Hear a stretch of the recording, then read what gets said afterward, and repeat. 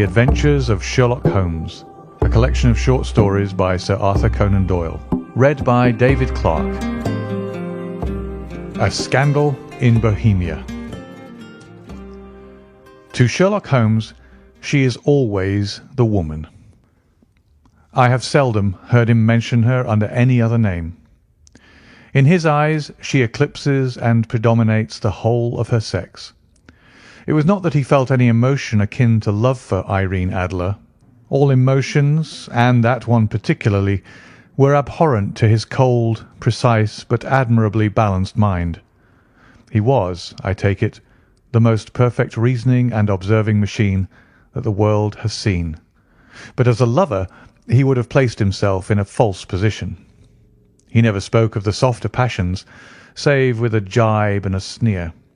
They were admirable things for the observer, excellent for drawing the veil from men's motives and actions, but for the trained reasoner to admit such intrusions into his own delicate and finely adjusted temperament was to introduce a distracting factor which might throw a doubt upon all his mental results. Grit in a sensitive instrument, or a crack in one of his own high-power lenses, would not be more disturbing than a strong emotion in a nature such as his. And yet there was but one woman to him, and that woman was the late Irene Adler, of dubious and questionable memory. I had seen little of Holmes lately. My marriage had drifted us away from each other. My own complete happiness, and the home-centred interests which rise up around the man who first finds himself master of his own establishment, were sufficient to absorb all my attention, while Holmes, who loathed every form of society with his whole Bohemian soul, remained in our lodgings in Baker Street, buried among his old books, and alternating from week to week between cocaine and ambition, the drowsiness of the drug and the fierce energy of his own keen nature. He was still as ever deeply attracted by the study of crime, and occupied his immense faculties and extraordinary powers of observation in following out those clues and clearing up those mysteries which had been abandoned as hopeless by the official police. From time to time I heard some vague account of his doings, of his summons to Odessa in the case of the Trepoff murder, of his clearing up of the singular tragedy of the Atkinson brothers at Trincomalee, and finally of the mission which he had accomplished so delicately and successfully for the reigning family of Holland. Beyond these signs of his activity, however, which I merely shared with all the readers of the daily press, I knew little of my former friend and companion. One night, it was on the 20th of March, 1888, I was returning from a journey to a patient, for I had now returned to civil practice, when my way led me through Baker Street. As I passed the well-remembered door, which must always be associated in my mind with my wooing and with the dark incidents of the Study in Scarlet, I was seized with a keen desire to see Holmes again, and to know how he was employing his extraordinary powers. His rooms were brilliantly lit, and even as I looked up I saw his tall, spare figure pass twice in a dark silhouette against the blind. He was pacing the room swiftly, eagerly, with his head sunk upon his chest and his hands clasped behind him. To me, who knew his every mood and habit, his attitude and manner told their own story. He was at work again. He had risen out of his drug-created dreams and was hot upon the scent of some new problem. I rang the bell and was shown up to the chamber which had formerly been in part of my own. His manner was not effusive. It seldom was. But he was glad, I think, to see me. With hardly a word spoken, but with a kindly eye, he waved me to an armchair, threw across his case of cigars, and indicated a spirit case and a gasogen in the corner, when he stood before the fire and looked me over in his singular introspective fashion. "Wedlock suits you," he remarked. "I think, Watson, that you have put on 7.5 pounds since I saw you." "7," I answered. "Indeed. I should have thought a little more, I fancy, Watson. And in practice again, I observe. You did not tell me that you intended to go into harness." "Then how do you know?" I see it. I deduce it. How do I know that you have been getting yourself very wet lately, and that you have a most clumsy and careless servant girl?" "My dear Holmes," said I, "this is too much. You would certainly have been burned had you lived a few centuries ago. It is true that I had a country walk on Thursday and came home in a dreadful mess, but as I have changed my clothes, I can't imagine how you deduce it. As to Mary Jane, she is incorrigible, and my wife has given her notice, but there again I fail to see how you work it out." He chuckled to himself and rubbed his long, nervous hands together. "It is simplicity itself," said he. "My eyes tell me that on the inside of your left shoe, just where the firelight strikes it, the leather is scored by 6 almost parallel cuts. Obviously they have been caused by someone who has very carelessly scraped around the edges of the sole in order to remove crusted mud from it. Hence you see my double deduction that you had been out in vile weather, and that you had a particularly malignant boot-slitting specimen of the London slavey. As to your practice, if a gentleman walks into my rooms smelling of iodoform, with a black mark of nitrate of silver upon his right forefinger, and a bulge on the right side of his top hat to show where he has secreted his stethoscope, I must be dull indeed if I do not pronounce him to be an active member of the medical profession." I could not help laughing at the ease with which he explained his process of deduction. "When I hear you give your reasons," I remarked, "the thing always appears to me so ridiculously simple that I could easily do it myself, though at each successive instance of your reasoning I am baffled until you explain your process. And yet I believe that my eyes are as good as yours." "Quite so," he answered, lighting a cigarette and throwing himself down into an armchair. "You see, but you do not observe. The distinction is clear. For example, you have frequently seen the steps which lead up from the hall to this room?" "Frequently." "How often?" "Well, some hundreds of times." "Then how many are there?" "How many? I don't know." "Quite so. You have not observed, and yet you have seen. That is just my point. Now, I know that there are 17 steps because I have both seen and observed.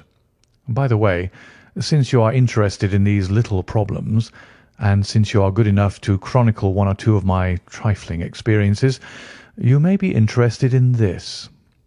He threw over a sheet of thick pink-tinted notepaper which had been lying upon the table. "It came by the last post," said he. "Read it aloud." The note was undated and without either signature or address. "There will call upon you tonight at 7:45, it said, "a gentleman who desires to consult you upon a matter of the very deepest moment. Your recent services to one of the royal houses of Europe have shown that you are one who may safely be trusted with matters which are of an importance which can hardly be exaggerated. This account of you we have from all quarters received. Be in your chamber, then, at that hour, and do not take it amiss if your visitor wear a mask."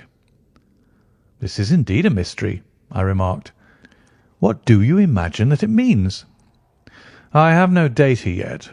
It is a capital mistake to theorize before one has data. Insensibly one begins to twist facts to suit theories, instead of theories to suit facts. But the note itself, what do you deduce from it?" I carefully examined the writing and the paper upon which it was written. "The man who wrote it was presumably well-to-do," I remarked, endeavouring to imitate my companion's processes. "Such paper could not be bought under £0.50 a packet. It is peculiarly strong and stiff." "Peculiar. That is the very word," said Holmes. "It is not an English paper at all. Hold it up to the light." I did so and saw a large E with a small g, a P and a large G with a small t woven into the texture of the paper. "What do you make of that?" asked Holmes. "The name of the maker, no doubt, or his monogram, rather?" "Not at all. The G with the small t stands for Gesellschaft, which is the German for company, It is a customary contraction, like our co. P, of course, stands for papier. Now for the E.G. Let us glance at our Continental Gazetteer. He took down a heavy brown volume from his shelves. Eglo, Eglonitz. Here we are. Egria. It is in a German-speaking country in Bohemia, not far from Carlsbad. Remarkable as being the scene of the death of Wallenstein, and for its numerous glass factories and paper mills. Aha, my boy, what do you make of that? His eyes sparkled, and he sent up a great blue triumphant cloud from his cigarette. The paper was made in Bohemia, I said. Precisely. And the man who wrote the note is a German. Do you note the peculiar construction of the sentence? This account of you we have from all quarters received. A Frenchman or Russian could not have written that. It is the German who is so uncourteous to his verbs. It only remains, therefore, to discover what is wanted by this German who writes upon Bohemian paper and prefers wearing a mask to showing his face. And here he comes, if I am not mistaken, to resolve all our doubts. As he spoke, there was the sharp sound of horses' hoofs and grating wheels against the curb, followed by a sharp pull at the bell. Holmes whistled. "A pair, by the sound," said he. "Yes," he continued, glancing out of the window. "A nice little brougham, and a pair of beauties. 150 guineas apiece. There's money in this case, Watson, if there's nothing else." "I think that I'd better go, Holmes." "Not a bit, Doctor.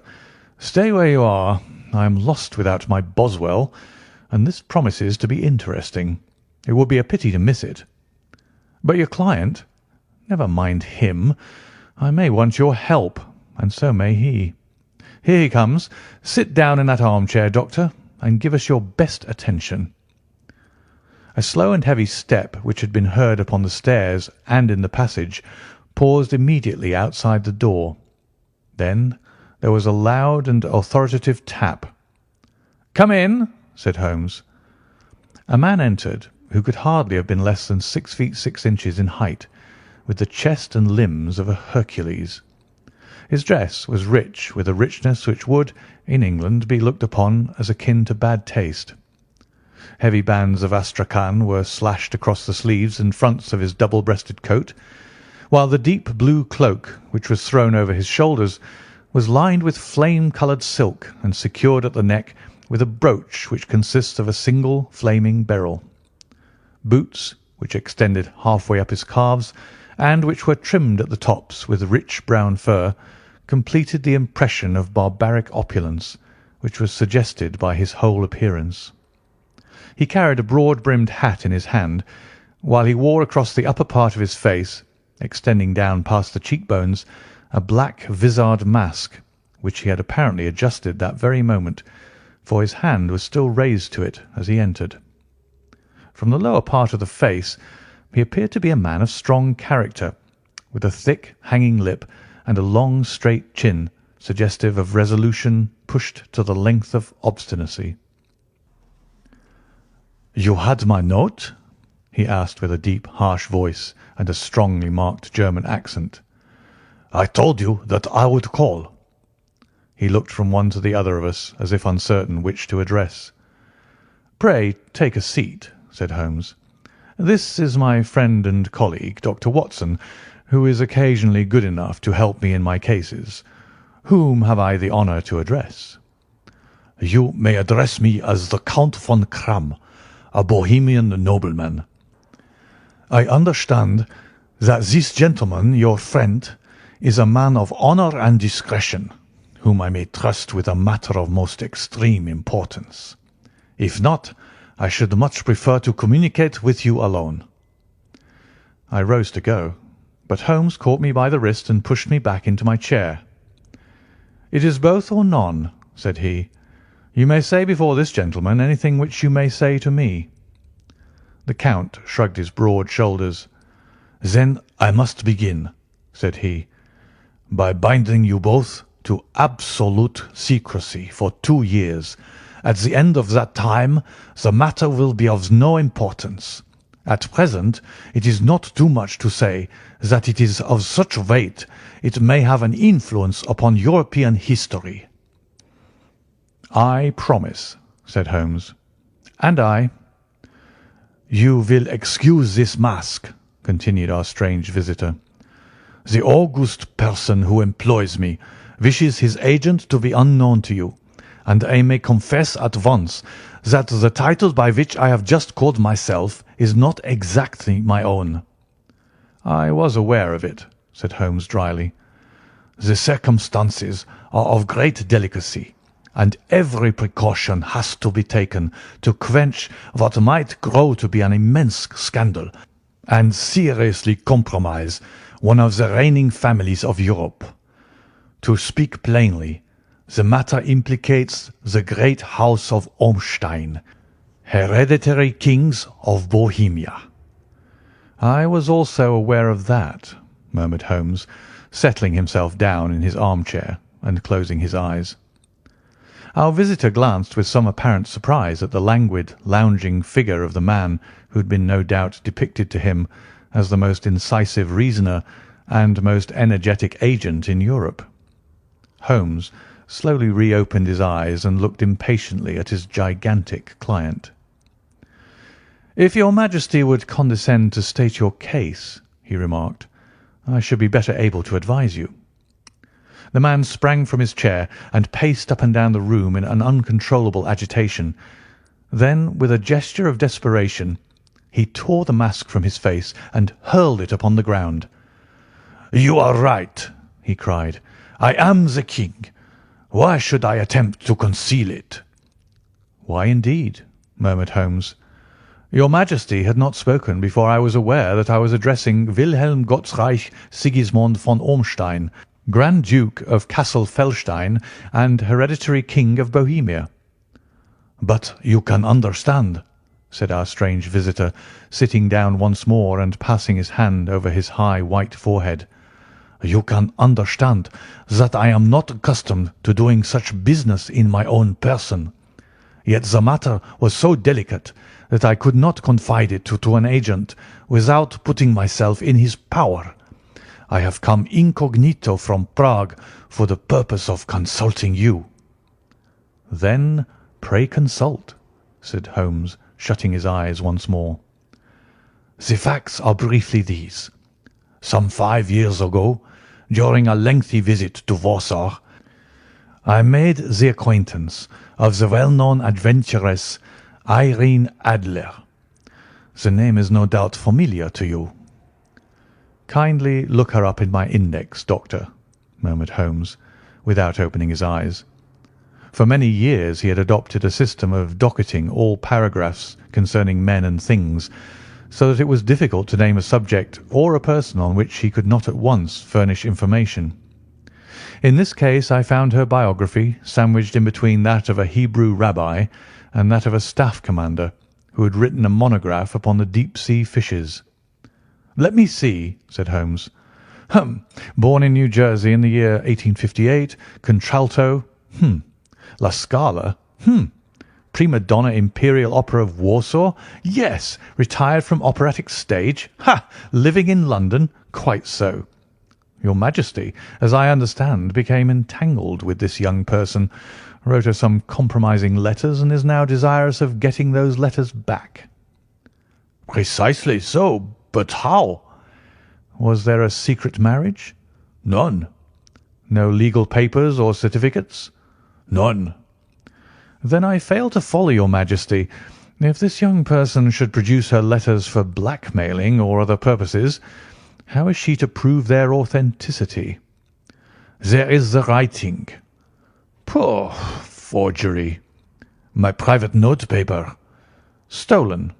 "My own seal." "Imitated." "My photograph." "Bought." "We were both in the photograph." "Oh dear. That is very bad. Your Majesty has indeed committed an indiscretion."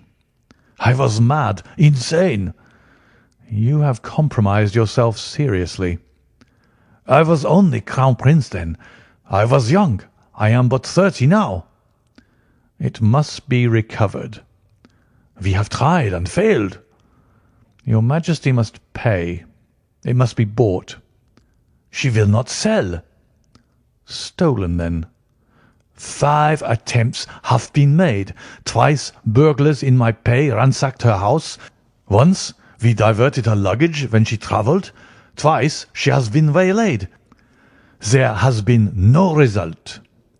"No sign of it?" "Absolutely none." Holmes laughed. "It is quite a pretty little problem," said he. "But a very serious one to me," returned the King reproachfully. "Very, indeed. And what does she propose to do with the photograph?" "To ruin me." "But how?" "I am about to be married." "So I have heard." "To Clotilde Lothman von Saxe-Meiningen, second daughter of the King of Scandinavia. You may know the strict principles of her family. She is herself the very soul of delicacy. A shadow of a doubt as to my conduct would bring the matter to an end." "And Irene Adler?" "Threatens to send them the photograph. And she will do it. I know that she will do it. You do not know her, but she has a soul of steel. She has the face of the most beautiful of women and the mind of the most resolute of men. Rather than I should marry another woman, there are no lengths to which she would not go. None." "You are sure that she has not sent it yet?" "I am sure." "And why?" "Because she has said that she would send it on the day when the betrothal was publicly proclaimed. That will be next Monday." "Oh, then we have 3 days yet," said Holmes with a yawn. "That's very fortunate, as I have one or two matters of importance to look into just at present. Your Majesty will, of course, stay in London for the present?" "Certainly. You will find me at the Langham under the name of the Count von Kramm." "Then I shall drop you a line to let you know how we progress." "Pray do so. I shall be all anxiety." "Then, as to money?" "You have carte blanche." "Absolutely?" "I tell you that I would give one of the provinces of my kingdom to have that photograph." "And for present expenses?" The King took a heavy chamois leather bag from under his cloak and laid it on the table. "There are £300 in the gold and 700 in notes," he said. Holmes scribbled a receipt upon a sheet of his notebook and handed it to him. "And mademoiselle's address?" he asked. "Is Briony Lodge, Serpentine Avenue, St. John's Wood." Holmes took a note of it. "One other question," said he. "Was the photograph a cabinet?" "It was." "Then good night, Your Majesty, and I trust that we shall soon have some good news for you. And good night, Watson," he added, as the wheels of the royal brougham rolled down the street. "If you will be good enough to call to-morrow afternoon at 3 o'clock, I should like to chat this little matter over with you." 2. At 3 o'clock precisely, I was at Baker Street, but Holmes had not yet returned. The landlady informed me that he had left the house shortly after 8 o'clock in the morning. I sat down beside the fire, however, with the intention of awaiting him, however long he might be. I was already deeply interested in his inquiry, for though it was surrounded by none of the grim and strange features which were associated with the 2 crimes which I had already recorded, still the nature of the case and the exalted station of his client gave it a character of its own.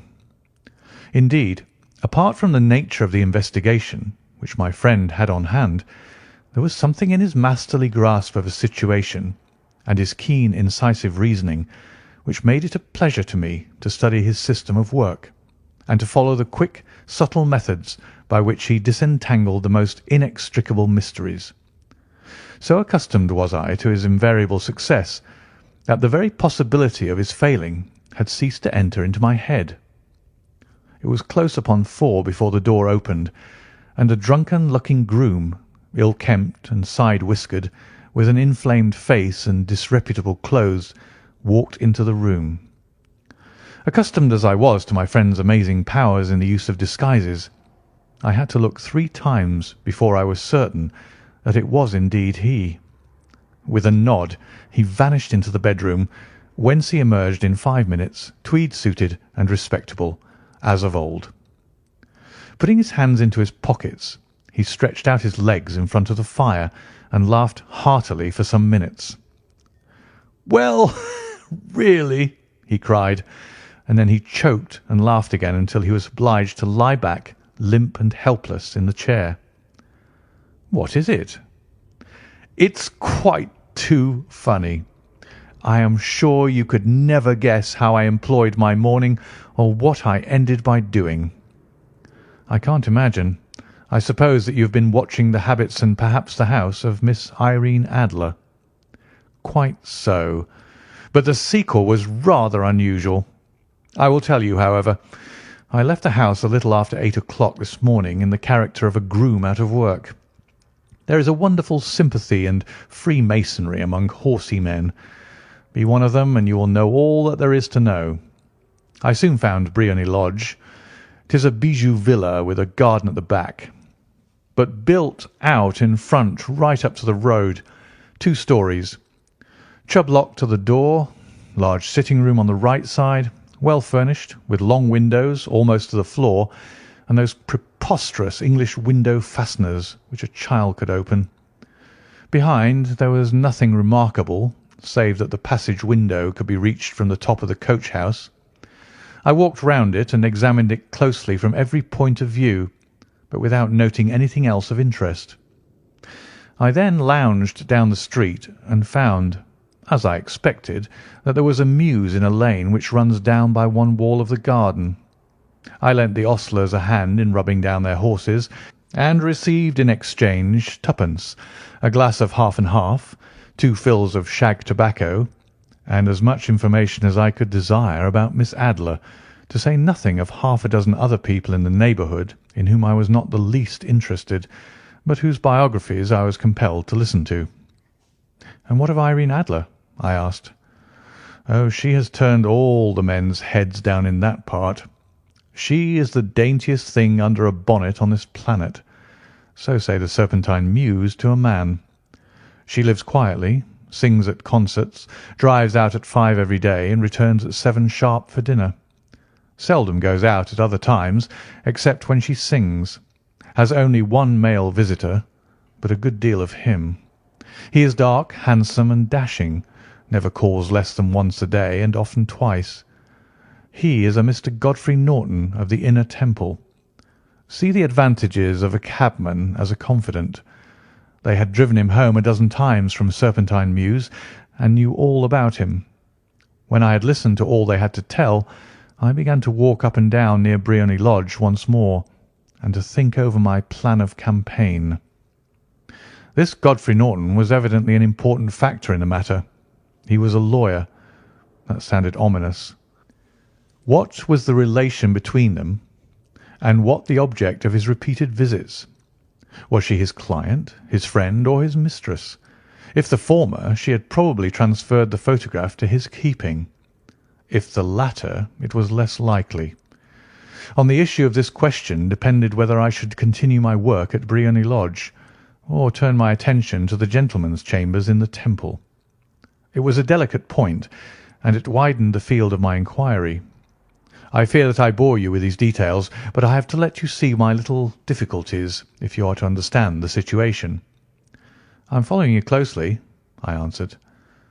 I was still balancing the matter in my mind when a hansom cab drove up to Briony Lodge, and a gentleman sprang out.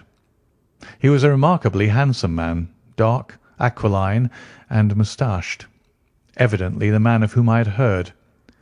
He appeared to be in a great hurry, shouted to the cabman to wait, and brushed past the maid, who opened the door with the air of a man who was thoroughly at home. He was in the house about half an hour, and I could catch glimpses of him in the windows of the sitting-room, pacing up and down, talking excitedly, and waving his arms. Of her I could see nothing. Presently he emerged, looking even more flurried than before. As he stepped up to the cab he pulled a gold watch from his pocket and looked at it earnestly. "Drive like the devil," he shouted. "First to Cross and Hankey's in Regent Street, and then to the Church of St. Monica in Edgware Road. Half a guinea if you do it in 20 minutes." Away they went, and I was just wondering whether I should not do well to follow them when up the lane came a neat little landau. The coachman, with his coat only half buttoned and his tie under his ear, while all the tags of his harness were sticking out of the buckles. It hadn't pulled up before she shot out of the hall door and into it. I only caught a glimpse of her at the moment, but she was a lovely woman, with a face that a man might die for. "The Church of St. Monica, John," she cried, "and half a sovereign if you reach it in 20 minutes." This was quite too good to lose, Watson. I was just balancing whether I should run for it or whether I should perch behind her landau when a cab came through the street. The driver looked twice at such a shabby fare, but I jumped in before he could object. "The Church of St. Monica," said I, "and half a sovereign if you reach it in 20 minutes."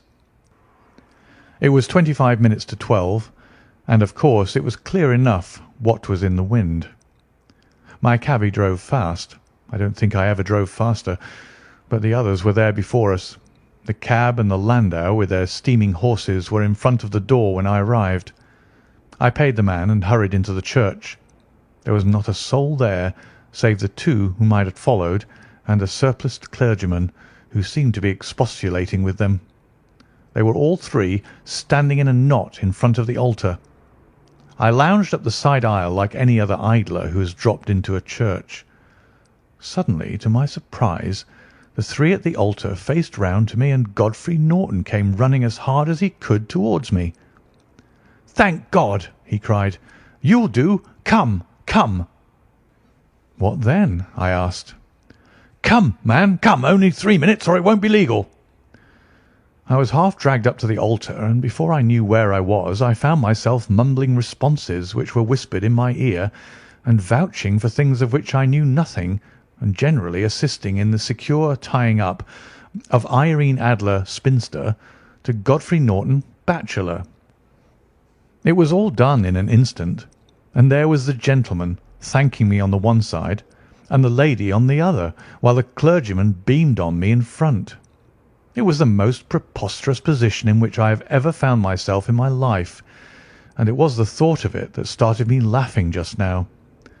It seems that there had been some informality about their licence, that the clergyman absolutely refused to marry them without a witness of some sort, and that my lucky appearance saved the bridegroom from having to sally out into the streets in search of a best man. The bride gave me a sovereign, and I mean to wear it on my watch chain in memory of the occasion. "This is a very unexpected turn of affairs," said I. "And what then?" "Well, I found my plans were seriously menaced. It looked as if the pair might take an immediate departure, and so necessitate very prompt and energetic measures on my part.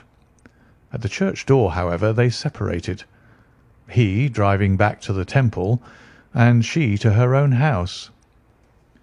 "I shall drive out in the park at 5 as usual," she said as she left him. I heard no more. They drove away in different directions, and I went off to make my own arrangements.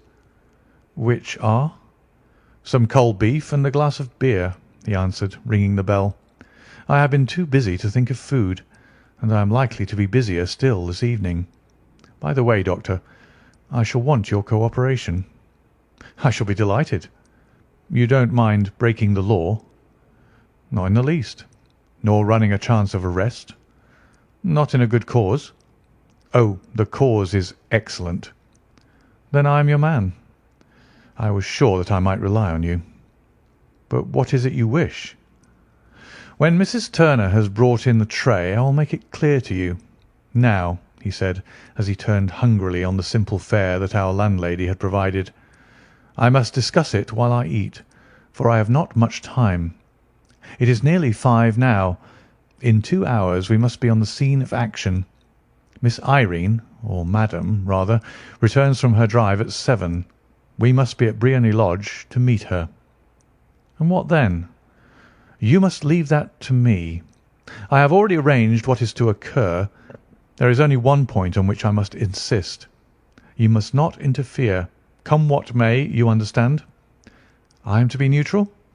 To do nothing whatever. There will probably be some small unpleasantness. Do not join in it. It will end in my being conveyed into the house. 4 or 5 minutes afterwards the sitting-room window will open. You are to station yourself close to that open window. Yes. You are to watch me, for I will be visible to you. Yes. And when I raise my hand, so, you will throw into the room what I give you to throw, and will, at the same time, raise the cry of fire. You quite follow me? Entirely. It is nothing very formidable, he said, taking a long cigar-shaped roll from his pocket. It is an ordinary plumber's smoke rocket, fitted with a cap at either end to make it self-lighting. Your task is confined to that. When you raise your cry of fire, it will be taken up by quite a number of people. You may then walk to the end of the street, and I will rejoin you in 10 minutes. I hope that I have made myself clear. I am to remain neutral, to get near the window, to watch you, and at the signal to throw in this object, then to raise the cry of fire, and to wait you at the corner of the street. Precisely. Then you may entirely rely on me. That is excellent. I think, perhaps, it is almost time that I prepare for the new role I have to play. He disappeared into his bedroom and returned in a few minutes in the character of an amiable and simple-minded nonconformist clergyman. His broad black hat, his baggy trousers, his white tie, his sympathetic smile, and general look of peering and benevolent curiosity was such as Mr. John Hare alone could have equalled. It was not merely that Holmes changed his costume. His expression, his manner, his very soul seemed to vary with every fresh part that he assumed. The stage lost a fine actor, even as science lost an acute reasoner when he became a specialist in crime. It was 6:15 when we left Baker Street, and it still wanted 10 minutes to the hour when we found ourselves in Serpentine Avenue. It was already dusk, and the lamps were just being lighted as we paced up and down in front of Briony Lodge, waiting for the coming of its occupant. The house was just such as I had pictured it from Sherlock Holmes' succinct description, but the locality appeared to be less private than I expected. On the contrary, for a small street in a quiet neighbourhood, it was remarkably animated. There was a group of shabbily dressed men smoking and laughing in a corner, a scissors grinder with his wheel, 2 guardsmen who were flirting with a nurse girl, and several well-dressed young men who were lounging up and down with cigars in their mouths. "You see," remarked Holmes, as we paced to and fro in front of the house, "this marriage rather simplifies matters. The photograph becomes a double-edged weapon now. The chances are that she would be as averse to its being seen by Mr. Godfrey Norton as our client is to its coming to the eyes of his princess. Now the question is, where are we to find the photograph?" "Where indeed?" "It is most unlikely that she carries it about with her. It is cabinet size, too large for easy concealment about a woman's dress. She knows that the king is capable of having her waylaid and searched. 2 attempts of the sort have already been made. We may take it, then, that she does not carry it about with her." "Where, then?" "Her banker or her lawyer. There is that double possibility. But I am inclined to think neither. Women are naturally secretive, and they like to do their own secreting. Why should she hand it over to anyone else? She could trust her own guardianship, but she could not tell what indirect or political influence might be brought to bear upon a businessman. Besides, remember that she had resolved to use it within a few days. It must be where she can lay her hands upon it. It must be in her own house." "But it has twice been burgled." "They do not know how to look." "But how will you look?" "I will not look." "What then?" "I will get her to show me." "But she will refuse." "She will not be able to. But I hear the rumble of wheels. It is her carriage. Now carry out my orders to the letter." As he spoke, the gleam of the sidelights of a carriage came round the curve of the avenue. It was a smart little landau, which rattled up to the door of Briony Lodge. As it pulled up, One of the loafing men at the corner dashed forward to open the door in the hope of earning a copper, but was elbowed away by another loafer who had rushed up with the same intention. A fierce quarrel broke out, which was increased by the two guardsmen who took sides with one of the loungers, and by the scissors grinder, who was equally hot upon the other side. A blow was struck, and in an instant the lady who had stepped from her carriage was the centre of a little knot of flushed and struggling men, who struck savagely at each other with their fists and sticks. Holmes dashed into the crowd to protect the lady, but just as he reached her, he gave a cry and dropped to the ground with the blood running freely down his face. At his fall, the guardsmen took to their heels in one direction and the loungers in the other, while a number of better-dressed people, who had watched the scuffle without taking part in it, crowded in to help the lady and to attend to the injured man. Irene Adler, as I will still call her, had hurried up the steps, but she stood at the top with her superb figure outlined against the lights of the hall, looking back into the street. "Is the poor gentleman much hurt?" she asked. "He is dead," cried several voices. "No, no, there's life in him," shouted another. "But he'll be gone before you can get him to hospital." "He's a brave fellow," said a woman. "They would have had the lady's purse and watch if it hadn't been for him. They were a gang, and a rough one, too.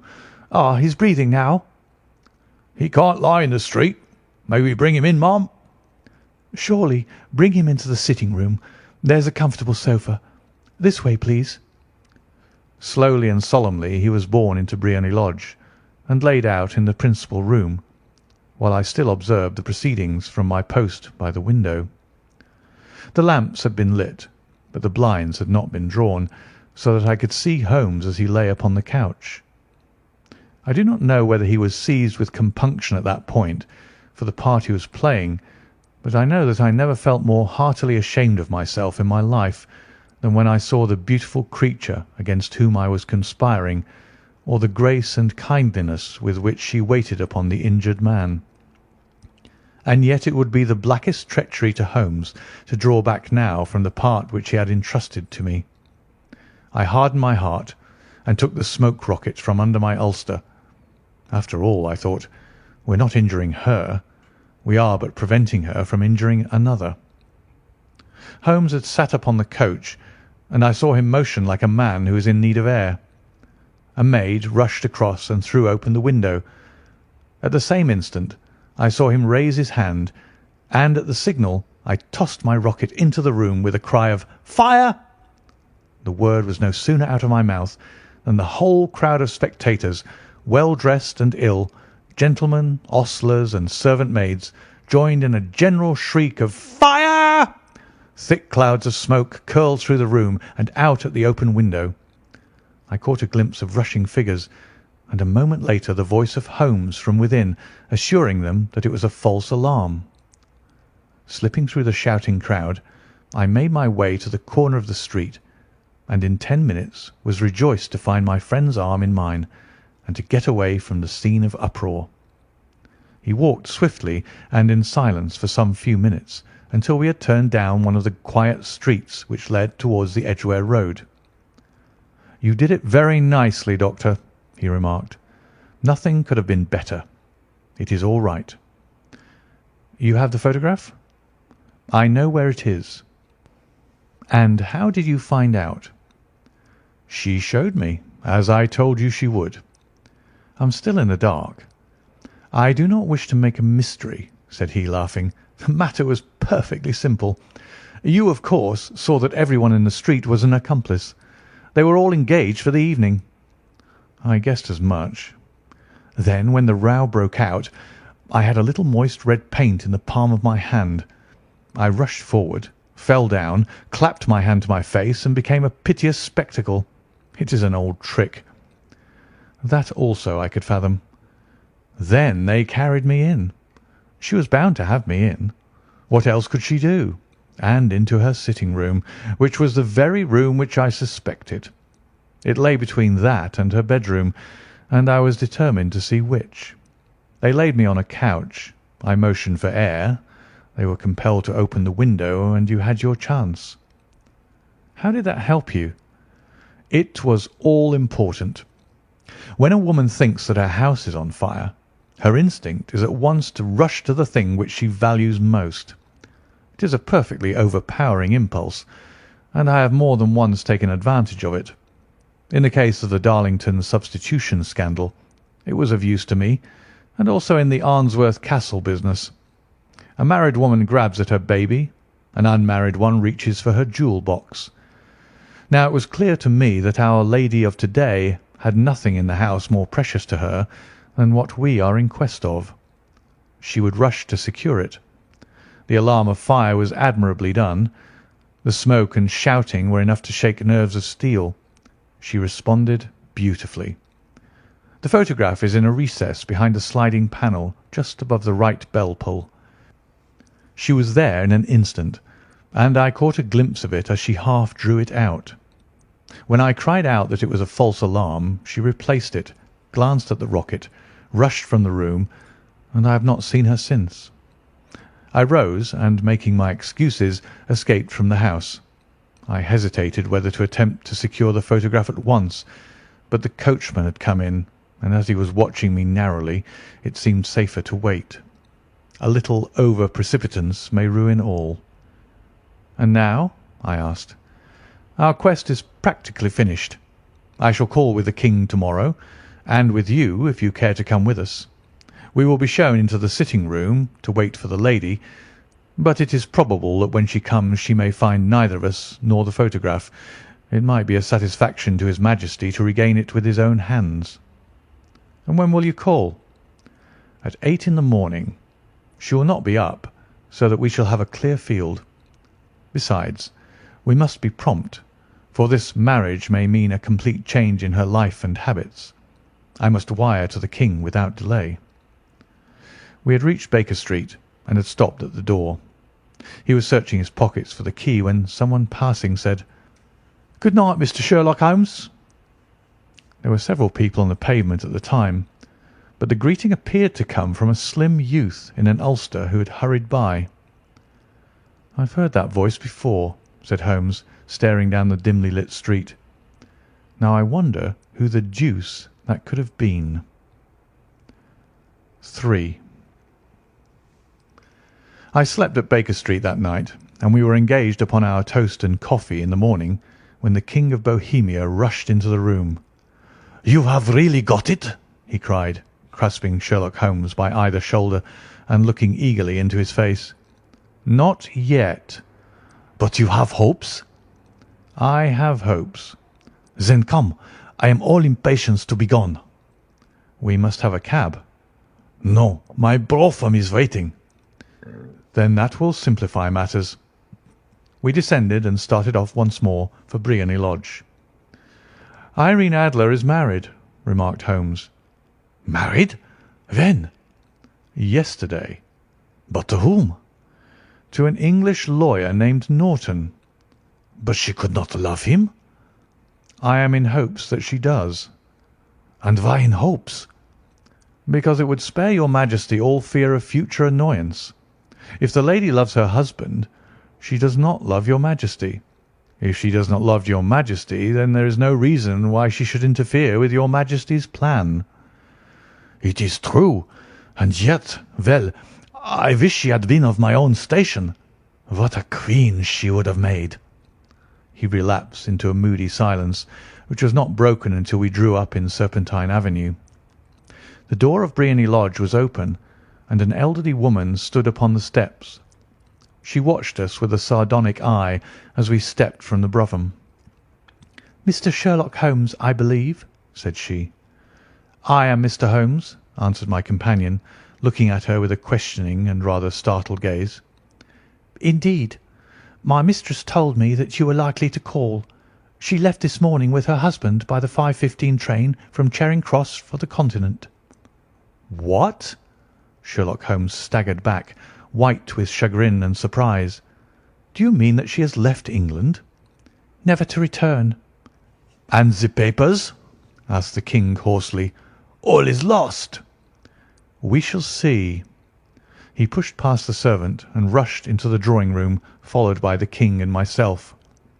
The furniture was scattered about in every direction, with dismantled shelves and open drawers, as if the lady had hurriedly ransacked them before her flight.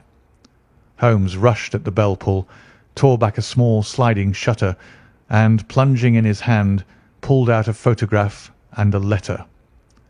The photograph was of Irene Adler herself in evening dress. The letter was superscribed to Sherlock Holmes, Esquire, to be left till called for. My friend tore it open, and we all three read it together. It was dated at midnight of the preceding night, and ran in this way: "My dear Mr. Sherlock Holmes, you really did it very well. You took me in completely. Until after the alarm of fire I had not a suspicion. But then, when I found how I had betrayed myself, I began to think. I had been warned against you months ago.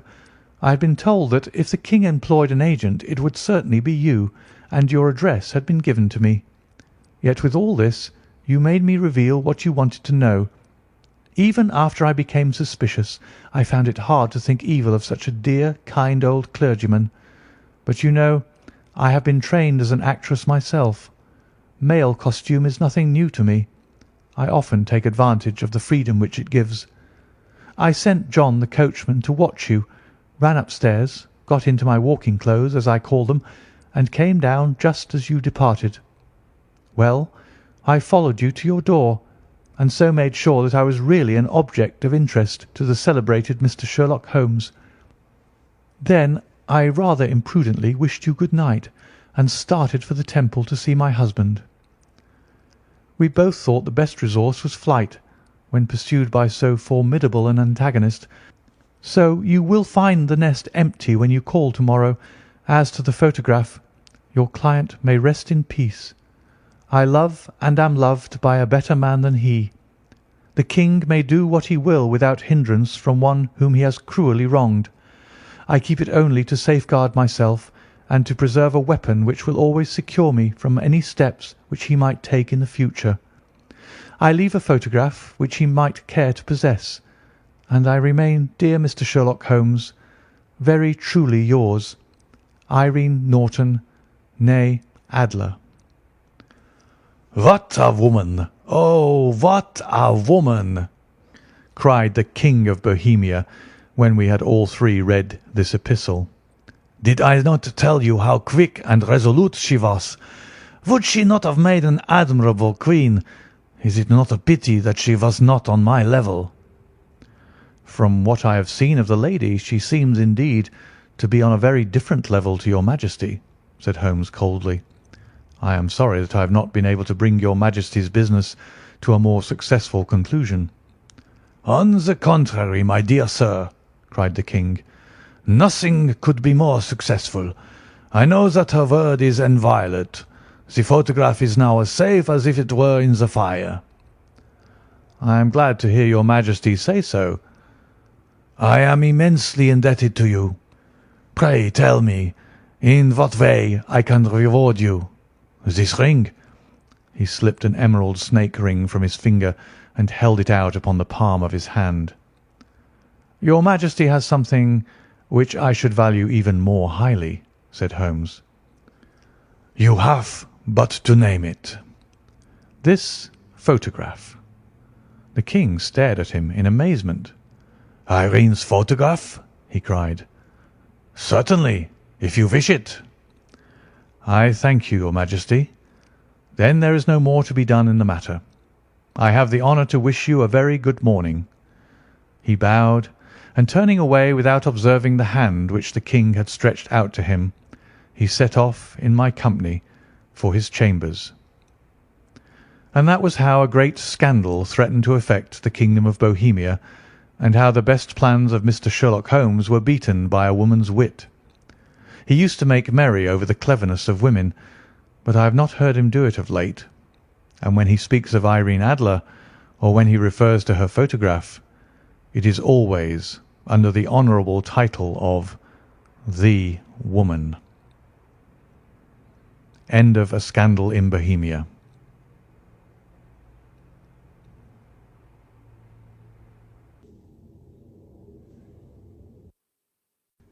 The Red-Headed League.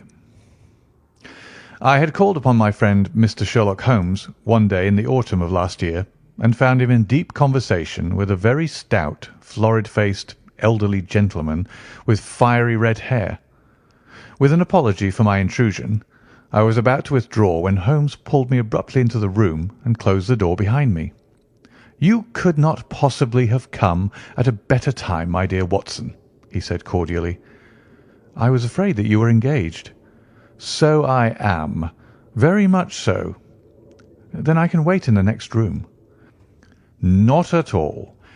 This gentleman, Mr. Wilson, has been my partner and helper in many of my most successful cases, and I have no doubt that he will be of the utmost use to me in yours also." The stout gentleman half rose from his chair and gave a bob of greeting, with a quick little questioning glance from his small, fat-encircled eyes.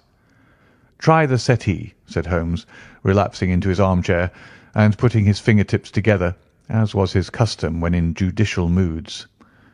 "I know, my dear Watson, that you share my love of all that is bizarre and outside the conventions and humdrum routine of everyday life.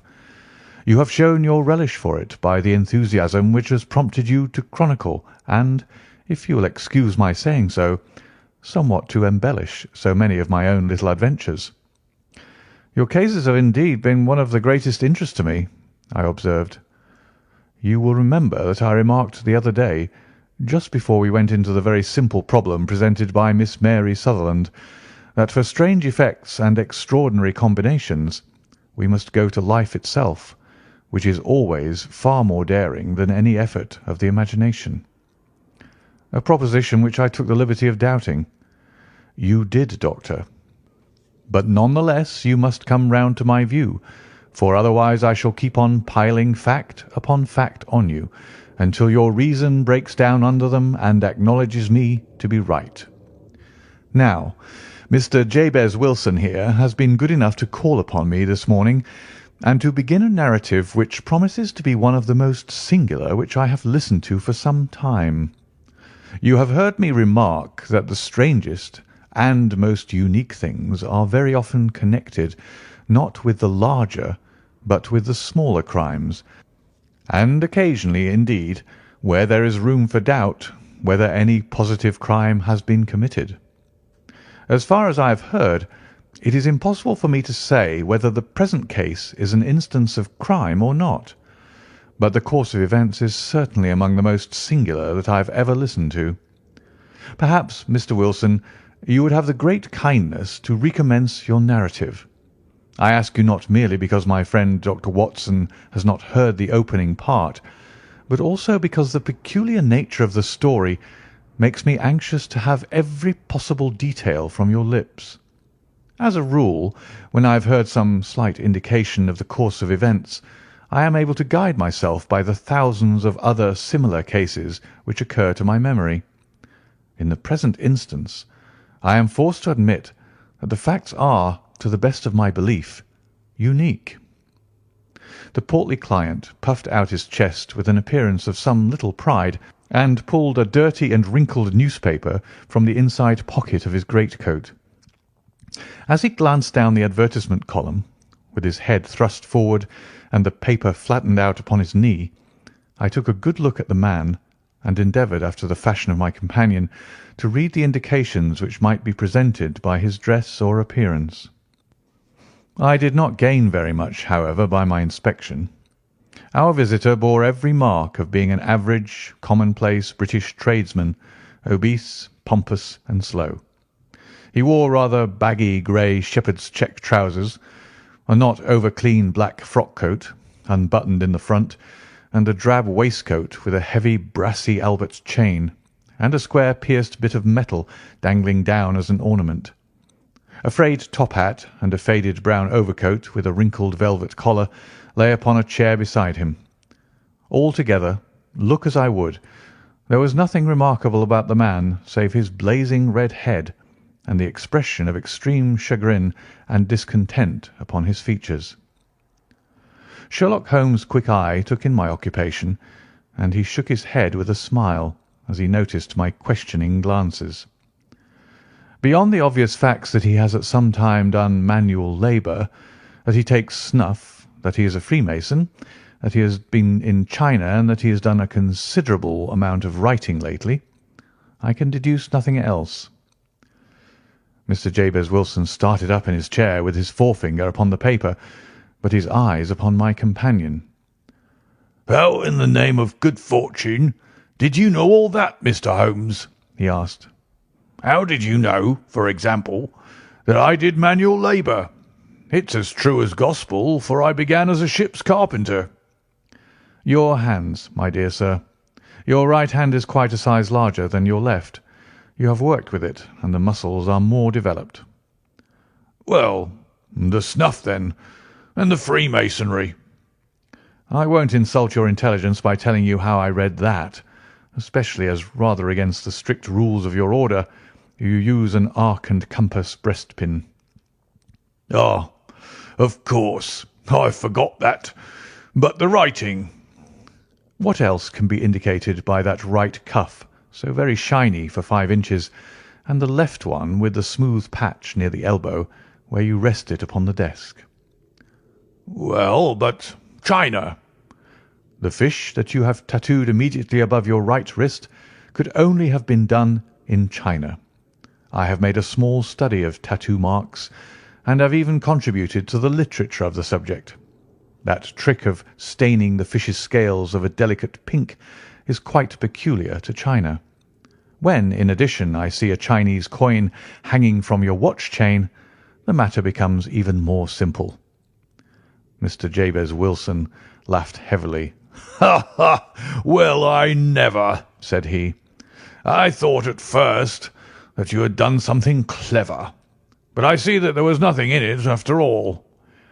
"I begin to think, Watson," said Holmes, "that I make a mistake in explaining. Omne ignotum pro magnifico, you know, and my poor little reputation, such as it is, will suffer shipwreck if I am so candid. Can you not find the advertisement, Mr. Wilson?" Yes, I have got it now," he answered with his thick red finger planted halfway down the column. "Here it is. This is what began it all. You just read it for yourself, sir." I took the paper from him and read as follows: "To the Red-Headed League. On account of the bequest of the late Ezekiah Hopkins of Lebanon, Pennsylvania, USA, there is now another vacancy open which entitles a member of the League to a salary of £4 a week for purely nominal services. All red-headed men who are sound in body and mind and above the age of 21 years are eligible. Apply in person on Monday at 11 o'clock to Duncan Ross at the offices of the League, 7 Pope's Court, Fleet Street." "What on earth does this mean?" I ejaculated, after I had twice read over the extraordinary announcement. Holmes chuckled and wriggled in his chair, as was his habit when in high spirits. "It is a little off the beaten track, isn't it?" said he. "And now, Mr. Wilson, off you go at scratch and tell us all about yourself, your household, and the effect which this advertisement had upon your fortunes. You will first make a note, Doctor, of the paper and the date." "It is the Morning Chronicle of April 27th, 1890. Just 2 months ago." "Very good. Now, Mr. Wilson?" "Well, it is just as I've been telling you, Mr. Sherlock Holmes," said Jabez Wilson, mopping his forehead. "I have a small pawnbroker's business at Coburg Square, near the city. It's not a very large affair, and of late years it has not done more than just give me a living. I used to be able to keep 2 assistants, but now I only keep 1, and I would have a job to pay him, but that he is willing to come for half wages so as to learn the business." "What is the name of this obliging youth?" asked Sherlock Holmes. "His name is Vincent Spaulding, and he's not such a youth either. It's hard to say his age. I should not wish a smarter assistant, Mr. Holmes, and I know very well that he could better himself and earn twice what I'm able to give him. But after all, if he is satisfied, why should I put ideas in his head?" "Why, indeed? You seem most fortunate in having an employee who comes under the full market price. It is not a common experience among employers in this age. I don't know that your assistant is not as remarkable as your advertisement." "Oh, he has his faults too," said Mr. Wilson. "Never was such a fellow for photography. Snapping away with a camera when he ought to be improving his mind, and then diving down into the cellar like a rabbit into its hole to develop his pictures. That is his main fault, but on the whole he's a good worker. There's no vice in him." "He is still with you, I presume?" "Yes, sir. He and a girl of 14 who does a bit of simple cooking and keeps the place clean. That's all I have in the house, for I am a widower and never had any family. We live very quietly, sir, the three of us, and we keep a roof over our heads and pay our debts, if we do nothing more. The first thing that put us out was that advertisement. Spaulding, he came down into the office just this day, 8 weeks, with this very paper in his hand, and he says, 'I wish to the Lord, Mr. Wilson, that I was a red-headed man.' 'Why that?' I asks. 'Why,' says he, 'here's another vacancy on the League of the Red-Headed Men. It's worth quite a little fortune to any man who gets it, and I understand that there are more vacancies than there are men, so that the trustees are at their wits' end what to do with the money. If my hair would only change colour, there's a nice little crib all ready for me to step into.' 'Why, what is it then?' I asked. 'You see, Mr. Holmes, I'm a very stay-at-home man, and as my business came to me instead of my having to go to it, I was often weeks on end without putting my foot over the door-mat. In that way, I didn't know much of what was going on outside, and I was always glad of a bit of news.' "Have you never heard of the League of the Red-Headed Men?" he asked with his eyes open. "Never? Why, I wonder at that, for you are eligible yourself for one of the vacancies." "And what are they worth?" I asked. "Oh, merely a couple of hundred a year, but the work is slight, and it need not interfere very much with one's other occupations." Well, you can easily think that that made me prick up my ears, for the business has not been over good for some years, and an extra couple of hundred would have been very handy. "Tell me all about it," said I. "Well," said he, showing me the advertisement, "you can see for yourself that the League has a vacancy, and there is the address where you should apply for particulars. As far as I can make out, the League was founded by an American millionaire, Ezekiah Hopkins, who was very peculiar in his ways. He was himself red-headed, and he had a great sympathy for all red-headed men. So when he died it was found that he had left his enormous fortune in the hands of trustees, with instructions to apply the interest to the providing of easy berths to men whose hair is of that colour. From all I hear it is splendid pay and very little to do." "But," said I, "there'd be millions of red-headed men who could apply." "Not so many as you might think," he answered. "You see, it is really confined to Londoners and to grown men. This American had started from London when he was young, and he wanted to do the old town a good turn. Then again, I have heard it is no use your applying if your hair is light red or dark red or anything but real, bright, blazing, fiery red. Now, if you cared to apply, Mr. Wilson, you would just walk in, but perhaps it would hardly be worth your while to put yourself out of the way for the sake of a few £100. Now, it is a fact, gentlemen, as you may see for yourselves, that my hair is of a very full and rich tint, so that it seemed to me that if there was to be any competition in the matter, I stood as good a chance as any man that I had ever met. Vincent Spaulding seemed to know so much about it that I thought he might prove useful. So I just ordered him to put up the shutters for the day and to come right away with me. He was very willing to have a holiday, so we shut the business up and started off for the address that was given us in the advertisement. I never hope to see such a sight as that again, Mr. Holmes. From north, south, east, and west, Every man who had a shade of red in his hair had tramped into the city to answer the advertisement. Fleet Street was choked with red-headed folk, and Pope's Court looked like a coster's orange barrow. I should not have thought there were so many in the whole country as were brought together by that single advertisement. Every shade of colour they were: straw, lemon, orange, brick, Irish setter, liver, clay. But, as Spaulding said, there were not many who had the real vivid flame-coloured tint. When I saw how many were waiting, I would have given it up in despair, but Spaulding would not hear of it.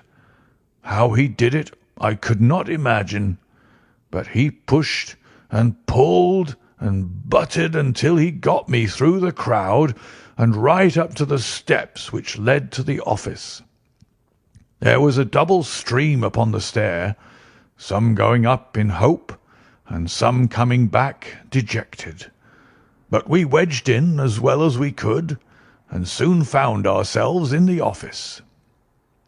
"Your experience has been a most entertaining one," remarked Holmes as his client paused and refreshed his memory with a huge pinch of snuff.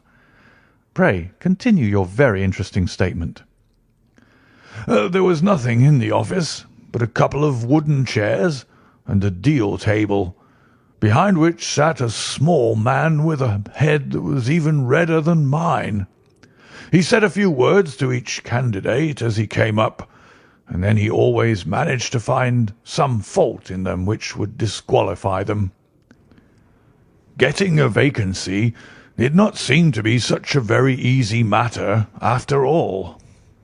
However, when our turn came, the little man was much more favourable to me than to any of the others, and he closed the door as we entered, so that he might have a private word with us. "This is Mr. Jabez Wilson," said my assistant. "and he is willing to fill in a vacancy in the League." "And he is admirably suited for it," the other answered. "He has every requirement. I cannot recall when I have seen anything so fine." He took a step backward, cocked his head on one side, and gazed at my hair until I felt quite bashful. Then suddenly he plunged forward, wrung my hand, and congratulated me warmly on my success. "It would be injustice to hesitate," said he. "You will, however, I am sure, excuse me for taking an obvious precaution." With that he seized my hair in both his hands and tugged until I yelled with the pain. "There is water in your eyes," said he as he released me. "I perceive that all is as it should be, but we have to be careful, for we have twice been deceived by wigs and once by paint. I could tell you tales of cobbler's wax which would disgust you with human nature." He stepped over to the window and shouted through it at the top of his voice that the vacancy was filled. A groan of disappointment came up from below, and the folk all trooped away in different directions until there was not a red head to be seen, except my own and that of the manager. "My name," said he, "is Mr. Duncan Ross, and I am myself one of the pensioners upon the fund left by our noble benefactor. Are you a married man, Mr. Wilson? Have you a family?" I answered that I had not. His face fell immediately. "Dear me," he said gravely, "that is very serious indeed. I am sorry to hear you say that. The fund was, of course, for the propagation and spread of the red heads as well as for their maintenance. It is exceedingly unfortunate that you should be a bachelor." My face lengthened at this, Mr. Holmes, for I thought that I was not to have the vacancy after all. But after thinking it over for a few minutes, he said that it would be all right. "In the case of another," said he, "the objection might be fatal, but we must stretch a point in favour of a man with such a head of hair as yours. When shall you be able to enter upon your new duties?" "Well, it is a little awkward, for I have a business already," said I. "Oh, never mind about that, Mr. Wilson," said Vincent Spaulding. "I shall be able to look after that for you."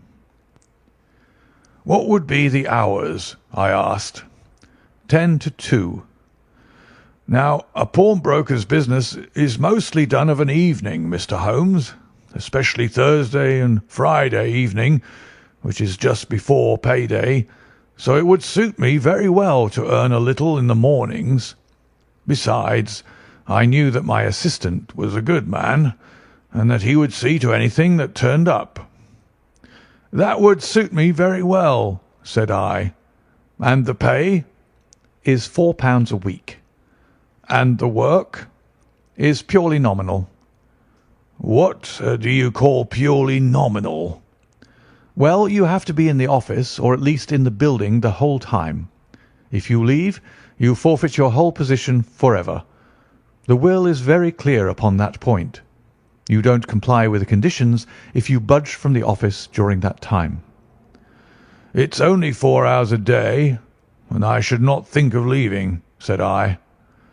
"No excuse will avail," said Mr. Duncan Ross. "Neither sickness nor business nor anything else. There you must stay, or you lose your billet." "And the work?" "Is to copy out the Encyclopaedia Britannica. There is the first volume of it in that press. You must find your own ink, pens, and blotting paper, but we provide this table and chair. Will you be ready tomorrow?" "Certainly," I answered.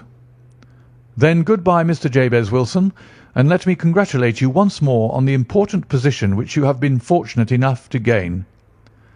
He bowed me out of the room, and I went home with my assistant, hardly knowing what to say or do. I was so pleased at my own good fortune.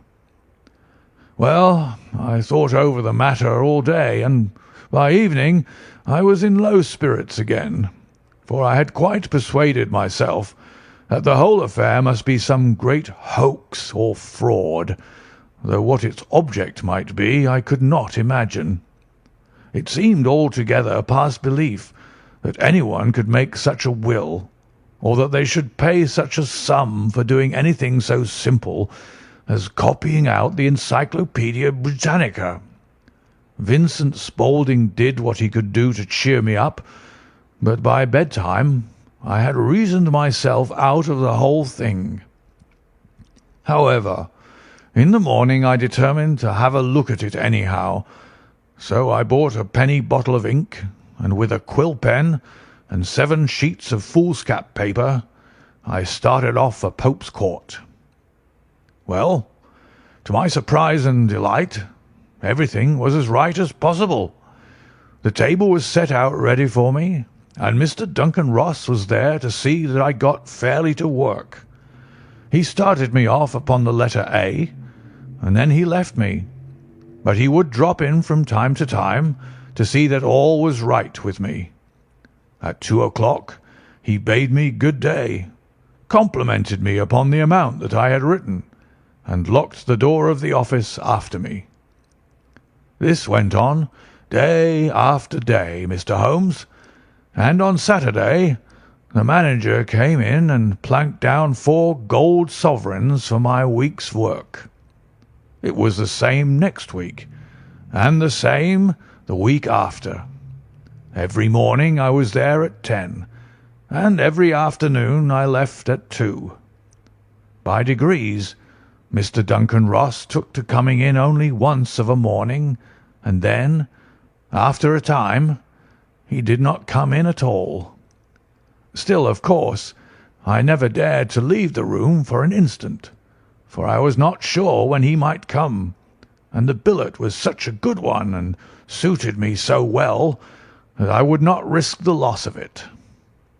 8 weeks passed away like this, and I had written about abbots and archery and armour and architecture and Attica, and hoped with diligence that I might get on to the B's before very long.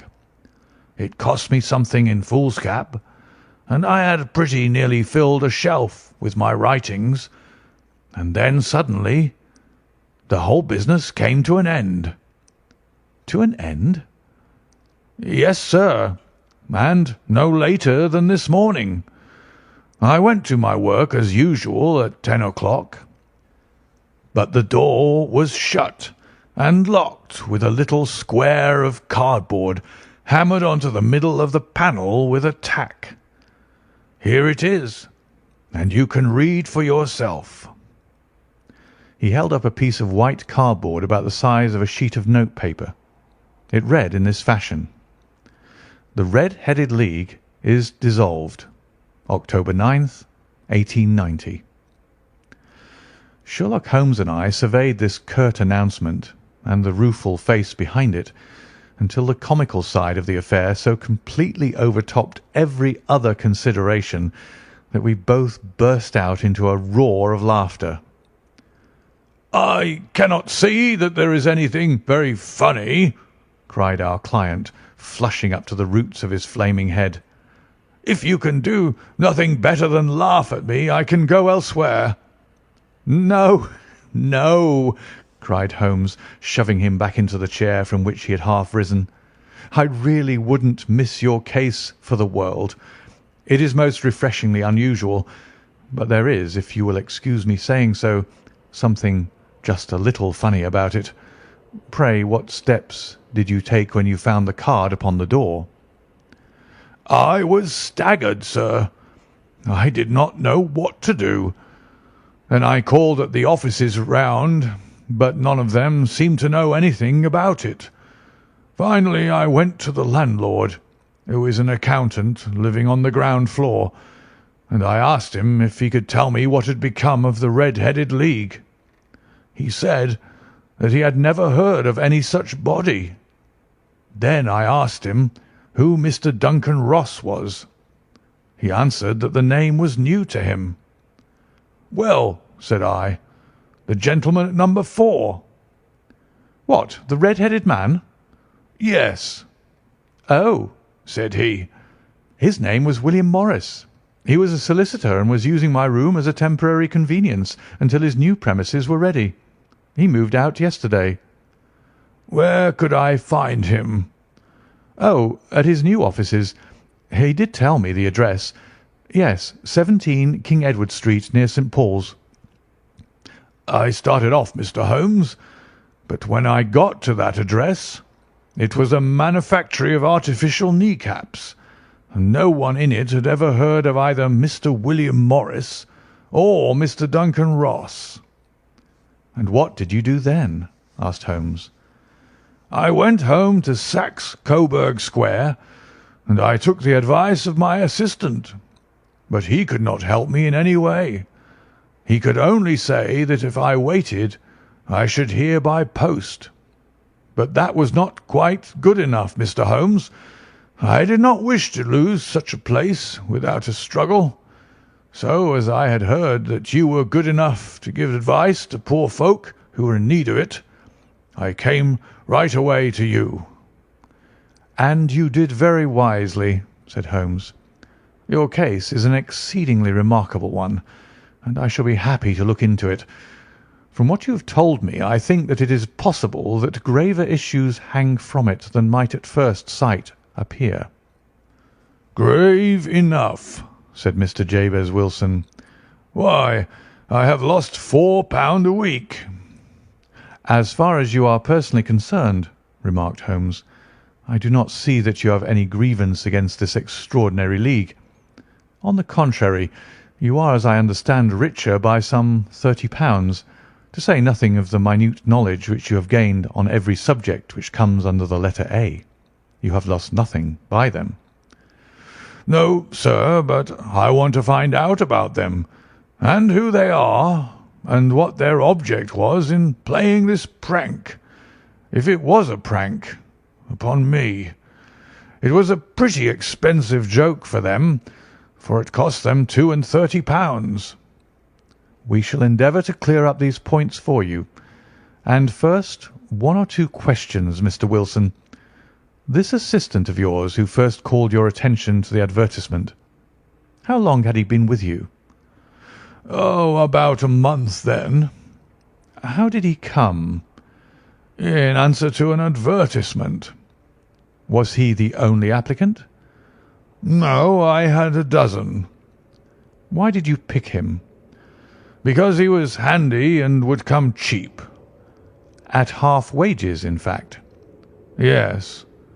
"What is he like, this Vincent Spaulding?" "Small, stout built, very quick in his ways, no hair on his face, though he's not short of 30. Has a white splash of acid upon his forehead." Holmes sat up in his chair in considerable excitement. "I thought as much," said he. "Have you ever observed that his ears are pierced for earrings?" "Yes, sir.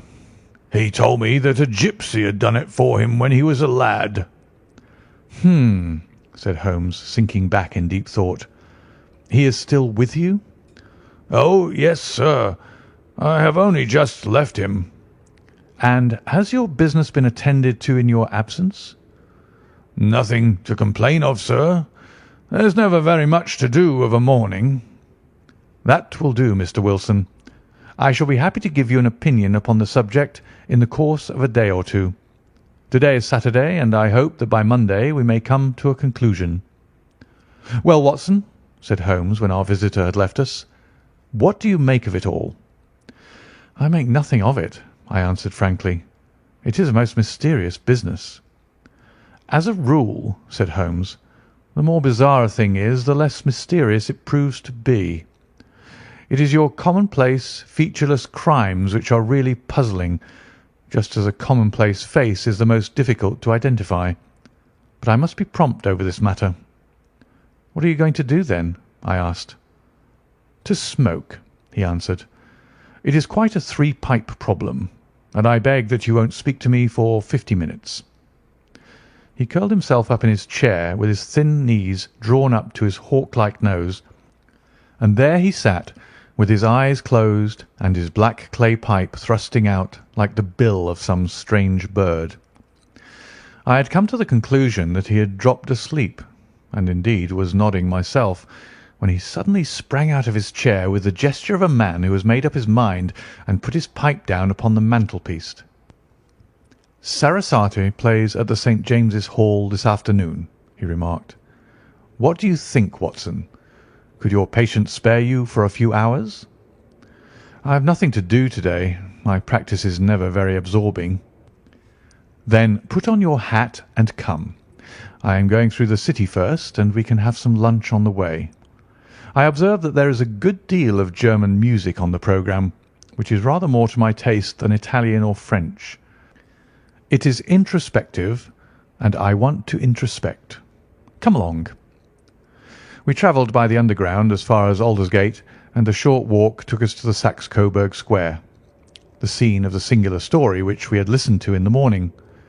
It was a poky, little, shabby, genteel place where 4 lines of dingy, 2-storied brick houses looked out into a small, railed-in enclosure, where a lawn of weedy grass and a few clumps of faded laurel bushes made a hard fight against a smoke-laden and uncongenial atmosphere.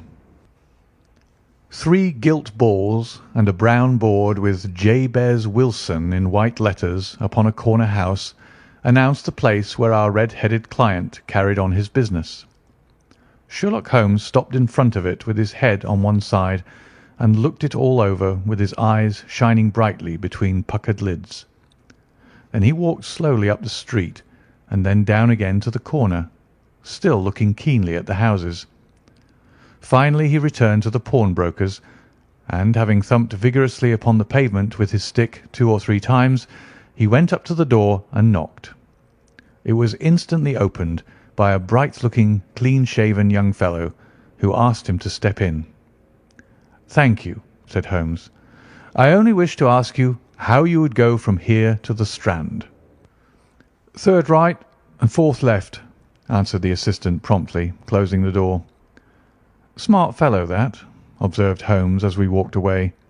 "He is, in my judgment, the 4th smartest man in London, and for daring I am not sure that he has not a claim to be 3rd. I've known something of him before." "Evidently," said I. "Mr. Wilson's assistant counts for a good deal in the mystery of the Red-Headed League. I'm sure that you inquired your way merely in order that you might see him." "Not him."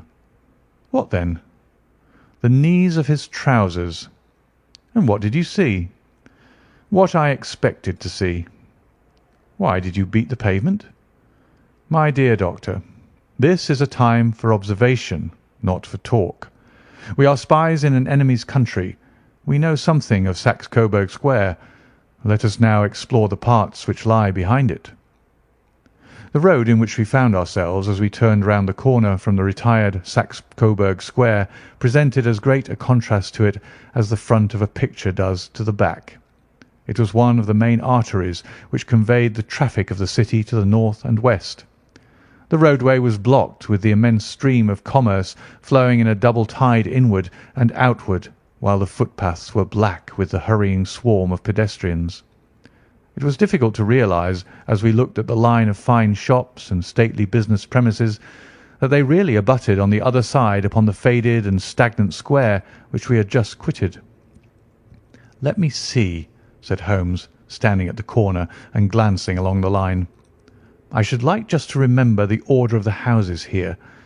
It is a hobby of mine to have an exact knowledge of London. There is Mortimer's, the tobacconist, the little newspaper shop, the Coburg branch of the City and Suburban Bank, the Vegetarian Restaurant, and Macfarlane's carriage building depot. That carries us right on to the other block. And now, Doctor, we've done our work, so it's time we had some play.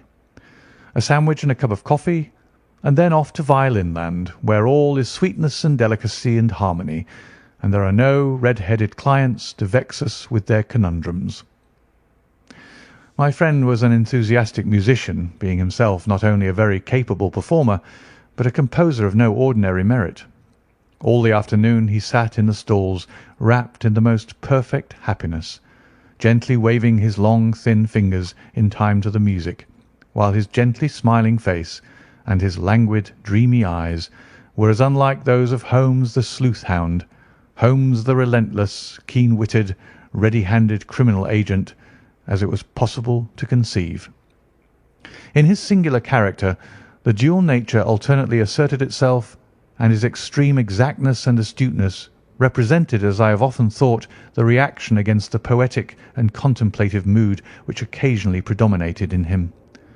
The swing of his nature took him from extreme languor to devouring energy, and, as I knew well, he was never so truly formidable as when, for days on end, he had been lounging in his armchair amid his improvisations and his black-letter editions. Then it was that the lust of the chase would suddenly come upon him, and that his brilliant reasoning power would rise to the level of intuition, until those who were unacquainted with his methods would look askance at him as on a man whose knowledge was not that of other mortals. When I saw him that afternoon so enwrapped in the music at St. James's Hall, I felt that an evil time might be coming upon those whom he had set himself to hunt down. "You want to go home, no doubt, Doctor," he remarked as we emerged. "Yes, it would be as well. And I have some business to do which will take some hours. This business at Coburg Square is serious." "Why serious?" "A considerable crime is in contemplation. I have every reason to believe that we shall be in time to stop it. But to-day being Saturday rather complicates matters. I shall want your help to-night." "At what time?" 10 will be early enough. I shall be at Baker Street at 10. "Very well. And I say, Doctor, there may be some little danger, so kindly put your army revolver in your pocket." He waved his hand, turned on his heel, and disappeared in an instant among the crowd. I trust that I am not more dense than my neighbours, but I was always oppressed with a sense of my own stupidity in my dealings with Sherlock Holmes. Here I had heard what he had heard. I had seen what he had seen. And yet from his words it was evident that he saw clearly not only what had happened, but what was about to happen, while to me the whole business was still confused and grotesque. As I drove home to my house in Kensington, I thought over it all, from the extraordinary story of the red-headed copier of the Encyclopaedia down to the visit to Saxe Coburg Square, and the ominous words with which he had parted from me. What was this nocturnal expedition, and why should I go armed? Where were we going, and what were we to do?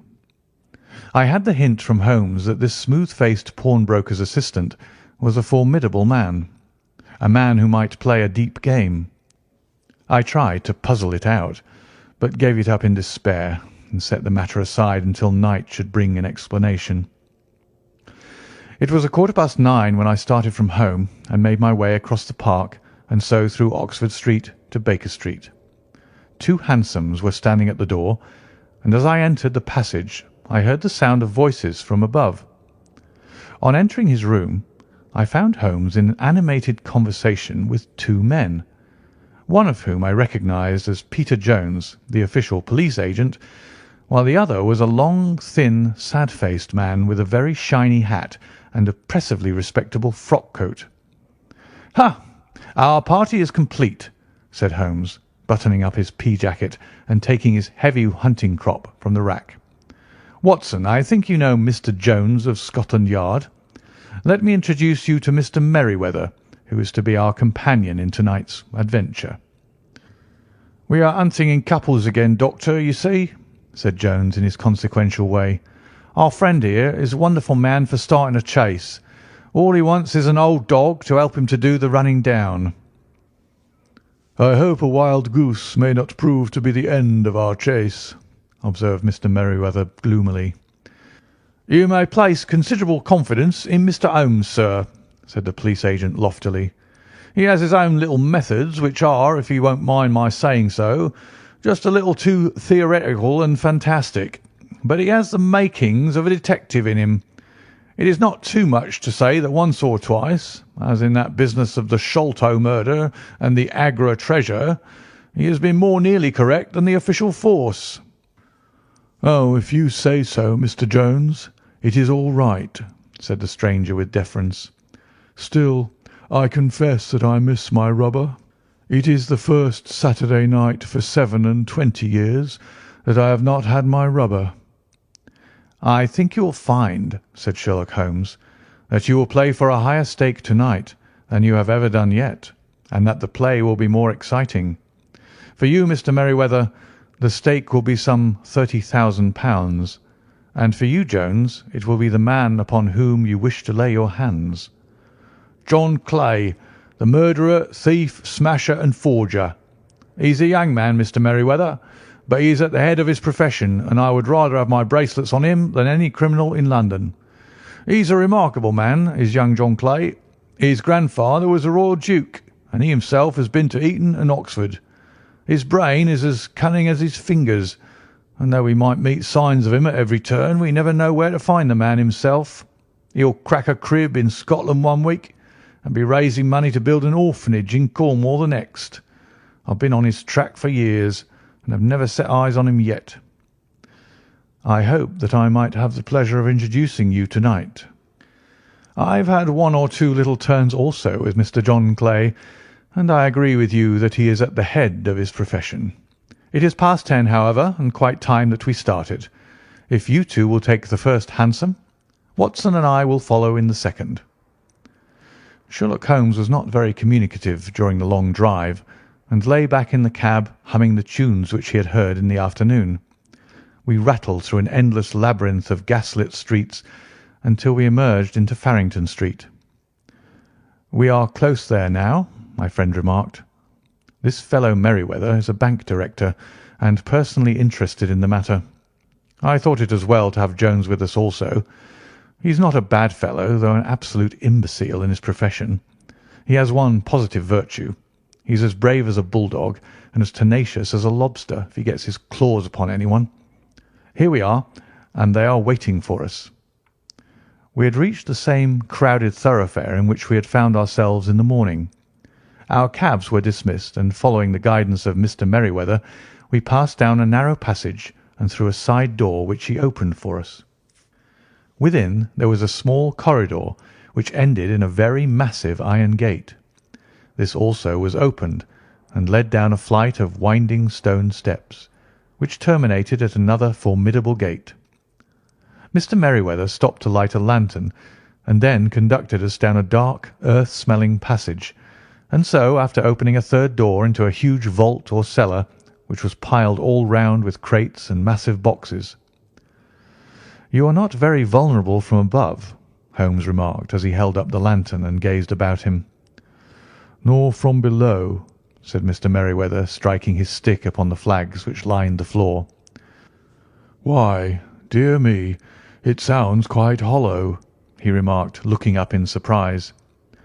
"I must really ask you to be a little more quiet," said Holmes severely.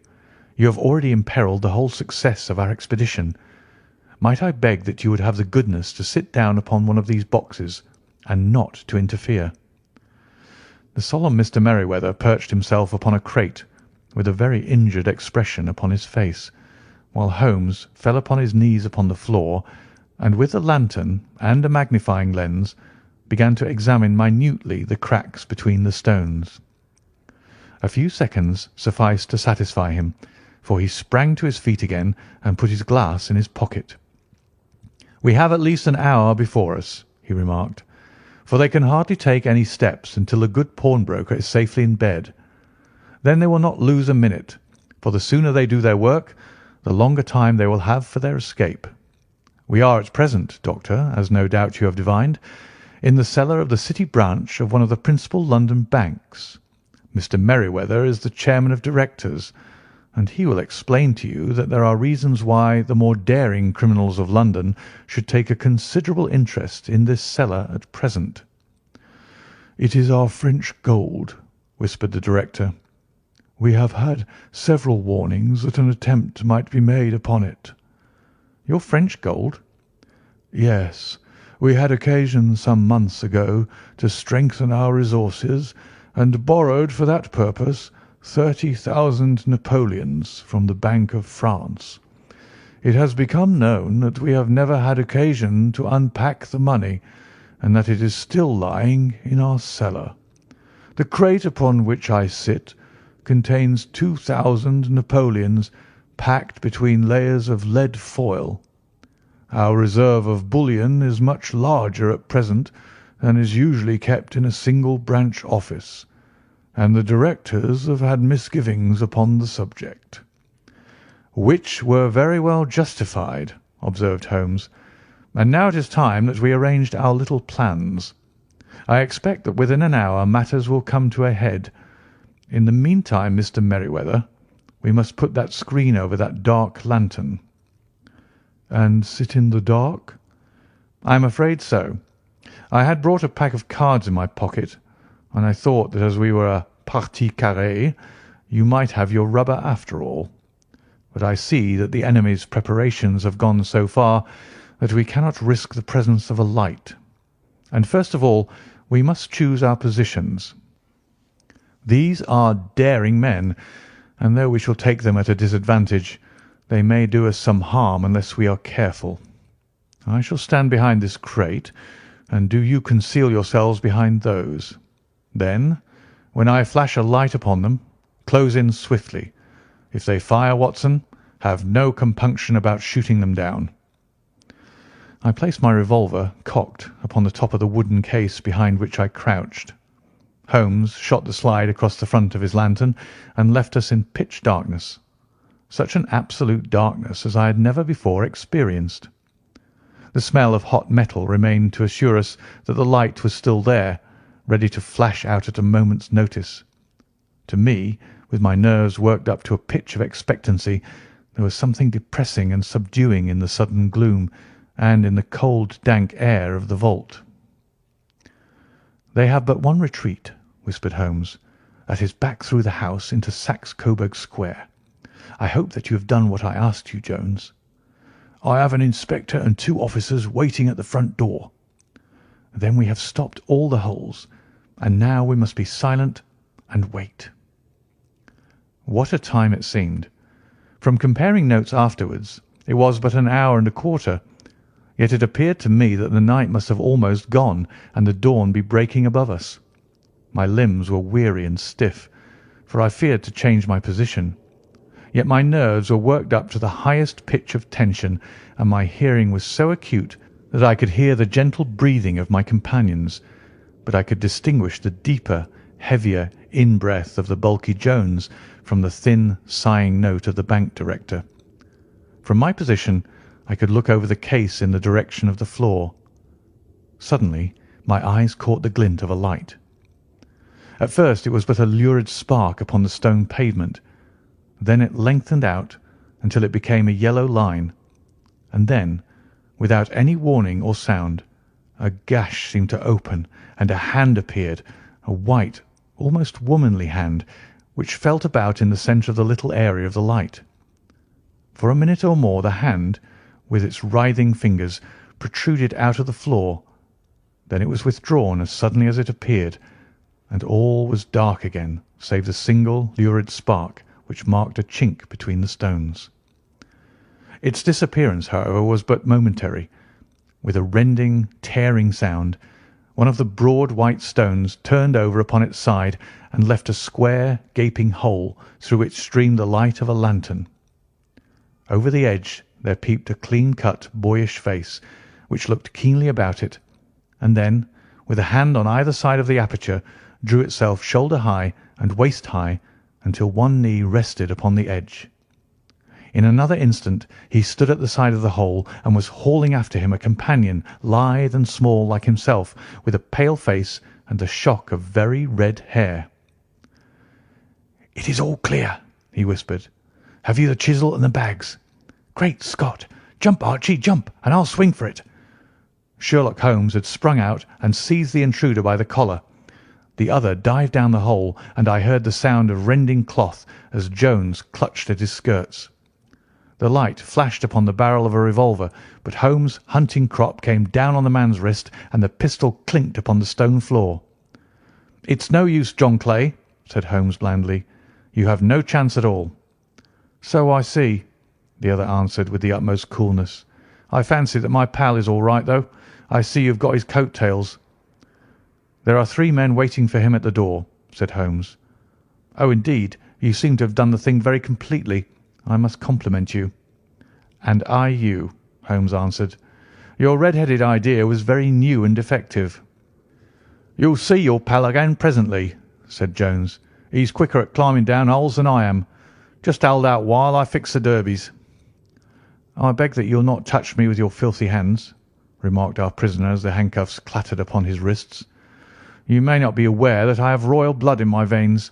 Have the goodness also, when you address me, always to say 'sir' and 'please.'"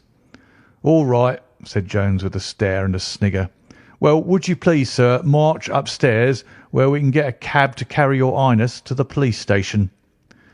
"That is better," said John Clay serenely. He made a sweeping bow to the 3 of us and walked quietly off in the custody of the detective. "Really, Mr. Holmes," said Mr. Merryweather as we followed them from the cellar, "I do not know how the bank can thank you or repay you. There is no doubt that you have detected and defeated in the most complete manner one of the most determined attempts at bank robbery that have ever come within my experience." "I have had 1 or 2 little scores of my own to settle with Mr. John Clay," said Holmes. "I have been at some small expense over this matter, which I shall expect the bank to refund.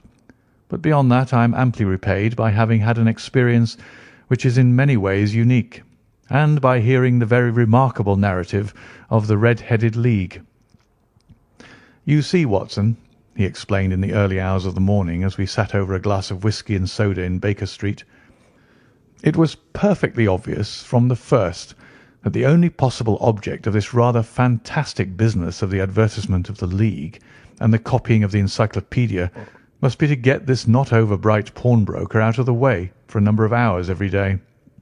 It was a curious way of managing it, but really it would be difficult to suggest a better. The method was no doubt suggested to Clay's ingenious mind by the colour of his accomplice's hair. The £4 a week was a lure which must draw him, and what was it to them who were playing for thousands? They put in the advertisement, One rogue has the temporary office, the other rogue incites the man to apply for it, and together they manage to secure his absence every morning in the week. From the time that I heard of the assistant having come for half wages, it was obvious to me that he had some strong motive for securing the situation. But how could you guess what the motive was? Had there been women in the house, I should have suspected a mere vulgar intrigue. That, however, was out of the question. The man's business was a small one, and there was nothing in his house which could account for such elaborate preparations and such an expenditure as they were at. It must then be something out of the house. What could it be? I thought of the assistant's fondness for photography and his trick of vanishing into the cellar. The cellar. There was the end of this tangled clue. Then I made inquiries as to this mysterious assistant and found that I had to deal with one of the coolest and most daring criminals in London.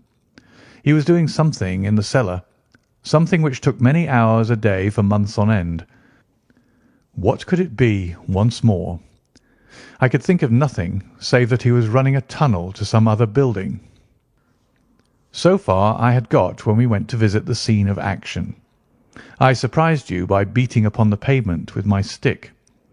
I was ascertaining whether the cellar stretched out in front or behind. It was not in front. Then I rang the bell, and, as I hoped, the assistant answered it. We have had some skirmishes, but we had never set eyes upon each other before. I hardly looked at his face. His knees were what I wished to see. You must yourself have remarked how worn, wrinkled, and stained they were. They spoke of those hours of burrowing. The only remaining point was what they were burrowing for. I walked round the corner, saw the City and Suburban Bank abutted on our friend's premises, and felt that I had solved my problem. When you drove home after the concert, I called upon Scotland Yard and upon the chairman of the bank directors, with the result that you have seen. And how could you tell that they would make their attempt tonight? I asked. Well, when they closed their League offices, that was a sign that they cared no longer about Mr. Jabez Wilson's presence. In other words, that they had completed their tunnel. But it was essential that they should use it soon, as it might be discovered or the bullion might be removed. Saturday would suit them better than any other day, as it would give them 2 days for their escape. For all these reasons, I expected them to come tonight. You reasoned it out beautifully, I exclaimed in unfeigned admiration. It is so long a chain, and yet every link rings true. It saved me from ennui, he answered, yawning. Alas, I already feel it closing in upon me. My life is spent in one long effort to escape from the commonplaces of existence. These little problems help me to do so. And you are a benefactor of the race, said I. He shrugged his shoulders. Well, perhaps, after all, it is of some little use, he remarked. L'homme c'est rien, l'œuvre c'est tout, as Gustave Flaubert wrote to George Sand. End of The Red-Headed League.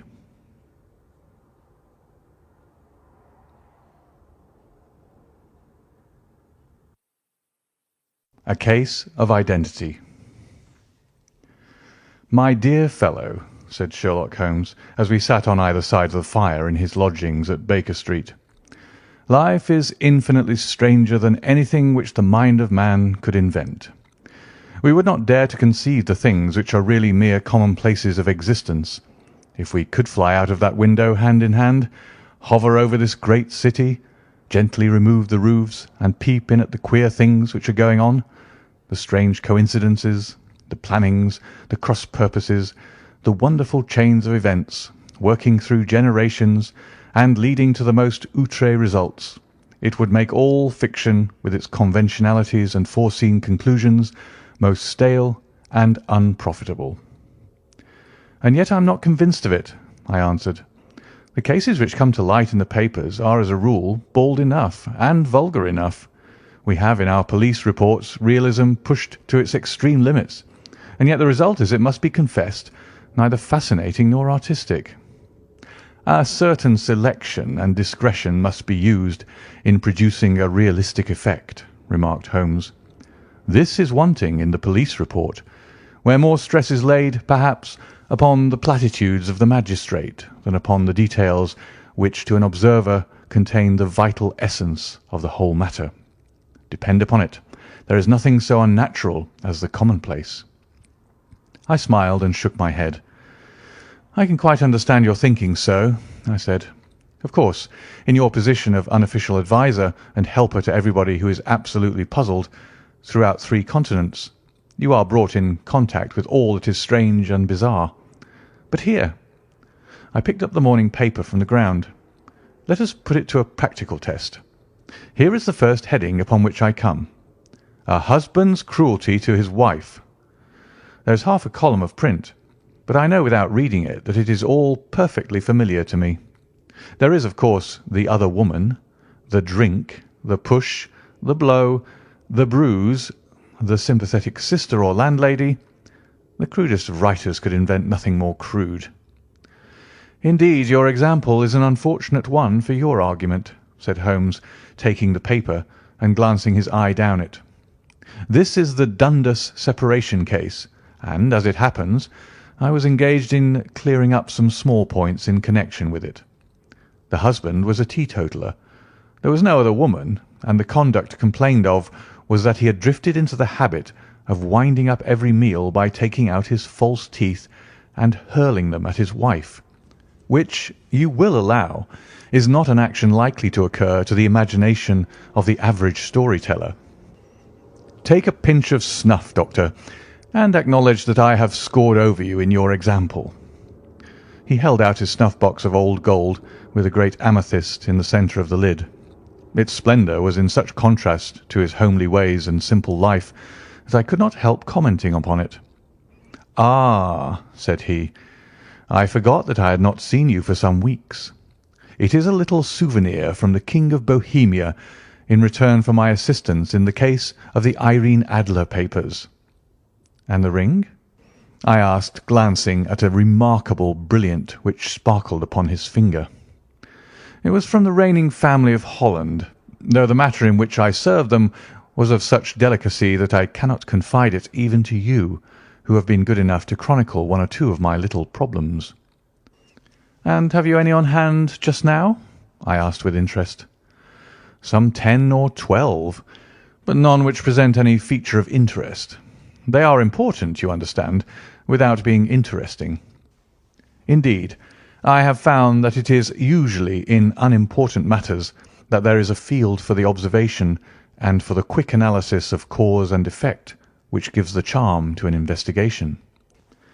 The larger crimes are apt to be the simpler, for the bigger the crime, the more obvious, as a rule, is the motive. In these cases, save for one rather intricate matter which has been referred to me from Marseille, there is nothing which presents any features of interest. It is possible, however, that I may have something better before very many minutes are over, for this is one of my clients, or I am much mistaken." He had risen from his chair and was standing between the parted blinds, gazing down into the dull, neutral-tinted London street. Looking over his shoulder, I saw that on the pavement opposite there stood a large woman with a heavy fur boa round her neck and a large curling red feather in a broad-brimmed hat which was tilted in a coquettish Duchess of Devonshire fashion over her ear. From under this great panoply she peeped up in a nervous, hesitating fashion at our windows, while her body oscillated backward and forward, and her fingers fidgeted with her glove buttons. Suddenly, with a plunge, as of the swimmer who leaves the bank, she hurried across the road, and we heard the sharp clang of the bell. "I have seen those symptoms before," said Holmes, throwing his cigarette into the fire. "Oscillation upon the pavement always means an affaire de coeur. She would like advice, but is not sure that the matter is not too delicate for communication. And yet even here we may discriminate. When a woman has been seriously wronged by a man, she no longer oscillates, and the usual symptom is a broken bell wire. Here we may take it that there is a love matter, but that the maiden is not so much angry as perplexed or grieved. but here she comes in person to resolve our doubts." As he spoke there was a tap at the door, and the boy in buttons entered to announce Miss Mary Sutherland, while the lady herself loomed behind his small black figure like a full-sailed merchantman behind a tiny pilot-boat. Sherlock Holmes welcomed her with the easy courtesy for which he was remarkable, and having closed the door and bowed her into an armchair, he looked her over in the minute and yet abstracted fashion which was peculiar to him. "Do you not find," he said, "that with your short sight it is a little trying to do so much typewriting?" "I did at first," she answered, "but now I know where the letters are without looking." Then suddenly, realizing the full purport of his words, she gave a violent start and looked up with fear and astonishment upon her broad, good-humoured face. "You've heard about me, Mr. Holmes," she cried, "else how could you know all that?" "Never mind," said Holmes, laughing. "It is my business to know things. Perhaps I've trained myself to see what others overlook. If not, why should you come to consult me?" "I came to you, sir, because I heard of you from Mrs. Etheridge, whose husband you found so easy when the police and everyone had given him up for dead. Oh, Mr. Holmes, I wish you would do as much for me. I'm not rich, but still I have 100 a year in my own right, besides the little that I make by the machine, and I would give it all to know what has become of Mr. Hosmer Angel." "Why did you come away to consult me in such a hurry?" asked Sherlock Holmes, with his finger-tips together and his eyes to the ceiling. Again a startled look came over the somewhat vacuous face of Miss Mary Sutherland. "Yes, I did bang out of the house," she said, "for it made me angry to see the easy way in which Mr. Windibank, that is, my father, took it all. He would not go to the police, and he would not go to you, and so at last, as he would do nothing and kept on saying that there was no harm done, it made me mad, and I just on with my things and came right away to you." "Your father?" said Holmes. "Your stepfather, surely, since the name is different." "Yes, my stepfather. I call him father, though it sounds funny too, for he is only 5 years and 2 months older than myself." "And your mother is alive?" "Oh, yes, mother is alive and well. I wasn't best pleased, Mr. Holmes, when she married again so soon after father's death, and a man who was nearly 15 years younger than herself. Father was a plumber in the Tottenham Court Road, and he left a tidy business behind him, which mother carried on with Mr. Hardy, the foreman. But when Mr. Windibank came, he made her sell the business, for he was very superior, being a traveller in wines. They got £4,700 for the goodwill and interest, which wasn't near as much as father could have got if he had been alive."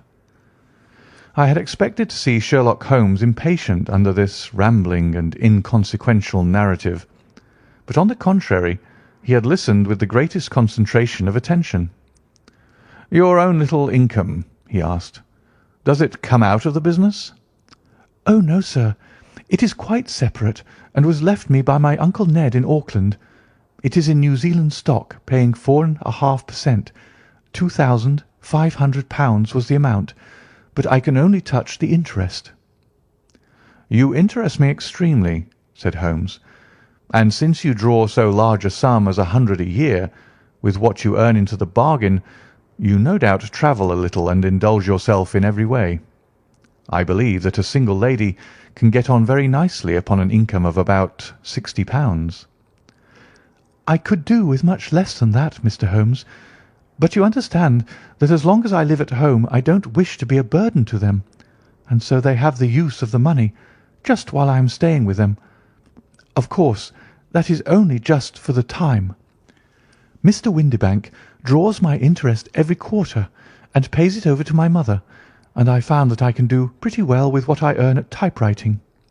It brings me 2 pence a sheet, and I can often do from 15 to 20 sheets in a day." "You have made your position very clear to me," said Holmes. "This is my friend, Dr. Watson, before whom you can speak as freely as before myself. Kindly tell us now all about your connection with Mr. Hosmer Angel." A flush stole over Miss Sutherland's face, and she picked nervously at the fringe of her jacket. "I met him first at the gasfitters' ball," she said. "They used to send father tickets when he was alive, and then afterwards they remembered us and sent them to mother. Mr. Windibank did not wish us to go. He never did wish us to go anywhere. He would get quite mad if I wanted so much as to join a Sunday school treat. But this time I was set on going, and I would go, for what right had he to prevent? He said that folk were not fit for us to know when all father's friends were to be there. And he said that I had nothing fit to wear, when I had my purple plush that I had never so much as taken out of the drawer. At last, when nothing else would do, he went off to France upon the business of the firm.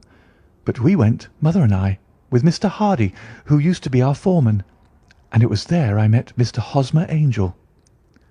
"I suppose," said Holmes, "that when Mr. Windibank came back from France he was very annoyed at your having gone to the ball." "Oh, well, he was very good about it. He laughed, I remember, and shrugged his shoulders, and said there was no use denying anything to a woman, for she would have her way."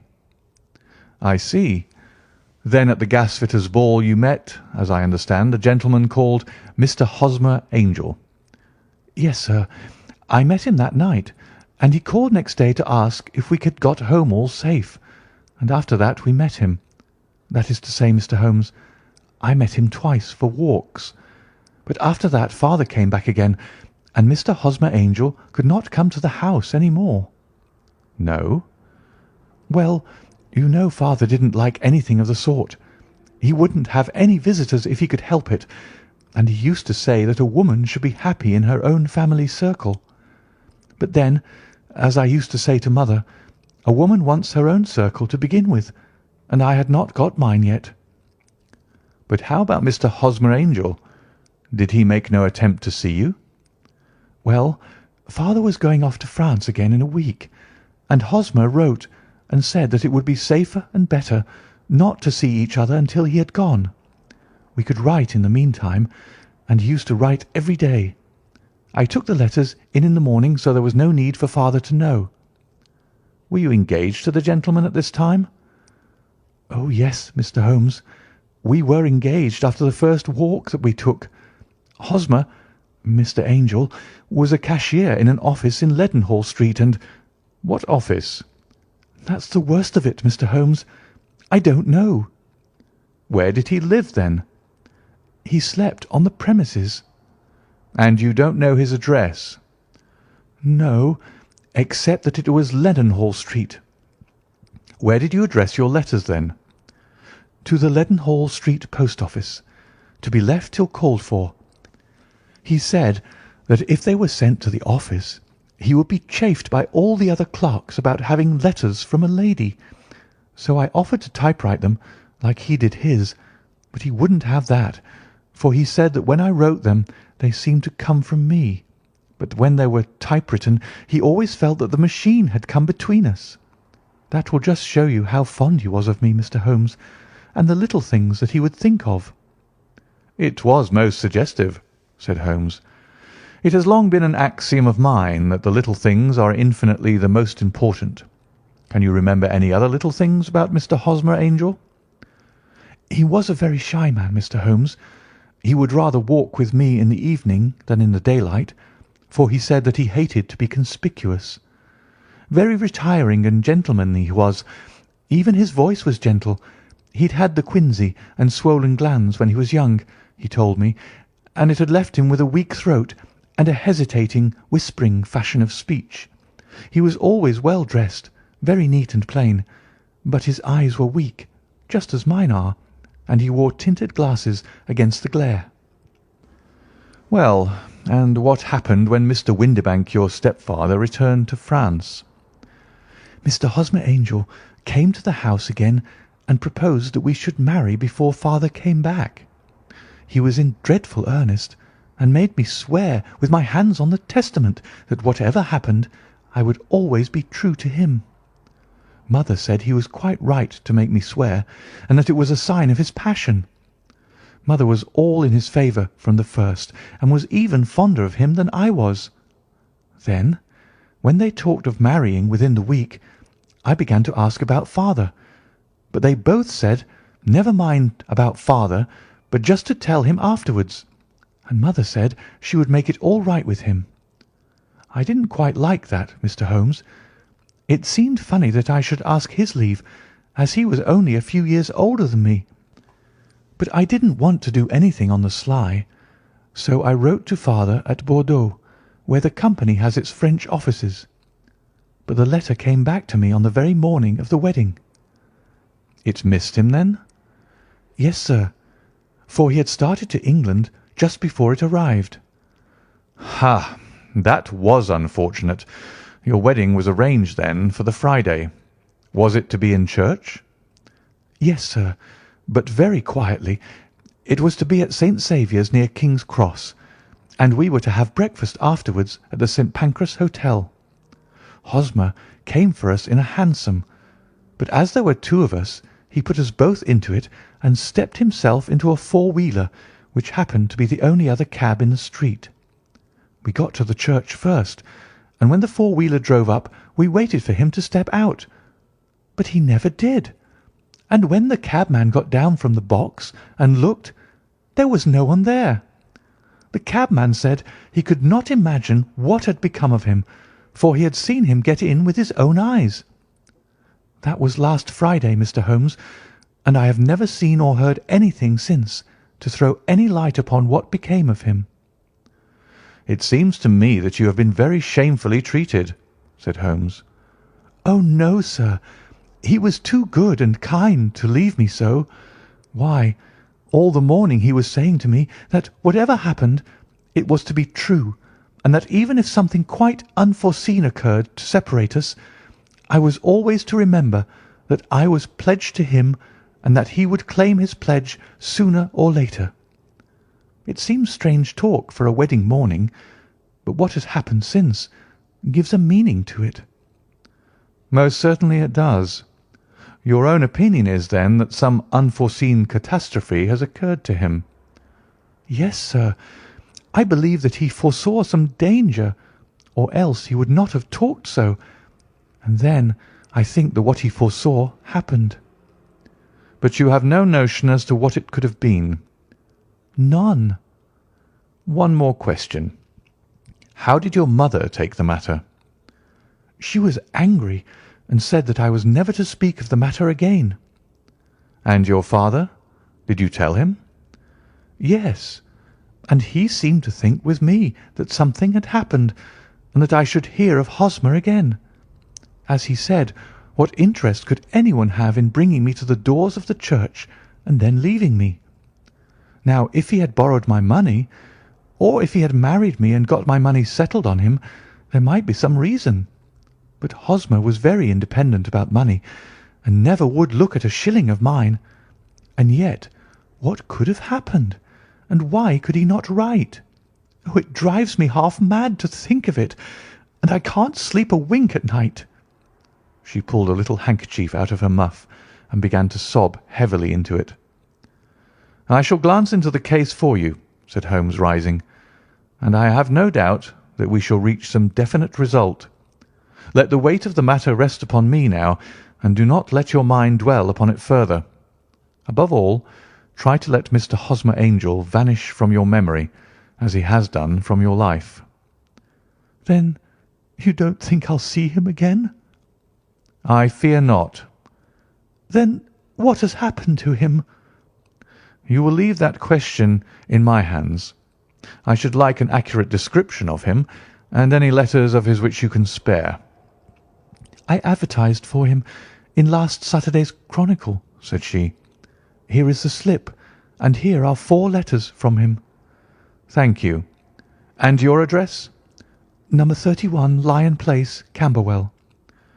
"Mr. Angel's address you never had, I understand. Where is your father's place of business?" "He travels for Westhouse and Marbank, the great claret importers of Fenchurch Street." "Thank you. You have made your statement very clearly. You will leave the papers here, and remember the advice which I have given you. Let the whole incident be a sealed book, and do not allow it to affect your life." "You are very kind, Mr. Holmes, but I cannot do that. I shall be true to Hosmer. He shall find me ready when he comes back." For all the preposterous hat and the vacuous face, there was something noble in the simple faith of our visitor which compelled our respect. She laid her little bundle of papers upon the table and went her way, with a promise to come again whenever she might be summoned. Sherlock Holmes sat silent for a few minutes with his fingertips still pressed together, his legs stretched out in front of him, and his gaze directed upward to the ceiling. Then he took down from the rack the old and oily clay pipe which was to him as a counsellor, and, having lit it, he leaned back in his chair, with the thick blue cloud wreaths spinning up from him, and a look of infinite languor in his face. "Quite an interesting study, that maiden," he observed. "I found her more interesting than her little problem, which, by the way, is rather a trite one. You will find parallel cases if you consult my index. In Andover in '77, and there was something of the sort at The Hague last year. Old as is the idea, however, there were one or two details which were new to me, but the maiden herself was most instructive." "You appeared to read a good deal upon her which was quite invisible to me," I remarked. "Not invisible, but unnoticed, Watson. You did not know where to look, and so you missed all that was important. I can never bring you to realize the importance of sleeves, the suggestiveness of thumbnails, or the great issues that may hang from a bootlace. Now, what did you gather from that woman's appearance? Describe it." "Well, she had a slate-coloured broad-brimmed straw hat, with a feather of brickish red. Her jacket was black, with black beads sewn upon it, and a fringe of little black jet ornaments. Her dress was brown, rather darker than coffee colour, with a little purple plush at the neck and sleeves. Her gloves were greyish, and were worn through at the right forefinger. Her boots I didn't observe. She had small round hanging gold earrings and a general air of being fairly well-to-do in a vulgar, comfortable, easy-going way." Sherlock Holmes clapped his hands softly together and chuckled. "Upon my word, Watson, you are coming along wonderfully. You have really done very well indeed. It is true that you have missed everything of importance, but you have hit upon the method, and you have a quick eye for colour. Never trust to general impressions, my boy, but concentrate yourself upon details.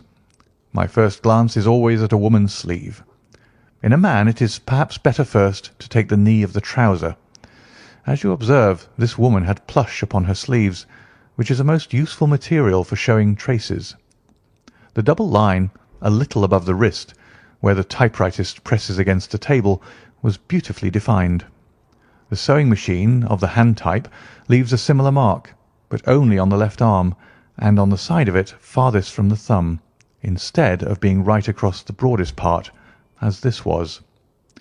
I then glanced at her face, and observed the dint of a pince-nez at either side of her nose. I ventured a remark upon short sight and typewriting, which seemed to surprise her. It surprised me. But surely it was obvious. I was then much surprised and interested on glancing down to observe that, though the boots which she was wearing were not unlike each other, they were really odd ones, the one having a slightly decorated toe-cap, and the other a plain one. One was buttoned only in the 2 lower buttons out of 5, and the other at the 1st, 3rd, and 5th. Now, when you see that a young lady, otherwise neatly dressed, has come away from home with odd boots, half buttoned, it is no great deduction to say that she came away in a hurry." "And what else?" I asked, keenly interested, as I always was, by my friend's incisive reasoning. "I noted in passing that she had written a note before leaving home, but after being fully dressed. You observed that her right glove was torn at the forefinger, but you did not apparently see that both glove and finger were stained with violet ink. She had written in a hurry and dipped her pen too deep. It must have been this morning, or the mark would not remain clear upon the finger. All this is amusing, though rather elementary, but I must go back to business, Watson. Would you mind reading me the advertised description of Mr. Hosmer Angel?" I held the little printed slip to the light. "Missing," it said. "On the morning of the 14th, a gentleman named Hosmer Angel, about 5 foot 7 inches in height, strongly built, sallow complexion, black hair, a little bald in the centre, bushy, black side whiskers and moustache, tinted glasses, slight infirmity of speech, was dressed when last seen in black frock coat faced with silk, black waistcoat, gold Albert chain and grey Harris tweed trousers, with brown gaiters over elastic-sided boots. Known to have been employed in an office in Leadenhall Street. Anybody bringing—" "That will do," said Holmes. "As to the letters," he continued, glancing over them, "they are very commonplace. Absolutely no clue in them to Mr. Angel, save that he quotes Balzac once. There is one remarkable point, however, which will no doubt strike you." "They are typewritten," I remarked. "Not only that, but the signature is typewritten. Look at the neat little Hosmer Angel at the bottom. There is a date, you see, but no superscription except Leadenhall Street, which is rather vague. The point about the signature is very suggestive. In fact, we may call it conclusive." "Of what?" "My dear fellow, is it possible you do not see how strongly it bears upon the case?" "I cannot say that I do, unless it were that he wished to be able to deny his signature if an action for breach of promise were instituted." "No, that was not the point. However, I shall write 2 letters, which should settle the matter. One is to a firm in the City, the other is to the young lady's stepfather, Mr. Windibank, asking him whether he could meet us here at 6 o'clock to-morrow evening. It is just as well that we should do business with the male relatives. And now, Doctor, we can do nothing until the answers to those letters come, so we may put our little problem upon the shelf for the interim." I had had so many reasons to believe in my friend's subtle powers of reasoning and extraordinary energy in action that I felt that he must have some solid grounds for the assured and easy demeanour with which he treated the singular mystery which he had been called upon to fathom. Once only had I known him to fail, in the case of the King of Bohemia and of the Irene Adler photograph. But when I looked back to the weird business of the Sign of the Four, and the extraordinary circumstances connected with the study in scarlet, I felt that it would be a strange tangle indeed which he could not unravel. I left him then, still puffing at his black clay pipe, with the conviction that when I came again on the next evening, I would find that he held in his hands all the clues which would lead up to the identity of the disappearing bridegroom of Miss Mary Sutherland. A professional case of great gravity was engaging my own attention at the time, and the whole of the next day I was busy at the bedside of the sufferer. It was not until close upon 6 o'clock that I found myself free and was able to spring into a hansom and drive to Baker Street, half afraid that I might be too late to assist at the denouement of the little mystery. I found Sherlock Holmes alone, however, half asleep, with his long thin form curled up in the recesses of his armchair. A formidable array of bottles and test tubes, with the pungent, cleanly smell of hydrochloric acid, told me that he had spent his day in the chemical work which was so dear to him. "Well, have you solved it?" I asked as I entered. "Yes, it was the bisulphate of baryta." "No, no, the mystery!" I cried. "Oh, that! I thought of the salt that I had been working upon. There was never any mystery in the matter, though, as I said yesterday, some of the details are of interest. The only drawback is that there is no law, I fear, that can touch the scoundrel." "Who was he, then, and what was his object in deserting Miss Sutherland?" The question was hardly out of my mouth, and Holmes had not yet opened his lips to reply, when we heard a heavy footfall in the passage and a tap at the door. "This is the girl's stepfather, Mr. James Windibank," said Holmes. "He has written to me to say that he would be here at 6. "Come in." The man who entered was a sturdy, middle-sized fellow, some 30 years of age, clean-shaven and sallow-skinned, with a bland, insinuating manner and a pair of wonderfully sharp and penetrating grey eyes. He shot a questioning glance at each of us, placed his shiny top hat upon the sideboard, and with a slight bow sidled down into the nearest chair. "Good evening, Mr. James Windibank," said Holmes. "I think that this typewritten letter is from you, in which you made an appointment with me for 6 o'clock." "Yes, sir. I'm afraid that I'm a little late, but I'm not quite my own master, you know. I am sorry that Miss Sutherland has troubled you about this little matter, for I think it is far better not to wash linen of the sort in public. It was quite against my wishes that she came, but she is a very excitable, impulsive girl, as you may have noticed, and she is not easily controlled when she's made up her mind on a point. Of course, I did not mind you so much, as you are not connected with the official police, but it is not pleasant to have a family misfortune like this noised abroad. Besides, it is a useless expense, for how could you possibly find this Hosmer Angel?" "On the contrary," said Holmes quietly, "I have every reason to believe that I will succeed in discovering Mr. Hosmer Angel." Mr. Windibank gave a violent start and dropped his gloves. "I'm delighted to hear it," he said. "It is a curious thing," remarked Holmes, "that a typewriter has really quite as much individuality as a man's handwriting. Unless they are quite new, no two of them write exactly alike. Some letters get more worn than others, and some wear only on one side. Now, you remark in this note of yours, Mr. Windibank, that in every case there is some little slurring over of the E and a slight defect in the tail of the R. There are 14 other characteristics, but those are the more obvious. We do all our correspondence with this machine at the office, and no doubt it is a little worn," our visitor answered, glancing keenly at Holmes with his bright little eyes. "And now I will show you what is really a very interesting study, Mr. Windibank," Holmes continued.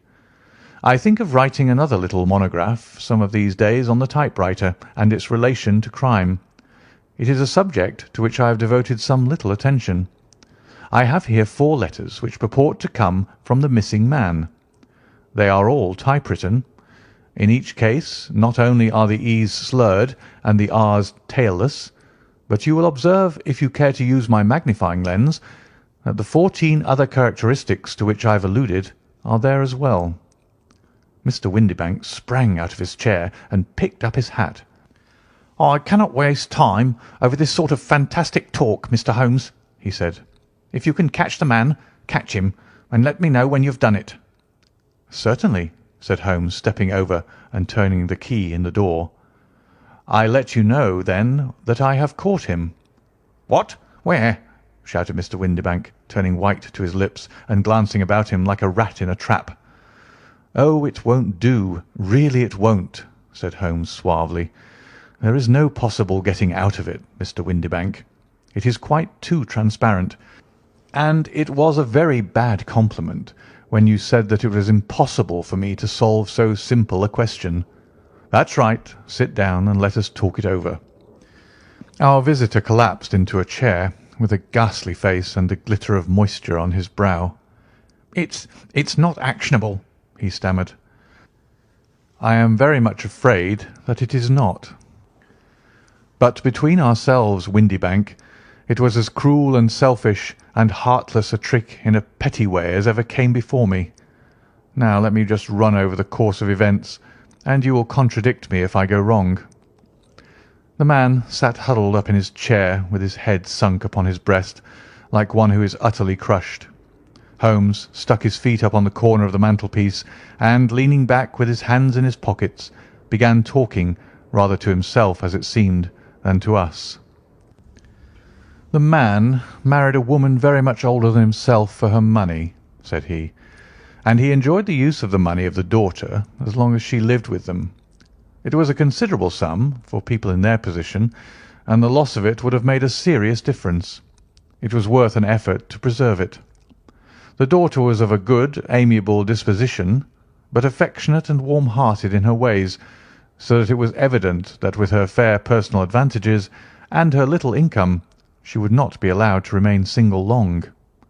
Now her marriage would mean, of course, the loss of 100 a year. So what does her stepfather do to prevent it? He takes the obvious course of keeping her at home and forbidding her to seek the company of people of her own age. But soon he found that they would not answer for ever, she became restive, insisted upon her rights, and finally announced her positive intention of going to a certain ball. What does her clever stepfather do then? He conceives an idea more creditable to his head than to his heart. With the connivance and assistance of his wife, he disguised himself, covered those keen eyes with tinted glasses, masked the face with a moustache and a pair of bushy whiskers, sunk that clear voice into an insinuating whisper, and doubly secure on account of the girl's short sight, he appears as Mr. Hosmer Angel, and keeps off other lovers by making love himself. "It was only a joke at first," groaned our visitor. "We never thought that she would have been so carried away." "Very likely not. However that may be, the young lady was very decidedly carried away, and having quite made up her mind that her stepfather was in France, the suspicion of treachery never for an instant entered her mind. She was flattered by the gentleman's attentions, and the effect was increased by the loudly expressed admiration of her mother. Then Mr. Angel began to call, for it was obvious that the matter should be pushed as far as it would go if a real effect were to be produced. There were meetings, and an engagement which would finally secure the girl's affections from turning towards anyone else. But the deception could not be kept up for ever. These pretended journeys to France were rather cumbrous. The thing to do was clearly to bring the business to an end in such a dramatic manner that it would leave a permanent impression upon the young lady's mind, and prevent her from looking upon any other suitor for some time to come. Hence those vows of fidelity exacted upon a testament, and hence also the allusions to a possibility of something happening on the very morning of the wedding. James Windibank wished Miss Sutherland to be so bound to Hosmer Angel, and so uncertain as to his fate, that for 10 years to come, at any rate, she would not listen to another man. As far as the church door he brought her, and then, as he could go no farther, he conveniently vanished away by the old trick of stepping in at one door of a four-wheeler and out at the other. I think that was the chain of events, Mr. Windibank." Our visitor had recovered something of his assurance while Holmes had been talking, and he rose from his chair now with a cold sneer upon his pale face. "It may be so, or it may not, Mr. Holmes," said he. "But if you are so very sharp, you ought to be sharp enough to know that it is you who are breaking the law now, and not me. I have done nothing actionable from the first, but as long as you keep that door locked, you lay yourself open to an action for assault and illegal constraint." "The law cannot, as you say, touch you," said Holmes, unlocking and throwing open the door. "Yet there never was a man who deserved punishment more. If the young lady has a brother or a friend, he ought to lay a whip across your shoulders, by Jove," he continued, flushing up at the sight of the bitter sneer upon the man's face. "It is not part of my duties to my client, but here's a hunting crop handy, and I think I shall just treat myself to—" He took 2 swift steps to the whip, but before he could grasp it there was a wild clatter of steps upon the stairs. The heavy hall door banged, and from the window we could see Mr. James Windibank running at the top of his speed down the road. "There's a cold-blooded scoundrel," said Holmes, laughing as he threw himself down into his chair once more. "That fellow will rise from crime to crime until he does something very bad and ends on a gallows. The case has, in some respects, been not entirely devoid of interest." "I cannot now entirely see all the steps of your reasoning," I remarked. "Well, of course, it was obvious from the first that this Mr. Hosmer Angel must have some strong object for his curious conduct, and it was equally clear that the only man who really profited by the incident, as far as we could see, was the stepfather. Then the fact that the 2 men were never together, but that the one always appeared when the other was away, was suggestive. So were the tinted spectacles and the curious voice, which both hinted at a disguise, as did the bushy whiskers. My suspicions were all confirmed by his peculiar action in typewriting his signature, which of course inferred that his handwriting was so familiar to her that she would recognise even the smallest sample of it. You see, all these isolated facts, together with many minor ones, all pointed in the same direction. And how did you verify them? Having once spotted my man, it was easy to get corroboration. I knew the firm for which this man worked.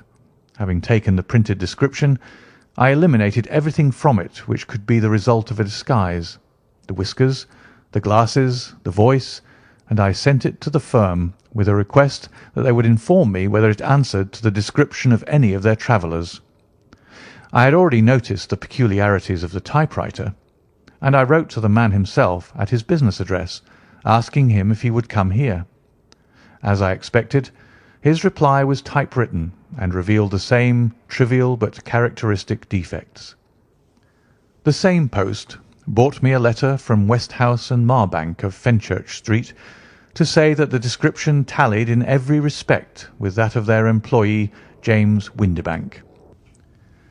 And Miss Sutherland? If I tell her, she will not believe me. You may remember the old Persian saying, "There is danger for him who taketh the tiger cub, and danger also for whoso snatches a delusion from a woman." There is as much sense in Hafiz as in Horace, and as much knowledge of the world. End of A Case of Identity.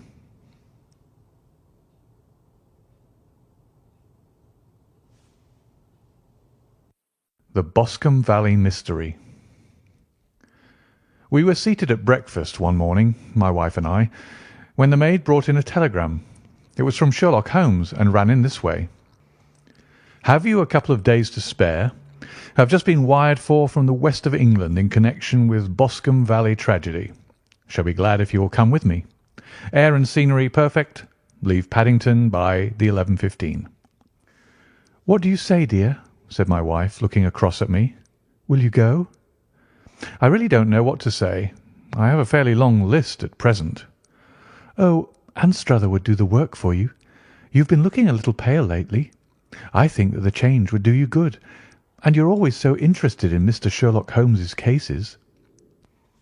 "I should be ungrateful if I were not, seeing what I gained through one of them," I answered. "But if I'm to go, I must pack at once, for I have only half an hour." My experience of camp life in Afghanistan had at least had the effect of making me a prompt and ready traveller. My wants were few and simple, so that in less than the time stated I was in a cab with my valise, rattling away to Paddington Station. Sherlock Holmes was pacing up and down the platform, his tall, gaunt figure made even gaunter and taller by his long, grey travelling cloak and close-fitting cloth cap. "It is really very good of you to come, Watson," said he. "It makes a considerable difference to me, having someone with me on whom I can thoroughly rely. Local aid is always either worthless or else biased. If you will keep the 2 corner seats, I shall get the tickets." We had the carriage to ourselves, save for an immense litter of papers which Holmes had brought with him. Among these he rummaged and read, with intervals of note-taking and of meditation, until we were past Reading. Then he suddenly rolled them all into a gigantic ball and tossed them up onto the rack. "Have you heard anything of the case?" he asked. "Not a word. I have not seen a paper for some days. The London press has not had very full accounts. I have just been looking through all the recent papers in order to master the particulars. It seems, from what I gather, to be one of those simple cases which are so extremely difficult." "That sounds a little paradoxical." "But it is profoundly true. Singularity is almost invariably a clue. The more featureless and commonplace a crime is, the more difficult it is to bring it home. In this case, however, they have established a very serious case against the son of the murdered man." "It is a murder, then?" "Well, it is conjectured to be so. I shall take nothing for granted until I have the opportunity of looking personally into it. I will explain the state of things to you, as far as I have been able to understand it, in a very few words. Boscombe Valley is a country district not very far from Ross, in Herefordshire. The largest landed proprietor in that part is a Mr. John Turner, who made his money in Australia and returned some years ago to the old country. One of the farms which he held, that of Hatherley, was let to Mr. Charles McCarthy, who was also an ex-Australian. The men had known each other in the colonies, so that it was not unnatural that when they came to settle down, they should do so as near each other as possible. Turner was apparently the richer man, so McCarthy became his tenant, but still remained, it seems, upon terms of perfect equality, as they were frequently together. McCarthy had one son, a lad of 18, and Turner had an only daughter of the same age, but neither of them had wives living. They appear to have avoided the society of the neighbouring English families, and to have led retired lives, though both the McCarthys were fond of sport and were frequently seen at the race meetings of the neighbourhood. McCarthy kept 2 servants, a man and a girl. Turner had a considerable household, some half-dozen at the least. That is as much as I have been able to gather about the families. Now for the facts. On June 3rd, that is, on Monday last, McCarthy left his house at Hatherley about 3 in the afternoon and walked down to the Boscombe Pool, which is a small lake formed by the spreading out of the stream which runs down the Boscombe Valley. He had been out with his serving man in the morning at Ross, and he had told the man that he must hurry, as he had an appointment of importance to keep at 3. From that appointment he never came back alive. From Hatherley farmhouse to the Boscombe Pool is 1/4 mile, and 2 people saw him as he passed over this ground. One was an old woman whose name is not mentioned, and the other was William Crowder, a gamekeeper in the employ of Mr. Turner. Both these witnesses depose that Mr. McCarthy was walking alone. The gamekeeper adds that within a few minutes of his seeing Mr. McCarthy pass, he had seen his son, Mr. James McCarthy, going the same way, with a gun under his arm. To the best of his belief, the father was actually in sight at the time, and the son was following him. He thought no more of the matter until he heard in the evening of the tragedy that had occurred.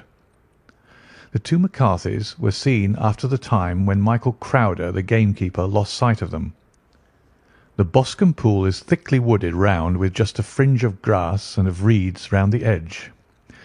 A girl of 14, Patience Moran, who is the daughter of the lodge-keeper of the Boscombe Valley estate, was in one of the woods picking flowers. She states that while she was there she saw, at the border of the wood and close by the lake, Mr. McCarthy and his son, and that they appeared to be having a violent quarrel. She heard Mr. McCarthy the elder using very strong language to his son, and she saw the latter raise up his hand as if to strike his father. She was so frightened by their violence that she ran away and told her mother when she reached home that she had left the 2 McCarthys quarrelling near Boscombe Pool, and that she was afraid that they were going to fight. She had hardly said the words when young Mr. McCarthy came running up to the lodge to say that he had found his father dead in the wood, and to ask for the help of the lodge-keeper. He was much excited, without either his gun or his hat, and his right hand and sleeve were observed to be stained with fresh blood. On following him, they found the dead body stretched out upon the grass beside the pool. The head had been beaten in by repeated blows of some heavy and blunt weapon. The injuries were such as might very well have been inflicted by the butt end of his son's gun, which was found lying on the grass within a few paces of the body. Under these circumstances the young man was instantly arrested, and a verdict of wilful murder having been returned at the inquest on Tuesday, he was on Wednesday brought before the magistrates at Ross, who have referred the case to the next assizes. Those are the main facts of the case as they came out before the coroner and the police court. "I could hardly imagine a more damning case," I remarked. "If ever circumstantial evidence pointed to a criminal, it does so here." "Circumstantial evidence is a very tricky thing," answered Holmes thoughtfully.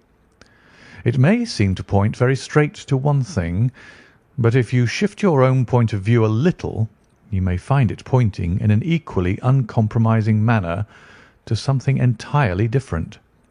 It must be confessed, however, that the case looks exceedingly grave against the young man, and it is very possible that he is indeed the culprit.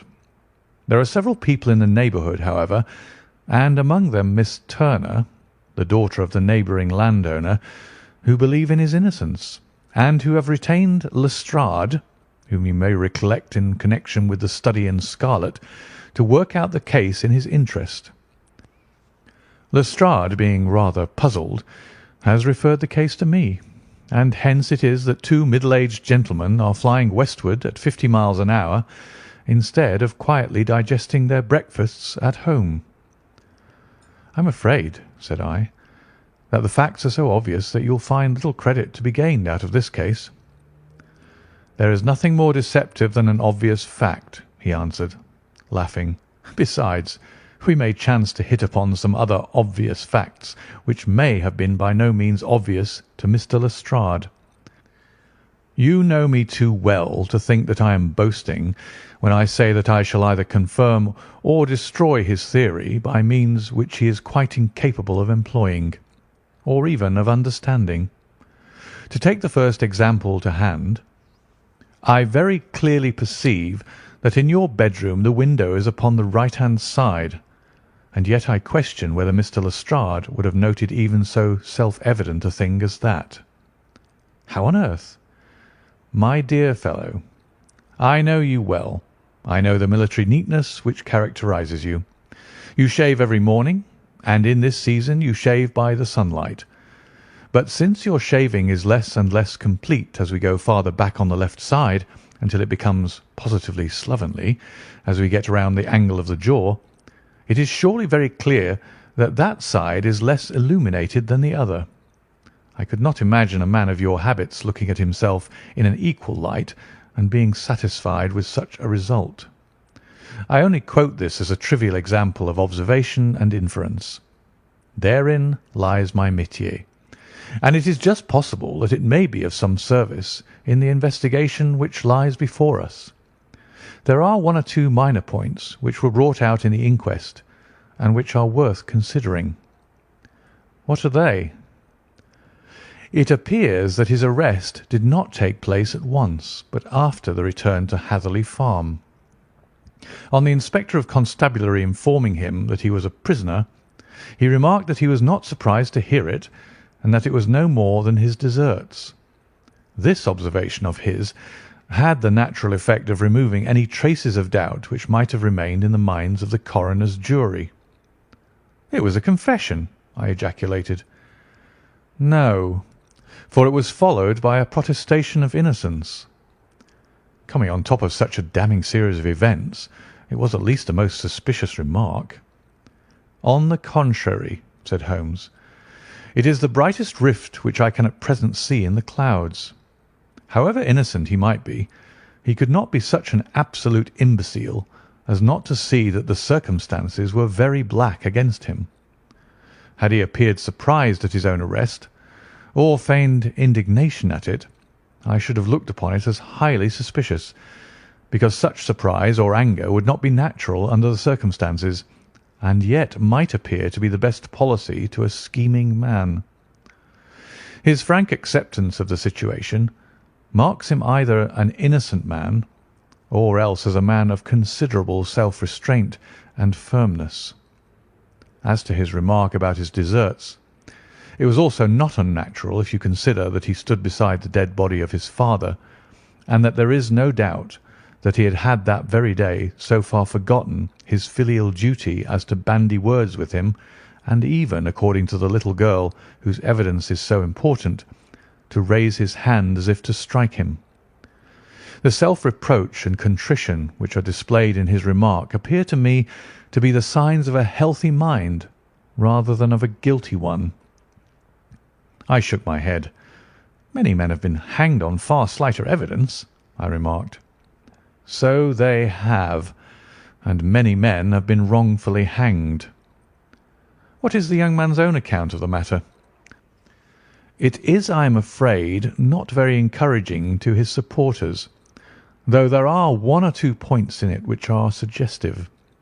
You will find it here, and may read it for yourself."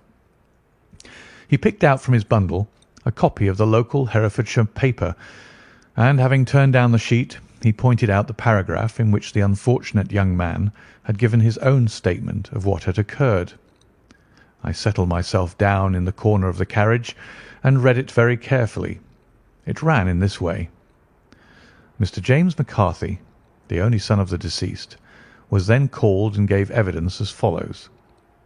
I had been away from home for 3 days at Bristol, and had only just returned upon the morning of last Monday, the 3rd. My father was absent from home at the time of my arrival, and I was informed by the maid that he had driven over to Ross with John Cobb, the groom. Shortly after my return, I heard the wheels of his trap in the yard, and, looking out of my window, I saw him get out and walk rapidly out of the yard, though I was not aware in which direction he was going. I then took my gun and strolled out in the direction of the Boscombe Pool, with the intention of visiting the rabbit warren, which is upon the other side. On my way, I saw William Crowder, the gamekeeper, as he had stated in his evidence, but he is mistaken in thinking that I was following my father. I had no idea that he was in front of me.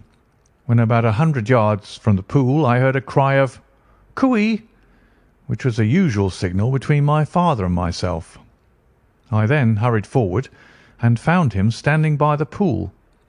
He appeared to be much surprised at seeing me, and asked me rather roughly what I was doing. A conversation ensued which led to high words and almost to blows, for my father was a man of a very violent temper. Seeing that his passion was becoming ungovernable, I left him and returned towards Hatherley Farm. I had not gone more than 150 yards, however, when I heard a hideous outcry behind me, which caused me to run back again. I found my father expiring upon the ground with his head terribly injured. I dropped my gun and held him in my arms, but he almost instantly expired.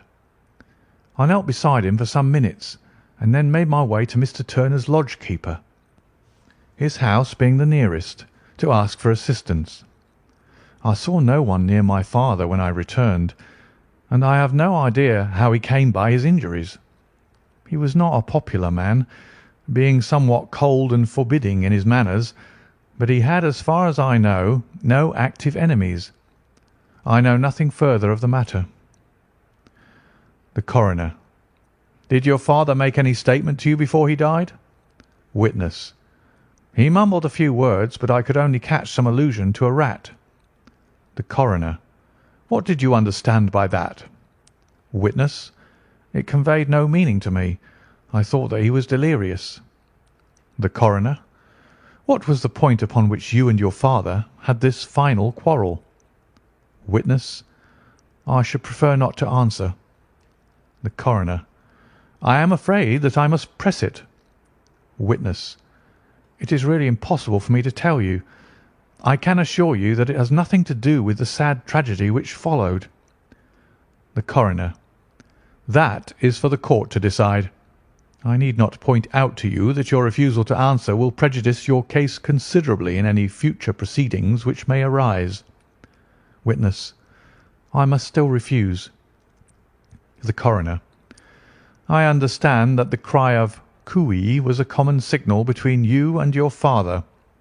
Witness: It was.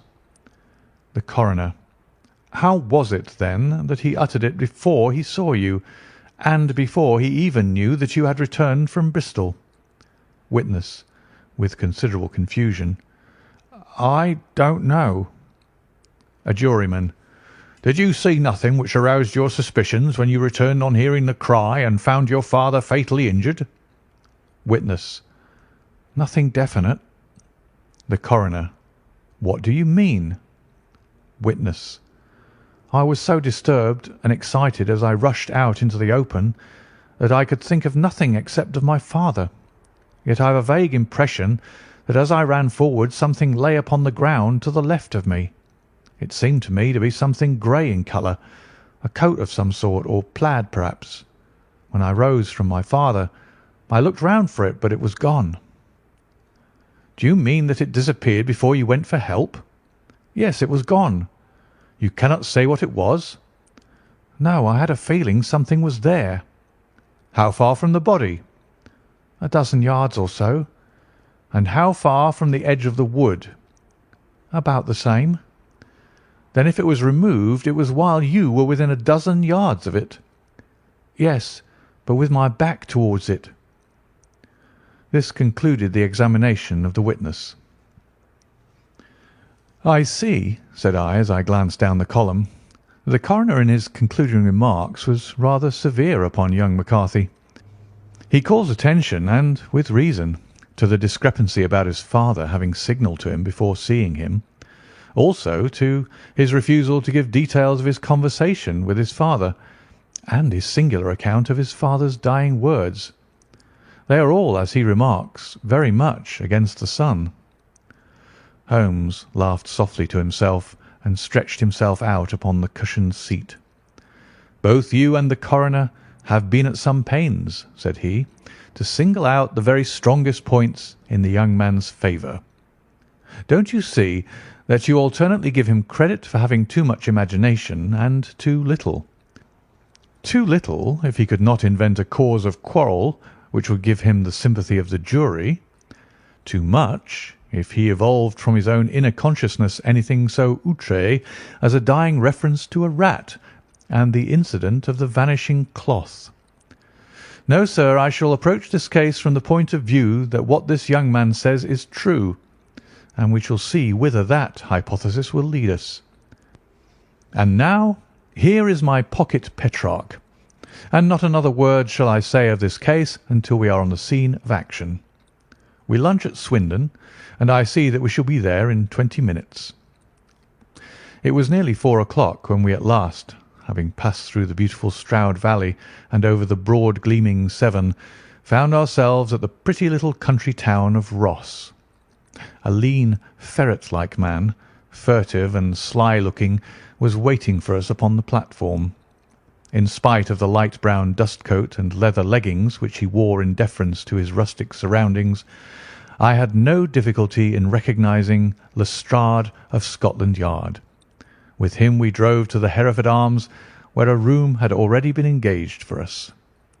"I have ordered a carriage," said Lestrade as we sat over a cup of tea.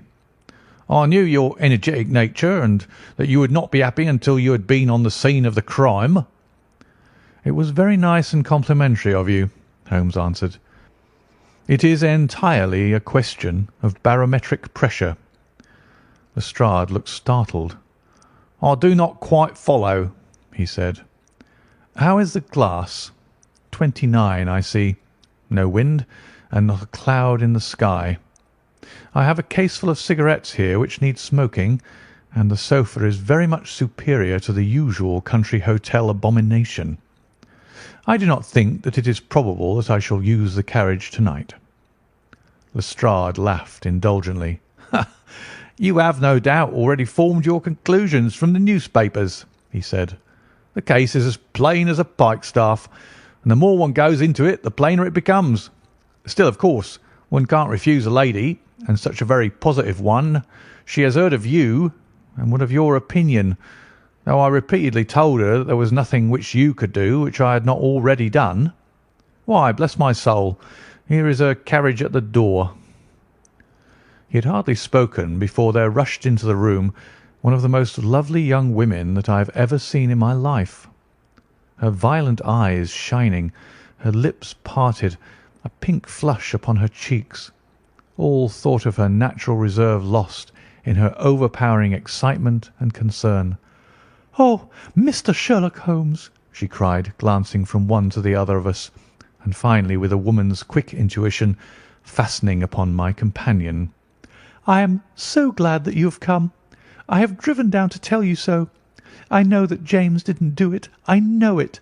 And I want you to start upon your work knowing it too.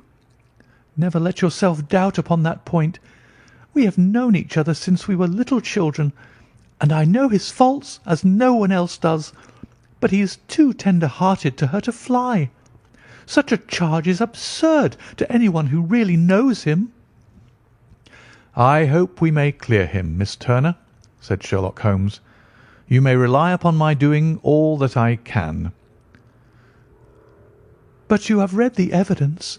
You have formed some conclusions. Do you not see some loophole, some flaw? Do you not yourself think that he is innocent?" "I think that is very probable." "There now!" she cried, throwing back her head and looking defiantly at Lestrade. "You hear? He gives me hopes." Lestrade shrugged his shoulders. "I am afraid that my colleague has been a little quick in forming his conclusions," he said. "But he is right. Oh, I know that he is right. James never did it. And about his quarrel with his father, I am sure that the reason why he would not speak about it to the coroner was because I was concerned in it." "In what way?" asked Holmes. "It is no time for me to hide anything. James and his father had many disagreements about me. Mr. McCarthy was very anxious that there should be a marriage between us. James and I have always loved each other as brother and sister, but of course he is young and has seen very little of life yet, and, well, he naturally did not wish to do anything like that yet. So there were quarrels, and this, I am sure, was one of them." "And your father?" asked Holmes. "Was he in favour of such a union?" "No, he was averse to it also. No one but Mr. McCarthy was in favour of it." A quick blush passed over her fresh young face as Holmes shot one of his keen, questioning glances at her. "Thank you for this information," said he. "May I see your father if I call tomorrow?" "I'm afraid the doctor won't allow it." "The doctor?" "Yes. Have you not heard? Poor father has never been strong for years back, but this has broken him down completely. He has taken to his bed, and Dr. Willows says that he is a wreck and that his nervous system is shattered. Mr. McCarthy was the only man alive who had known Dad in the old days in Victoria." "Ha! In Victoria. That is important." "Yes, at the mines." "Quite so. At the gold mines, where, as I understand, Mr. Turner made his money." "Yes, certainly." "Thank you, Miss Turner. You have been of material assistance to me." "You will tell me if you have any news tomorrow. No doubt you will go to the prison to see James. Oh, if you do, Mr. Holmes, do tell him that I know him to be innocent." "I will, Miss Turner." "I must go home now, for Dad is very ill, and he misses me so if I leave him. Good-bye, and God help you in your undertaking." She hurried from the room as impulsively as she had entered, and we heard the wheels of her carriage rattle off down the street. "I'm ashamed of you, Holmes," said Lestrade with dignity after a few minutes' silence. "Why should you raise up hopes which you are bound to disappoint? I am not over tender of heart, but I call it cruel." "I think that I see my way to clearing James McCarthy," said Holmes. "Have you an order to see him in prison?" "Yes, but only for you and me." "Then I shall reconsider my resolution about going out. We have still time to take a train to Hereford and see him tonight?" "Ample." "Then let us do so. Watson, I fear that you will find it very slow, but I shall only be away a couple of hours." I walked down to the station with them, and then wandered through the streets of the little town, finally returning to the hotel, where I lay upon the sofa and tried to interest myself in a yellow-backed novel. The puny plot of the story was so thin, however, when compared to the deep mystery through which we were groping, and I found my attention wander so continually from the action to the fact, that I at last flung it across the room and gave myself entirely to a consideration of the events of the day. Supposing that this unhappy young man's story were absolutely true, then what hellish thing, what absolutely unforeseen and extraordinary calamity could have occurred between the time when he parted from his father and the moment when, drawn back by his screams, he rushed into the glade? It was something terrible and deadly. What could it be? Might not the nature of the injuries reveal something to my medical instincts? I rang the bell and called for the weekly county paper, which contained a verbatim account of the inquest. In the surgeon's deposition it was stated that the posterior third of the left parietal bone and the left half of the occipital bone had been shattered by a heavy blow from a blunt weapon. I marked the spot upon my own head. Clearly such a blow must have been struck from behind. That was to some extent in favour of the accused, as when seen quarrelling he was face to face with his father. Still, it did not go for very much, for the older man might have turned his back before the blow fell. Still, it might be worth while to call Holmes' attention to it. Then there was the peculiar dying reference to a rat. What could that mean? It could not be delirium.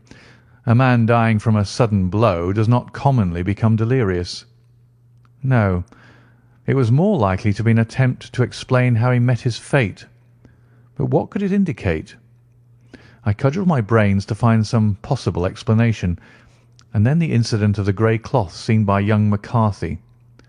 If that were true, the murderer must have dropped some part of his dress, presumably his overcoat, in his flight, and must have had the hardihood to return and to carry it away at the instant when the son was kneeling with his back turned, not a dozen paces off.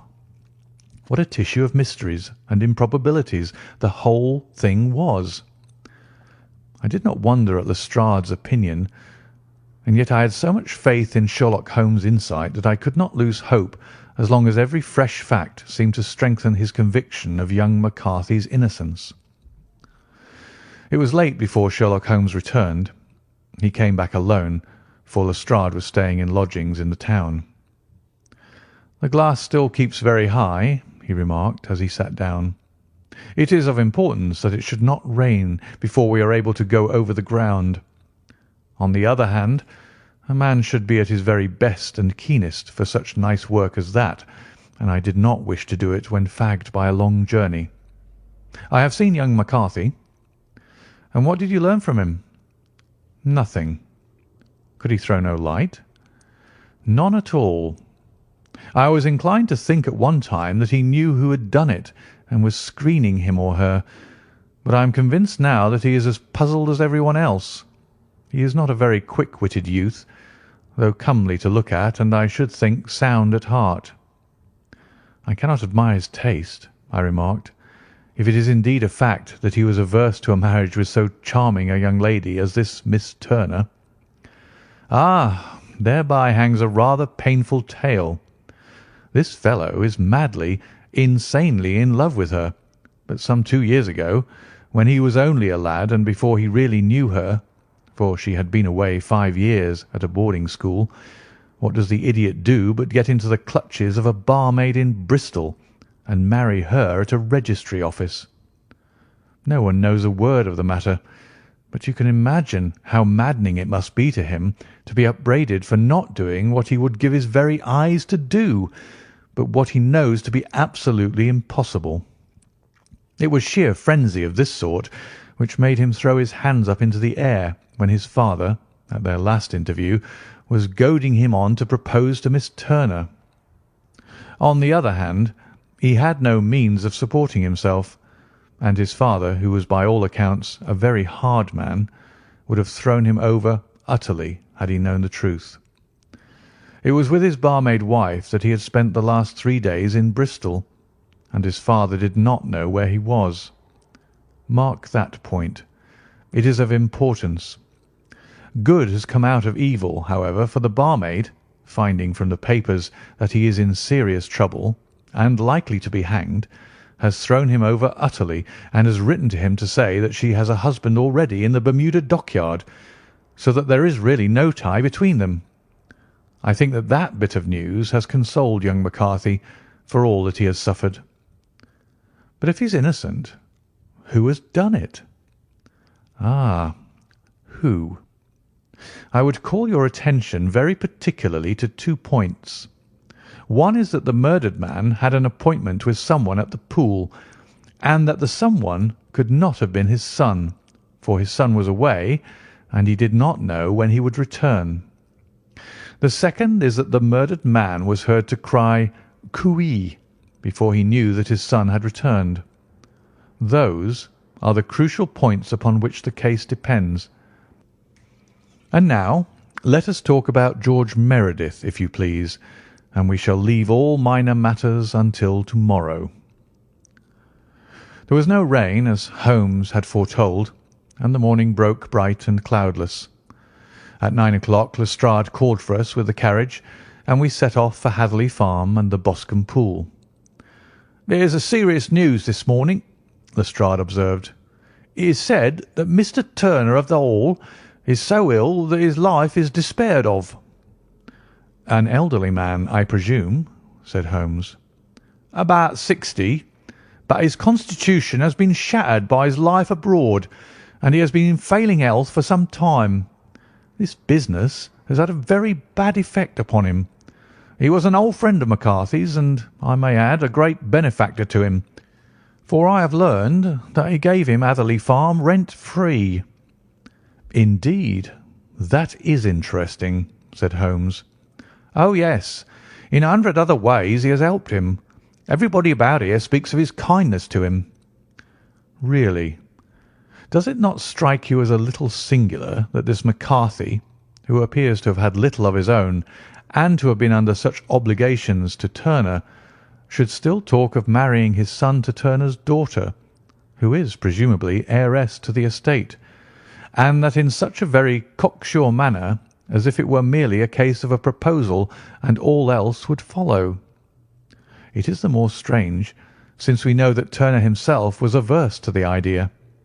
The daughter told us as much. Do you not deduce something from that?"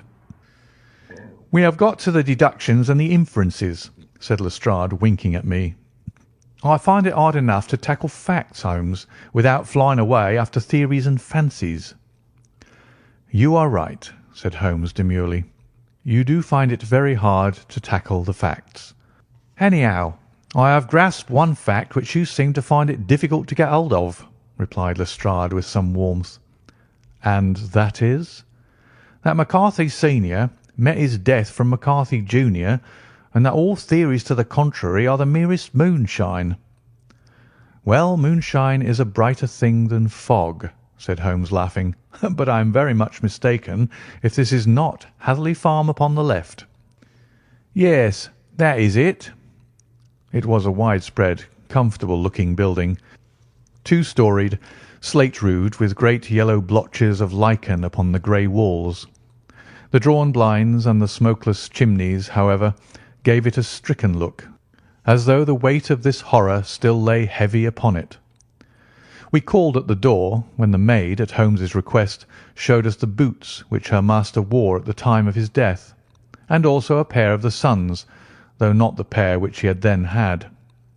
Having measured these very carefully from 7 or 8 different points, Holmes desired to be led to the courtyard, from which we all followed the winding track which led to Boscombe Pool. Sherlock Holmes was transformed when he was hot upon such a scent as this. Men who had only known the quiet thinker and logician of Baker Street would have failed to recognise him. His face flushed and darkened. His brows were drawn into 2 hard black lines, while his eyes shone out from beneath them with a steely glitter. His face was bent downward, his shoulders bowed, his lips compressed, and the veins stood out like whipcord in his long, sinewy neck. His nostrils seemed to dilate with a purely animal lust for the chase, and his mind was so absolutely concentrated upon the matter before him that a question or remark fell unheeded upon his ears, or, at the most, only provoked a quick, impatient snarl in reply. Swiftly and silently he made his way along the track which ran through the meadows, and so by way of the woods to the Boscombe Pool. It was damp, marshy ground, as is all that district, and there were marks of many feet, both upon the path and amid the short grass which bounded it on either side. Sometimes Holmes would hurry on, sometimes stop dead, and once he made quite a little detour into the meadow. Lestrade and I walked behind him, the detective indifferent and contemptuous, while I watched my friend with the interest which sprang from the conviction that every one of his actions was directed towards a definite end. The Boscombe Pool, which is a little reed-girt sheet of water some 50 yards across, is situated at the boundary between the Hatherley Farm and the private park of the wealthy Mr. Turner. Above the woods which lined it upon the farther side, we could see the red, jutting pinnacles which marked the site of the rich landowner's dwelling. On the Hatherley side of the pool the woods grew very thick, and there was a narrow belt of sodden grass 20 paces across between the edge of the trees and the reeds which lined the lake. Lestrade showed us the exact spot at which the body had been found, and indeed so moist was the ground that I could plainly see the traces which had been left by the fall of the stricken man. To Holmes, as I could see by his eager face and peering eyes, very many other things were to be read upon the trampled grass. He ran round like a dog who is picking up a scent, and then turned upon my companion. "What did you go into the pool for?" he asked. "I fished about with a rake. I thought there might be some weapon or other trace. But how on earth—" "Oh, tut, tut! I have no time. That left foot of yours with its inward twist is all over the place. A mole could trace it, and there it vanishes among the reeds. Oh, how simple it would all have been had I been here before they came like a herd of buffalo and wallowed all over it. Here is where the party with the lodge-keeper came, and they have covered all tracks for 6 or 8 feet round the body. But here are 3 separate tracks of the same feet." He drew out a lens and lay down upon his waterproof to have a better view, talking all the time, rather to himself than to us. "These are young McCarthy's feet. Twice he was walking, and once he ran swiftly, so that the soles are deeply marked and the heels hardly visible. That bears out his story. He ran when he saw his father on the ground. Then here are the father's feet as he paced up and down. What is this, then? It is the butt end of the gun as the son stood listening. And this?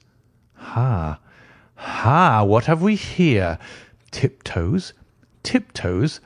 Square, too, quite unusual boots. They come, they go, they come again. Of course, that was for the cloak. Now, where did they come from?" He ran up and down, sometimes losing, sometimes finding the track, until we were well within the edge of the wood and under the shadow of a great beech, the largest tree in the neighbourhood. Holmes traced his way to the farthest side of this and lay down once more upon his face, with a little cry of satisfaction. For a long time he remained there, turning over the leaves and dried sticks, gathering up what seemed to me to be dust into an envelope, and examining with his lens not only the ground but even the bark of the tree as far as he could reach. A jagged stone was lying among the moss, and this also he carefully examined and retained. Then he followed a pathway through the wood until he came to the high road where all traces were lost. "It has been a case of considerable interest," he remarked, returning to his natural manner. "I fancy that this grey house on the right must be the lodge. I think that I will go in and have a word with Moran, and perhaps write a little note. Having done that, we may drive back to our luncheon. You may walk to the cab, and I shall be with you presently." It was about 10 minutes before we regained our cab and drove back into Ross, Holmes still carrying with him the stone which he had picked up in the wood. "This may interest you, Lestrade," he remarked, holding it out. "The murder was done with it." "I see no marks." "There are none." "How do you know, then?" "The grass was growing under it. It had only lain there a few days. There was no sign of a place whence it had been taken. It corresponds with the injuries. There is no sign of any other weapon." "And the murderer?" "Is a tall man, left-handed, limps with the right leg, wears thick-soled shooting boots and a grey cloak, smokes Indian cigars, uses a cigar holder, and carries a blunt penknife in his pocket. There are several other indications, but these may be enough to aid us in our search." Lestrade laughed.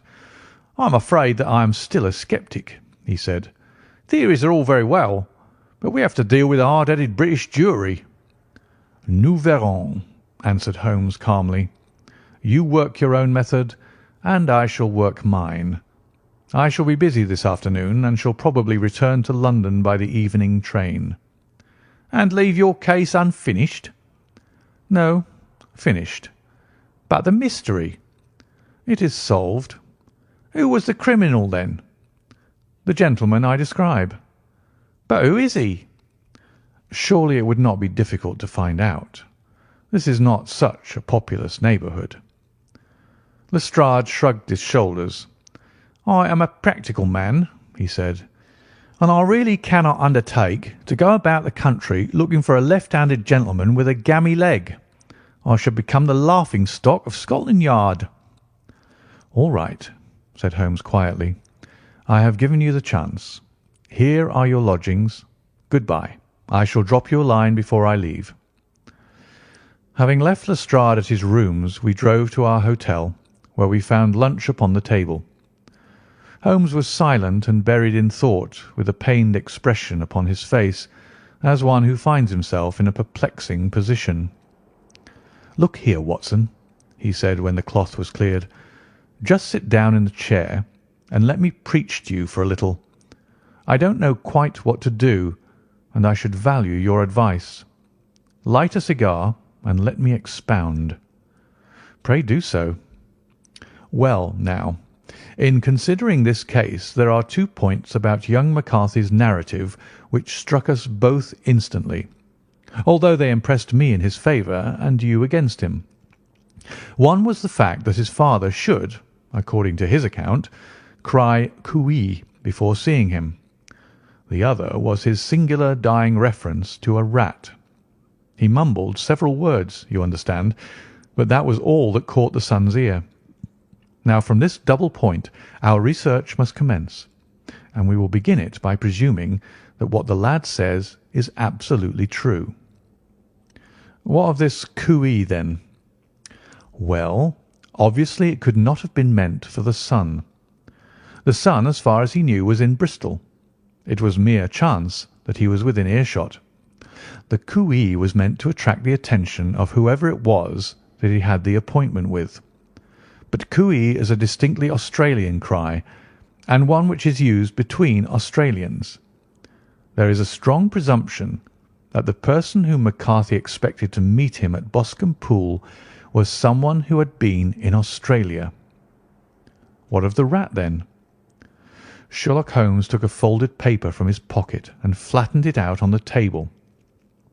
"This is a map of the colony of Victoria," he said. "I wired to Bristol for it last night." He put his hand over part of the map. "What do you read?" "ARAT," I read. "And now?" He raised his hand. "Ballarat." "Quite so. That was the word the man uttered, and of which his son only caught the last 2 syllables. He was trying to utter the name of his murderer, so-and-so of Ballarat." "It is wonderful!" I exclaimed. "It is obvious. And now, you see, I had narrowed the field down considerably. The possession of a grey garment was a third point, which, granting the son's statement to be correct, was a certainty. We have come now out of mere vagueness to the definite conception of an Australian from Ballarat with a grey cloak." "Certainly." "And one who was at home in the district, for the pool can only be approached by the farm or by the estate, where strangers could hardly wander." "Quite so. Then comes our expedition of to-day. By an examination of the ground I gained the trifling details which I gave to that imbecile Lestrade as to the personality of the criminal." "But how did you gain them?" "You know my method. It is founded upon the observation of trifles. His height I know that you might roughly judge from the length of his stride. His boots, too, might be told from their traces." "Yes, they were peculiar boots." "But his lameness?" "The impression of his right foot was always less distinct than his left. He put less weight upon it. Why? Because he limped. He was lame." "But his left-handedness?" You were yourself struck by the nature of the injury as recorded by the surgeon at the inquest. The blow was struck from immediately behind, and yet was upon the left side.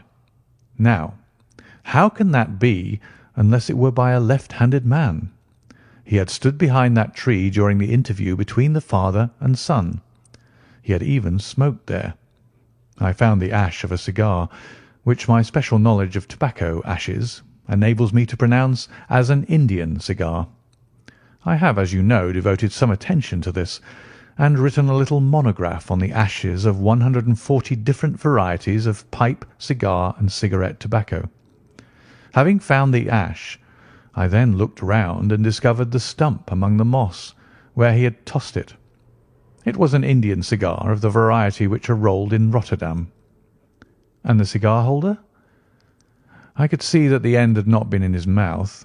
Therefore he used a holder.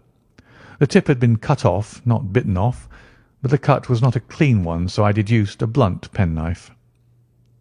"Holmes," I said, "you have drawn a net round this man from which he cannot escape, and you have saved an innocent human life as truly as if you had cut the cord which was hanging him.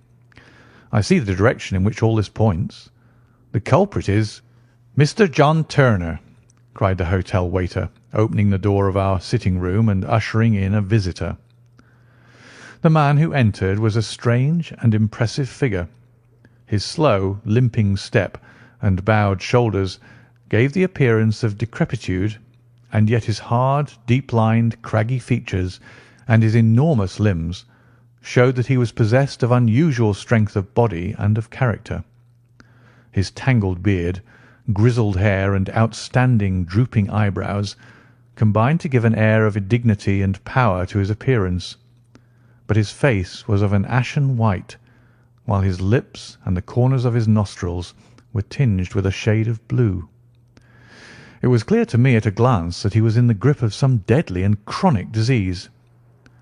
"Pray, sit down on the sofa," said Holmes gently. "You had my note?" "Yes. The lodge-keeper brought it up. You said that you wished to see me here to avoid scandal."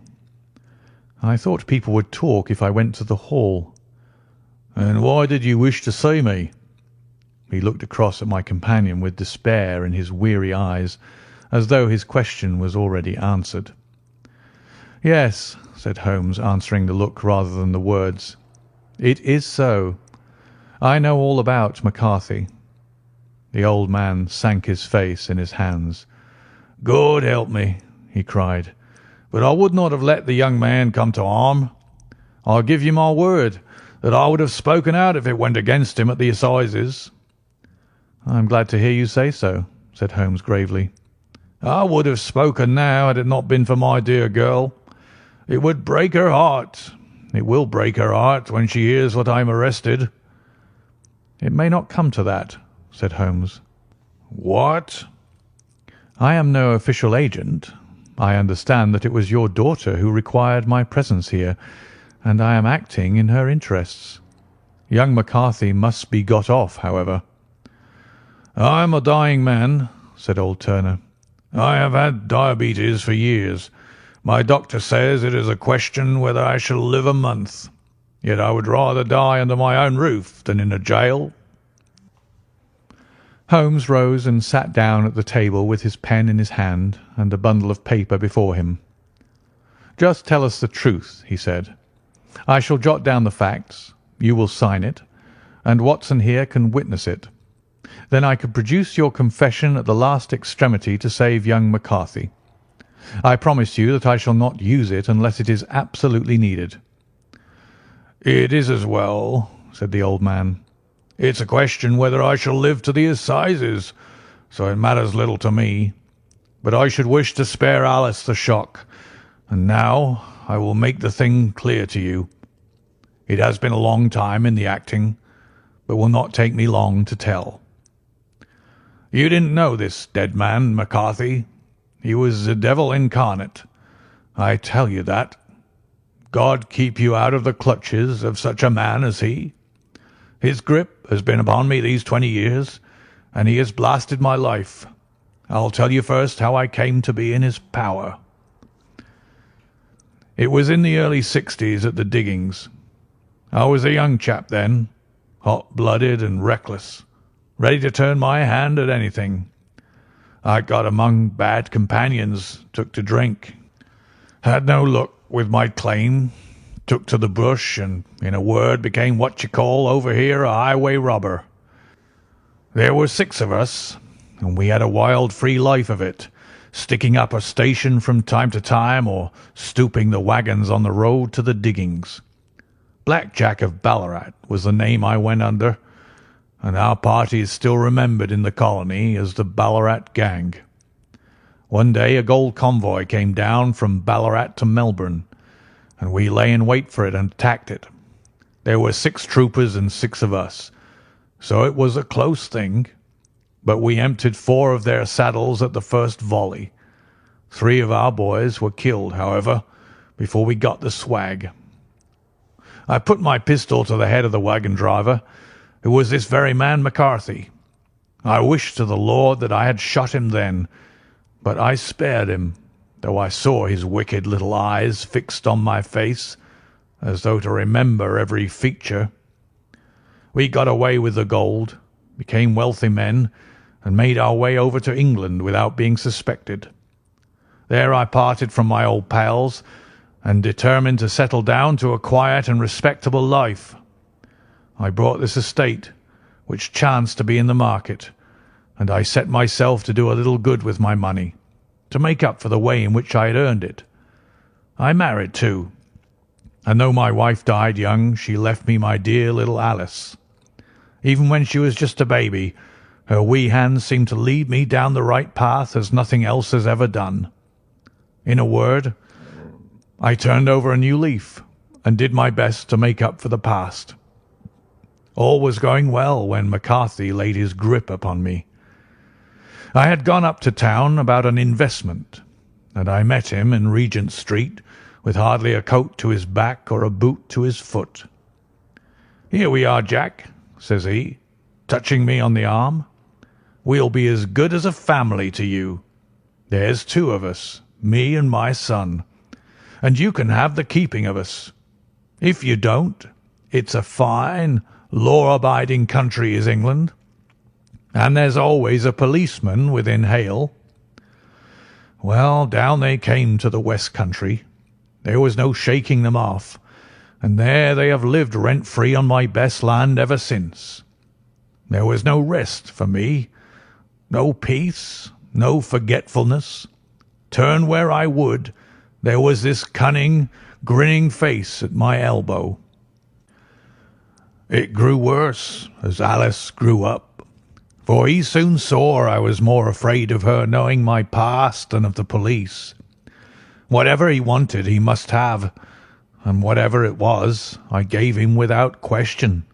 Land, money, houses, until at last he asked a thing which I could not give. He asked for Alice.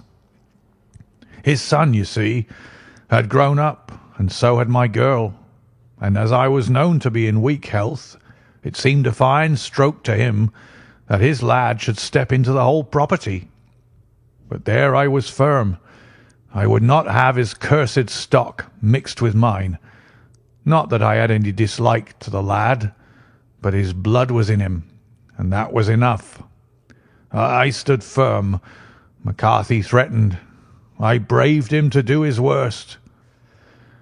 We were to meet at the pool midway between our houses to talk it over. When I went down there I found him talking with his son, so I smoked a cigar and waited behind a tree until he should be alone. But as I listened to his talk, all that was black and bitter in me seemed to come uppermost.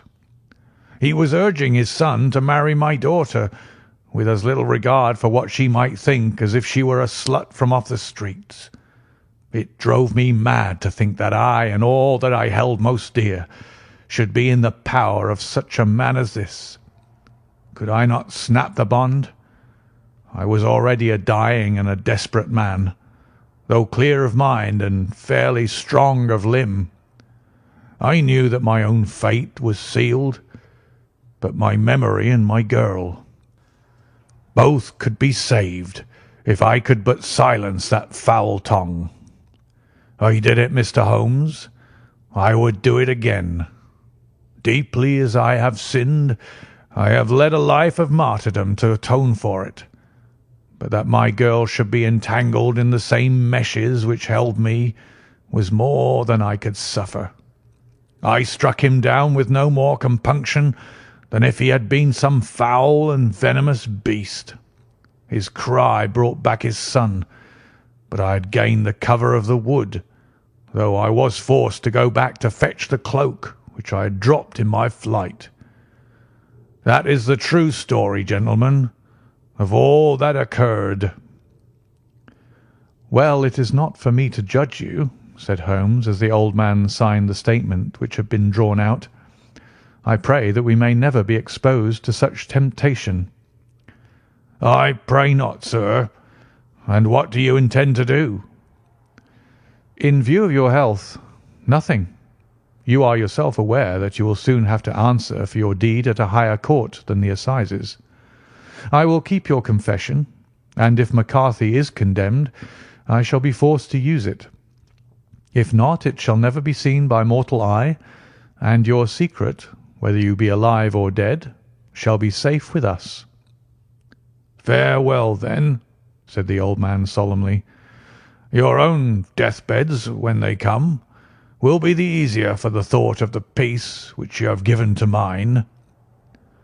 Tottering and shaking in all his giant frame, he stumbled slowly from the room. "God help us," said Holmes after a long silence. "Why does fate play such tricks with poor helpless worms? I never hear of such a case as this that I do not think of Baxter's words and say, 'There but for the grace of God goes Sherlock Holmes.'" James McCarthy was acquitted at the assizes on the strength of a number of objections which had been drawn out by Holmes and submitted to the defending counsel. Old Turner lived for 7 months after our interview, but he is now dead, and there is every prospect that the son and daughter may come to live happily together in ignorance of the black cloud which rests upon their past. End of the Boscombe Valley Mystery.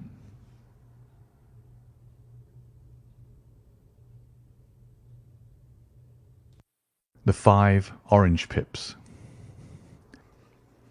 When I glance over my notes and records of the Sherlock Holmes cases between the years 82 and 90, I am faced by so many which present strange and interesting features that it is no easy matter to know which to choose and which to leave. Some, however, have already gained publicity through the papers, and others have not offered a field for those peculiar qualities which my friend possessed in so high a degree, and which it is the object of these papers to illustrate.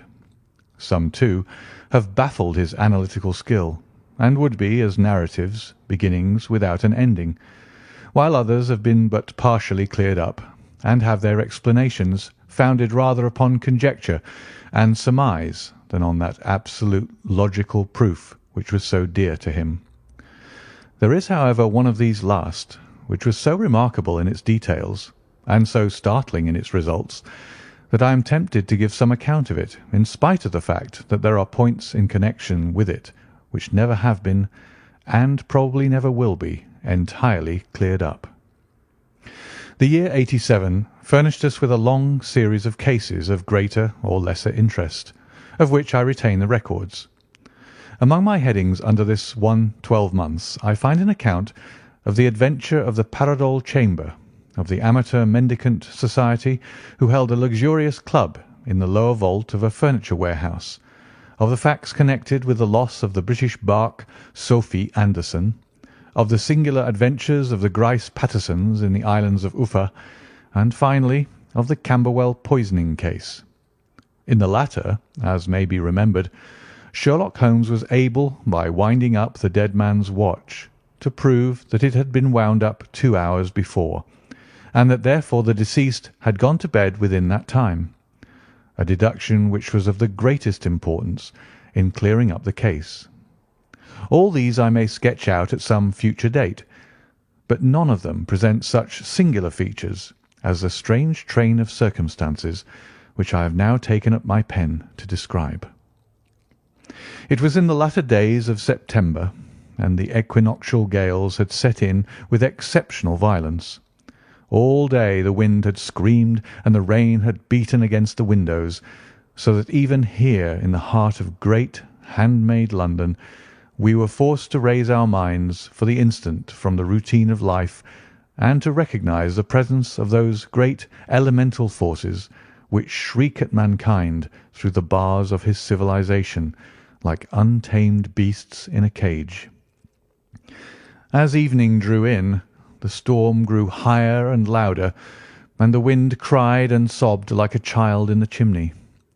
Sherlock Holmes sat moodily at one side of the fireplace, cross-indexing his records of crime, while I at the other was deep in one of Clark Russell's fine sea stories, until the howl of the gale from without seemed to blend with the text, and the splash of the rain to lengthen out into the long swash of the sea waves. My wife was on a visit to her mother's, and for a few days I was a dweller once more in my old quarters at Baker Street. "Why?" said I, glancing up at my companion. "That was surely the bell. Who could come to-night? Some friend of yours, perhaps?" "Except yourself, I have none," he answered. "I do not encourage visitors." "A client, then?" "If so, it is a serious case. Nothing less would bring a man out on such a day and at such an hour, but I take it that it is more likely to be some crony of the landlady's." Sherlock Holmes was wrong in his conjecture, however, for there came a step in the passage and a tapping at the door. He stretched out his long arm to turn the lamp away from himself and towards the vacant chair upon which a newcomer must sit. "Come in," said he. The man who entered was young, some 22 at the outside, well-groomed and trimly clad, with something of refinement and delicacy in his bearing. The streaming umbrella which he held in his hand and his long, shining waterproof told of the fierce weather through which he had come. He looked about him anxiously in the glare of the lamp, and I could see that his face was pale and his eyes heavy, like those of a man who is weighed down with some great anxiety. "I owe you an apology," he said, raising his gold pince-nez to his eyes. "I trust that I am not intruding. I fear that I have brought some traces of the storm and rain into your snug chamber." "Give me your coat and umbrella," said Holmes. "They may rest here on the hook and will be dry presently. You have come up from the south-west, I see." "Yes, from Horsham." "That clay and chalk mixture which I see upon your toe-caps is quite distinctive." "I have come for your advice." "That is easily got." "And help." "That is not always so easy." "I have heard of you, Mr. Holmes. I heard from Major Prendergast how you saved him in the Tankerville Club scandal." "Ah, of course. He was wrongfully accused of cheating at cards." "He said that you could solve anything." "He said too much." "That you are never beaten." "I have been beaten 4 times, 3 times by men, and once by a woman." "But what is that compared with the number of your successes?" "It is true that I have been generally successful." "Then you may be so with me." "I beg that you will draw your chair up to the fire and favour me with some details as to your case." "It is no ordinary one." "None of those which come to me are. I am the last court of appeal." "And yet I question, sir, whether in all your experience you have ever listened to a more mysterious and inexplicable chain of events than those which have happened in my own family." "You fill me with interest," said Holmes. "Pray give us the essential facts from the commencement, and I can afterwards question you as to those details which seem to me the most important." The young man pulled his chair up and pushed his wet feet out towards the blaze. "My name," said he, "is John Openshaw, but my own affairs have, as far as I can understand, little to do with this awful business. It is a hereditary matter, so in order to give you an idea of the facts, I must go back to the commencement of the affair." You must know that my grandfather had two sons, my uncle Elias and my father Joseph. My father had a small factory at Coventry, which he enlarged at the time of the invention of bicycling. He was a patentee of the Openshaw unbreakable tyre, and his business met with such success that he was able to sell it and to retire upon a handsome competence. My uncle Elias emigrated to America when he was a young man and became a planter in Florida, where he was reported to have done very well. At the time of the war he fought in Jackson's army, and afterwards under Hood, where he rose to be a colonel. When Lee laid down his arms, my uncle returned to his plantation, where he remained for 3 or 4 years. About 1869 or 1870 he came back to Europe and took a small estate in Sussex, near Horsham. He had made a very considerable fortune in the States, and his reason for leaving them was his aversion to the negroes and his dislike of the Republican policy in extending the franchise to them. He was a singular man, fierce and quick-tempered, very foul-mouthed when he was angry, and of the most retiring disposition. During all the years that he lived at Horsham, I doubt if ever he set foot in the town. He had a garden and 2 or 3 fields round his house, and there he would take his exercise, though very often for weeks on end he would never leave his room.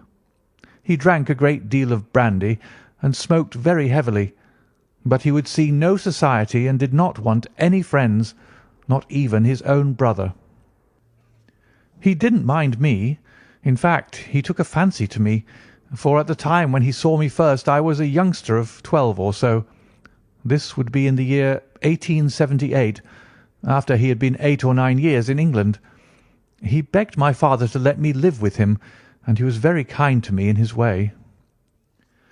When he was sober, he used to be fond of playing backgammon and draughts with me, and he would make me his representative both with the servants and with the tradespeople, so that by the time that I was 16 I was quite master of the house. I kept all the keys, and could go where I liked and do what I liked, so long as I did not disturb him in his privacy. There was one singular exception, however, for he had a single room, a lumber room up among the attics, which was invariably locked, and which he would never permit either me or anyone else to enter. With a boy's curiosity I have peeped through the keyhole, but I was never able to see more than such a collection of old trunks and bundles as would be expected in such a room. One day, it was in March 1883, a letter with a foreign stamp lay upon the table in front of the colonel's plate. It was not a common thing for him to receive letters, for his bills were all paid in ready money, and he had no friends of any sort. "From India," said he, as he took it up. "Pondicherry postmark. What can this be?" Opening it hurriedly, out there jumped 5 little dried orange pips, which pattered down upon his plate. I began to laugh at this, but the laugh was struck from my lips at the sight of his face. His lip had fallen, his eyes were protruding, his skin the colour of putty, and he glared at the envelope, which he still held in his trembling hand. "K, K, K!" he shrieked, and then, my God, my sins have overtaken me." "What is it, uncle?" I cried. "Death," said he, and rising from the table he retired to his room, leaving me palpitating with horror. I took up the envelope and saw scrawled in red ink upon the inner flap, just above the gum, the letter K 3 times repeated. There was nothing else save the 5 dried pips. What could be the reason of his overpowering terror? I left the breakfast table, and as I ascended the stair I met him coming down with an old rusty key which must have belonged to the attic in one hand, and a small brass box like a cash-box in the other. "They may do what they like, but I'll checkmate them still," said he with an oath. "Tell Mary that I shall want a fire in my room to-day, and send down to Fordham the Horsham lawyer." I did as he ordered, and when the lawyer arrived I was asked to step up to the room. The fire was burning brightly, and in the grate there was a mass of black fluffy ashes as of burned paper, while the brass box stood open and empty beside it.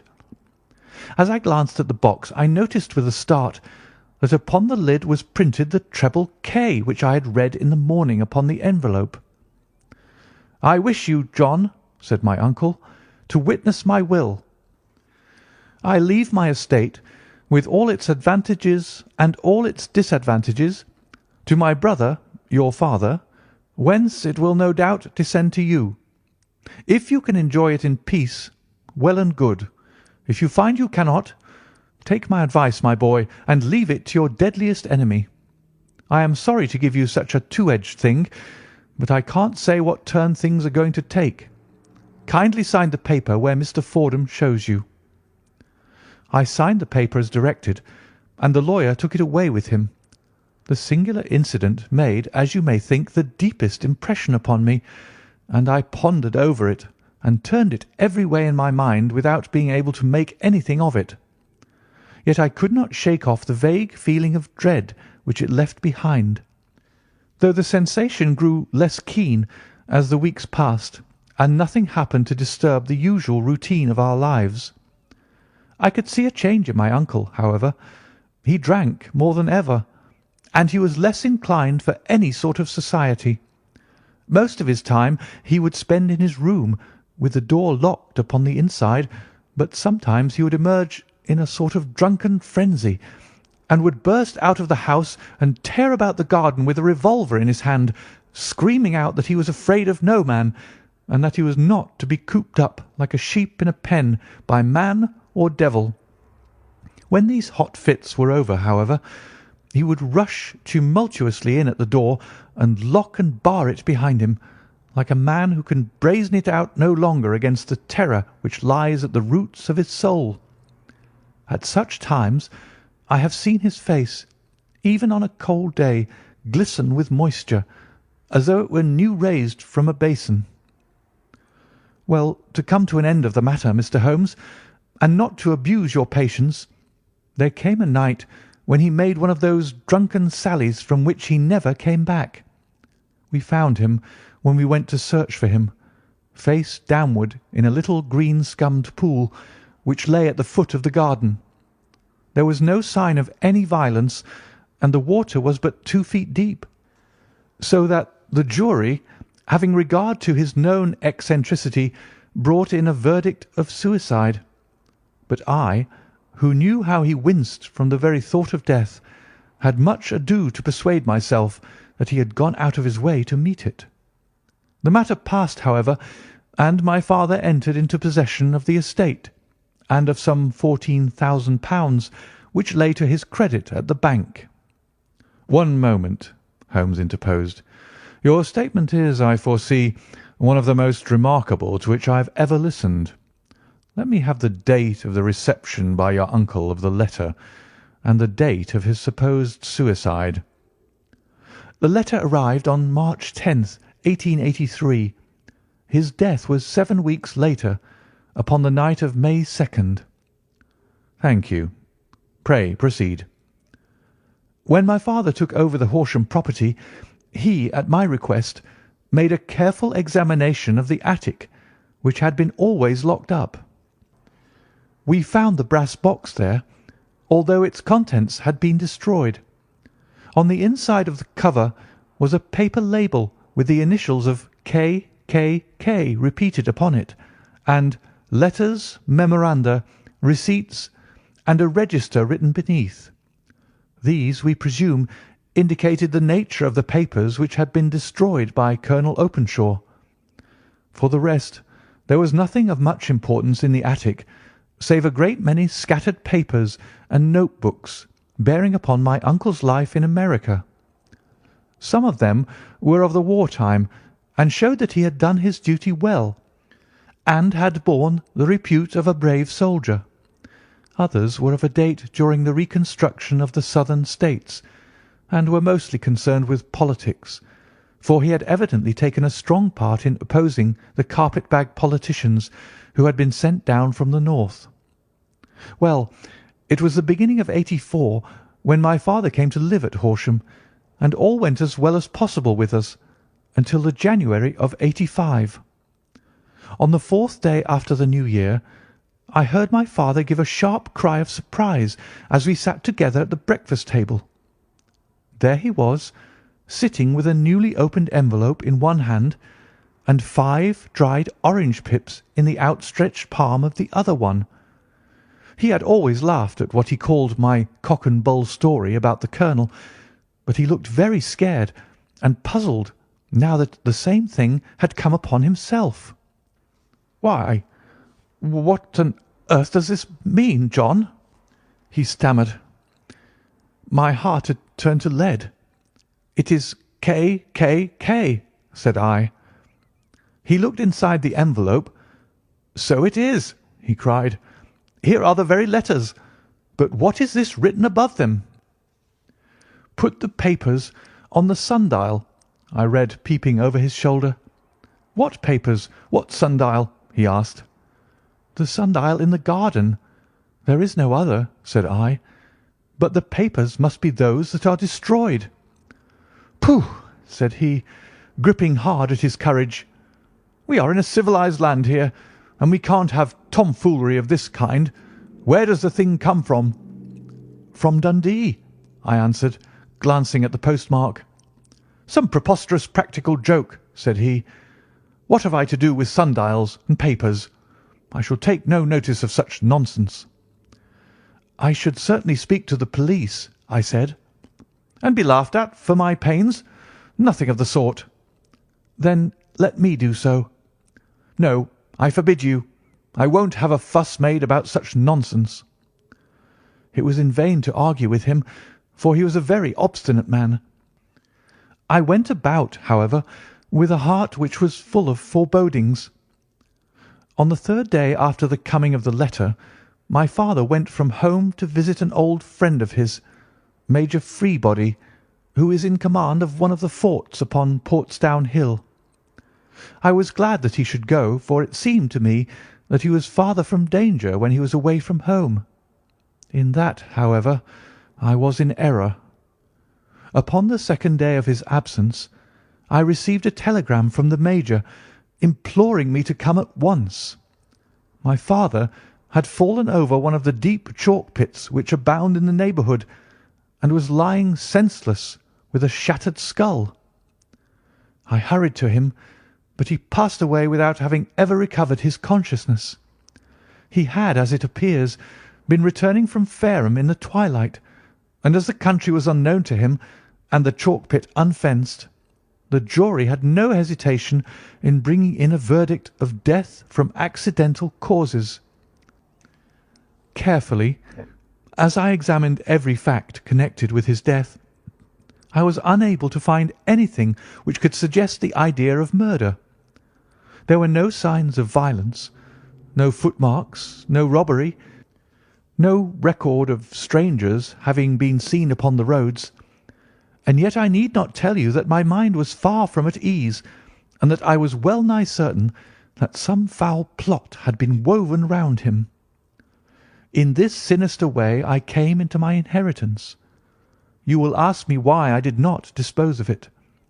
I answer because I was well convinced that our troubles were in some way dependent upon an incident in my uncle's life, and that the danger would be as pressing in one house as another. It was in January '85 that my poor father met his end, and 2 years and 8 months have elapsed since then. During that time I have lived happily at Horsham, and I had begun to hope that this curse had passed away from the family, and that it had ended with the last generation. I had begun to take comfort too soon, however. Yesterday morning the blow fell in the very shape in which it had come upon my father. The young man took from his waistcoat a crumpled envelope, and turning to the table he shook out upon it 5 little dried orange pips. "This is the envelope," he continued. "The postmark is London, Eastern Division. Within are the very words which were upon my father's last message. K, K, K. And then put the papers on the sundial." "What have you done?" asked Holmes. "Nothing." "Nothing?" "To tell the truth," he sank his face into his thin white hands, "I have felt helpless. I have felt like one of those poor rabbits when the snake is writhing towards it. I seem to be in the grasp of some resistless, inexorable evil which no foresight and no precautions can guard against." "Tut, tut!" cried Sherlock Holmes. "You must act, man, or you are lost. Nothing but energy can save you. This is no time for despair." "I have seen the police." "Ah!" "But they listened to my story with a smile. I am convinced that the inspector has formed the opinion that the letters are all practical jokes, and that the deaths of my relations were really accidents, as the jury stated, and were not to be connected with the warnings." Holmes shook his clenched hands in the air.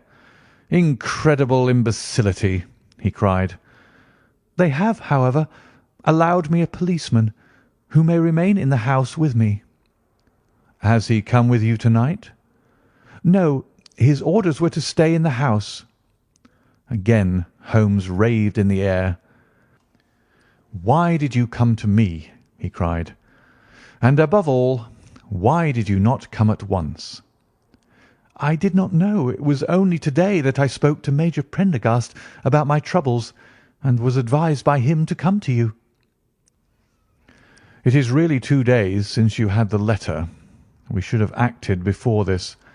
You have no further evidence, I suppose, than that which you have placed before us? No suggestive detail which might help us?" "There is one thing," said John Openshaw. He rummaged in his coat pocket, and drawing out a piece of discoloured blue-tinted paper, he laid it out upon the table. "I have some remembrance," said he, "that on the day when my uncle burned the papers, I observed that the small unburned margins which lay amid the ashes were of this particular colour. I found this single sheet upon the floor of his room, and I am inclined to think that it may be one of the papers which has, perhaps, fluttered out from among the others, and in that way has escaped destruction. Beyond the mention of pips, I do not see that it helps us much. I think myself that it is a page from some private diary. The writing is undoubtedly my uncle's." Holmes moved the lamp, and we both bent over the sheet of paper, which showed by its ragged edge that it had indeed been torn from a book. It was headed "March, 1869," and beneath were the following enigmatical notices: "4th, Hudson came, same old platform. 7th, set the pips on Macaulay, Paramore, and John Swain of St. Augustine. 9th, Macaulay cleared. 10th, John Swain cleared. 12th, visited Paramore. All well." "Thank you," said Holmes, folding up the paper and returning it to our visitor. "And now you must on no account lose another instant. We cannot spare time even to discuss what you have told me. You must get home instantly and act." "What shall I do?" "There is but one thing to do. It must be done at once. You must put this piece of paper which you have shown us into the brass box which you have described. You must also put in a note to say that all the other papers were burned by your uncle, and that this is the only one which remains. You must assert that in such words as will carry conviction with them. Having done this, you must at once put the box out upon the sundial as directed. Do you understand?" "Entirely." "Do not think of revenge or anything of the sort at present. I think that we may gain that by means of the law, but we have our web to weave, while theirs is already woven. The first consideration is to remove the pressing danger which threatens you. The second is to clear up the mystery and to punish the guilty parties." "I thank you," said the young man, rising and pulling on his overcoat. "You have given me fresh life and hope. I shall certainly do as you advise." "Do not lose an instant. And above all, take care of yourself in the meanwhile, for I do not think that there can be a doubt that you are threatened by a very real and imminent danger. How do you go back?" "By train from Waterloo." "It is not yet 9. The streets will be crowded, so I trust that you may be in safety. And yet you cannot guard yourself too closely." "I am armed." "That is well. To-morrow I shall set to work upon your case." "I shall see you at Horsham, then?" "No. Your secret lies in London. It is there that I shall seek it." "Then I shall call upon you in a day or in 2 days with news as to the box and the papers. I shall take your advice in every particular." He shook hands with us and took his leave. Outside the wind still screamed and the rain splashed and pattered against the windows. This strange wild story seemed to have come to us from amid the mad elements, blown in upon us like a sheet of seaweed in a gale, and now to have been reabsorbed by them once more. Sherlock Holmes sat for some time in silence, with his head sunk forward and his eyes bent upon the red glow of the fire. Then he lit his pipe, and leaning back in his chair, he watched the blue smoke rings as they chased each other up to the ceiling. "I think, Watson," he remarked at last, "that of all our cases we have had none more fantastic than this. Save perhaps the sign of 4. Well, yes, save perhaps that. And yet this John Openshaw seems to me to be walking amid even greater perils than did the Sholtos." "But have you," I asked, "formed any definite conception as to what these perils are?" "There can be no question as to their nature," he answered. "Then what are they? Who is this K., and why does he pursue this unhappy family?" Sherlock Holmes closed his eyes and placed his elbows upon the arms of his chair with his finger-tips together. "The ideal reasoner," he remarked, "would, when he had once been shown a single fact in all its bearings, deduce from it not only the chain of events which led up to it, but also all the results which would follow from it.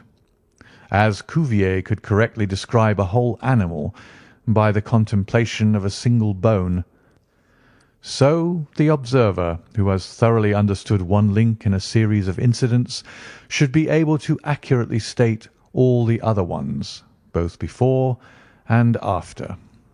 We have not yet grasped the results which the reason alone can attain to.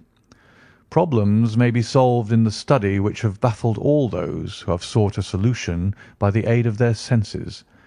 To carry the art, however, to its highest pitch, it is necessary that the reasoner should be able to utilize all the facts which have come to his knowledge, and this in itself implies, as you will readily see, a possession of all knowledge, which, even in these days of free education and encyclopedias, is a somewhat rare accomplishment. It is not so impossible, however, that a man should possess all knowledge which is likely to be useful to him in his work, and this I have endeavoured in my case to do. If I remember rightly, you on one occasion, in the early days of our friendship, defined my limits in a very precise fashion." "Yes," I answered, laughing. "It was a singular document. Philosophy, astronomy, and politics were marked at 0, I remember. Botany variable, geology profound as regards the mudstains from any region within 50 miles of town, chemistry eccentric, anatomy unsystematic, sensational literature and crime records unique, violin player, boxer, swordsman, lawyer, and self-poisoner by cocaine and tobacco. Those, I think, were the main points of my analysis." Holmes grinned at the last item. "Well," he said, "I say now, as I said then, that a man should keep his little brain attic stocked with all the furniture that he is likely to use, and the rest he can put away in the lumber room of his library, where he can get at it if he wants it.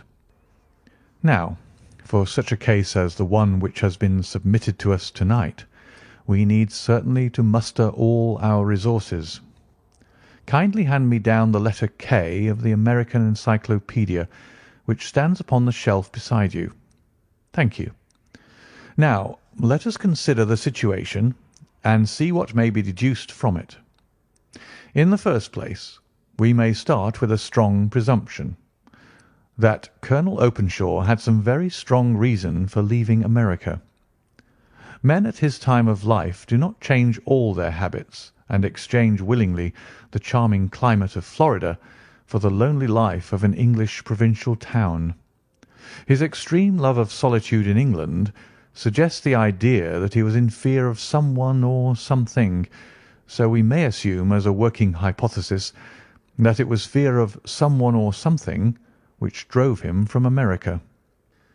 As to what it was he feared, we can only deduce that by considering the formidable letters which were received by himself and his successors.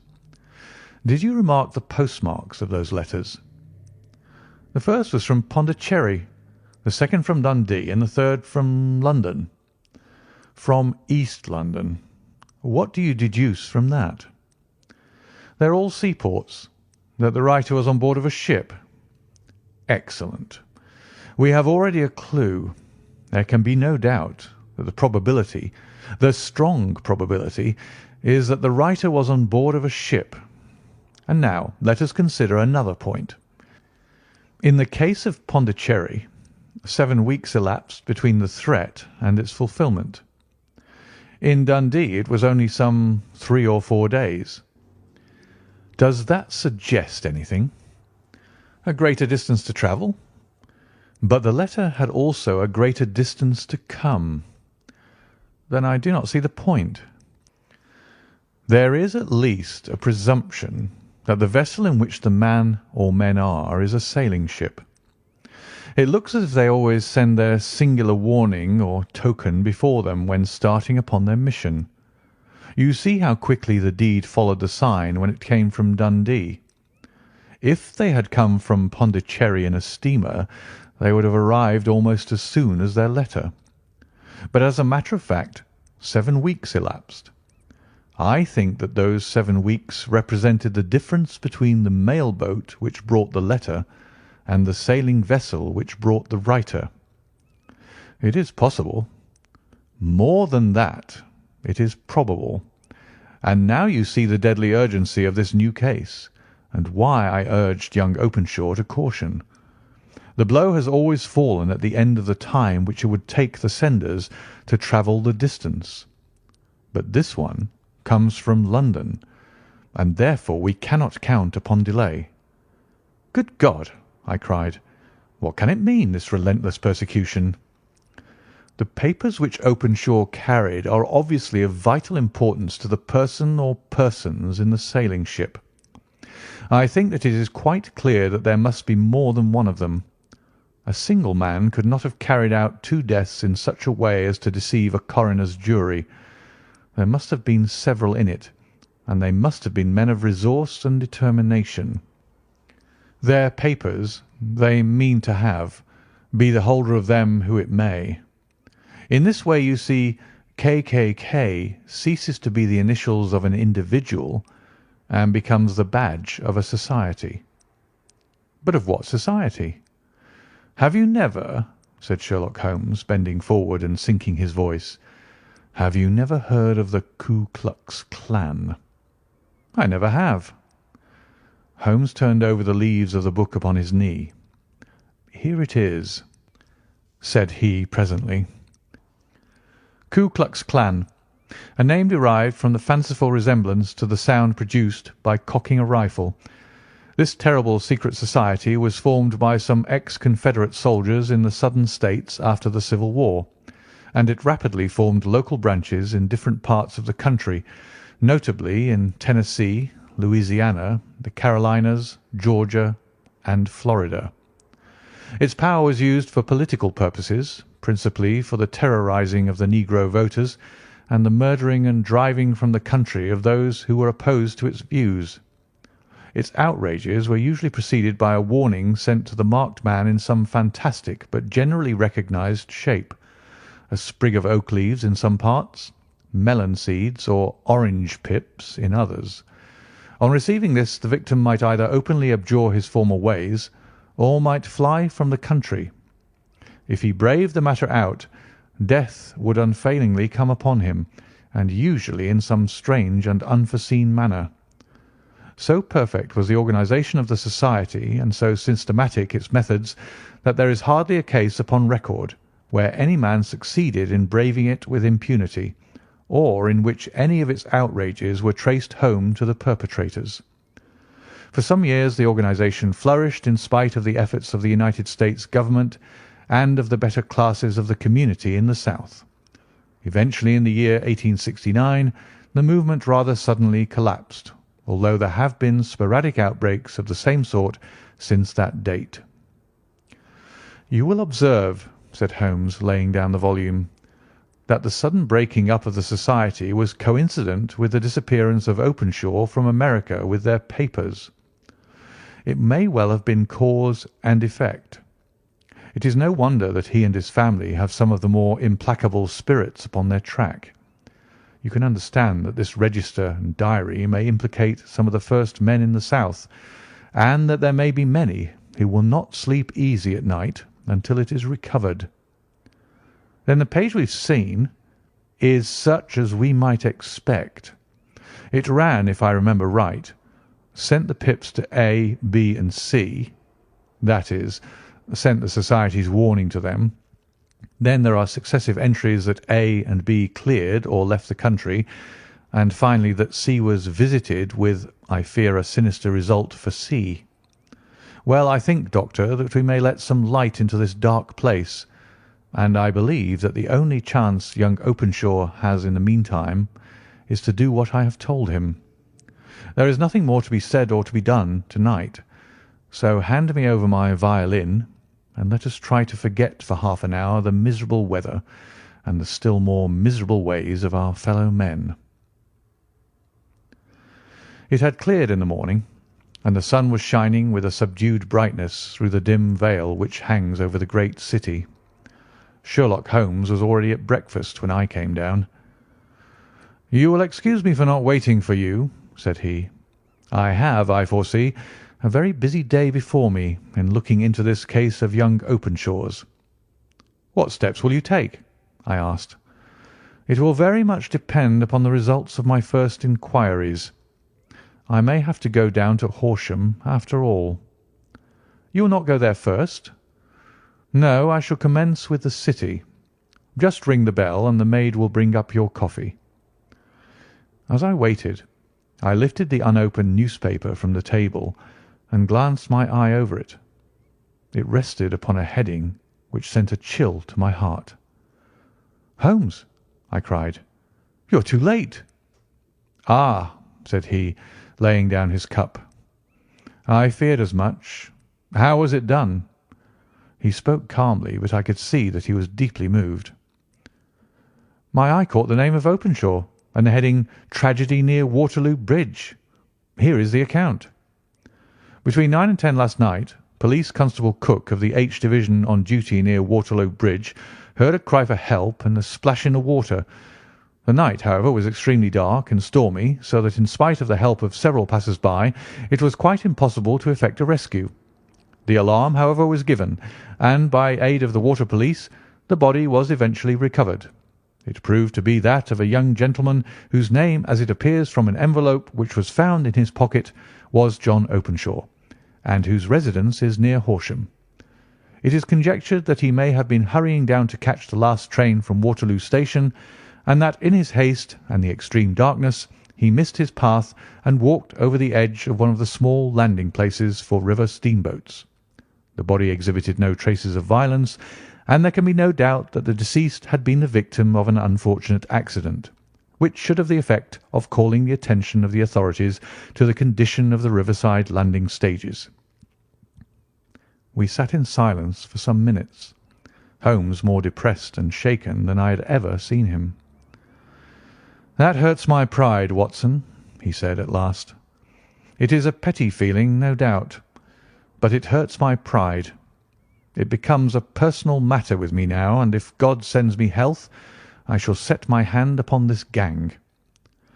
That he should come to me for help, and that I should send him away to his death." He sprang from his chair and paced about the room in uncontrollable agitation, with a flush upon his sallow cheeks and a nervous clasping and unclasping of his long, thin hands. "They must be cunning devils," he exclaimed at last. "How could they have decoyed him down there? The embankment is not on the district line to the station. The bridge, no doubt, was too crowded, even on such a night, for their purpose. Well, Watson, we shall see who will win in the long run. I am going out now." "To the police?" "No, I shall be my own police. When I have spun the web they may take the flies, but not before." All day I was engaged in my professional work, and it was late in the evening before I returned to Baker Street. Sherlock Holmes had not come back yet. It was nearly 10 o'clock before he entered, looking pale and worn. He walked up to the sideboard, and tearing a piece from the loaf, he devoured it voraciously, washing it down with a long draught of water. "You are hungry?" I remarked. "Starving. It had escaped my memory. I have had nothing since breakfast." "Nothing?" "Not a bite. I had no time to think of it." "And how have you succeeded?" "Well, you have a clue?" "I have them in the hollow of my hand. Young Openshaw shall not long remain unavenged. Why, Watson, let us put their own devilish trademark upon them. It is well thought of." "What do you mean?" He took an orange from the cupboard, and tearing it to pieces, he squeezed out the pips upon the table. Of these he took 5 and thrust them into an envelope. On the inside of the flap he wrote S.H. for J.O. Then he sealed it and addressed it to Captain James Calhoun, Bark Lone Star, Savannah, Georgia. "That will await him when he enters port," said he, chuckling. "It may give him a sleepless night. He'll find it as sure a precursor of his fate as Openshaw did before him." "And who is this Captain Calhoun?" "The leader of the gang. I shall have the others, but he first." "How did you trace it, then?" He took a large sheet of paper from his pocket, all covered with dates and names. "I have spent the whole day," said he, "over Lloyd's registers and files of the old papers, following the future career of every vessel which touched at Pondicherry in January and February in '83. There were 36 ships of fair tonnage which were reported there during those months. Of these, one, the Lone Star, instantly attracted my attention, since, although it was reported as having cleared from London, the name is that which is given to one of the states of the Union. Texas, I think. I was not and am not sure which, but I knew that the ship must have an American origin." "What then?" "I searched the Dundee records, and when I found that the barque Lone Star was there in January '85, my suspicion became a certainty. I then inquired as to the vessels which lay at present in the port of London." "Yes?" "The Lone Star had arrived here last week. I went down to the Albert Dock and found that she had been taken down the river by the early tide this morning, homeward bound to Savannah. I wired to Gravesend and learned that she had passed some time ago, and as the wind is easterly, I have no doubt that she is now past the Goodwins and not very far from the Isle of Wight." "What will you do, then?" "Oh, I have my hand upon him. He and the 2 mates are, as I learn, the only native-born Americans in the ship. The others are Finns and Germans. I know also that they were all 3 away from the ship last night. I had it from the stevedore, who's been loading their cargo. By the time that their sailing ship reaches Savannah, the mail-boat will have carried this letter, and the cable will have informed the police of Savannah that these 3 gentlemen are badly wanted here upon a charge of murder. There is ever a flaw, however, in the best laid of human plans, and the murderers of John Openshaw were never to receive the orange pips which would show them that another, as cunning and as resolute as themselves, was upon their track."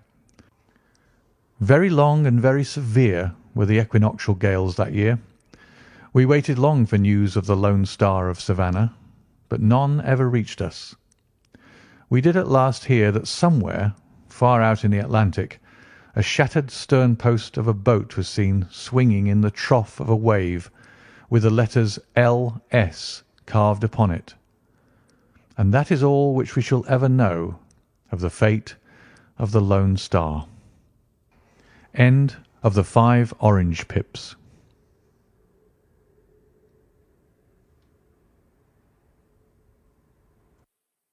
The Man with the Twisted Lip.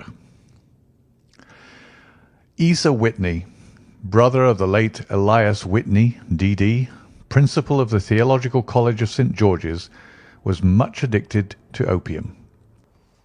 The habit grew upon him, as I understand, from some foolish freak when he was at college, for having read De Quincey's description of his dreams and sensations, he had drenched his tobacco with laudanum in an attempt to produce the same effects.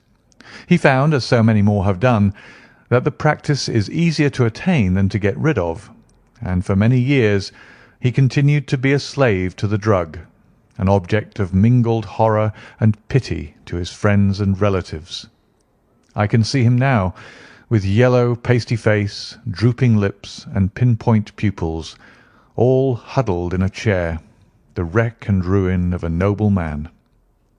One night, it was in June, '89, there came a ring to my bell, about the hour when a man gives his first yawn and glances at the clock.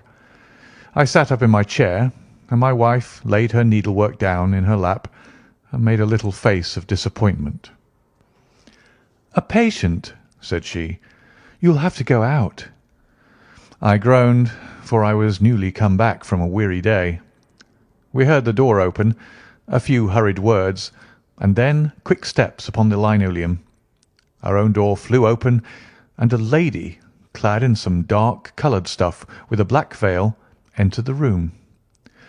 "You will excuse my calling so late," she began, and then suddenly losing her self-control, she ran forward, threw her arms about my wife's neck, and sobbed upon her shoulder. "Oh, I'm in such trouble!" she cried. "I do so want a little help." "Why?"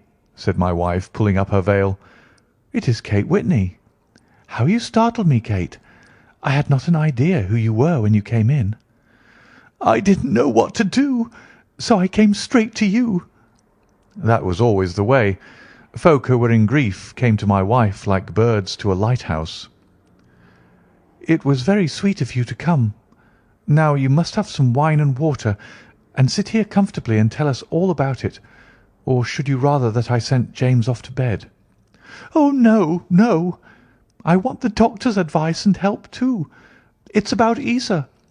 He has not been home for 2 days. I am so frightened about him." It was not the first time that she had spoken to us of her husband's trouble, to me as a doctor, to my wife as an old friend and school companion. We soothed and comforted her by such words as we could find. Did she know where her husband was? Was it possible that we could bring him back to her? It seems that it was. She had the surest information that of late he had, when the fit was on him, made use of an opium den in the farthest east of the city. Hitherto his orgies had always been confined to one day, and he had come back, twitching and shattered, in the evening. But now the spell had been upon him 48 hours, and he lay there, doubtless among the dregs of the docks, breathing in the poison or sleeping off the effects. There he was to be found, she was sure of it, at the Bar of Gold in Upper Swandam Lane. But what was she to do? How could she, a young and timid woman, make her way into such a place and pluck her husband out from among the ruffians who surrounded him? There was the case, and of course there was but one way out of it. Might I not escort her to this place? And then, as a second thought, why should she come at all? I was Isa Whitney's medical adviser, and as such I had influence over him. I could manage it better if I were alone. I promised her on my word that I would send him home in a cab within 2 hours, if he were indeed at the address which she had given me. And so in 10 minutes I had left my armchair and cheery sitting-room behind me, and was speeding eastward in a hansom on a strange errand, as it seemed to me at the time, though the future only could show how strange it was to be. But there was no great difficulty in the first stage of my adventure. Upper Swandam Lane is a vile alley lurking behind the high wharves which line the north side of the river to the east of London Bridge. Between a slop shop and a gin shop, approached by a steep flight of steps leading down to a black gap like the mouth of a cave, I found the den of which I was in search. Ordering my cab to wait, I passed down the steps, worn hollow in the centre by the ceaseless tread of drunken feet, and by the light of a flickering oil lamp above the door I found the latch and made my way into a long, low room, thick and heavy with the brown opium smoke, and terraced with wooden berths like the forecastle of an emigrant ship. Through the gloom one could dimly catch a glimpse of bodies lying in strange, fantastic poses, bowed shoulders, bent knees, heads thrown back and chins pointing upward, with here and there a dark, lack-lustre eye turned upon the newcomer. Out of the black shadows there glimmered little red circles of light, now bright, now faint, as the burning poison waxed or waned in the bowls of the metal pipes. The most lay silent, but some muttered to themselves and others talked together in a strange, low, monotonous voice, their conversation coming in gushes, and then suddenly tailing off into silence, each mumbling out his own thoughts and paying little heed to the words of his neighbour. At the farther end was a small brazier of burning charcoal, beside which, on a three-legged wooden stool, there sat a tall, thin old man, with his jaw resting upon his two fists and his elbows upon his knees, staring into the fire. As I entered, a sallow Malay attendant had hurried up with a pipe for me and a supply of the drug, beckoning me to an empty berth. "Thank you, I have not come to stay," said I. "There is a friend of mine here, Mr. Ezer Whitney, and I wish to speak with him." There was a movement and an exclamation from my right, and peering through the gloom, I saw Whitney, pale, haggard, and unkempt, staring out at me. "My God, it's Watson," said he. He was in a pitiable state of reaction, with every nerve in a twitter. "I say, Watson, what o'clock is it?" "Nearly 11. "Of what day?" "Of Friday, June 19th. "Good heavens! I thought it was Wednesday." "It is Wednesday.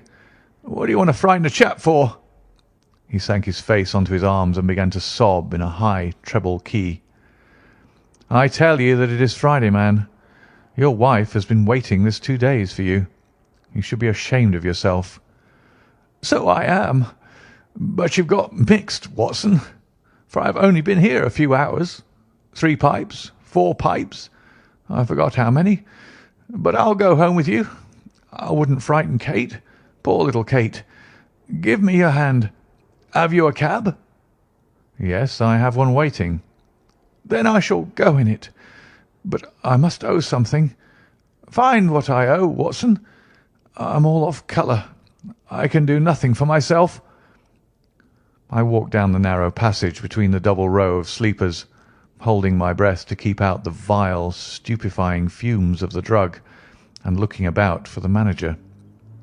As I passed the tall man who sat by the brazier, I felt a sudden pluck at my skirt, and a low voice whispered, "Walk past me, and then look back at me." The words fell quite distinctly upon my ear. I glanced down. They could only have come from the old man at my side. And yet he sat now as absorbed as ever, very thin, very wrinkled, bent with age, an opium pipe dangling down from beneath his knees as though it had dropped in sheer lassitude from his fingers. I took 2 steps forward and looked back. It took all my self-control to prevent me from breaking out into a cry of astonishment. He had turned his back so that none could see him but I. His form had filled out. His wrinkles were gone. The dull eyes had regained their fire, and there, sitting by the fire and grinning at my surprise, was none other than Sherlock Holmes. He made a slight motion to me to approach him, and instantly, as he turned his face half round to the company once more, subsided into a doddering, loose-lipped senility. "Holmes," I whispered, "what on earth are you doing in this den?"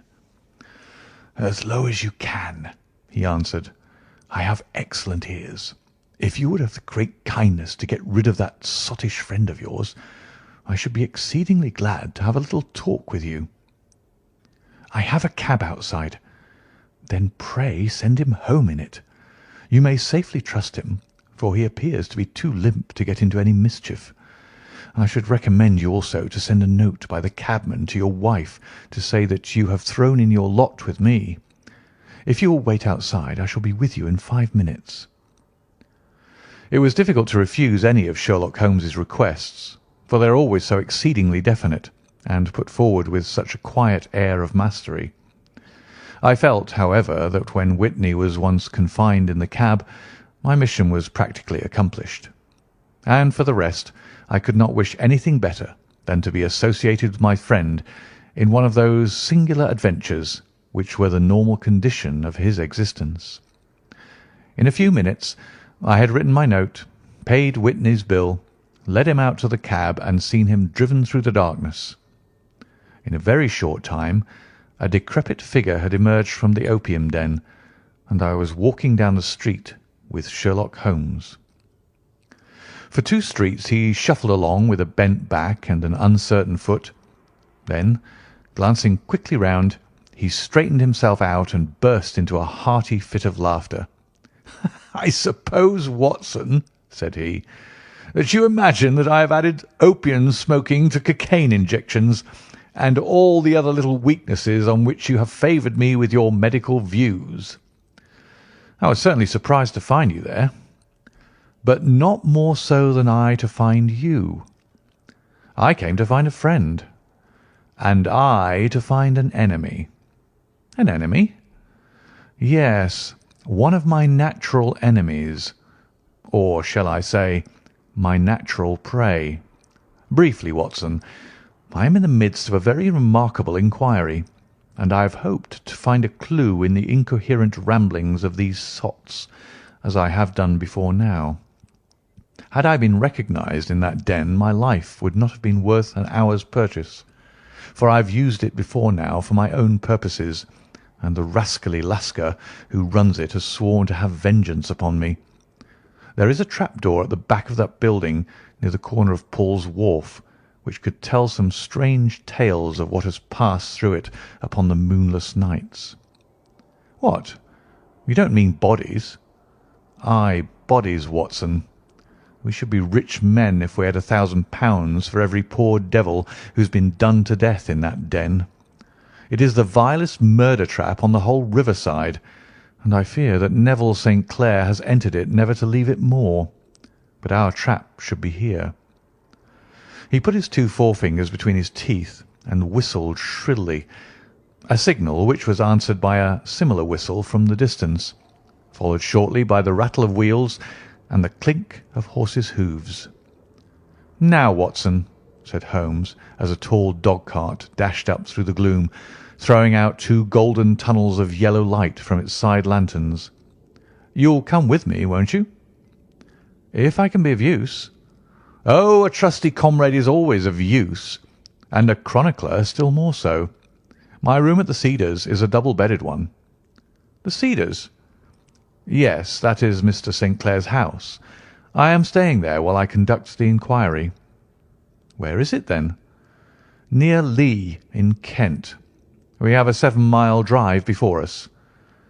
"But I'm all in the dark." "Of course you are. You'll know all about it presently. Jump up here. All right, John, we shall not need you. Here's £half-a-crown. Look out for me tomorrow about 11. Give her her head. So long, then."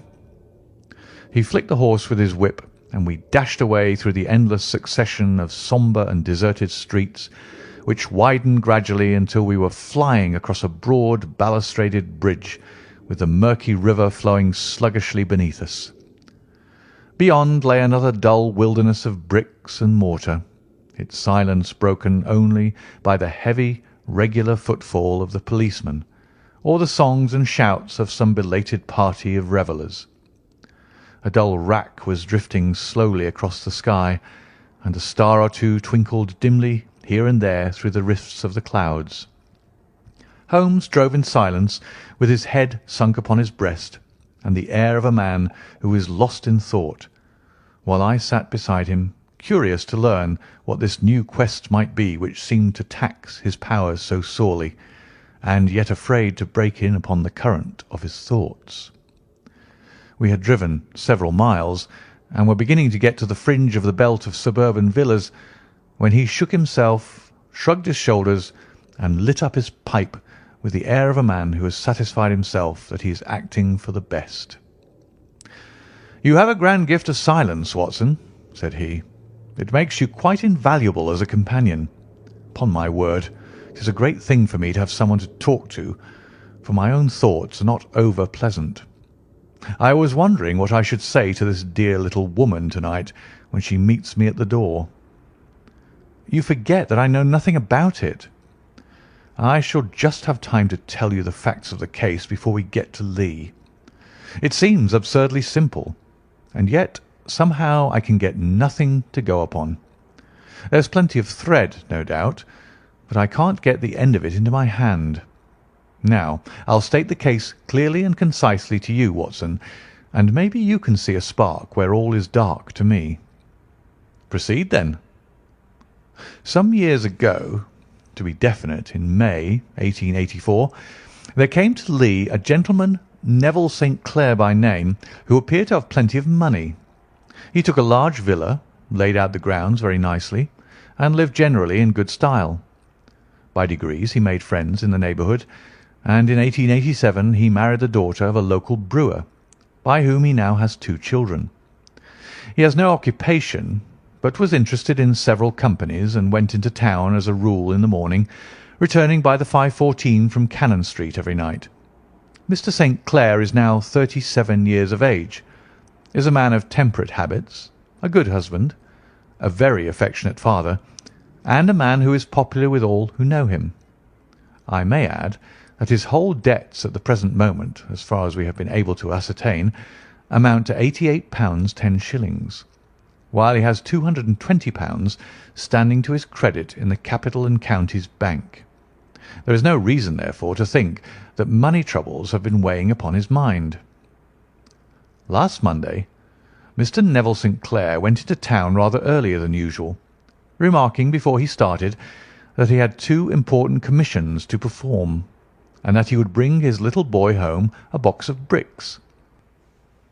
Now, by the merest chance, his wife received a telegram upon this same Monday, very shortly after his departure, to the effect that a small parcel of considerable value, which she had been expecting, was waiting for her at the offices of the Aberdeen Shipping Company.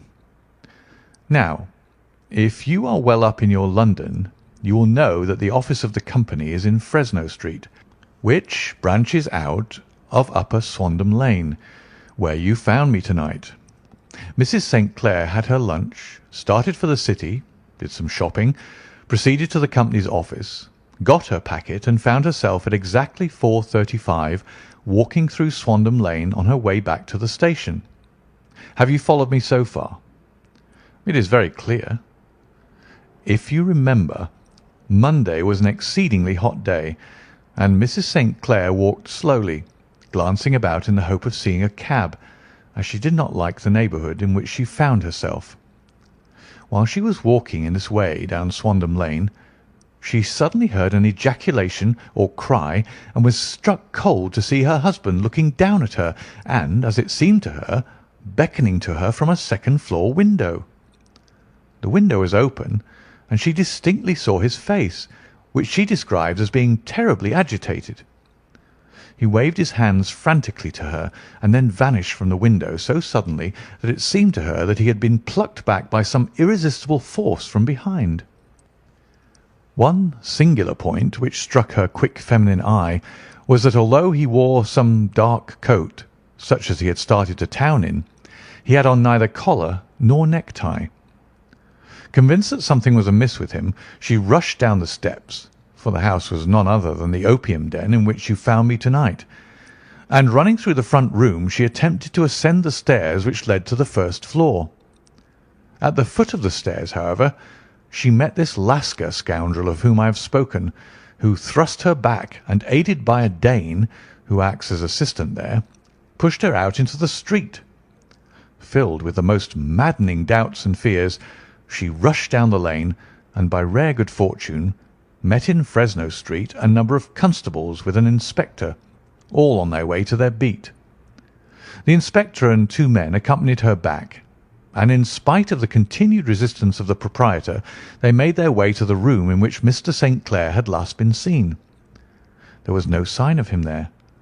In fact, in the whole of that floor there was no one to be found save a crippled wretch of hideous aspect, who it seems made his home there. Both he and the Lascar stoutly swore that no one else had been in the front room during the afternoon. So determined was their denial that the inspector was staggered, and had almost come to believe that Mrs. St. Clair had been deluded, when with a cry she sprang at a small deal box which lay upon the table and tore the lid from it. Out there fell a cascade of children's bricks.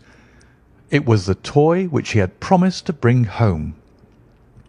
This discovery, and the evident confusion which the cripple showed, made the inspector realize that the matter was serious. The rooms were carefully examined, and results all pointed to an abominable crime.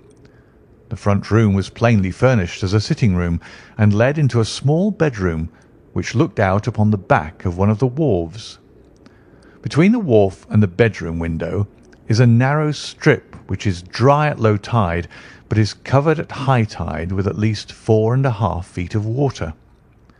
The bedroom window was a broad one, and opened from below. On examination, traces of blood were to be seen upon the window-sill, and several scattered drops were visible upon the wooden floor of the bedroom. Thrust away behind a curtain in the front room were all the clothes of Mr. Neville St. Clair, with the exception of his coat. His boots, his socks, his hat, and his watch, all were there. There were no signs of violence upon any of these garments, and there were no other traces of Mr. Neville St. Clair. Out of the window he must apparently have gone, for no other exit could be discovered, and the ominous bloodstains upon the sill gave little promise that he could save himself by swimming, for the tide was at its very highest at the moment of the tragedy. And now, as to the villains who seemed to be immediately implicated in the matter. The Lascar was known to be a man of the vilest antecedents, but as, by Mrs. St. Clair's story, he was known to have been at the foot of the stair within a very few seconds of her husband's appearance at the window, he could hardly have been more than an accessory to the crime. His defence was one of absolute ignorance, and he protested that he had no knowledge as to the doings of Hugh Boone, his lodger, and that he could not account in any way for the presence of the missing gentleman's clothes. So much for the Lascar manager. Now for the sinister cripple who lives upon the second floor of the opium den, and who was certainly the last human being whose eyes rested upon Neville St. Clair. His name is Hugh Boone, and his hideous face is one which is familiar to every man who goes much to the city. He is a professional beggar, though in order to avoid the police regulations he pretends to a small trade in wax vestas. Some little distance down Threadneedle Street, upon the left-hand side, there is, as you may have remarked, a small angle in the wall.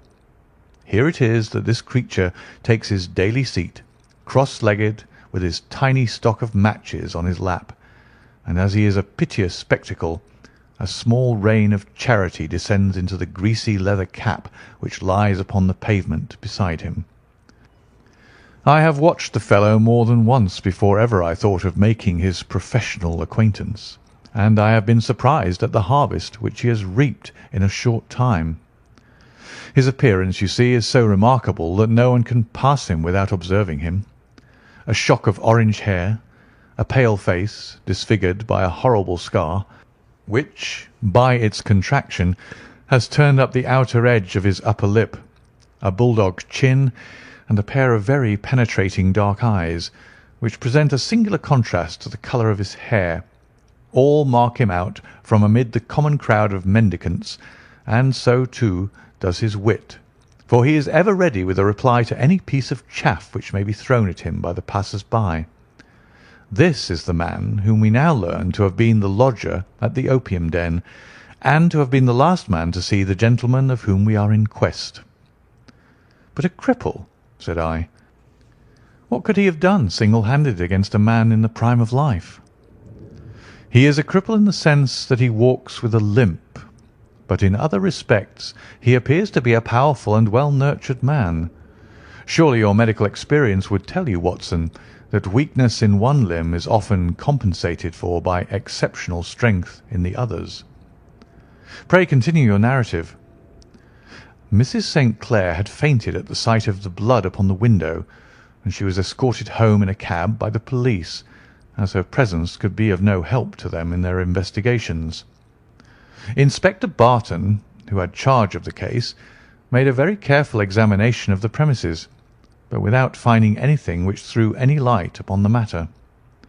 One mistake had been made in not arresting Boone instantly, as he was allowed some few minutes during which he might have communicated with his friend the Lascar, but this fault was soon remedied, and he was seized and searched without anything being found which could incriminate him. There were, it is true, some blood stains upon his right shirt-sleeve, but he pointed to his ring finger, which had been cut near the nail, and explained that the bleeding came from there, adding that he had been to the window not long before, and that the stains which had been observed there came doubtless from the same source. He denied strenuously having ever seen Mr. Neville St. Clair, and swore that the presence of the clothes in his room was as much a mystery to him as to the police. As to Mrs. St. Clair's assertion that she had actually seen her husband at the window, he declared that she must have been either mad or dreaming. He was removed, loudly protesting, to the police station, while the inspector remained upon the premises in the hope that the ebbing tide might afford some fresh clue. And it did, though they hardly found upon the mud bank what they had feared to find. It was Neville St. Clair's coat, and not Neville St. Clair, which lay uncovered as the tide receded. And what do you think they found in the pockets? I cannot imagine. No, I don't think you would guess. Every pocket stuffed with pennies and halfpennies, 421 pennies and 270 halfpennies. It was no wonder that it had not been swept away by the tide. But a human body is a different matter. There is a fierce eddy between the wharf and the house. It seemed likely enough that the weighted coat had remained when the stripped body had been sucked away into the river. But I understand that all the other clothes were found in the room. Would the body be dressed in a coat alone? No, sir, but the facts might be met speciously enough. Suppose that this man Boone had thrust Neville St. Clair through the window. There is no human eye which could have seen the deed. What would he do then? It would, of course, instantly strike him that he must get rid of the tell-tale garments. He would seize the coat then, and be in the act of throwing it out, when it would occur to him that it would swim and not sink. He has little time, for he has heard the scuffle downstairs when the wife tried to force her way up, and perhaps he has already heard from his Lascar confederate that the police are hurrying up the street. There is not an instant to be lost. He rushes to some secret hoard where he has accumulated the fruits of his beggary, and he stuffs all the coins upon which he can lay his hands into the pockets to make sure of the coat's sinking. He throws it out, and would have done the same with the other garments, had not he heard the rush of steps below, and only just had time to close the window when the police appeared. It certainly sounds feasible. Well, we will take it as a working hypothesis for want of a better. Boone, as I have told you, was arrested and taken to the station, but it could not be shown that there had ever before been anything against him. He had for years been known as a professional beggar, but his life appeared to have been a very quiet and innocent one. There the matter stands at present, and the questions which have to be solved, what Neville St. Clair was doing in the opium den, what happened to him when there, where is he now, and what Hugh Boone had to do with his disappearance, are all as far from a solution as ever. I confess that I cannot recall any case within my experience which looked at the first glance so simple, and yet which presented such difficulties. While Sherlock Holmes had been detailing this singular series of events, we had been whirling through the outskirts of the great town until the last straggling houses had been left behind, and we rattled along with a country hedge upon either side of us. Just as he finished, however, we drove through two scattered villages, where a few lights still glimmered in the windows. "We are on the outskirts of Lee," said my companion. "We have touched on 3 English counties in our short drive, starting in Middlesex, passing over an angle of Surrey, and ending in Kent. See that light among the trees? That is the Cedars, and beside that lamp sits a woman whose anxious ears have already, I have little doubt, caught the clink of our horses' feet." "But why are you not conducting the case from Baker Street?" I asked. "Because there are many inquiries which must be made out here. Mrs. St. Clair has most kindly put 2 rooms at my disposal, and you may rest assured that she will have nothing but a welcome for my friend and colleague. I hate to meet her, Watson, when I have no news of her husband. Here we are. Whoa there! Whoa!" We had pulled up in front of a large villa which stood within its own grounds. A stable boy had run out to the horse's head, and springing down, I followed Holmes up the small, winding gravel drive which led to the house. As we approached, the door flew open, and a little blonde woman stood in the opening, clad in some sort of light mousseline de soie, with a touch of fluffy pink chiffon at her neck and wrists. She stood with her figure outlined against the flood of light, one hand upon the door, one half raised in her eagerness, her body slightly bent, her head and face protruded, with eager eyes and parted lips, a standing question. "Well," she cried, "well!" And then, seeing that there were 2 of us, she gave a cry of hope which sank into a groan as she saw that my companion shook his head and shrugged his shoulders. "No good news?" "None." "No bad?" "No." "Thank God for that. But come in. You must be weary, for you have had a long day." "This is my friend Dr. Watson. He has been of most vital use to me in several of my cases, and a lucky chance has made it possible for me to bring him out and associate him with this investigation." "I am delighted to see you," said she, pressing my hand warmly. "You will, I am sure, forgive anything that you may be wanting in our arrangements when you consider the blow which has come so suddenly upon us." "My dear madam," said I am an old campaigner, and if I were not, I can very well see that no apology is needed. If I can be of any assistance, either to you or to my friend here, I shall be indeed happy." "Now, Mr. Sherlock Holmes," said the lady as we entered a well-lit dining-room, upon the table of which a cold supper had been laid out, "I should very much like to ask you 1 or 2 plain questions, to which I beg that you will give a plain answer." "Certainly, madam." "Do not trouble about my feelings. I am not hysterical, nor given to fainting. I simply wish to hear your real opinion." "Upon what point?" "In your heart of hearts, do you think that Neville is alive?" Sherlock Holmes seemed to be embarrassed by the question. "Frankly now," she repeated, standing upon the rug and looking keenly down at him as he leaned back in a basket chair. "Frankly, then, madam, I do not." "You think that he is dead?" "I do." "Murdered?" "I don't say that. Perhaps." "And on what day did he meet his death?" "On Monday."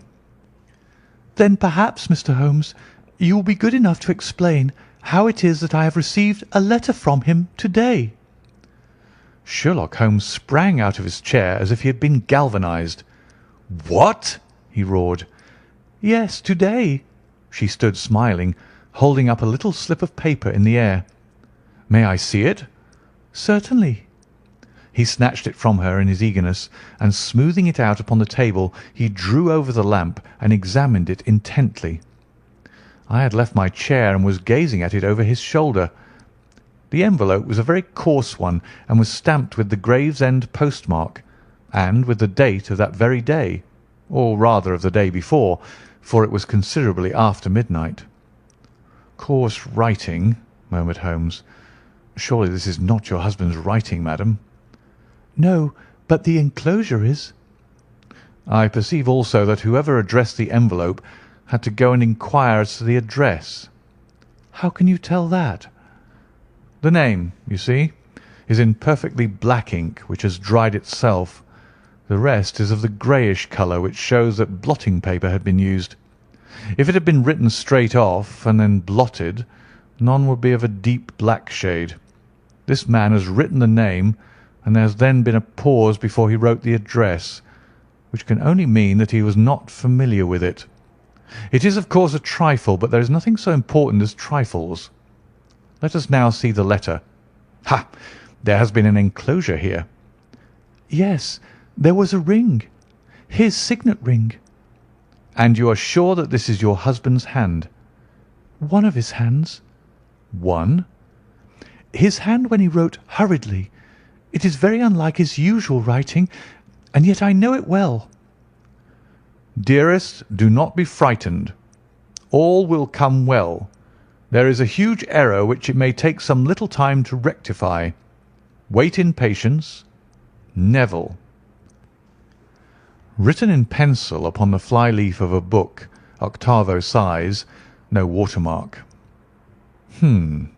Posted to-day in Gravesend by a man with a dirty thumb. Ha! And the flap has been gummed, if I am not very much in error, by a person who had been chewing tobacco. "And you have no doubt that it is your husband's hand, madam?" "None. Neville wrote those words." "And they were posted to-day at Gravesend. Well, Mrs. St. Clair, the clouds lighten, though I should not venture to say that the danger is over." "But he must be alive, Mr. Holmes." "Unless this is a clever forgery to put us on the wrong scent.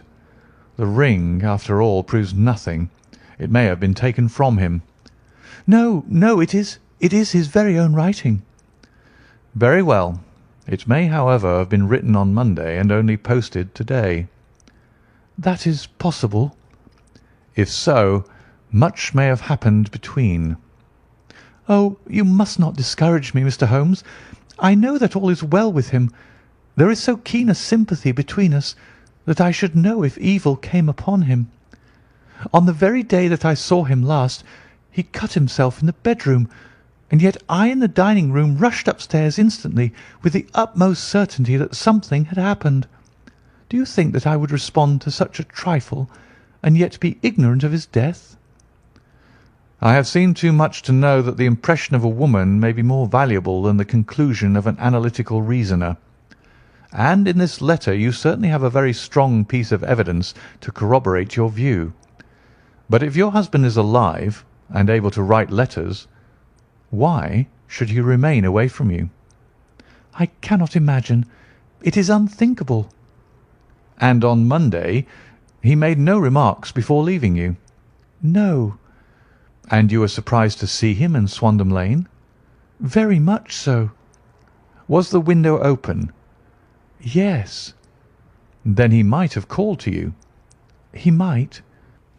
"He only, as I understand, gave an inarticulate cry?" "Yes." "A call for help, you thought?" "Yes, he waved his hands." "But it might have been a cry of surprise. Astonishment at the unexpected sight of you might cause him to throw up his hands." "It is possible." "And you thought he was pulled back?" "He disappeared so suddenly." "He might have leapt back. You did not see anyone else in the room?" "No, but this horrible man confessed to having been there, and the Lascar was at the foot of the stairs." "Quite so. Your husband, as far as you could see, had his ordinary clothes on." "But without his collar or tie. I distinctly saw his bare throat." "Had he ever spoken of Swandam Lane?" "Never." "Had he ever showed any signs of having taken opium?" "Never." "Thank you, Mrs. St. Clair. Those are the principal points about which I wish to be absolutely clear. We shall now have a little supper and then retire, for we may have a very busy day to-morrow." A large and comfortable double-bedded room had been placed at our disposal, and I was quickly between the sheets, for I was weary after my night of adventure. Sherlock Holmes was a man, however, who, when he had an unsolved problem upon his mind, would go for days and even a week without rest, turning it over, rearranging his facts, looking at it from every point of view until he had either fathomed it or convinced himself that his data were insufficient.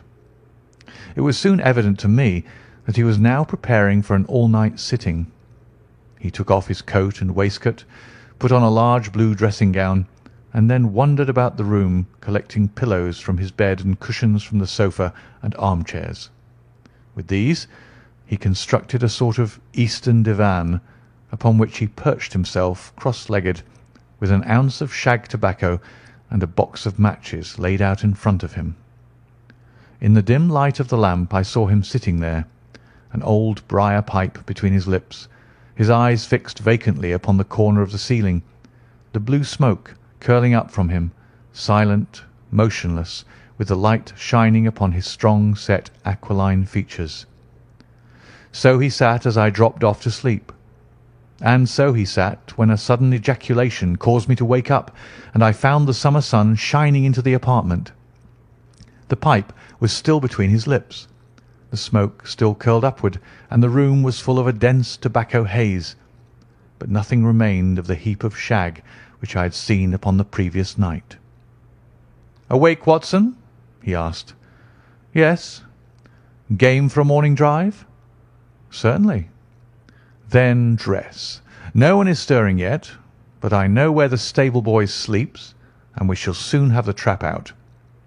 He chuckled to himself as he spoke, his eyes twinkled, and he seemed a different man to the sombre thinker of the previous night. As I dressed I glanced at my watch. It was no wonder that no one was stirring. It was 25 minutes past 4. I had hardly finished when Holmes returned with the news that the boy was putting in the horse. "I want to test a little theory of mine," said he, pulling on his boots. "I think, Watson, that you are now standing in the presence of one of the most absolute fools in Europe. I deserve to be kicked from here to Charing Cross, but I think I have the key of the affair now." "And where is it?" I asked, smiling. "In the bathroom," he answered. "Oh, yes, I am not joking," he continued, seeing my look of incredulity. "I have just been there, and I have taken it out, and I have got it in this Gladstone bag. Come on, my boy, and we shall see whether it will not fit the lock." We made our way downstairs as quietly as possible and out into the bright morning sunshine. In the road stood our horse and trap, with the half-clad stable boy waiting at the head. We both sprang in, and away we dashed down the London road. A few country carts were stirring, bearing in vegetables to the metropolis, but the lines of villas on either side were as silent and lifeless as some city in a dream. "It has been in some points a singular case," said Holmes, flicking the horse on into a gallop. "I confess that I have been as blind as a mole, but it is better to learn wisdom late than never to learn it at all." In town the earliest risers were just beginning to look sleepily from their windows as we drove through the streets of the Surrey side. Passing down the Waterloo Bridge Road, we crossed over the river, and dashing up Wellington Street, wheeled sharply to the right and found ourselves in Bow Street. Sherlock Holmes was well known to the force, and the two constables at the door saluted him. One of them held the horse's head, while the other led us in. Who was on duty? Asked Holmes. Inspector Bradstreet, sir. Ah, Bradstreet. How are you? A tall, stout official had come down the stone-flagged passage in a peaked cap and frogged jacket. I wish to have a quiet word with you, Bradstreet. Certainly, Mr. Holmes. Step into my room here. It was a small office-like room with a huge ledger upon the table and a telephone projecting from the wall. The inspector sat down at his desk. What can I do for you, Mr. Holmes? I called about that beggarman Boone, the one who was charged with being concerned in the disappearance of Mr. Neville St. Clair of Lee. Yes, he was brought up and remanded for further inquiries. So I heard. You have him here? In the cells. Is he quiet? Oh, he gives no trouble, but he is a dirty scoundrel. Dirty? Yes, it's all we can do to make him wash his hands, and his face is as black as a tinker's. Well, once his case has been settled, he'll have a regular prison bath, and I think, if you saw him, you'd agree with me that he needed it. I should like to see him very much. Would you? That's easily done. Come this way. You can leave your bag. No, I think that I'll take it. Very good. Come this way, if you please. He led us down a passage, opened a barred door, passed down a winding stair, and brought us to a whitewashed corridor with a line of doors on each side. The third on the right is his, said the inspector. Here it is. He quietly shot back a panel in the upper part of the door and glanced through. He is asleep, said he. You can see him very well. We both put our eyes to the grating. The prisoner lay with his face towards us, in a very deep sleep, breathing slowly and heavily. He was a middle-sized man, coarsely clad as becoming his calling, with a coloured shirt protruding through the rent in his tattered coat. He was, as the inspector had said, extremely dirty, but the grime which covered his face could not conceal its repulsive ugliness. A broad wheal from an old scar ran right across it from eye to chin, and by its contraction had turned up one side of the upper lip, so that 3 teeth were exposed in a perpetual snarl. A shock of very bright red hair grew low over his eyes and forehead. "He's a beauty, isn't he?" said the inspector. "He certainly needs a wash," remarked Holmes. I had an idea that he might, and I took the liberty of bringing the tools with me. He opened the Gladstone bag as he spoke, and took out, to my astonishment, a very large bath sponge. He, you are a funny one," chuckled the inspector. "Now, if you will have the great goodness to open that door very quietly, we will soon make him cut a much more respectable figure." "Well, I don't know why not," said the inspector. "He doesn't look a credit to the Bow Street cells, does he?" He slipped his key into the lock, and we all very quietly entered the cell. The sleeper half turned and then settled down once more into a deep slumber. Holmes stooped to the water jug, moistened his sponge, and then rubbed it twice vigorously across and down the prisoner's face. "Let me introduce you," he shouted, "to Mr. Neville St. Clair of Lee in the county of Kent." Never in my life have I seen such a sight. The man's face peeled off under the sponge like the bark from a tree. Gone was the coarse brown tint. Gone, too, was the horrid scar which had seamed it across and the twisted lip which had given the repulsive sneer to the face. A twitch brought away the tangled red hair, and there, sitting up in his bed, was a pale, sad-faced, refined-looking man, black-haired and smooth-skinned, rubbing his eyes and staring about him with sleepy bewilderment. Then suddenly, realizing the exposure, he broke into a scream and threw himself down with his face to the pillows. "Great heavens!" cried the inspector. "It is indeed the missing man. I know him from the photograph." The prisoner turned with the reckless air of a man who abandons himself to his destiny. "Be it so," said he. "And pray, what am I charged with?" "With making away with Mr. Neville St. "Oh, come, you can't be charged with that unless they make a case of attempted suicide of it," said the inspector with a grin. "Well, I've been 27 years in the force, but this really takes the cake." "If I am Mr. Neville St. Clair, then it is obvious that no crime has been committed, and that therefore I am illegally detained." "No crime, but a very great error has been committed," said Holmes. "You would have done better to have trusted your wife." "It was not the wife, it was the children," groaned the prisoner. "God help me, I would not have had them ashamed of their father. My God, what an exposure! What can I do?" Sherlock Holmes sat down beside him on the couch and patted him kindly on the shoulder.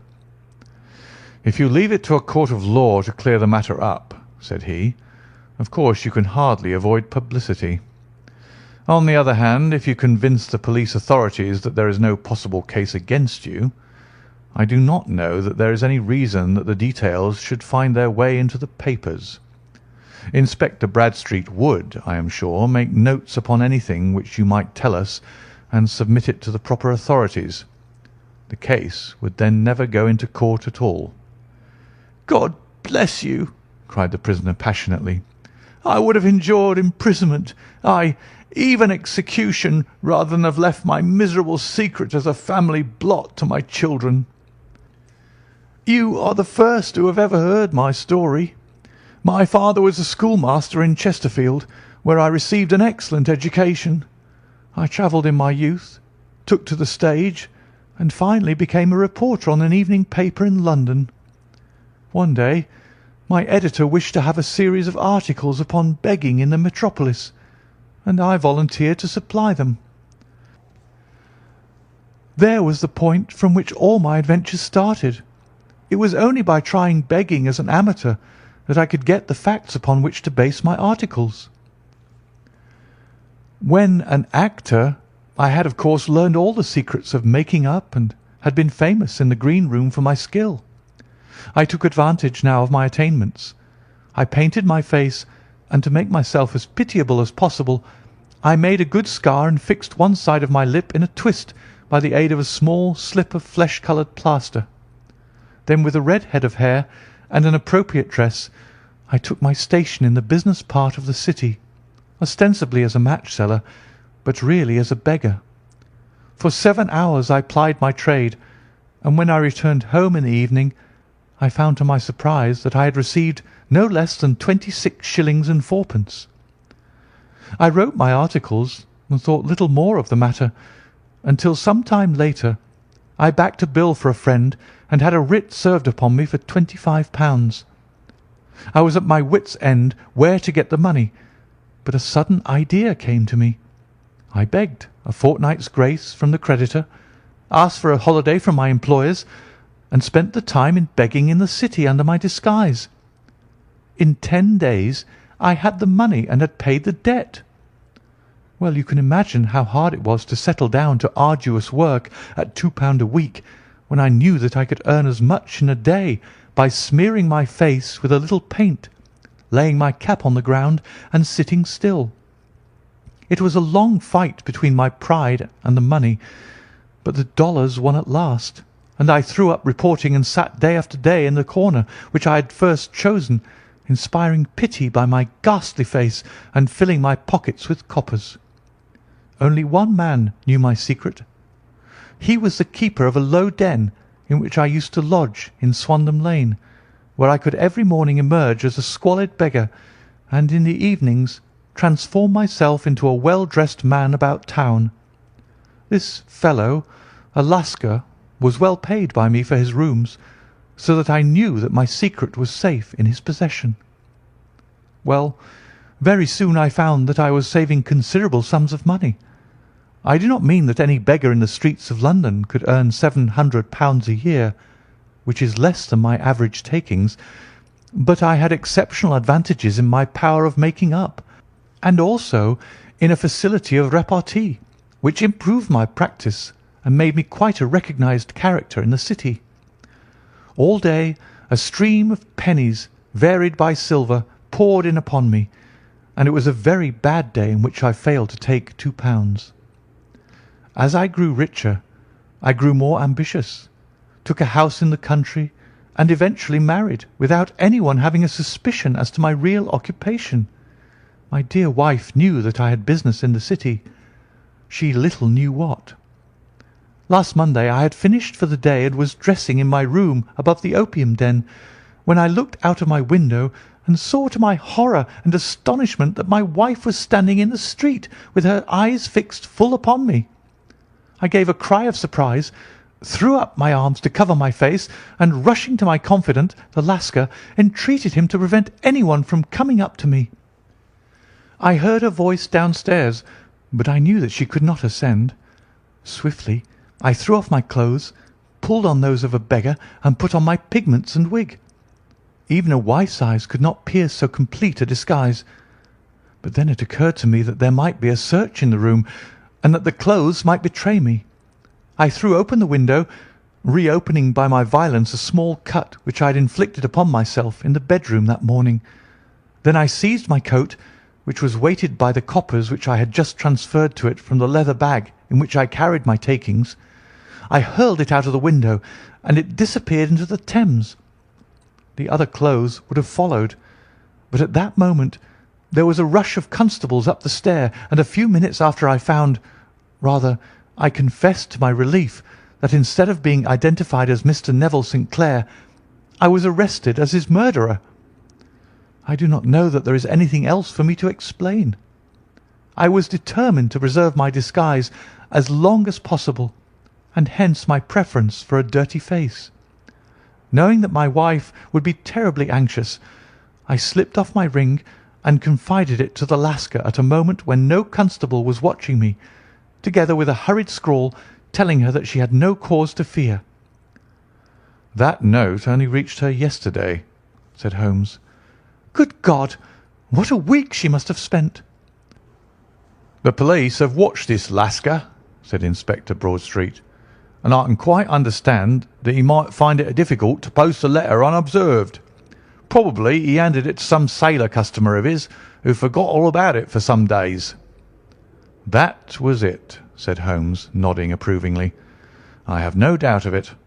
But have you never been prosecuted for begging?" Many times, but what was a fine to me?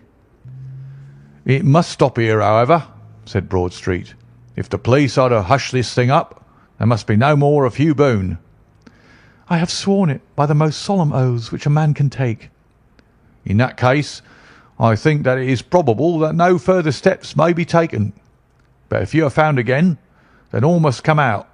I am sure, Mr. Holmes, that we are very much indebted to you for having cleared the matter up. I wish I knew how you reached your results." "I reached this one," said my friend, "by sitting upon 5 pillows and consuming an ounce of shag. I think, Watson, that if we drive to Baker Street, we shall just be in time for breakfast." End of The Man with the Twisted Lip.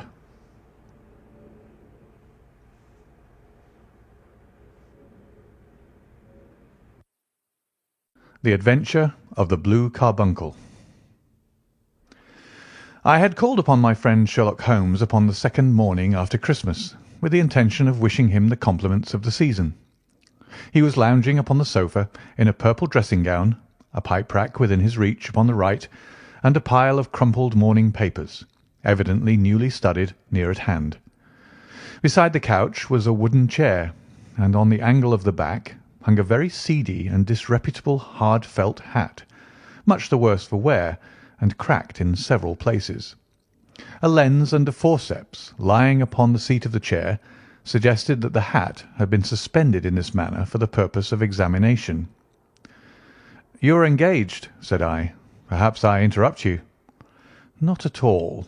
I am glad to have a friend with whom I can discuss my results. The matter is a perfectly trivial one." He jerked his thumb in the direction of the old hat. "But there are points in connection with it which are not entirely devoid of interest and even of instruction." I seated myself in his armchair and warmed my hands before his crackling fire, for a sharp frost had set in, and the windows were thick with the ice crystals. "I suppose," I remarked, "that, homely as it looks, this thing has some deadly story linked on to it, that it is the clue which will guide you in the solution of some mystery and the punishment of some crime." "No, no, no crime," said Sherlock Holmes, laughing. "Only one of those whimsical little incidents which will happen when you have 4 million human beings all jostling each other within the space of a few square miles. Amid the action and reaction of so dense a swarm of humanity, every possible combination of events may be expected to take place, and many a little problem will be presented which may be striking and bizarre without being criminal. We have already had experience of such." "So much so," I remarked, "that of the last 6 cases which I have added to my notes, 3 have been entirely free of any legal crime." "Precisely. You allude to my attempt to recover the Irene Adler papers, to the singular case of Miss Mary Sutherland, and to the adventure of the man with the twisted lip. Well, I have no doubt that this small matter will fall into the same innocent category. You know Peterson, the commissionaire?" "Yes." "It is to him that this trophy belongs." "It is his hat." "No, no. He found it. Its owner is unknown. I beg that you will look upon it, not as a battered billycock, but as an intellectual problem. And first, as to how it came here. It arrived upon Christmas morning in company with a good fat goose, which is, I have no doubt, roasting at this moment in front of Peterson's fire. The facts are these. About 4 o'clock on Christmas morning, Peterson, who, as you know, is a very honest fellow, was returning from some small jollification, and was making his way homeward down Tottenham Court Road. In front of him he saw, in the gaslight, a tallish man walking with a slight stagger and carrying a white goose slung over his shoulder. As he reached the corner of Goodge Street, a row broke out between this stranger and a little knot of roughs. One of the latter knocked off the man's hat, on which he raised his stick to defend himself, and swinging it over his head, smashed the shop window behind him. Peterson had rushed forward to protect the stranger from his assailants, but the man, shocked at having broken the window, and seeing an official-looking person in uniform rushing towards him, dropped his goose, took to his heels, and vanished amid the labyrinth of small streets which lie at the back of Tottenham Court Road. The roughs had also fled at the appearance of Peterson, so that he was left in possession of the field of battle, and also of the spoils of victory in the shape of this battered hat and a most unimpeachable Christmas goose, which surely he restored to their owner. My dear fellow, there lies the problem. It is true that "For Mrs. Henry Baker" was printed upon a small card which was tied to the bird's left leg, and it is also true that the initials H.B. are legible upon the lining of this hat. But as there are some thousands of Bakers and some hundreds of Henry Bakers in this city of ours, it is not easy to restore lost property to any one of them. What then did Peterson do? He brought round both hat and goose to me on Christmas morning, knowing that even the smallest problems are of interest to me. The goose we retained until this morning, when there were signs that, in spite of the slight frost, it would be well that it should be eaten without unnecessary delay. Its finder has carried it off, therefore, to fulfil the ultimate destiny of a goose, while I continue to retain the hat of the unknown gentleman who lost his Christmas dinner. Did he not advertise? No. Then what clue could you have as to his identity? Only as much as we can deduce. From this hat? Precisely. But you're joking. What can you gather from this old battered felt? Here is my lens. You know my methods. What can you gather yourself as to the individuality of the man who has worn this article? I took the tattered object in my hands and turned it over rather ruefully. It was a very ordinary black hat of the usual round shape, hard and much the worse for wear. The lining had been of red silk, but was a good deal discoloured. There was no maker's name, but as Holmes had remarked, the initials H.B. were scrawled upon one side. It was pierced in the brim for a hat securer, but the elastic was missing. For the rest it was cracked, exceedingly dusty, and spotted in several places, although there seemed to have been some attempt to hide the discoloured patches by smearing them with ink. "I can see nothing," said I, handing it back to my friend. "On the contrary, Watson, you can see everything. You fail, however, to reason from what you see. You are too timid in drawing your inferences." "Then pray tell me what it is that you can infer from this hat." He picked it up and gazed at it in the peculiar introspective fashion which was characteristic of him. "It is perhaps less suggestive than it might have been," he remarked, "and yet there are a few inferences which are very distinct, and a few others which represent at least a strong balance of probability. That the man was highly intellectual is of course obvious upon the face of it, and also that he was fairly well-to-do within the last 3 years, although he has now fallen upon evil days. He had foresight, but has less now than formerly, pointing to a moral retrogression which, when taken with the decline of his fortunes, seems to indicate that some evil influence, probably drink, at work upon him. This may account also for the obvious fact that his wife has ceased to love him." "My dear Holmes!" "He has, however, retained some degree of self-respect," he continued, disregarding my remonstrance. "He is a man who leads a sedentary life, goes out little, is out of training entirely, is middle-aged, has grizzled hair which he has had cut within the last few days, and which he anoints with lime cream. These are the more patent facts which are to be deduced from his hat. Also, by the way, that it is extremely improbable that he has gas laid on in his house." "You're certainly joking, Holmes." "Not in the least. Is it possible that even now, when I give you these results, you are unable to see how they are attained?" "I have no doubt that I am very stupid, but I must confess that I am unable to follow you. For example, how did you deduce that this man was intellectual?" For answer, Holmes clapped the hat upon his head. It came right over the forehead and settled upon the bridge of his nose. "It is a question of cubic capacity," said he. "A man with so large a brain must have something in it." "The decline of his fortunes, then?" "This hat is 3 years old. These flat brims curled at the edge came in then. It is a hat of the very best quality. Look at the band of ribbed silk and the excellent lining. If this man could afford to buy so expensive a hat 3 years ago, and has had no hat since, then he has assuredly gone down in the world." "Well, that is clear enough, certainly. But how about the foresight and the moral retrogression?" Sherlock Holmes laughed. "Here is the foresight," said he, putting his finger upon the little disc and loop of the hat securer. "They are never sold upon hats. If this man ordered one, it is a sign of a certain amount of foresight, since he went out of his way to take this precaution against the wind.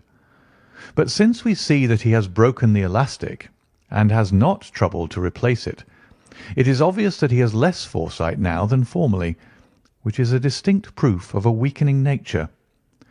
On the other hand, he has endeavoured to conceal some of these stains upon the felt by daubing them with ink, which is a sign that he has not entirely lost his self-respect." "Your reasoning is certainly plausible." "The further points, that he is middle-aged, that his hair is grizzled, that it has been recently cut, and that he uses lime cream, are all to be gathered from a close examination of the lower part of the lining. The lens discloses a large number of hair ends, clean cut by the scissors of the barber. They all appear to be adhesive, and there is a distinct odour of lime cream. This dust, you will observe, is not the gritty, grey dust of the street, but the fluffy brown dust of the house, showing that it has been hung up indoors most of the time, while the marks of moisture upon the inside are proof positive that the wearer perspired very freely, and could therefore hardly be in the best of training. But his wife, you said that she had ceased to love him. This hat has not been brushed for weeks. When I see you, my dear Watson, with a week's accumulation of dust upon your hat, and when your wife allows you to go out in such a state, I shall fear that you also have been unfortunate enough to lose your wife's affection. But he might be a bachelor. Nay, he was bringing home the goose as a peace offering to his wife. Remember the card upon the bird's leg. You have an answer to everything. But how on earth do you deduce that the gas is not laid on in his house? One tallow stain, or even two, might come by chance, but when I see no less than 5, I think that there can be little doubt that the individual must be brought into frequent contact with burning tallow. Walks upstairs at night, probably with his hat in one hand and a guttering candle in the other. Anyhow, he never got tallow stains from a gas jet. Are you satisfied? Well, it is very ingenious, said I, laughing. But since, as you said just now, there have been no crime committed, and no harm done save the loss of a goose, all this seems to be rather a waste of energy. Sherlock Holmes had opened his mouth to reply, when the door flew open, and Peterson, the commissionaire, rushed into the apartment with flushed cheeks and the face of a man who is dazed with astonishment. "The goose, Mr. Holmes! The goose, sir!" he gasped. "Eh? What of it, then? Has it returned to life and flapped off through the kitchen window?" Holmes twisted himself round upon the sofa to get a fairer view of the man's excited face. "See here, sir! See what my wife found in its crop!" He held out his hand and displayed upon the centre of the palm a brilliantly scintillating blue stone, rather smaller than a bean in size, but of such purity and radiance that it twinkled like an electric point in the dark hollow of his hand. Sherlock Holmes sat up with a whistle. "By Jove, Peterson," said he, "this is treasure trove indeed. I suppose you know what you've got." "A diamond, sir. A precious stone. It cuts into glass as though it were putty." "It's more than a precious stone. It is the precious stone." "Not the Countess of Morcar's blue carbuncle?" I ejaculated. "Precisely so. I ought to know its size and shape, seeing that I have read the advertisement about it in the Times every day lately.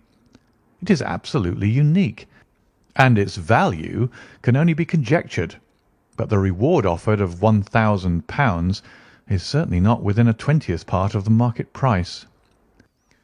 £1,000? Great Lord of mercy! The commissionaire plumped down into a chair and stared from one to the other of us. "That is the reward, and I have reason to know that there are sentimental considerations in the background which would induce the Countess to part with half her fortune if she could but recover the gem." "It was lost, if I remember aright, at the Hotel Cosmopolitan," I remarked. "Precisely so, on December 22nd, just 5 days ago.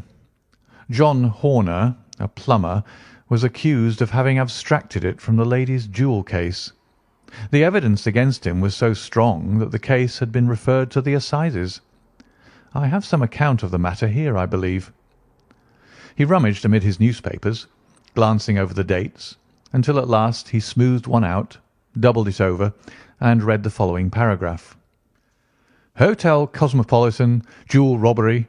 John Horner, 26, plumber, was brought up upon the charge of having, upon the 22nd inst., abstracted from the jewel case of the Countess of Morcar the valuable gem known as the blue carbuncle. James Ryder, upper attendant at the hotel, gave his evidence to the effect that he had shown Horner up to the dressing-room of the Countess of Morcar upon the day of the robbery in order that he might solder the second bar of the grate, which was loose. He had remained with Horner some little time, but had finally been called away. On returning, he found that Horner had disappeared, that the bureau had been forced open, and that the small morocco casket, in which, as it afterwards transpired, the Countess was accustomed to keep her jewel, was lying empty upon the dressing-table. Ryder instantly gave the alarm, and Horner was arrested the same evening. but the stone could not be found either upon his person or in his rooms. Catherine Cusack, maid to the Countess, deposed to having heard Ryder's cry of dismay on discovering the robbery, and to having rushed into the room where she found matters as described by the last witness. Inspector Bradstreet, B Division, gave evidence as to the arrest of Horner, who struggled frantically and protested his innocence in the strongest terms. Evidence of a previous conviction for robbery having been given against the prisoner, the magistrate refused to deal summarily with the offence, but referred it to the assizes. Horner, who had shown signs of intense emotion during the proceedings, fainted away at the conclusion and was carried out of court. So much for the police court," said Holmes thoughtfully, tossing aside the paper. "The question for us now to solve is the sequence of events leading from a rifled jewel case at one end to the crop of a goose in Tottenham Court Road at the other. You see, Watson, our little deductions have suddenly assumed a much more important and less innocent aspect. Here is the stone. The stone came from the goose, and the goose came from Mr. Henry Baker, the gentleman with the bad hat and all the other characteristics with which I have bored you. So now we must set ourselves very seriously to finding this gentleman and ascertaining what part he had played in this little mystery. To do this, we must try the simplest means first, and these lie undoubtedly in an advertisement in all the evening papers. If this fail, I shall have recourse to other methods. What will you say? Give me a pencil and that slip of paper. Now then, found at the corner of Goodge Street, a goose and a black felt hat. Mr. Henry Baker can have the same by applying at 6:30 this evening at 221B Baker Street. That is clear and concise. Very. But will he see it? Well, he is sure to keep an eye on the papers, since to a poor man the loss was a heavy one. He was clearly so scared by his mischance in breaking the window and by the approach of Peterson that he thought of nothing but flight. But since then he must have bitterly regretted the impulse which caused him to drop his bird. Then again, the introduction of his name will cause him to see it, for everyone who knows him will direct his attention to it. Here you are, Peterson. Run down to the advertising agency and have this put in the evening papers. In which, sir? Oh, in the Globe, Star, Pall Mall, St. James's, Evening News, Standard, Echo, and any others that occur to you. Very well, sir. And this stone? Ah, yes. I shall keep the stone. Thank you. And I say, Peterson, just buy a goose on your way back and leave it here with me, for we must have one to give to this gentleman in place of the one which your family is now devouring. When the commissionaire had gone, Holmes took up the stone and held it against the light. "It's a bonny thing," said he. "Just see how it glints and sparkles. Of course, it is a nucleus and focus of crime. Every good stone is. They are the devil's pet baits. In the larger and older jewels, every facet may stand for a bloody deed. This stone is not yet 20 years old. It was found in the banks of the Arnoy River in southern China, and is remarkable in having every characteristic of the carbuncle, save that it is blue in shade instead of ruby red. In spite of its youth, it has already a sinister history. There have been 2 murders, a vitriol throwing, a suicide, and several robberies brought about for the sake of this 40-grain weight of crystallized charcoal. Who would think that so pretty a toy would be a purveyor to the gallows and the prison? I'll lock it up in my strong box now and drop a line to the Countess to say that we have it. Do you think that this man Horner is innocent? I cannot tell. Well, then, do you imagine that this other one, Henry Baker, had anything to do with the matter? It is, I think, much more likely that Henry Baker is an absolutely innocent man, who had no idea that the bird which he was carrying was of considerably more value than if it were made of solid gold. That, however, I shall determine by a very simple test if we have an answer to our advertisement. And you can do nothing until then? Nothing. In that case, I shall continue my professional round.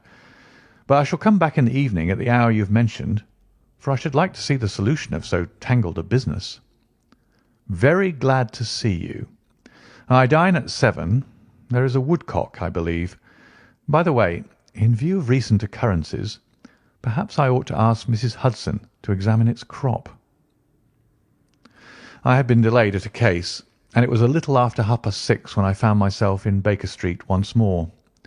As I approached the house, I saw a tall man in a Scotch bonnet, with a coat which was buttoned up to his chin, waiting outside in the bright semicircle which was thrown from the fanlight.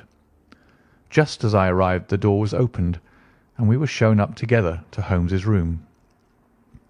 "Mr. Henry Baker, I believe," said he, rising from his armchair, and greeting his visitor with the easy air of geniality which he could so readily assume. "Pray take this chair by the fire, Mr. Baker. It is a cold night, and I observe that your circulation is more adapted for summer than for winter. Ah, Watson, you have just come at the right time. Is that your hat, Mr. Baker?" "Yes, sir, that is undoubtedly my hat." He was a large man with a rounded shoulders, a massive head, and a broad, intelligent face, sloping down to a pointed beard of grizzled brown. A touch of red in nose and cheeks, with a slight tremor of his extended hand, recalled Holmes' surmise as to his habits. His rusty black frock coat was buttoned right up in front, with the collar turned up, and his lank wrists protruded from his sleeves without a sign of cuff or shirt. He spoke in a slow, staccato fashion, choosing his words with care, and gave the impression generally of a man of learning and letters who had had ill usage at the hands of fortune. "We have retained these things for some days," said Holmes, "because we expected to see an advertisement from you giving your address. I am at a loss to know why you did not advertise." Our visitor gave a rather shamefaced laugh. "Shillings have not been so plentiful with me as they once were," he remarked.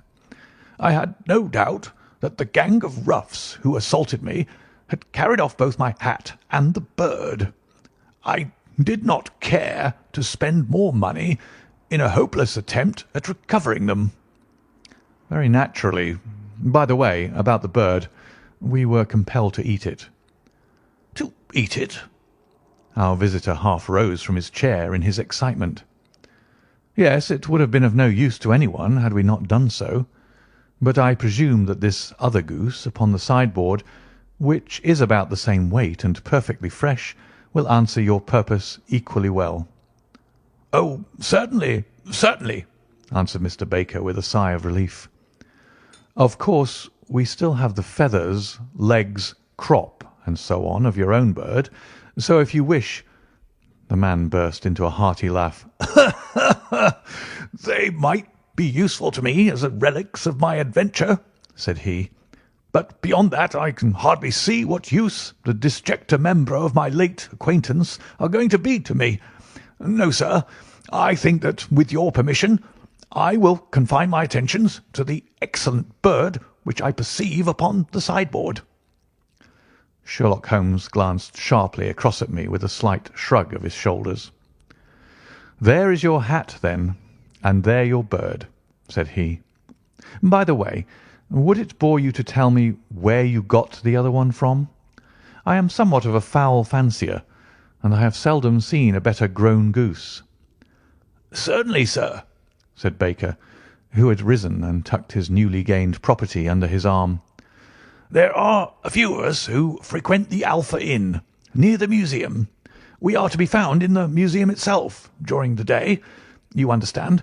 This year our good host, Windigate by name, instituted a goose club, by which, on consideration of some few pence every week, we were each to receive a bird at Christmas. My pence were duly paid, and the rest is familiar to you. I am much indebted to you, sir, for a Scotch bonnet is fitted neither to my years nor my gravity."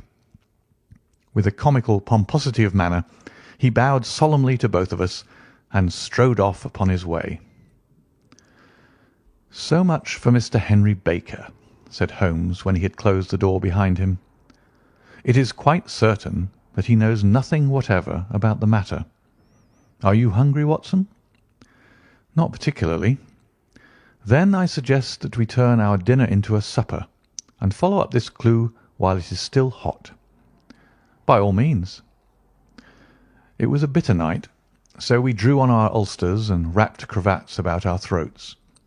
Outside, the stars were shining coldly in a cloudless sky, and the breath of the passers-by blew out into smoke like so many pistol shots. Our footfalls rang out crisply and loudly as we swung through the Doctor's Quarter, Wimpole Street, Harley Street, and so through Wigmore Street into Oxford Street. In a quarter of an hour we were in Bloomsbury at the Alpha Inn, which is a small public house at the corner of one of the streets which runs down into Holborn. Holmes pushed open the door of the private bar and ordered 2 glasses of beer from the ruddy-faced, white-aproned landlord. "Your beer should be excellent if it is as good as your geese," said he. "My geese?" The man seemed surprised.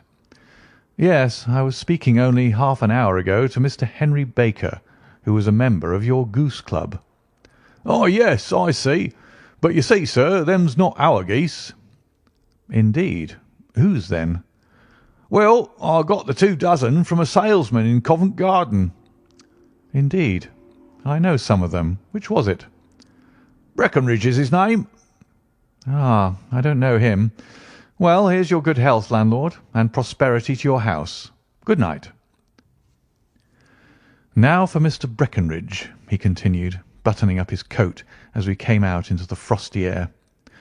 "Remember, Watson, that though we have so homely a thing as a goose at one end of this chain, we have at the other a man who will certainly get 7 years' penal servitude unless we can establish his innocence. It is possible that our inquiry may but confirm his guilt, but in any case we have a line of investigation which has been missed by the police, and which a singular chance has placed in our hands. Let us follow it out to the bitter end. Faces to the south, then, and quick march."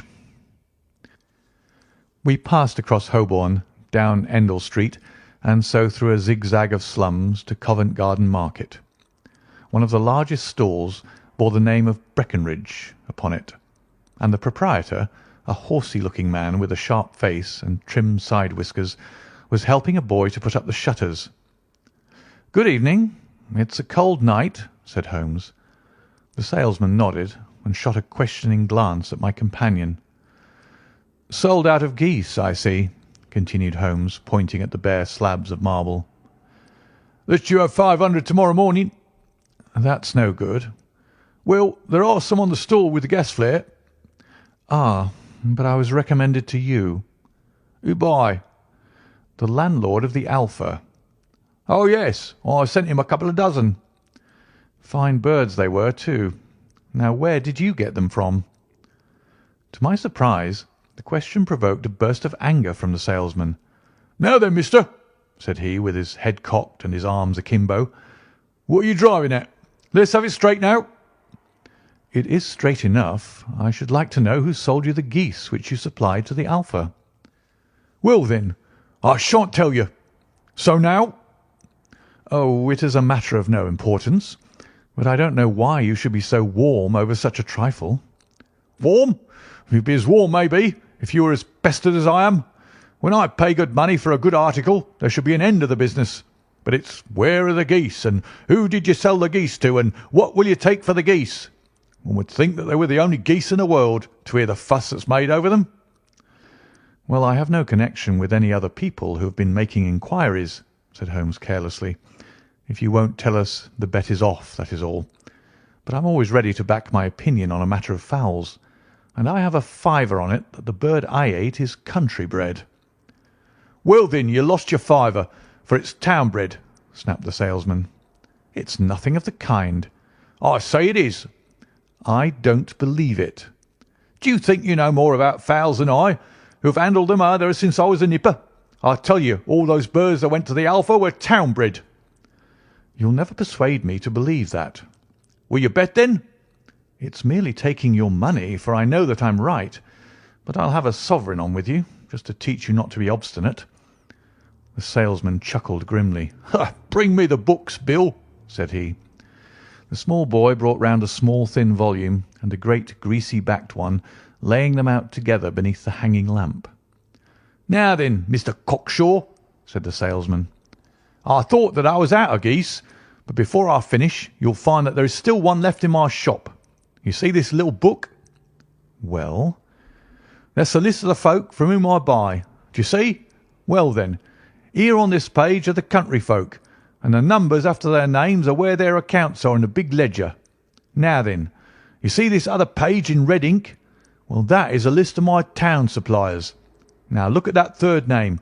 Just read it out to me." "Mrs. Oakshott, 117 Brixton Road, 249, read Holmes.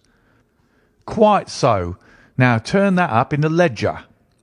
Holmes turned to the page indicated. "Here you are. Mrs. Oakshott, 117 Brixton Road, egg and poultry supplier." "Now then, what's the last entry?" "December 22nd, 24 geese at 7 shillings 6pence." "Quite so. There you are. And underneath?" "Sold to Mr. Windigate of the Alpha at 12 shillings." "What have you to say now?" Sherlock Holmes looked deeply chagrined. He drew a sovereign from his pocket and threw it down upon the slab, turning away with the air of a man whose disgust is too deep for words. A few yards off he stopped under a lamp-post and laughed in the hearty, noiseless fashion which was peculiar to him. "When you see a man with the whiskers of that cut and the pink 'un protruding out of his pocket, you can always draw him by a bet," said he. "I dare say that if I had put £100 down in front of him, that man would not have given me such complete information as was drawn from him by the idea that he was doing me on a wager. Well, Watson, we are, I fancy, nearing the end of our quest, and the only point which remains to be determined is whether we should go on to this Mrs. Oakshott to-night, or whether we should reserve it for to-morrow. It is clear from what the surly fellow said that there are others besides ourselves who are anxious about the matter, and I should—" His remarks were suddenly cut short by a loud hubbub which broke out from the stall which we had just left. Turning round, we saw a little rat-faced fellow standing in the centre of the circle of yellow light which was thrown by the swinging lamp, while Breckinridge, the salesman, framed in the door of his stall, was shaking his fists fiercely at the cringing figure. "I've had enough of you and your geese," he shouted. "I wish you were all at the devil together. If you come pestering me any more with your silly talk, I'll set the dog at you. You bring Mrs. Oakshott here and I'll answer her. But what have you got to do with it? Did I buy the geese off you?" "No, but one of them was mine all the same," whined the little man. "Well, then, ask Mrs. Oakshott for it." "She told me to ask you." "Well, you can ask the King of Prussia for all I care. I've had enough of it. Get out of this." He rushed fiercely forward, and the inquirer flitted away into the darkness. "Ha! This may save us a visit to Brixton Road," whispered Holmes. "Come with me, and we will see what is to be made of this fellow." Striding through the scattered knots of people who lounged round the flaring stalls, my companion speedily overtook the little man and touched him upon the shoulder. He sprang round, and I could see in the gaslight that every vestige of colour had been driven from his face. "Who are you, then? What do you want?" he asked in a quavering voice. "You will excuse me," said Holmes blandly, "but I could not help overhearing the questions which you put to the salesman just now. I think that I could be of assistance to you." "You? Who are you? How could you know anything of the matter?" "My name is Sherlock Holmes. It is my business to know what other people don't know." "But you could know nothing of this." "Excuse me. I know everything of it. You are endeavouring to trace some geese which were sold by Mrs. Oakshott of Brixton Road to a salesman named Breckinridge. by him in turn to Mr. Windigate of the Alpha, and by him to his club, of which Mr. Henry Baker is a member." "Oh, sir, you are the very man whom I've longed to meet," cried the little fellow with the outstretched hands and quivering fingers. "I can hardly explain to you how interested I am in this matter." Sherlock Holmes hailed a four-wheeler which was passing. "In that case we had better discuss it in a cosy room rather than in this wind-swept market-place," said he. "But pray tell me, before we go farther, who it is that I have the pleasure of assisting." The man hesitated for an instant. "My name is John Robinson," he answered with a sidelong glance. "No, no, the real name," said Holmes sweetly. "It is always awkward doing business with an alias." A flush sprang to the white cheeks of the stranger. "Well, then," said he, "my real name is James Ryder." "Precisely so. Head attendant at the Hotel Cosmopolitan. Pray step into the cab, and I shall soon be able to tell you everything which you would wish to know." The little man stood glancing from one to the other of us with half-frightened, half-hopeful eyes, as one who is not sure whether he is on the verge of a windfall or of a catastrophe. Then he stepped into the cab, and in half an hour we were back in the sitting-room at Baker Street. Nothing had been said during our drive, but the high, thin breathing of our new companion and the claspings and unclaspings of his hands spoke of the nervous tension within him. "Here we are," said Holmes cheerily as we filed into the room. "The fire looks very seasonable in this weather. You look cold, Mr. Ryder. Pray take the basket chair. I will just put on my slippers before we settle this little matter of yours. Now then, you want to know what became of those geese?" "Yes, sir." "Or rather, I fancy, of that goose. It was one bird, I imagine, in which you were interested. White, with a black bar across the tail?" Ryder quivered with emotion. "Oh, sir," he cried, "can you tell me where it went to?" "It came here." "Here?" "Yes, and a most remarkable bird it proved. I don't wonder that you should take an interest in it. It laid an egg after it was dead, the bonniest, brightest little blue egg that ever was seen. I have it here in my museum." Our visitor staggered to his feet and clutched the mantelpiece with his right hand. Holmes unlocked his strong-box and held up the blue carbuncle, which shone out like a star with a cold, brilliant, many-pointed radiance. Ryder stood glaring with a drawn face, uncertain whether to claim or to disown it. "The game's up, Ryder," said Holmes quietly. "Hold up, man, or you'll be into the fire. Give him an arm back into his chair, Watson. He's not got blood enough to go in for felony with impunity. Give him a dash of brandy. So, now he looks a little more human. What a shrimp it is, to be sure." For a moment he had staggered and nearly fallen, but the brandy brought a tinge of colour into his cheeks, and he sat staring with frightened eyes at his accuser. "I have almost every link in my hands and all the proofs which I could possibly need, so there is little which you need to tell me. Still, that little may as well be cleared up to make the case complete. You had heard, Ryder, of this blue stone of the Countess of Morcar's?" "It was Catherine Cusack who told me of it," said he in a crackling voice. "I see. Her ladyship's waiting-maid. Well, the temptation of sudden wealth so easily acquired was too much for you, as it has been for better men before you, but you were not very scrupulous in the means you used. It seems to me, Ryder, that there is the making of a very pretty villain in you. You knew that this man Horner, the plumber, had been concerned in some such matter before, and that suspicion would rest the more readily upon him. What did you do then?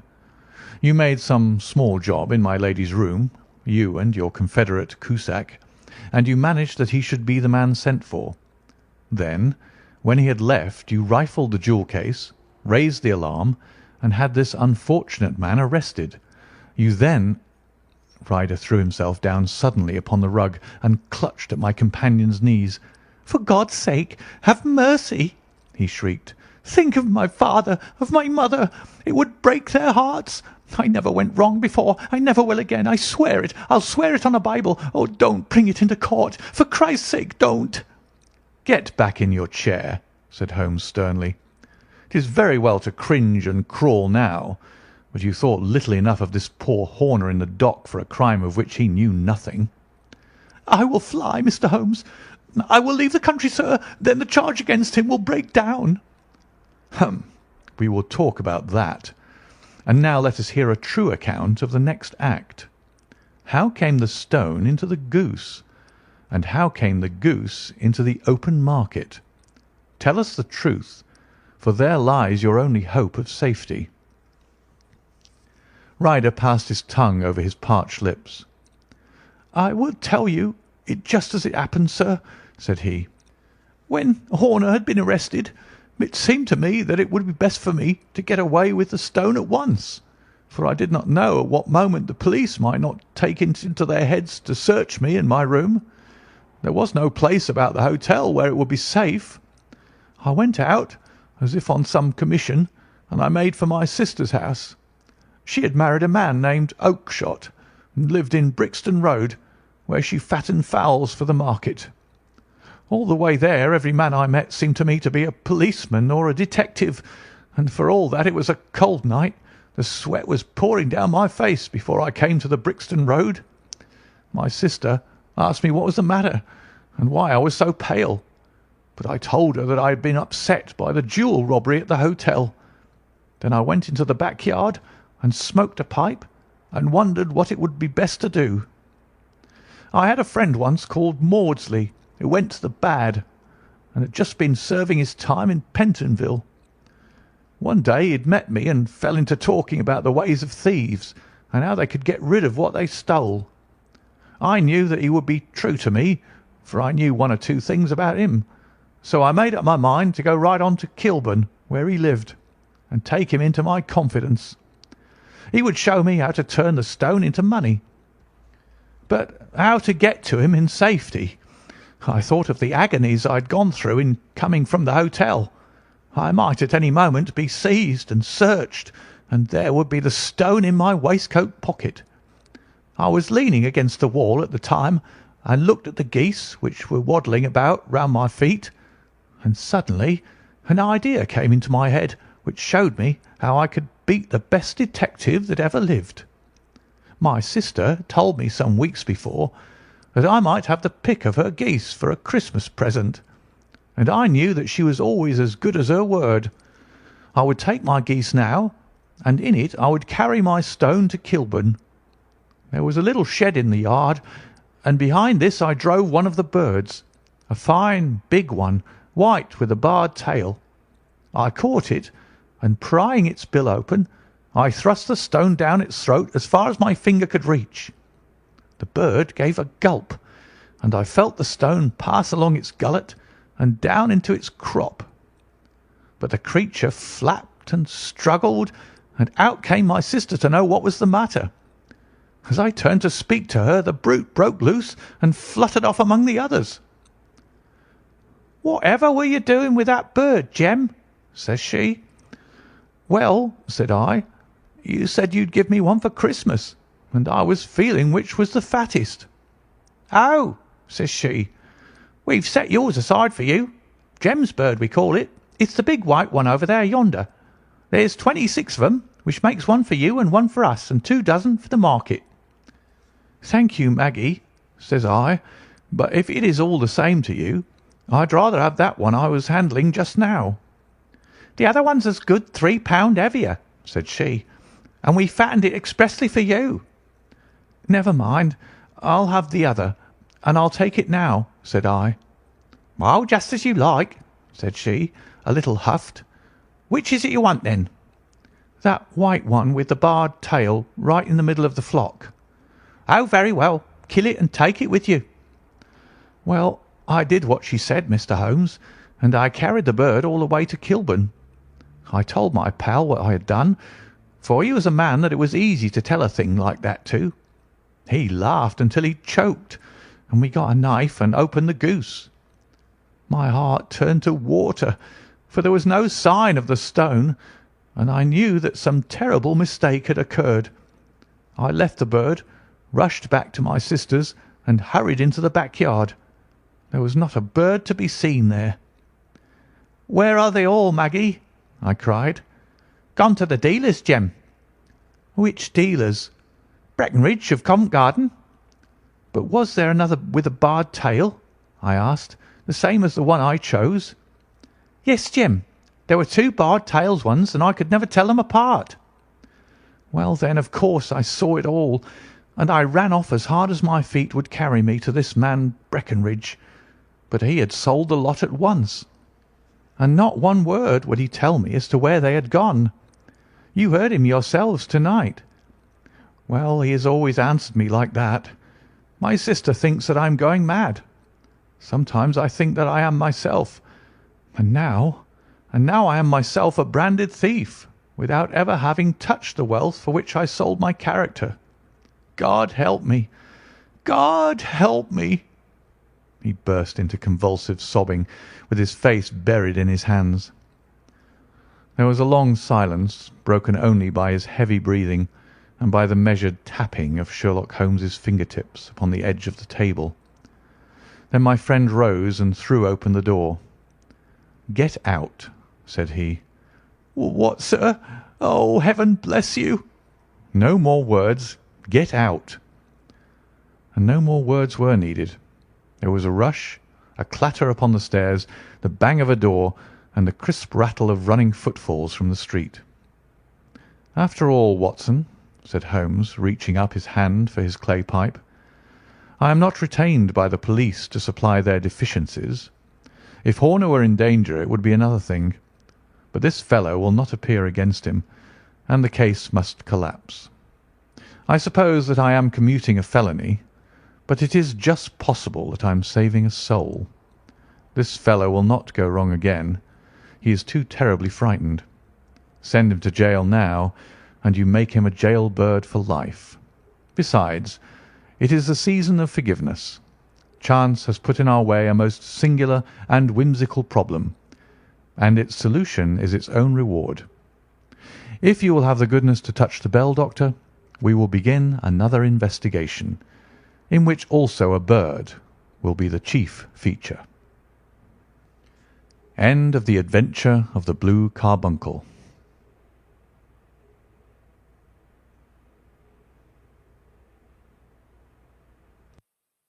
The Adventure of the Speckled Band. On glancing over my notes of the 70-odd cases in which I have during the last 8 years studied the methods of my friend Sherlock Holmes, I find many tragic, some comic, a large number merely strange, but none commonplace, for working as he did rather for the love of his art than for the acquirement of wealth, he refused to associate himself with any investigation which did not tend towards the unusual and even the fantastic. Of all these varied cases, however, I cannot recall any which presented more singular features than that which was associated with the well-known Surrey family of the Roylotts of Stoke Moran. The events in question occurred in the early days of my association with Holmes, when we were sharing rooms as bachelors in Baker Street. It is possible that I might have placed them upon record before, but a promise of secrecy was made at the time, from which I have only been freed during the last month by the untimely death of the lady to whom the pledge was given. It is perhaps as well that the facts should now come to light, for I have reasons to know that there are widespread rumours as to the death of Dr. Grimsby Roylott, which tend to make the matter even more terrible than the truth. It was early in April in the year '83 that I woke one morning to find Sherlock Holmes standing fully dressed by the side of my bed. He was a late riser, as a rule, and as the clock on the mantelpiece showed me that it was only 7:15, I blinked up at him in some surprise, and perhaps just a little resentment, for I was myself regular in my habits. "Very sorry to knock you up, Watson," said he, "but it's the common lot this morning. Mrs. Hudson has been knocked up. She retorted upon me, and I on you." "What is it, then? A fire?" "No, a client. It seems that a young lady has arrived in a considerable state of excitement, who insists upon seeing me. She is waiting now in the sitting-room. Now, when young ladies wander about the metropolis at this hour of the morning and knock sleepy people up out of their beds, I presume that it is something very pressing which they should have to communicate. Should it prove to be an interesting case, you would, I am sure, wish to follow it from the outset. I thought at any rate that I should call you and give you the chance. My dear fellow, I would not miss it for anything. I had no keener pleasure than in following Holmes in his professional investigations, and in admiring the rapid deductions, as swift as intuitions, and yet always founded on a logical basis with which he unravelled the problems which were submitted to him. I rapidly threw on my clothes, and was ready in a few minutes to accompany my friend down to the sitting-room. A lady dressed in black and heavily veiled, who had been sitting in the window, rose as we entered. "Good morning, madam," said Holmes cheerily. "My name is Sherlock Holmes. This is my intimate friend and associate, Dr. Watson, before whom you can speak as freely as before myself. Ha! I am glad to see that Mrs. Hudson has had the good sense to light the fire. Pray draw up to it, and I shall order you a cup of hot coffee, for I observe that you are shivering." "It is not cold which makes me shiver," said the woman in a low voice, changing her seat as requested. "What then?" "It is fear, Mr. Holmes. It is terror."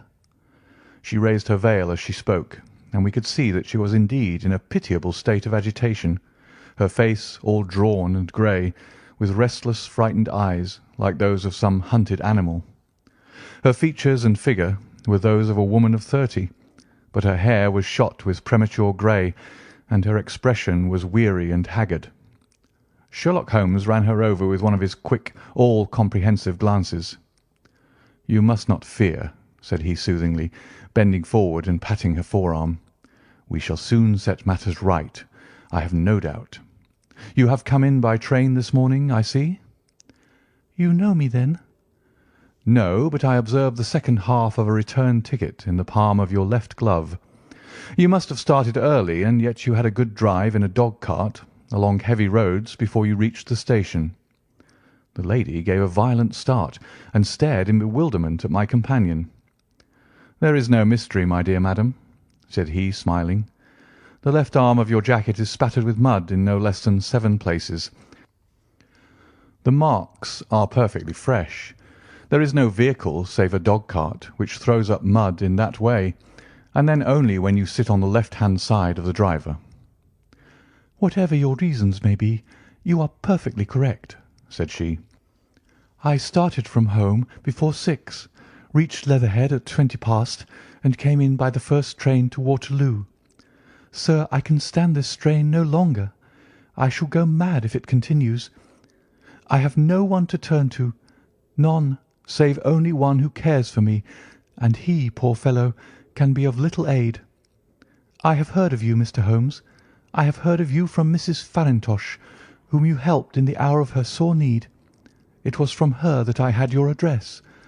Oh, sir, do you not think that you could help me too, and at least throw a little light through the dense darkness which surrounds me? At present it is out of my power to reward you for your services, but in a month or 6 weeks I shall be married, with the control of my own income, and then at least you shall not find me ungrateful." Holmes turned to his desk and, unlocking it, drew out a small case-book which he consulted. "Farintosh," said he. "Ah, yes, I recall the case. It was concerned with an opal tiara. I think it was before your time, Watson.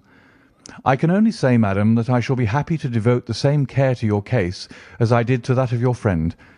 As to reward, my profession is its own reward, but you are at liberty to defray whatever expenses I may be put to at the time which suits you best.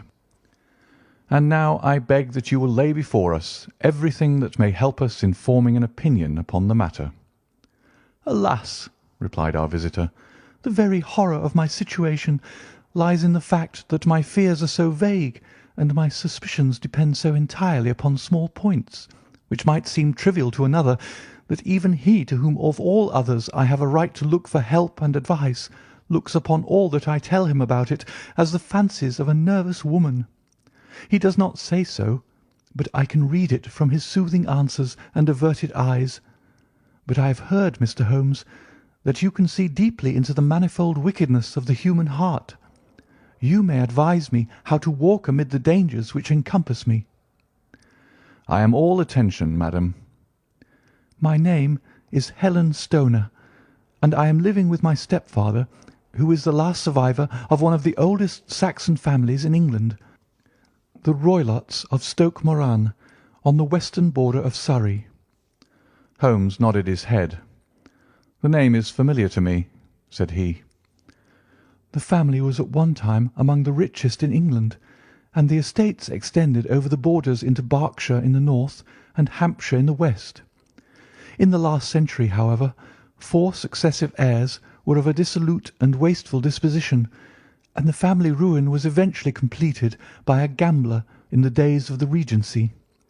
Nothing was left save a few acres of ground and the 200-year-old house, which is itself crushed under a heavy mortgage. The last squire dragged out his existence there, living the horrible life of an aristocratic pauper, but his only son, my stepfather, seeing that he must adapt himself to the new conditions, obtained an advance from a relative, which enabled him to take a medical degree, and went out to Calcutta, where by his professional skill and his force of character he established a large practice. In a fit of anger, however, caused by some robberies which had been perpetrated in the house, he beat his native butler to death, and narrowly escaped a capital sentence. As it was, he suffered a long term of imprisonment, and afterwards returned to England a morose and disappointed man. When Dr. Roylott was in India, he married my mother, Mrs. Stoner, the young widow of Major General Stoner, of the Bengal Artillery. My sister Julia and I were twins, and we were only 2 years old at the time of my mother's remarriage. She had a considerable sum of money, not less than £1,000 a year, and this she bequeathed to Dr. Roylott entirely while we resided with him, with a provision that a certain annual sum should be allowed to each of us in the event of our marriage. Shortly after our return to England, my mother died. She was killed 8 years ago in a railway accident near Crewe. Dr. Roylott then abandoned his attempts to establish himself in practice in London, and took us to live with him in the old ancestral house at Stoke Moran. The money which my mother had left was enough for all our wants, and there seemed to be no obstacle to our happiness. But a terrible change came over our stepfather about this time. Instead of making friends and exchanging visits with our neighbours, who had at first been overjoyed to see a Roylott of Stoke Moran back in the old family seat, he shut himself up in his house and seldom came out, save to indulge in ferocious quarrels with whoever might cross his path. Violence of temper, approaching to mania, has been hereditary in the men of the family, and in my stepfather's case it had, I believe, been intensified by his long residence in the tropics. A series of disgraceful brawls took place, 2 of which ended in the police court, until at last he became the terror of the village, and the folks would fly at his approach, for he is a man of immense strength and absolutely uncontrollable in his anger. Last week he hurled the local blacksmith over a parapet into a stream, and it was only by paying over all the money which I could gather together that I was able to avert another public exposure. He had no friends at all save the wandering gipsies, and he would give these vagabonds leave to encamp upon the few acres of bramble-covered land which represent the family estate, and would accept in return the hospitality of their tents, wandering away with them sometimes for weeks on end. He has a passion also for Indian animals, which are sent over to him by a correspondent, and he has at this moment a cheetah and a baboon which wander freely over his grounds, and are feared by the villagers almost as much as their master. You can imagine from what I say that my poor sister Julia and I had no great pleasure in our lives. No servant would stay with us, and for a long time we did all the work of the house. She was but 30 at the time of her death, and yet her hair had already begun to whiten, even as mine has." "Your sister is dead, then?" "She died just 2 years ago, and it is of her death that I wish to speak to you. You can understand that, living the life which I have described, we were little likely to see anyone of our own age and position. We had, however, an aunt, my mother's maiden sister, Miss Honoria Westphale, who lives near Harrow, and we were occasionally allowed to pay short visits at this lady's house. Julia went there at Christmas 2 years ago, and met there a half-pay major of marines, to whom she became engaged. My stepfather learned of the engagement when my sister returned, and offered no objection to the marriage, but within a fortnight of the day which had been fixed for the wedding, the terrible event occurred which has deprived me of my only companion." Sherlock Holmes had been leaning back in his chair, with his eyes closed and his head sunk in a cushion, but he half opened his lids now and glanced across at his visitor. "Pray be precise as to details," said he. "It is easy for me to be so, for every event of that dreadful time is seared into my memory. The manor house is, as I have already said, very old, and only one wing is now inhabited. The bedrooms in this wing are on the ground floor, the sitting rooms being in the central block of the buildings. Of these bedrooms, the first is Dr. Roylott's, the second my sister's, and the third my own. There is no communication between them, but they all open out into the same corridor. Do I make myself plain?" "Perfectly so." "The windows of the 3 rooms open out upon the lawn. That fatal night Dr. Roylott had gone to his room early, though we knew that he had not retired to rest, for my sister was troubled by the smell of the strong Indian cigars which it was his custom to smoke. She left her room, therefore, and came into mine, where she sat for some time, chatting about her approaching wedding. At 11 o'clock she rose to leave me, but she paused at the door and looked back. "Tell me, Helen," said she, "have you ever heard anyone whistle in the dead of the night?" "Never," said I. "I suppose that you could not possibly whistle yourself in your sleep?" "Certainly not. But why?" "Because during the last few nights I have always, about 3 in the morning, heard a low, clear whistle.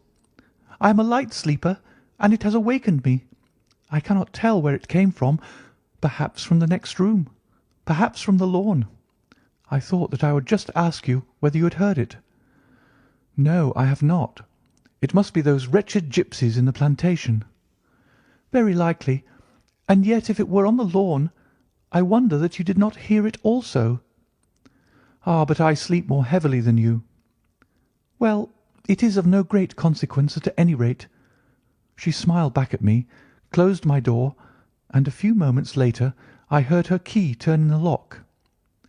"Indeed," said Holmes. "Was it your custom always to lock yourselves in at night?" "Always." "And why?" "I think that I mentioned to you that the doctor kept a cheetah and a baboon. We had no feeling of security unless our doors were locked." "Quite so. Pray proceed with your statement." "I could not sleep that night. A vague feeling of impending misfortune impressed me. My sister and I, you will recollect, were twins, and you know how subtle are the links which bind 2 souls which are so closely allied. It was a wild night.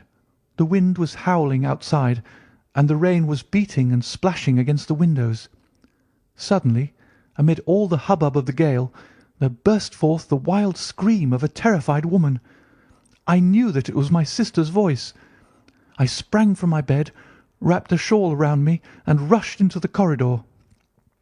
As I opened my door, I seemed to hear a low whistle, such as my sister described, and a few moments later a clanging sound, as if a mass of metal had fallen.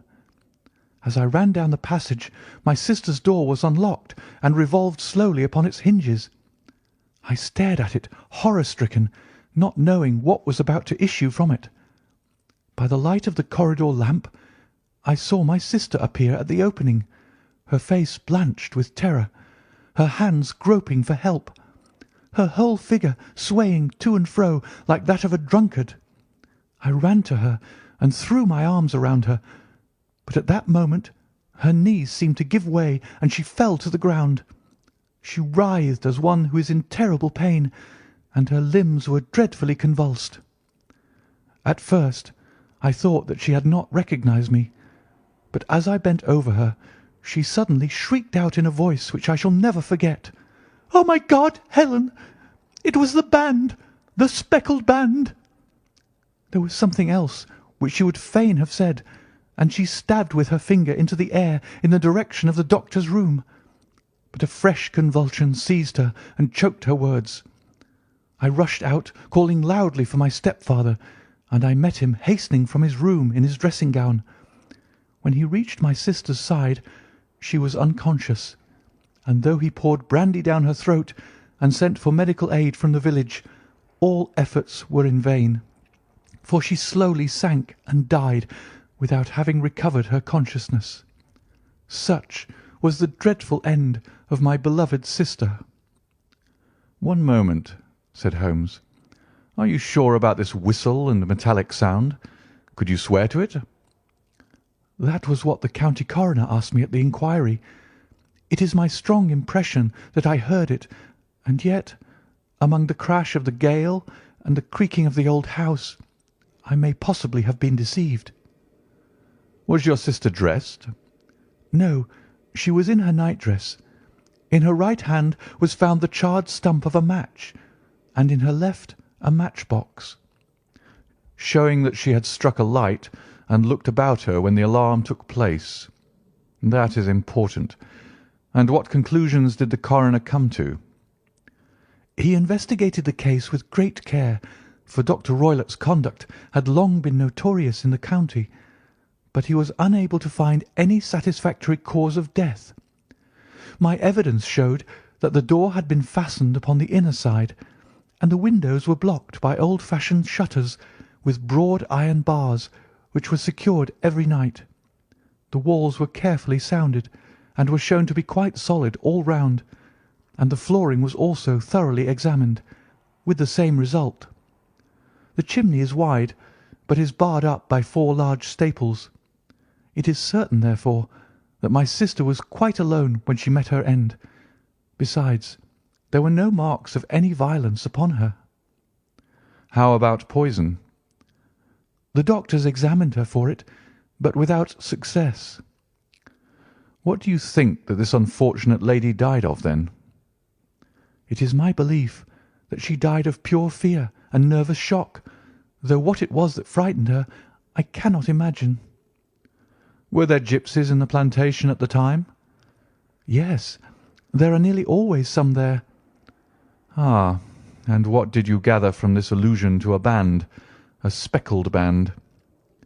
"Sometimes I have thought that it was merely the wild talk of delirium, sometimes that it may have referred to some band of people, perhaps to these very gipsies in the plantation.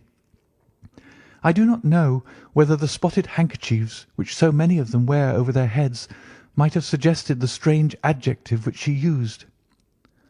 Holmes shook his head like a man who is far from being satisfied. "These are very deep waters," said he.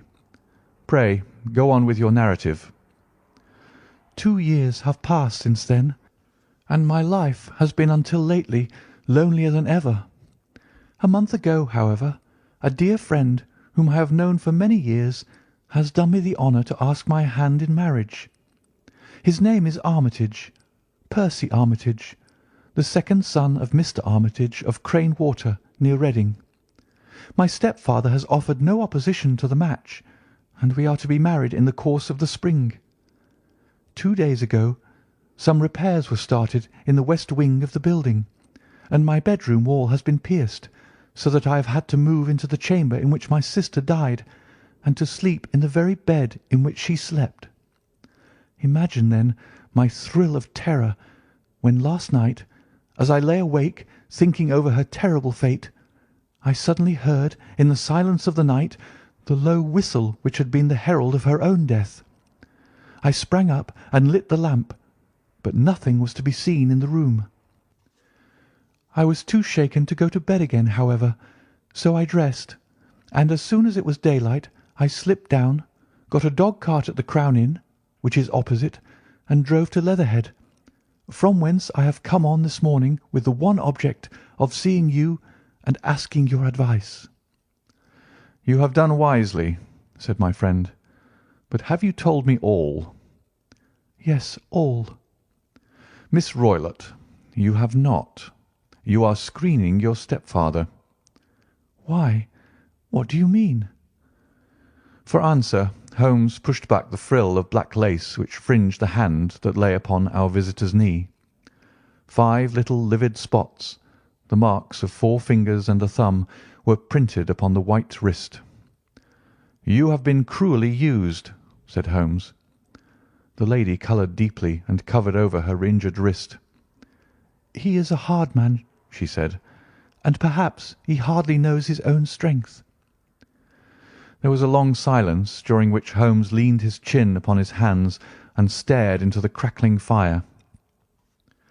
"This is a very deep business," he said at last. "There are 1,000 details which I should desire to know before I decide upon our course of action. Yet we have not a moment to lose.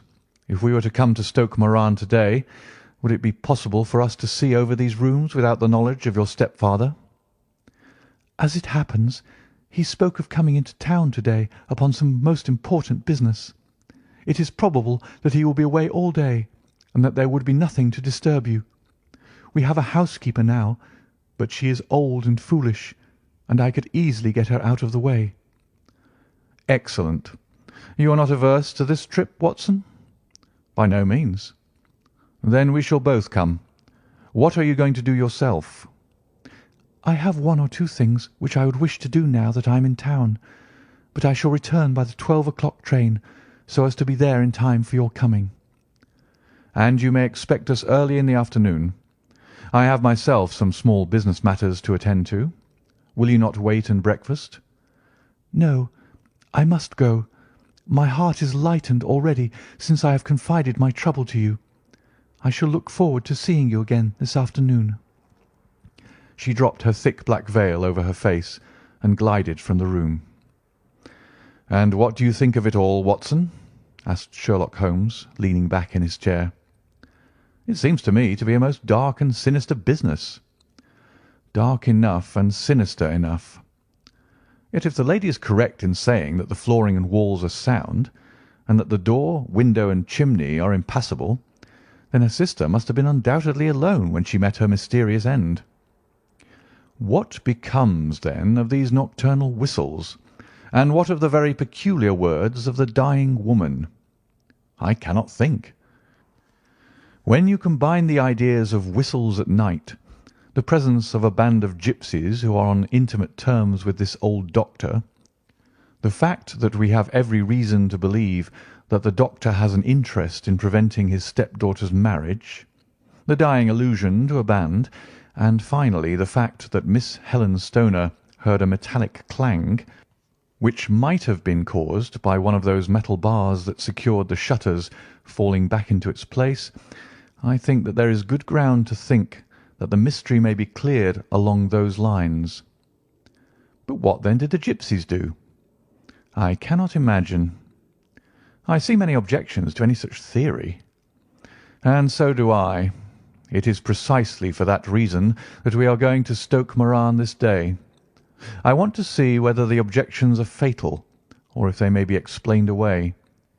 "But what in the name of the devil—" The ejaculation had been drawn from my companion by the fact that our door had been suddenly dashed open, and that a huge man had framed himself in the aperture.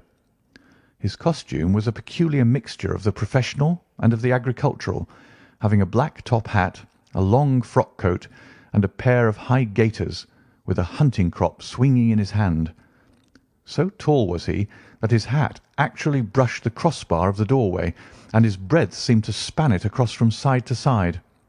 A large face, seared with 1,000 wrinkles, burned yellow with the sun, and marked with every evil passion, was turned from one to the other of us, while his deep-set, bile-shot eyes and his high, thin, fleshless nose gave him somewhat the resemblance to a fierce old bird of prey. "Which of you is Holmes?" asked this apparition. "My name, sir, but you have the advantage of me," said my companion quietly. "I am Dr. Grimsby Roylott of Stoke Moran." "Indeed, doctor," said Holmes blandly. "Pray take a seat." "I will do nothing of the kind. My stepdaughter has been here. I have traced her. What has she been saying to you?" "It is a little cold for the time of year," said Holmes. "What has she been saying to you?" screamed the old man furiously. "But I have heard that the crocuses promise well," continued my companion imperturbably. "Huh! You put me off, do you?" said our new visitor, taking a step forward and shaking his hunting crop. "I know you, you scoundrel. I've heard of you before. You are Holmes the meddler." My friend smiled. "Holmes the busybody." His smile broadened. "Holmes the Scotland Yard jack-in-office." Holmes chuckled heartily. "Your conversation is most entertaining," said he. "When you go out, close the door, for there is a decided draught." "I will go when I've said my say. Don't you dare to meddle with my affairs. I know that Miss Stoner has been here. I traced her.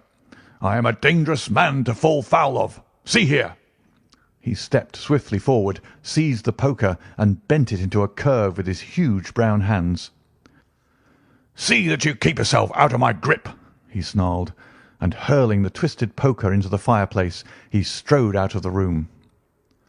"He seems a very amiable person," said Holmes, laughing. "I'm not quite so bulky, but if he had remained, I might have shown him that my grip was not much more feeble than his own." As he spoke, he picked up the steel poker and, with a sudden effort, straightened it out again. Fancy his having the insolence to confound me with the official detective force. This incident gives zest to our investigation, however, and I only trust that our little friend will not suffer from her imprudence in allowing this brute to trace her. And now, Watson, we shall order breakfast, and afterwards I shall walk down to Doctors' Commons, where I hope to get some data which may help us in this matter. It was nearly 1 o'clock when Sherlock Holmes returned from his excursion. He held in his hand a sheet of blue paper, scrawled over with notes and figures. "I have seen the will of the deceased wife," said he. "To determine its exact meaning, I have been obliged to work out the present prices of the investments with which it is concerned. The total income, which at the time of the wife's death was little short of £1,100, is now, through the fall of agricultural prices, not more than £750. Each daughter can claim an income of £250 in case of marriage. It is evident, therefore, that if both girls had married, this beauty would have had a mere pittance, while even one of them would cripple him to a very serious extent. My morning's work has not been wasted, since it has proved that he has the very strongest motives for standing in the way of anything of the sort.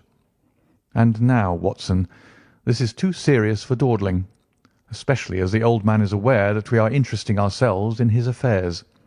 So, if you are ready, we shall call a cab and drive to Waterloo. I should be very much obliged if you would slip your revolver into your pocket. An Ely's No. 2 is in an excellent argument with gentlemen who can twist steel pokers into knots. That and a toothbrush are, I think, all that we need. At Waterloo we were fortunate in catching a train for Leatherhead, where we hired a trap at the station inn and drove for 4 or 5 miles through the lovely Surrey lanes. It was a perfect day, with a bright sun and a few fleecy clouds in the heavens. The trees and wayside hedges were just throwing out their first green shoots, and the air was full of a pleasant smell of the moist earth. To me, at least, there was a strange contrast between the sweet promise of the spring and this sinister quest upon which we were engaged. My companion sat in the front of the trap, his arms folded, his hat pulled down over his eyes, and his chin sunk upon his breast, buried in the deepest thought. Suddenly, however, he started, tapped me on the shoulder, and pointed over the meadows. "Look there," said he. A heavily timbered park stretched up in a gentle slope, thickening into a grove at the highest point. From amid the branches there jutted out the grey gables and high roof tree of a very old mansion. "Stoke Moran?" said he. "Yes, sir, that be the house of Dr. Grimsby Roylott," remarked the driver. "There is some building going on there," said Holmes. "That is where we are going." "There's the village," said the driver, pointing to a cluster of roofs some distance to the left. "But if you want to get to the house, you'll find it shorter to get over this stile, and so by the footpath over the fields. There it is, where the lady is walking." "And the lady, I fancy, is Miss Stoner," observed Holmes, shading his eyes. "Yes, I think we had better do as you suggest." We got off, paid our fare, and the trap rattled back on its way to Leatherhead. "I thought it as well," said Holmes as we climbed the stile, "that this fellow should think we had come here as architects, or on some definite business. It may stop his gossip. Good afternoon, Miss Stoner. You see that we had been as good as our word." Our client of the morning had hurried forward to meet us with a face which spoke her joy. "I have been waiting so eagerly for you," she cried, shaking hands with us warmly. "All has turned out splendidly. Dr. Roylott has gone to town, and it is unlikely that he will be back before evening." "We have had the pleasure of making the doctor's acquaintance," said Holmes, and in a few words he sketched out what had occurred. Miss Stoner turned white to the lips as she listened. "Good heavens!" she cried. "He has followed me, then?" "So it appears." "He is so cunning that I never know when I am safe from him. What will he say when he returns?" "He must guard himself, for he may find that there is someone more cunning than himself upon his track. You must lock yourself up from him to-night. If he is violent, we shall take you away to your aunt's at Harrow. Now, we must make the best use of our time, so kindly take us at once to the rooms which we are to examine." The building was of grey, lichen-blotched stone, with a high central portion and two curving wings, like the claws of a crab, thrown out on each side.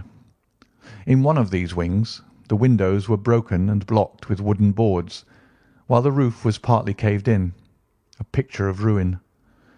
The central portion was in little better repair, but the right-hand block was comparatively modern, and the blinds in the windows, with the blue smoke curling up from the chimneys, showed that this was where the family resided. Some scaffolding had been erected against the end wall, and the stonework had been broken into, but there were no signs of any workmen at the moment of our visit.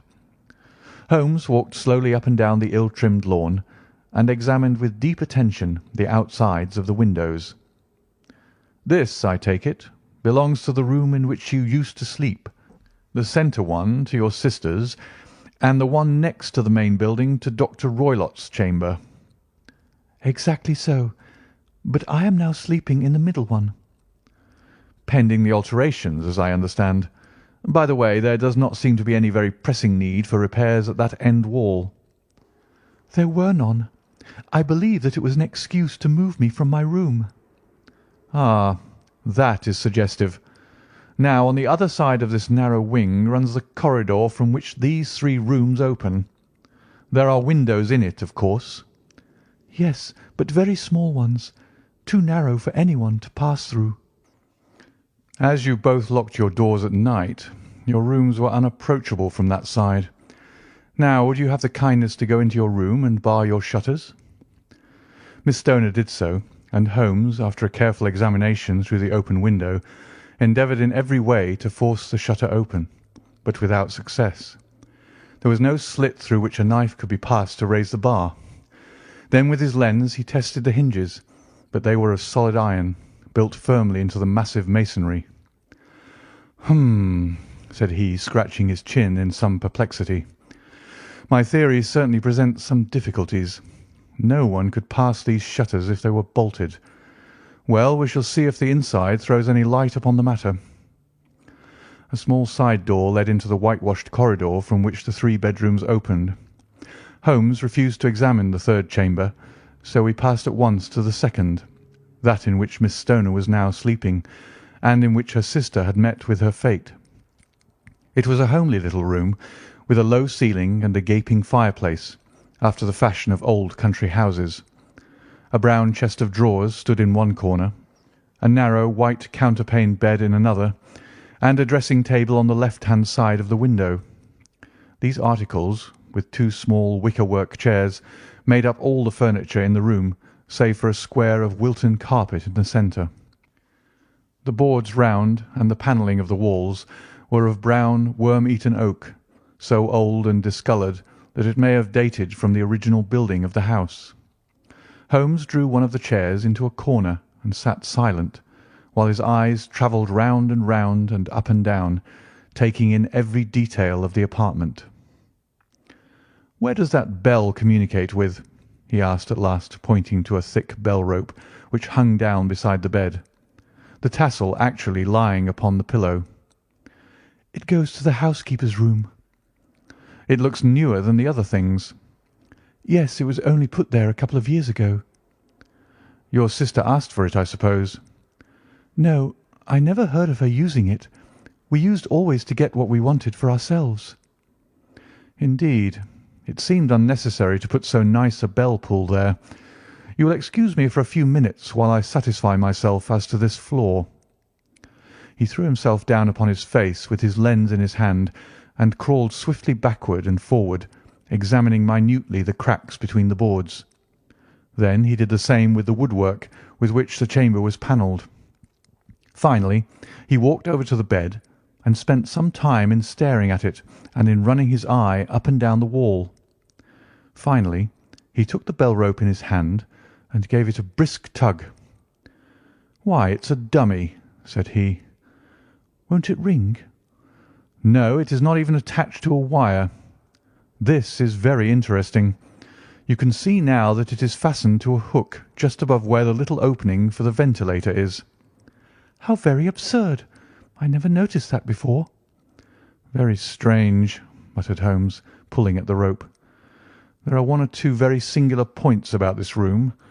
For example, what a fool a builder must be to open a ventilator into another room when, with the same trouble, he might have communicated with the outside, sir." "That is also quite modern," said the lady. "Done about the same time as the bell-rope?" remarked Holmes. "Yes, there were several little changes carried out about that time." "They seem to have been of a most interesting character. Dummy bell-ropes and ventilators which do not ventilate. With your permission, Miss Stoner, we shall now carry our researches into the inner apartment." Dr. Grimesby Roylott's chamber was larger than that of his stepdaughter, but was as plainly furnished. A camp bed, a small wooden shelf full of books, mostly of a technical character, an armchair beside the bed, a plain wooden chair against the wall, a round table, and a large iron safe were the principal things which met the eye. Holmes walked slowly round and examined each and all of them with the keenest interest. "What's in here?" he asked, tapping the safe. "My stepfather's business papers." "Oh, you have been inside, then?" "Only once, some years ago. I remember that it was full of papers." "There isn't a cat in it, for example?" "No. What a strange idea." "Well, look at this."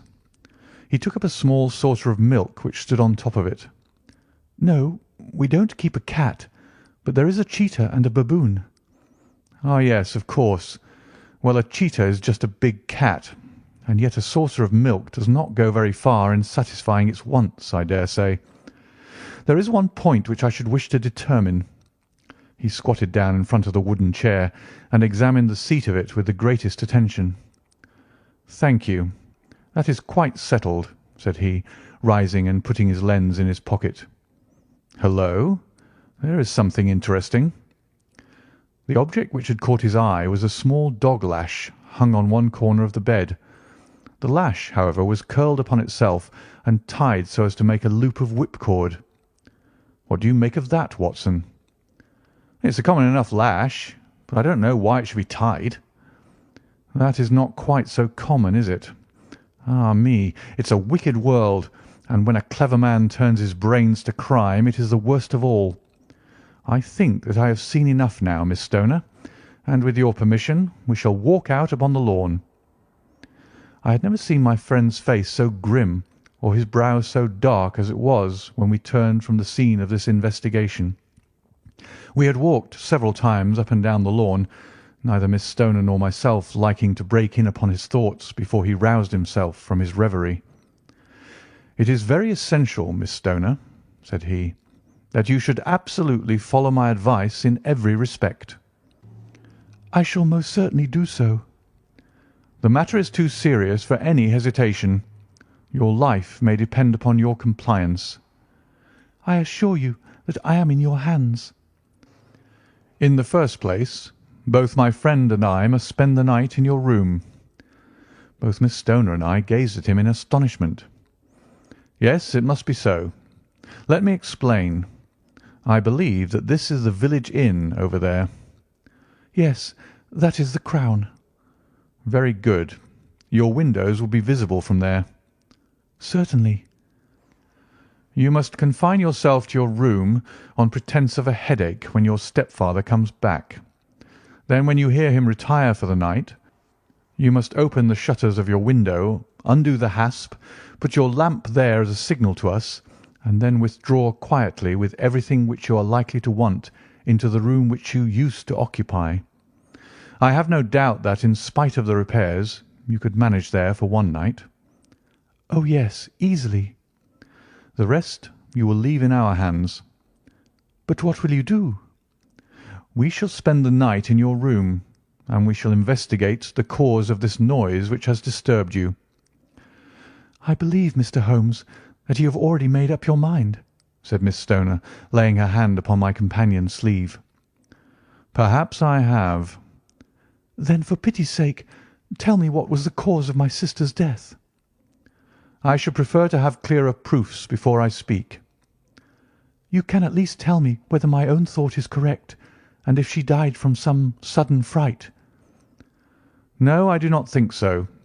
I think that there was probably some more tangible cause.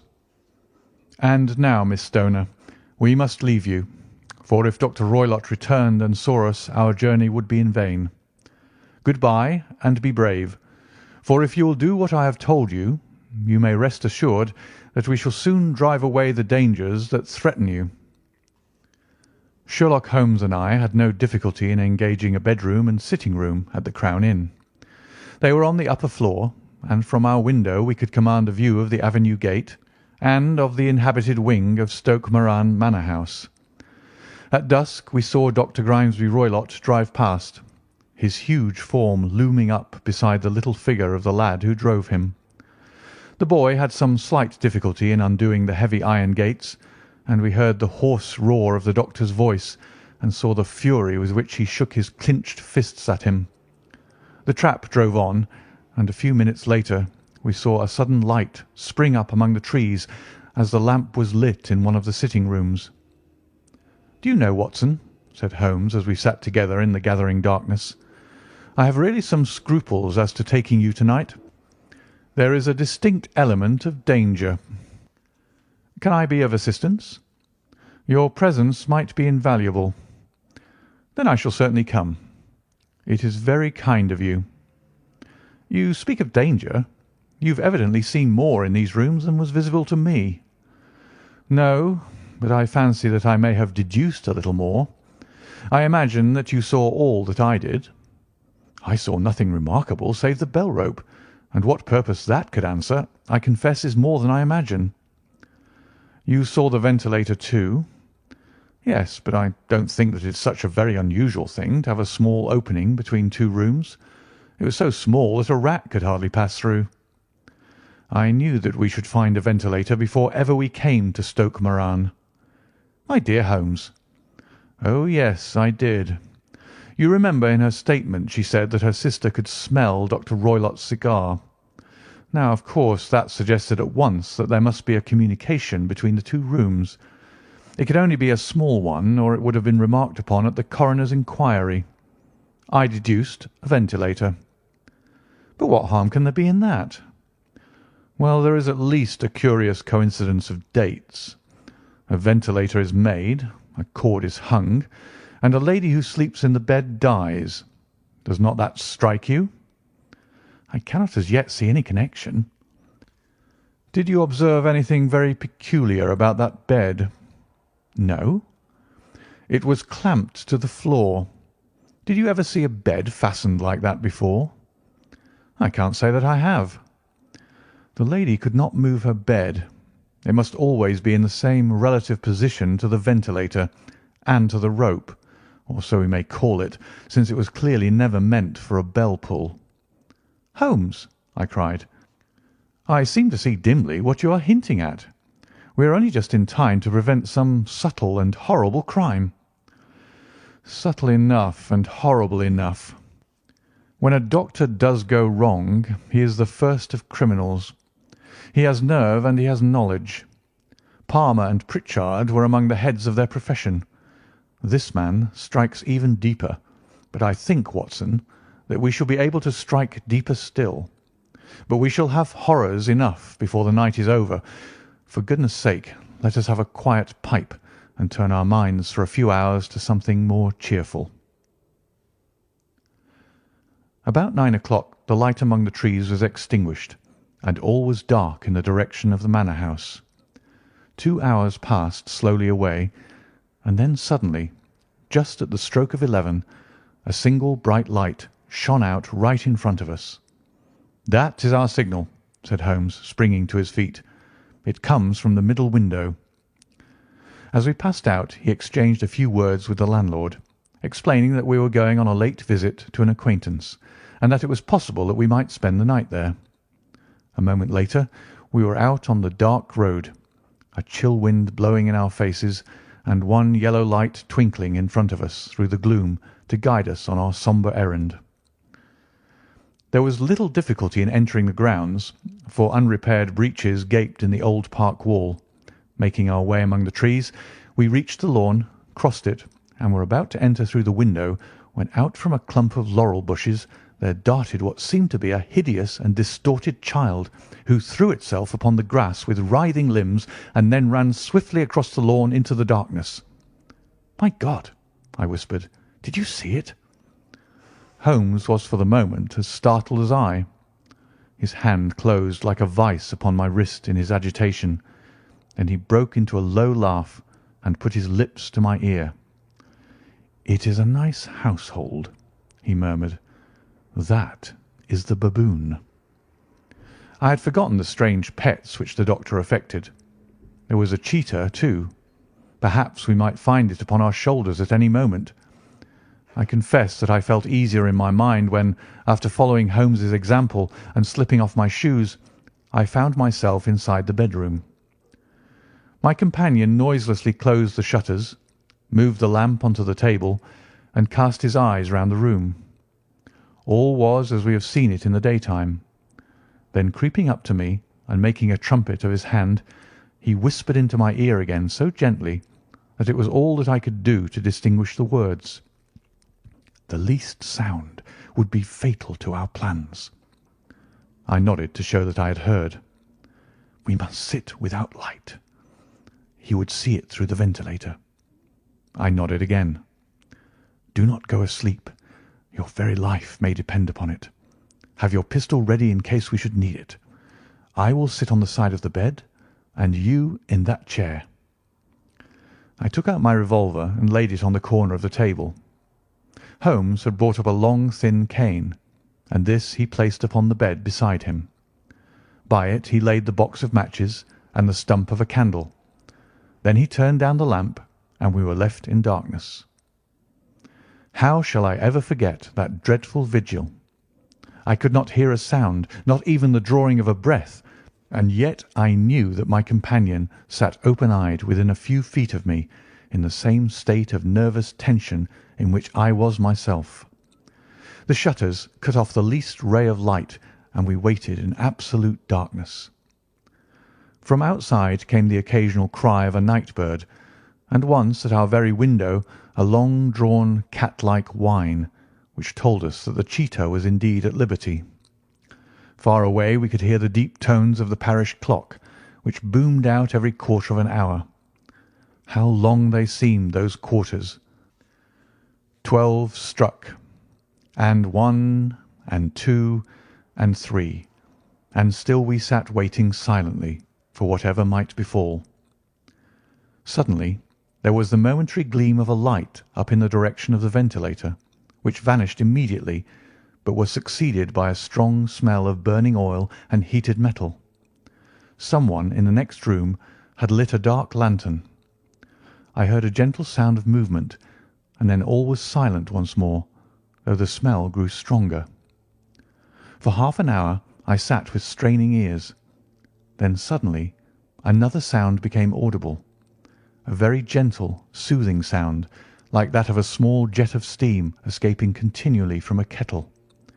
The instant that we heard it, Holmes sprang from the bed, struck a match, and lashed furiously with his cane at the bell pull. "You see it, Watson?" he yelled. "You see it?" But I saw nothing. At the moment when Holmes struck the light, I heard a low, clear whistle, but the sudden glare flashing into my weary eyes made it impossible for me to tell what it was at which my friend lashed so savagely. I could, however, see that his face was deadly pale and filled with horror and loathing.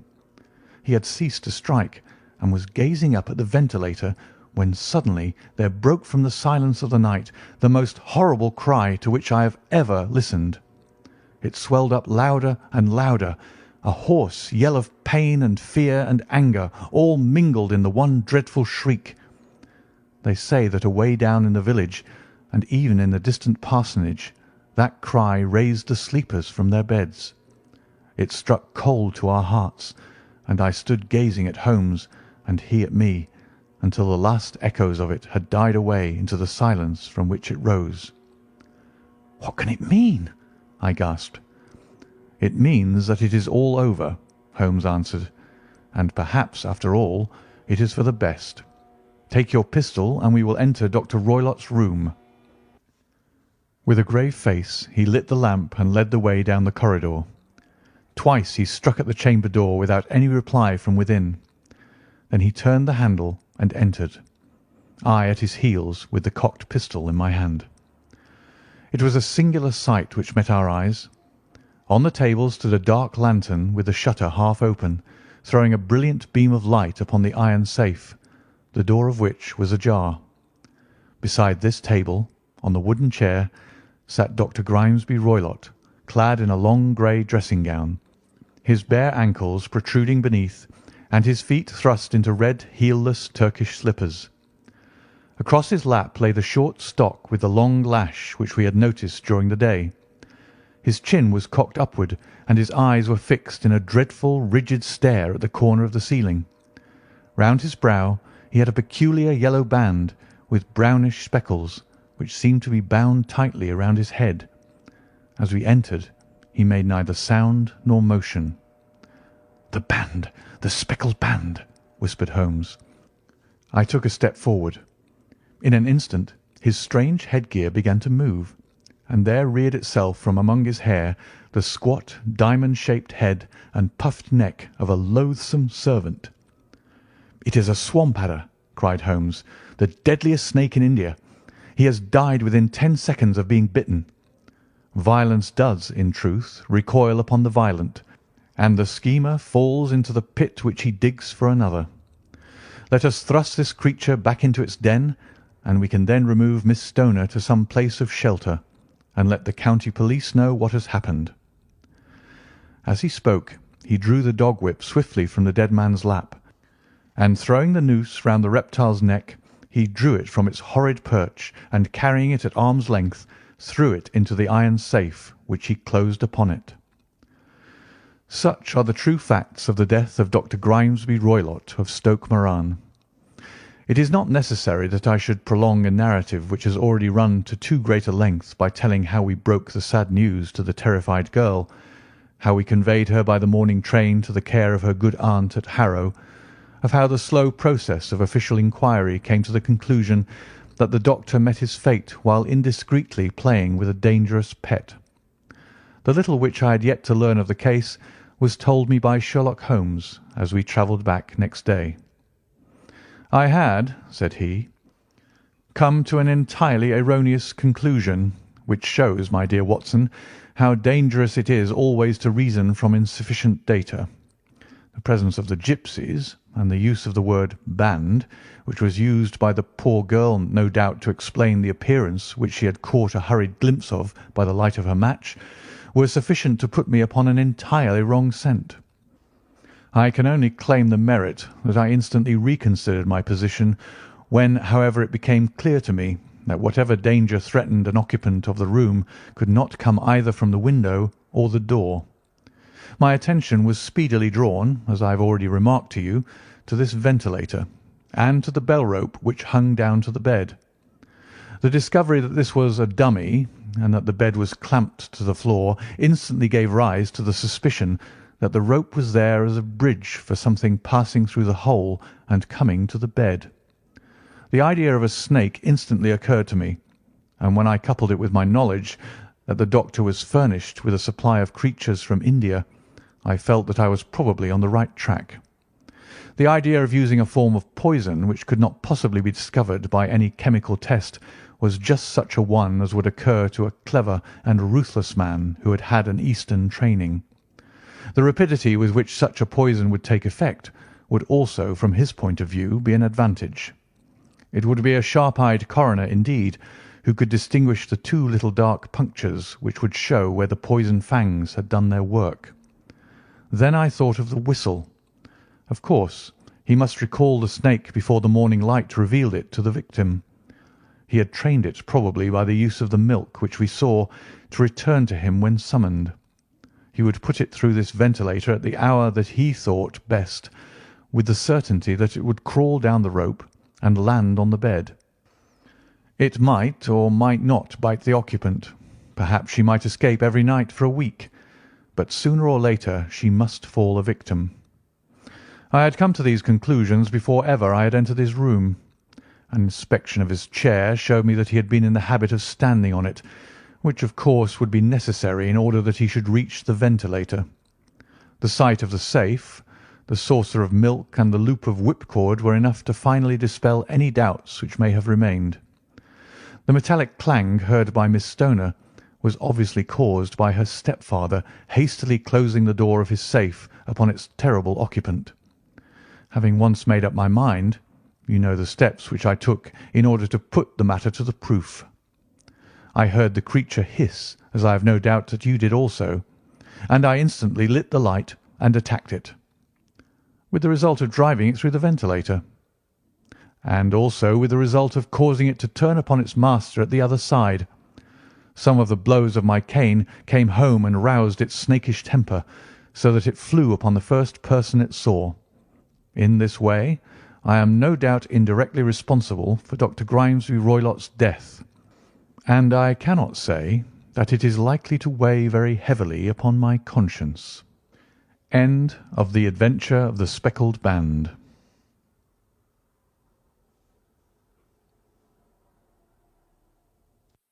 The Adventure of the Engineer's Thumb. Of all the problems which have been submitted to my friend Mr. Sherlock Holmes for solution during the years of our intimacy, there were only two which I was the means of introducing to his notice, that of Mr. Hatherley's thumb and that of Colonel Warburton's madness. Of these the latter may have afforded a finer field for an acute and original observer, but the other was so strange in its inception and so dramatic in its details that it may be the more worthy of being placed upon record, even if it gave my friend fewer openings for those deductive methods of reasoning by which he achieved such remarkable results. The story has, I believe, been told more than once in the newspapers, but, like all such narratives, its effect is much less striking when set forth en bloc in a single half-column of print than when the facts slowly evolve before your own eyes, and the mystery clears gradually away as each new discovery furnishes a step which leads on to the complete truth. At the time the circumstances made a deep impression upon me, and the lapse of 2 years has hardly served to weaken the effect. It was in the summer of '89, not long after my marriage, that the events occurred which I am now about to summarize. I had returned to civil practice, and had finally abandoned Holmes in his Baker Street rooms. although I continually visited him, and occasionally even persuaded him to forego his bohemian habits so far as to come and visit us. My practice had steadily increased, and as I happened to live at no very great distance from Paddington Station, I got a few patients from among the officials. One of these, whom I had cured of a painful and lingering disease, was never weary of advertising my virtues and of endeavouring to send me on every sufferer over whom he might have any influence. One morning at a little before 7 o'clock, I was awakened by the maid tapping at the door to announce that 2 men had come from Paddington and were waiting in the consulting room. I dressed hurriedly, for I knew by experience that railway cases were seldom trivial, and hastened downstairs. As I descended, my old ally, the guard, came out of the room and closed the door tightly behind him. "I've got him here," he whispered, jerking his thumb over his shoulder. "He's all right." "What is it, then?" I asked, for his manner suggested that it was some strange creature which he had caged up in my room. "It's a new patient," he whispered. "I thought I'd bring him round myself, then he couldn't slip away. There he is, all safe and sound. I must go now, Doctor. I have my duties, just the same as you." And off he went, this trusty tout, without even giving me time to thank him. I entered my consulting room and found a gentleman seated by the table. He was quietly dressed in a suit of heather tweed with a soft cloth cap which he had laid down upon my books. Round one of his hands he had a handkerchief wrapped which was mottled all over with bloodstains. He was young, not more than 25, I would say, with a strong masculine face, but he was exceedingly pale and gave me the impression of a man who was suffering from some strong agitation which it took all his strength of mind to control. "I'm sorry to knock you up so early, Doctor," said he, "but I've had a very serious accident during the night. I came in by train this morning, and on inquiring at Paddington as to where I might find a doctor, a worthy fellow very kindly escorted me here. I gave the maid a card, but I see that she's left it upon the side table." I took it up and glanced at it. "Mr. Victor Hatherley, hydraulic engineer, 16A Victoria Street, 3rd floor." That was the name, style, and abode of my morning visitor. "I regret that I have kept you waiting," said I, sitting down in my library chair. "You are fresh from a night journey, I understand, which is in itself a monotonous occupation." "Oh, my night could not be called monotonous," said he, and laughed. He laughed very heartily, with a high, ringing note, leaning back in his chair and shaking his sides. All my medical instincts rose up against that laugh. "Stop it!" I cried. "Pull yourself together." And I poured out some water from a carafe. It was useless, however. He was off in one of those hysterical outbursts which come upon a strong nature when some great crisis is over and gone. Presently he came to himself once more, very weary and pale-looking. "I have been making a fool of myself," he gasped. "Not at all. Drink this." I dashed some brandy into the water, and the colour began to come back to his bloodless cheeks. "That's better," said he. "And now, Doctor, perhaps you would kindly attend to my thumb, or rather to the place where my thumb used to be." He unwound the handkerchief and held out his hand. It gave even my hardened nerves a shudder to look at it. There were 4 protruding fingers, and a horrid red spongy surface where the thumb should have been. It had been hacked or torn right out from the roots. "Good heavens!" I cried. "This is a terrible injury. It must have bled considerably." "Yes, it did. I fainted when it was done, and I think that I must have been senseless for a long time. When I came to, I found that it was still bleeding, so I tied one end of my handkerchief very tightly around the wrist and braced it up with a twig." "Excellent. You should have been a surgeon." "It is a question of hydraulics, you see, and came within my own province." "This has been done," said I, examining the wound, "by a very heavy and sharp instrument." "A thing like a cleaver," said he. "An accident, I presume?" "By no means. What? A murderous attack? Very murderous indeed. You horrify me. I sponged the wound, cleaned it, dressed it, and finally covered it over with cotton wadding and carbolized bandages. He lay back without wincing, though he bit his lip from time to time. "How is that?" I asked when I had finished. "Capital. Between your brandy and your bandage, I feel a new man. I was very weak, but I've had a good deal to go through." "Perhaps you had better not speak of the matter. It is evidently trying to your nerves." "Oh, no, not now. I shall have to tell my tale to the police. But, between ourselves, if it were not for the convincing evidence of this wound of mine, I should be surprised if they believe my statement, for it is a very extraordinary one, and I have not much in the way of proof with which to back it up. And even if they believe me, the clues which I can give them are so vague that it is a question whether justice will be done." "Ha!" cried I. "If it is anything in the nature of a problem which you desire to see solved, I should strongly recommend you to come to my friend, Mr. Sherlock Holmes, before you go to the official police." "Oh, I've heard of that fellow," answered my visitor, "and I should be very glad if he would take the matter up, though of course I must use the official police as well. Would you give me an introduction to him?" "I'll do better. I'll take you round to him myself." "I should be immensely obliged to you." "We'll call a cab and go together. We should just be in time to have a little breakfast with him.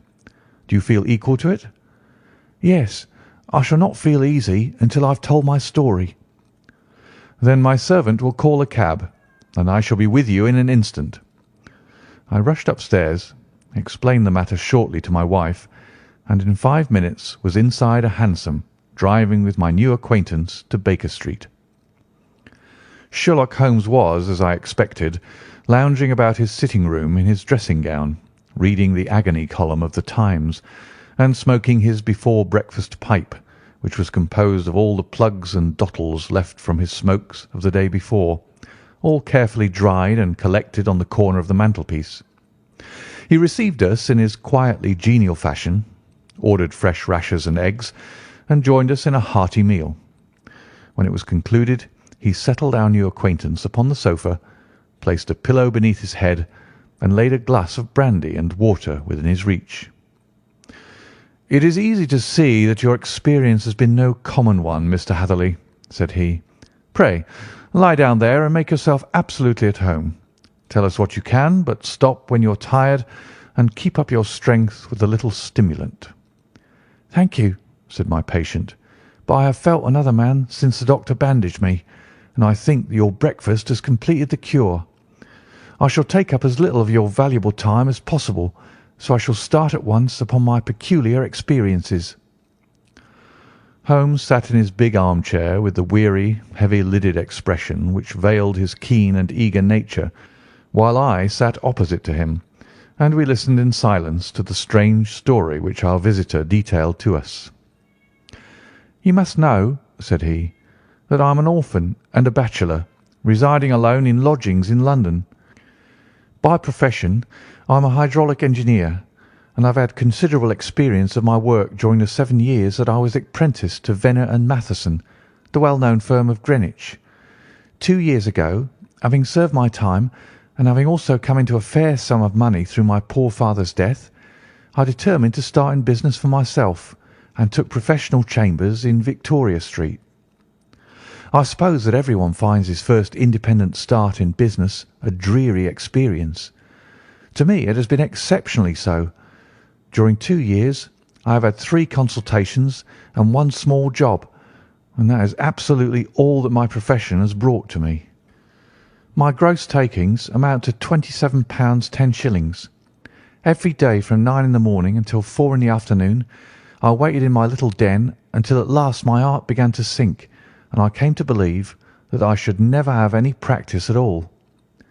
Yesterday, however, just as I was thinking of leaving the office, my clerk entered to say there was a gentleman waiting who wished to see me upon business. He brought up a card, too, with the name of Colonel Lysander Stark engraved upon it. Close at his heels came the colonel himself, a man rather over the middle size, but of an exceeding thinness. I do not think that I have ever seen so thin a man. His whole face sharpened away into nose and chin, and the skin of his cheeks was drawn quite tense over his outstanding bones. Yet this emaciation seemed to be his natural habit, and due to no disease, for his eye was bright, his step brisk, and his bearing assured. He was plainly but neatly dressed, and his age, I should judge, would be nearer 40 than 30. "Mr. Hatherley," said he, with something of a German accent, "you have been recommended to me, Mr. Hatherley, as being a man who is not only proficient in his profession, but is also discreet and capable of preserving a secret." I bowed, feeling as flattered as any young man would at such an address. "May I ask who it was who gave me so good a character?" "Well, perhaps it is better that I should not tell you that just at this moment. I have it from the same source that you are both an orphan and a bachelor, and are residing alone in London." "That is quite correct," I answered, "but you will excuse me if I say that I cannot see how all this bears upon my professional qualifications. I understand that it was on a professional matter that you wished to speak to me." "Undoubtedly so, but you will find that all I say is really to the point. I have a professional commission for you, but absolute secrecy is quite essential. Absolute secrecy. You understand? And of course we may expect that more from a man who is alone than from one who lives in the bosom of his family." "If I promise to keep a secret," said I, "you may absolutely depend upon my doing so." He looked very hard at me as I spoke, and it seemed to me that I had never seen so suspicious and questioning an eye. "Do you promise, then?" said he at last. "Yes, I promise." "Absolute and complete silence before, during, and after. No reference to the matter at all, either in word or writing." "I have already given you my word." "Very good." He suddenly sprang up, and darting like lightning across the room, he flung open the door. The passage outside was empty. "That's all right," said he, coming back. "I know that clerks are sometimes curious as to their master's affairs. Now we can talk in safety." He drew up his chair very close to mine, and began to stare at me again with the same questioning and thoughtful look. A feeling of repulsion and of something akin to fear had begun to rise within me at the strange antics of this fleshless man. Even my dread of losing a client could not restrain me from showing my impatience. "I beg that you will state your business, sir," said I. "My time is of value. Heaven forgive me for that last sentence, but the words came to my lips." "How would 50 guineas for a night's work suit you?" he asked. "Most admirably." "I say a night's work, but an hour's will be nearer the mark. I simply want your opinion about a hydraulic stamping machine which has got out of gear. If you show us what is wrong, we shall soon set it right ourselves. What do you think of such a commission as that?" "The work appears to be light and the pay munificent." "Precisely so. We shall want you to come to-night by the last train." "Where to?" "To Eyford in Berkshire.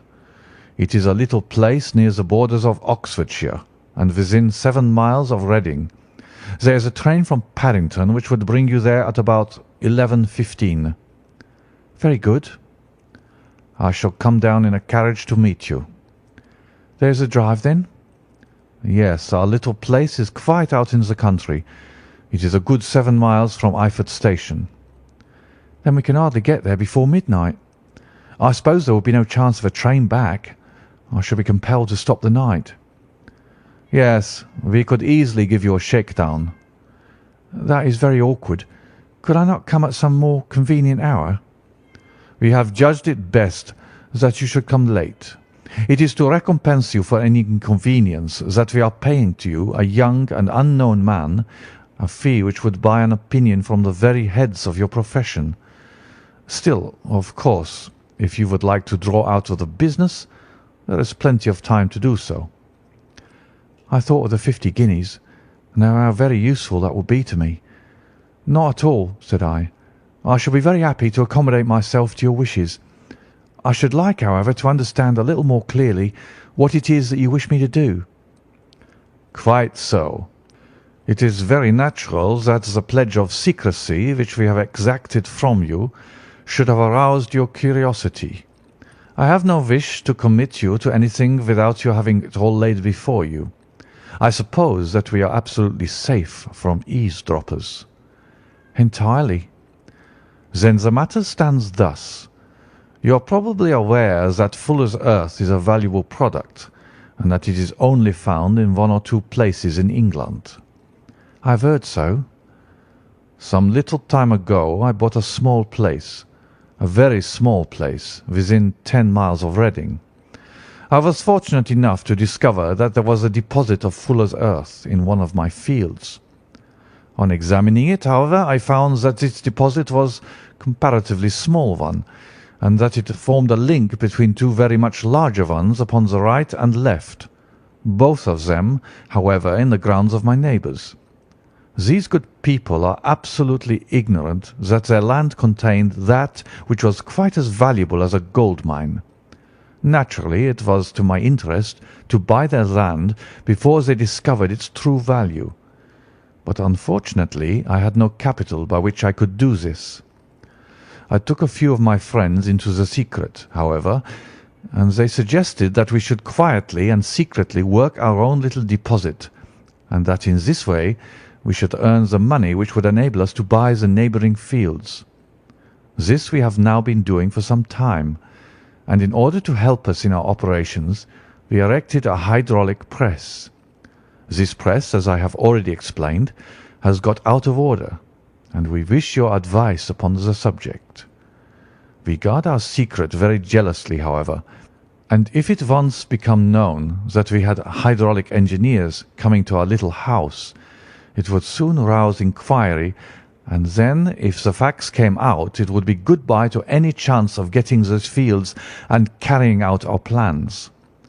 That is why I have made you promise me that you will not tell a human being that you are going to Eyford tonight. I hope that I make it all plain." "I quite follow you," said I.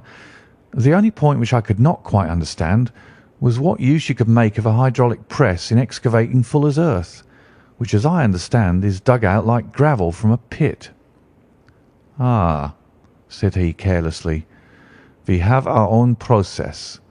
We compress the earth into bricks, so as to remove them without revealing what they are. But that is a mere detail.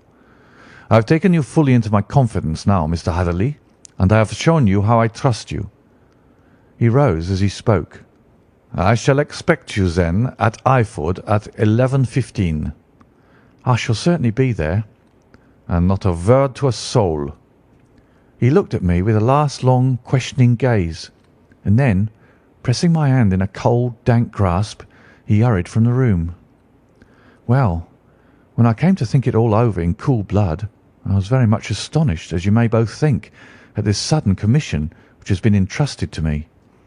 On the other hand, of course, I was glad, for the fee was at least tenfold what I should have asked had I had set a price on my own services, and it was possible that this order might lead to other ones. On the other hand, the face and manner of my patron had made an unpleasant impression upon me, and I could not think that his explanation of the Fuller's earth was sufficient to explain the necessity for my coming at midnight, and his extreme anxiety lest I should tell anyone of my errand. However, I threw all fears to the winds, ate a hearty supper, drove to Paddington, and started off, having obeyed to the letter the injunction as to holding my tongue. At Reading I had to change not only my carriage but my station. However, I was in time for the last train to Eyford, and I reached the little dim-lit station after 11 o'clock. I was the only passenger who got out there, and there was no one upon the platform save a single sleepy porter with a lantern. As I passed out through the wicket gate, however, I found my acquaintance of the morning waiting in the shadow upon the other side. Without a word, he grasped my arm and hurried me into a carriage, the door of which was standing open. He drew up the windows on either side, tapped on the woodwork, and away we went as fast as the horse could go. "One horse?" interjected Holmes. Yes, only one. Did you observe the colour? Yes, I saw it by the side lights when I was stepping into the carriage. It was a chestnut. Tired looking or fresh? Oh, fresh and glossy. Thank you. I am sorry to have interrupted you. Pray continue your most interesting statement.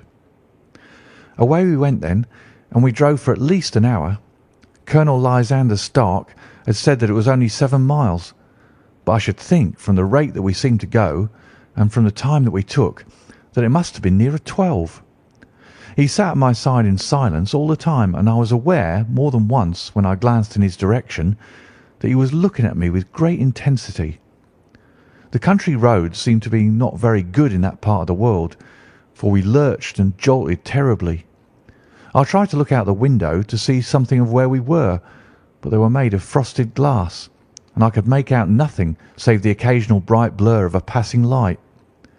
Now and then I hazarded some remark to break the monotony of the journey, but the colonel answered only in monosyllables, and the conversation soon flagged. At last, however, the bumping of the road was exchanged for the crisp smoothness of a gravel drive, and the carriage came to a stand. Colonel Lysander Stark sprang out, and as I followed after him, pulled me swiftly into a porch which gaped in front of us. We stepped, as it were, right out of the carriage and into the hall, so that I failed to catch the most fleeting glance of the front of the house. The instant that I had crossed the threshold, the door slammed heavily behind us, and I heard faintly the rattle of the wheels as the carriage drove away. It was pitch dark inside the house, and the colonel fumbled about looking for matches and muttering under his breath. Suddenly a door opened at the other end of the passage, and a long golden bar of light shot out in our direction. It grew broader, and a woman appeared with a lamp in her hand, which she held above her head, pushing her face forward and peering at us. I could see that she was pretty, and from the gloss with which the light shone upon her dark dress, I knew that it was a rich material. She spoke a few words in a foreign tongue, in a tone as though asking a question, and when my companion answered in a gruff monosyllable, she gave such a start that the lamp nearly fell from her hand. Colonel Stark went up to her, whispered something in her ear, and then, pushing her back into the room from whence she had come, he walked towards me again with the lamp in his hand. "Perhaps you will have the kindness to wait in this room for a few minutes," said he, throwing open another door. It was a quiet, little, plainly furnished room with a round table in the centre, on which several German books were scattered. Colonel Stark laid down the lamp on the top of a harmonium beside the door. "I shall not keep you waiting an instant," said he, and vanished into the darkness. I glanced at the books upon the table, and in spite of my ignorance of German, I could see that 2 of them were treatises on science, the others being volumes of poetry. Then I walked across to the window, hoping that I might catch some glimpse of the countryside, but an oak shutter, heavily barred, was folded across it. It was a wonderfully silent house. There was an old clock ticking loudly somewhere in the passage, but otherwise everything was deadly still. A vague feeling of uneasiness began to steal over me. Who were these German people, and what were they doing living in this strange out-of-the-way place? And where was the place? I was 10 miles or so from Eyford, that was all I knew, but whether north, south, east, or west I had no idea.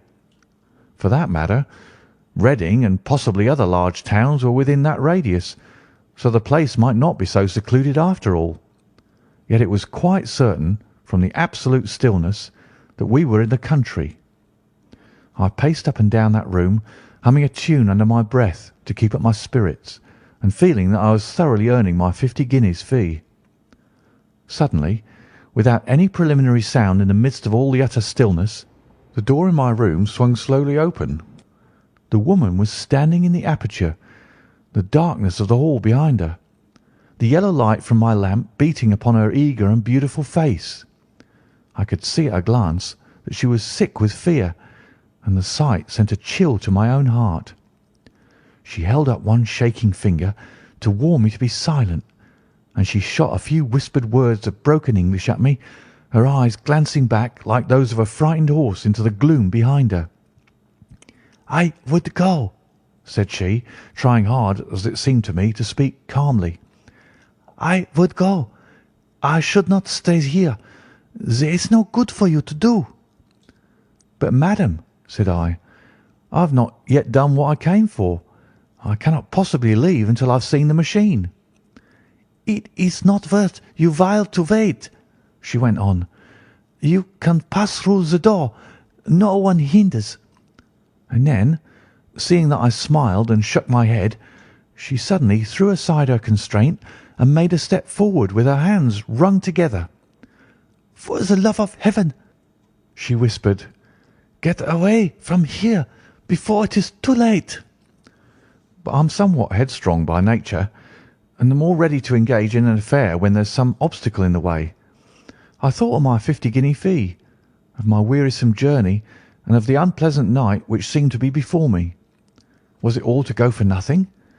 Why should I slink away without having carried out my commission, and without the payment which was my due? This woman might, for all I know, be a monomaniac. With a stout bearing, therefore, though her manner had shaken me more than I cared to confess, I still shook my head and declared my intention of remaining where I was. She was about to renew her entreaties when a door slammed overhead and the sound of several footsteps were heard upon the stairs. She listened for an instant, threw up her hands with a despairing gesture, and vanished as suddenly and as noiselessly as she had come.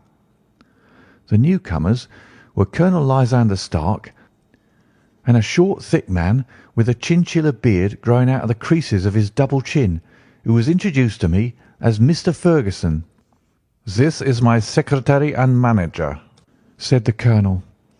"By the way, I was under the impression that I left this door shut just now. I fear that you have felt the draught." "On the contrary," said I opened the door myself because I felt the room to be a little close. He shot one of his suspicious looks at me. "Perhaps we had better proceed to business then," said he. "Mr. Ferguson and I will take you up to see the machine." "I'd better put my hat on, I suppose." "Oh, no, it is in the house." "What, you dig fuller's earth in the house?" "No, no, this is only where we compress it. But never mind that.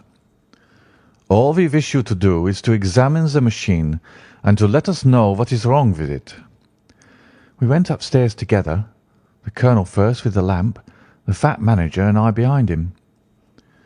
It was a labyrinth of an old house, with corridors, passages, narrow winding staircases, and little low doors, the thresholds of which were hollowed out by the generations who crossed them. There were no carpets and no signs of any furniture above the ground floor, while the plaster was peeling off the walls, and the damp was breaking through in green, unhealthy blotches. I tried to put on as unconcerned an air as possible, but I had not forgotten the warnings of the lady, even though I disregarded them, and I kept a keen eye upon my two companions. Ferguson appeared to be a morose and silent man, but I could see from the little that he said that he was at least a fellow countryman. Colonel Lysander Stark stopped at last before a low door, which he unlocked. Within was a small square room, in which the three of us could hardly get in one time. Ferguson remained outside, and the colonel ushered me in. "We are now," said he, "actually within the hydraulic press, and it would be a particularly unpleasant thing for us if anyone were to turn it on.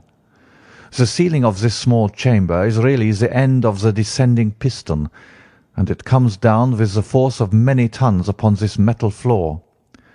There are small lateral columns of water outside which receive the force, and which transmit and multiply it in the manner which is familiar to you. The machine goes readily enough, but there is some stiffness in the working of it, and it has lost a little of its force. Perhaps you will have the goodness to look it over and to show us how we can set it right." I took the lamp from him, and I examined the machine very thoroughly. It was indeed a gigantic one, and capable of exercising enormous pressure. When I passed outside, however, and pressed down the levers which controlled it, I knew at once by the whishing sound that there was a slight leakage which allowed a regurgitation of water through one of the side cylinders. An examination showed that one of the india rubber bands which was round the head of a driving rod had shrunk so as not quite to fill the socket along which it worked. This was clearly the cause of the loss of power, and I pointed it out to my companions, who followed my remarks very carefully and asked several practical questions as to how they should proceed to set it right. When I had made it clear to them, I returned to the main chamber of the machine and took a good look at it to satisfy my own curiosity. It was obvious at a glance that the story of the fuller's earth was the merest fabrication, for it would be absurd to suppose that so powerful an engine could be designed for so inadequate a purpose. The walls were of wood, but the floor consisted of a large iron trough, and when I came to examine it, I could see a crust of metallic deposit all over it. I had stooped and was scraping at this to see exactly what it was, when I heard a muttered exclamation in German and saw the cadaverous face of the colonel looking down at me. "What are you doing there?" he asked. I felt angry at having been tricked by so elaborate a story as that which he had told me. "I was admiring your fuller's earth," said I. "I think that I should be better able to advise you as to your machine if I knew what the exact purpose was for which it was used." The instant that I uttered the words, I regretted the rashness of my speech. His face set hard, and a baleful light sprang up in his grey eyes. "Very well," said he. "You shall know all about the machine." He took a step backward, slammed the little door, and turned the key in the lock. I rushed towards it and pulled at the handle, but it was quite secure and did not give in the least to my kicks and shoves. "Hello!" I yelled. "Hello, Colonel, let me out!" And then suddenly in the silence I heard a sound which sent my heart into my mouth. It was the clank of the levers and the swish of the leaking cylinder. He had set the engine at work. The lamp still stood upon the floor where I had placed it when examining the trough. By its light I saw that the black ceiling was coming down upon me, slowly, jerkily, but as none knew better than myself, with a force which must within a minute grind me to a shapeless pulp. I threw myself screaming against the door and dragged with my nails at the lock. I implored the colonel to let me out, but the remorseless clanking of the levers drowned my cries. The ceiling was only a foot or two above my head, and with my hand upraised I could feel its hard, rough surface. Then it flashed through my mind that the pain of my death would depend very much upon the position in which I met it. If I lay on my face, the weight would come upon my spine, and I shuddered to think of that dreadful snap. Easier the other way, perhaps, and yet had I the nerve to lie and look up at that deadly black shadow wavering down upon me? Already I was unable to stand erect, when my eye caught something which brought a gush of hope back to my heart. I have said that though the floor and ceiling were of iron, the walls were of wood. As I gave a last hurried glance around, I saw a thin line of yellow light between two of the boards, which broadened and broadened as a small panel was pushed backward. For an instant I could hardly believe that there was indeed a door which led away from death. The next instant I threw myself through and lay half fainting upon the other side. The panel had closed again behind me, but the crash of the lamp and a few moments afterwards the clang of the two slabs of metal told me how narrow had been my escape.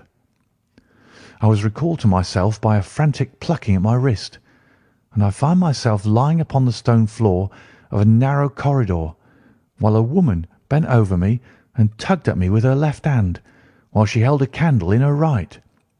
It was the same good friend whose warning I had so foolishly rejected. "Come, come!" she cried breathlessly. "They will be here in a moment. They will see that you are not here. Oh, do not waste so precious time, but come." This time, at least, I did not scorn her advice.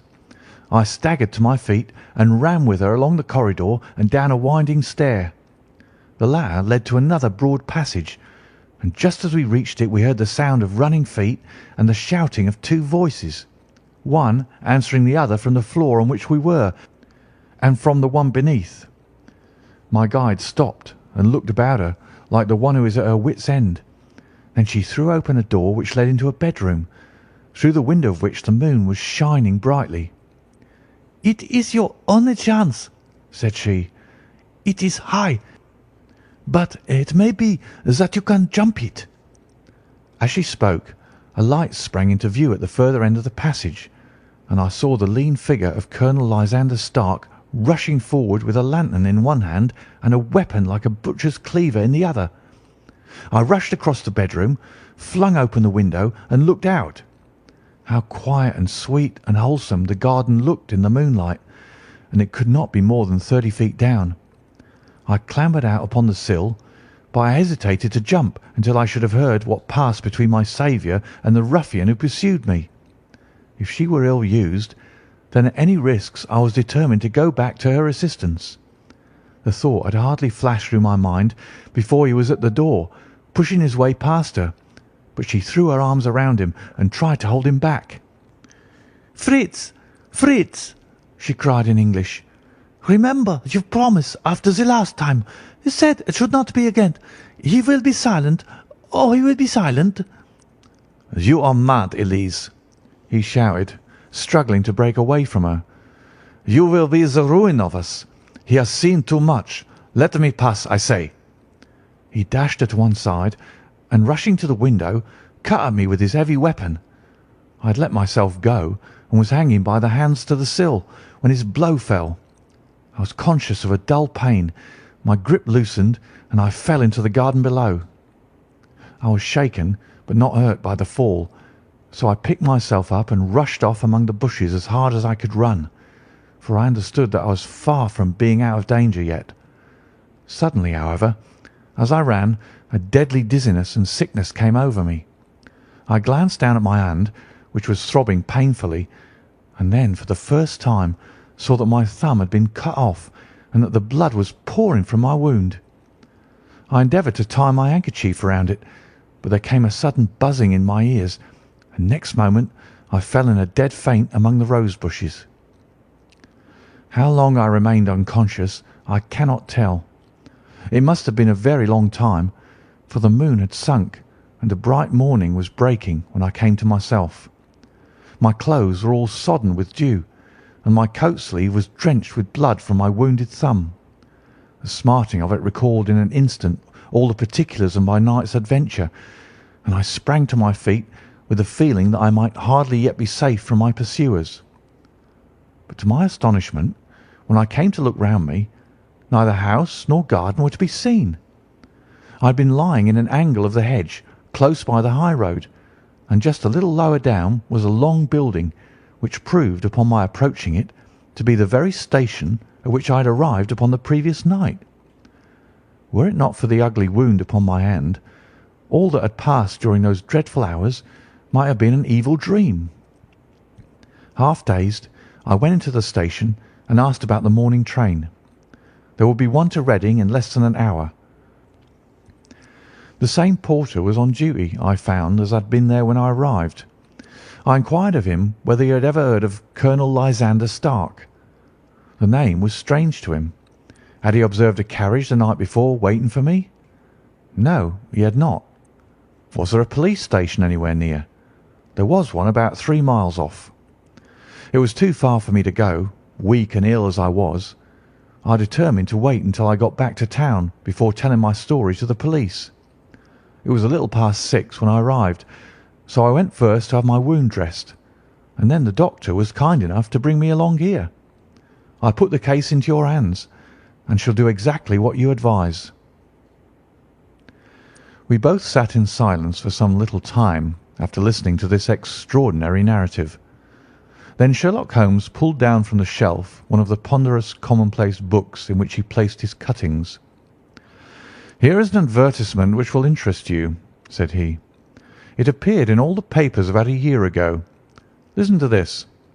'Lost on the 9th inst.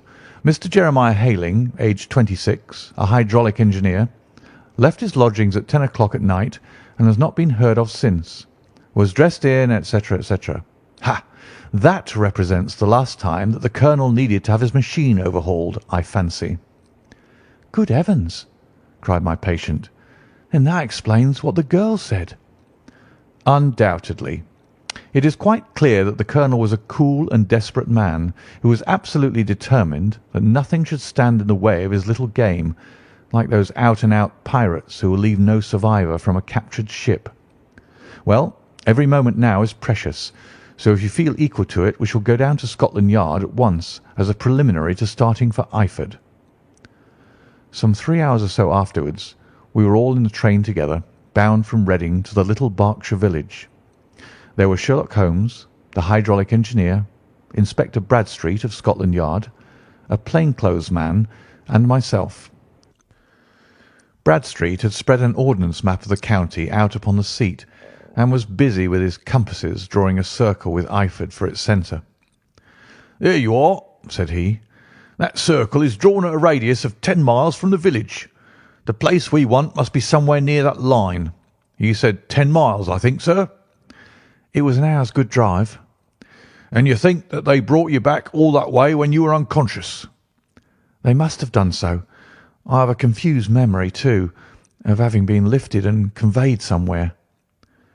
"What I cannot understand," said I, "is why they should have spared you when they found you lying fainting in the garden. Perhaps the villain was softened by the woman's entreaties." "I hardly think that likely. I never saw a more inexorable face in my life." "Oh, we shall soon clear up all that," said Bradstreet. "Well, I've drawn my circle, and I only wish I knew at what point upon it the folk that we are in search of are to be found." "I think I could lay my finger on it," said Holmes quietly. "Really now," cried the inspector, "you have formed your opinion? Come now, we shall see who agrees with you. I say it's south, for the country is more deserted there." "And I say east," said my patient. "I am for the west," remarked the plainclothes man. "There are several quiet little villages up there." "And I am for the north," said I, "because there are no hills there, and our friend says that he did not notice the carriage go up any." "Come," cried the inspector, laughing, "it's a very pretty diversity of opinion. We've boxed the compass among us. Who do you give your casting vote to?" "You are all wrong." "But we can't all be." "Oh, yes, you can. This is my point." He placed his finger in the centre of the circle. "This is where we shall find them." "But the 12-mile drive!" gasped Hatherley. 6 out and 6 back. Nothing simpler. You say yourself that the horse was fresh and glossy when you got in. How could it be that if it had gone 12 miles over heavy roads? "Indeed, it is a likely ruse enough," observed Bradstreet thoughtfully. "Of course, there can be no doubt as to the nature of this gang." "None at all," said Holmes. "They are coiners on a large scale, and have used the machine to form the amalgam which has taken the place of silver." "We have known for some time that a clever gang was at work," said the inspector. "They've been turning out half-crowns by the thousand. We even traced them as far as Reading, but could get no farther, for they have covered their traces in a way that showed that they were very old hands. But now, thanks to this lucky chance, I think that we should have got them right enough." But the inspector was mistaken, for those criminals were not destined to fall into the hands of justice. As we rolled into Eyford Station, we saw a gigantic column of smoke which steamed up from behind a small clump of trees in the neighbourhood and hung like an immense ostrich feather over the landscape. "A house on fire?" asked Bradstreet as the train steamed off again on its way. "Yes, sir," said the station master. "When did it break out?" "I hear that it was during the night, sir, but it's got worse, and the whole place is in a blaze." "Whose house is it?" "Dr. Beecher's." "Tell me," broke in the engineer, "is Dr. Beecher a German, very thin, with a long, sharp nose?" The station master laughed heartily. "No, sir. Dr. Beecher is an Englishman, and there isn't a man in the parish who has a better lined waistcoat. But he has a gentleman staying with him, a patient, as I understand, who is a foreigner, and he looks as if a little good Berkshire beef would do him no harm." The station master had not finished his speech before we were all hastening in the direction of the fire. The road topped a low hill, and there was a great widespread whitewashed building in front of us, spouting fire at every chink and window, while in the garden in front 3 fire engines were vainly striving to keep the flames under. "That's it!" cried Hatherley in intense excitement. "There's the gravel drive, and there are the rose bushes where I lay. That second window is the one that I jumped from." "Well, at least," said Holmes, "you have had your revenge upon them. There can be no question that it was your oil lamp which, when it was crushed in the press, set fire to the wooden walls, though no doubt they were too excited in the chase after you to observe it at the time. Now keep your eyes open in this crowd for your friends of last night, though I very much fear that they are a good 100 miles off by now." And Holmes' fears came to be realized, for from that day to this no word has ever been heard either of the beautiful woman, the sinister German, or the morose Englishman. Early that morning a peasant had met a cart containing several people and some very bulky boxes driving rapidly in the direction of Reading, but there all traces of the fugitives disappeared, and even Holmes' ingenuity failed ever to discover the least clue as to their whereabouts. The firemen had been much perturbed at the strange arrangements which they had found within, and still more so by discovering a newly severed human thumb upon a window-sill of the second floor. About sunset, however, their efforts were at least successful, and they subdued the flames, but not before the roof had fallen in, and the whole place had been reduced to such absolute ruin that, save some twisted cylinders and iron piping, not a trace remained of the machinery which had cost our unfortunate acquaintance so dearly. Large masses of nickel and of tin were discovered stored in an outhouse, but no coins were to be found, which may have explained the presence of those bulky boxes which have been already referred to. How our hydraulic engineer had been conveyed from the garden to the spot where he recovered his senses might have remained for ever a mystery were it not for the soft mould which told us a very plain tale. He had evidently been carried down by 2 persons, one of whom had remarkably small feet and the other unusually large ones. On the whole, it was most probable that the silent Englishman, being less bold or less murderous than his companion, had assisted the woman to bear the unconscious man out of the way of danger.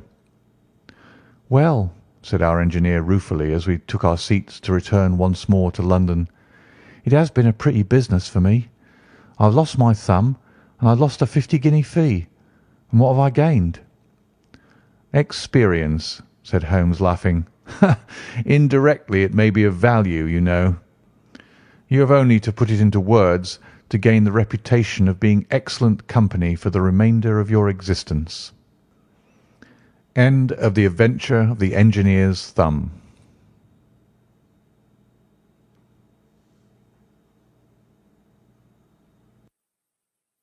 The Adventure of the Noble Bachelor. The Lord St. Simon marriage and its curious termination have long ceased to be a subject of interest in those exalted circles in which the unfortunate bridegroom moves. Fresh scandals have eclipsed it, and their more piquant details have drawn the gossips away from this 4-year-old drama. As I have reason to believe, however, that the full facts have never been revealed to the general public, and as my friend Sherlock Holmes had a considerable share in clearing the matter up, I feel that no memoir of him would be complete without some little sketch of this remarkable episode. It was a few weeks before my own marriage, during the days when I was still sharing rooms with Holmes in Baker Street, that he came home from an afternoon stroll to find a letter on the table waiting for him. I had remained indoors all day, for the weather had taken a sudden turn to rain, with high autumnal winds, and the jezail bullet which I had brought back in one of my limbs as a relic of my Afghan campaign throbbed with dull persistence. With my body in one easy chair and my legs upon another, I had surrounded myself with a cloud of newspapers, until at last, saturated with the news of the day, I tossed them all aside and lay listless, watching the huge crest and monogram upon the envelope upon the table, and wondering lazily who my friend's noble correspondent could be. "Here is a very fashionable epistle," I remarked as he entered. Your morning letters, if I remember right, were from a fishmonger and a tide waiter." "Yes, my correspondence has certainly the charm of variety," he answered, smiling, "and the humbler are usually the more interesting. This looks like one of those unwelcome social summonses which call upon a man either to be bored or to lie." He broke the seal and glanced over the contents. "Oh, come, it may prove to be something of interest after all." "Not social, then?" "No, distinctly professional." "And from a noble client?" "One of the highest in England." "My dear fellow, I congratulate you." "I assure you, Watson, without affectation, that the status of my client is a matter of less moment to me than the interest of his case. It is just possible, however, that also may not be wanting in this new investigation. You have been reading the papers diligently of late, have you not?" "It looks like it," said I ruefully, pointing to a huge bundle in the corner. "I have had nothing else to do." "It is fortunate, for you will perhaps be able to post me up. I read nothing except the criminal news and the agony column. The latter is always instructive, but if you have followed recent events so closely, you must have read about Lord St. Simon and his wedding." "Oh, yes, with the deepest interest." "That is well. The letter which I hold in my hand is from Lord St. Simon. I will read it to you, and in return you must turn over these papers and let me have whatever bears upon the matter. This is what he says: "My dear Mr. Sherlock Holmes, Lord Backwater tells me that I may place implicit reliance upon your judgment and discretion. I have determined, therefore, to call upon you and to consult you in reference to the very painful event which has occurred in connection with my wedding. Mr. Lestrade, of Scotland Yard, is acting already in the matter, but he assures me that he sees no objection to your cooperation, and that he even thinks that it might be of some assistance. I will call at 4 o'clock in the afternoon, and should you have any other engagement at that time, I hope that you will postpone it, as this matter is of paramount importance. Yours faithfully, St. Simon." It is dated from Grosvenor Mansions, written with a quill pen, and the noble lord has had the misfortune to get a smear of ink upon the outer side of his right little finger, remarked Holmes as he folded up the epistle. "He says 4 o'clock. It's 3 now. He'll be here in an hour." "Then I have just time, with your assistance, to get clear upon the subject. Turn over those papers and arrange the extracts in their order of time, while I take a glance as to who our client is." He picked a red-covered volume from a line of books of reference beside the mantelpiece. "Here he is," said he, sitting down and flattening it out upon his knee. "Lord Robert Walsingham de Vere St. Simon, second son of the Duke of Balmoral. Arms azure, 3 caltrops in chief over a fess sable, born in 1846. He is 41 years of age, which is mature for marriage. Was Under-Secretary for the Colonies in a late administration. The Duke, his father, was at one time Secretary for Foreign Affairs. They inherit Plantagenet blood by direct descent, and Tudor on the distaff side. Ha! Well, there's nothing very instructive in all this. I think that I must turn to you, Watson, for something more solid." "I have very little difficulty in finding what I want," said I, "for the facts are quite recent, and the matter struck me as remarkable. I feared to refer them to you, however, as I knew that you had an inquiry on hand, and that you disliked the intrusion of other matters." "Oh, you mean the little problem of the Grosvenor Square furniture van. That is quite cleared up now, though. Indeed, it was obvious from the first. Pray, give me the results of your newspaper selections." "Here is the first notice which I can find. It is in the personal column of the Morning Post, and dates, as you see, some weeks back. A marriage has been arranged, it says, and will, if rumour is correct, very shortly take place, between Lord Robert St. Simon, second son of the Duke of Balmoral, and Miss Hattie Doran, the only daughter of Aloysius Doran, Esquire, of San Francisco, California, USA. That is all." "Terse and to the point," remarked Holmes, stretching his long, thin legs towards the fire. There was a paragraph amplifying this in one of the society papers of the same week. Here it is. There will soon be a call for protection in the marriage market, for the present free trade principle appears to tell heavily against our home product.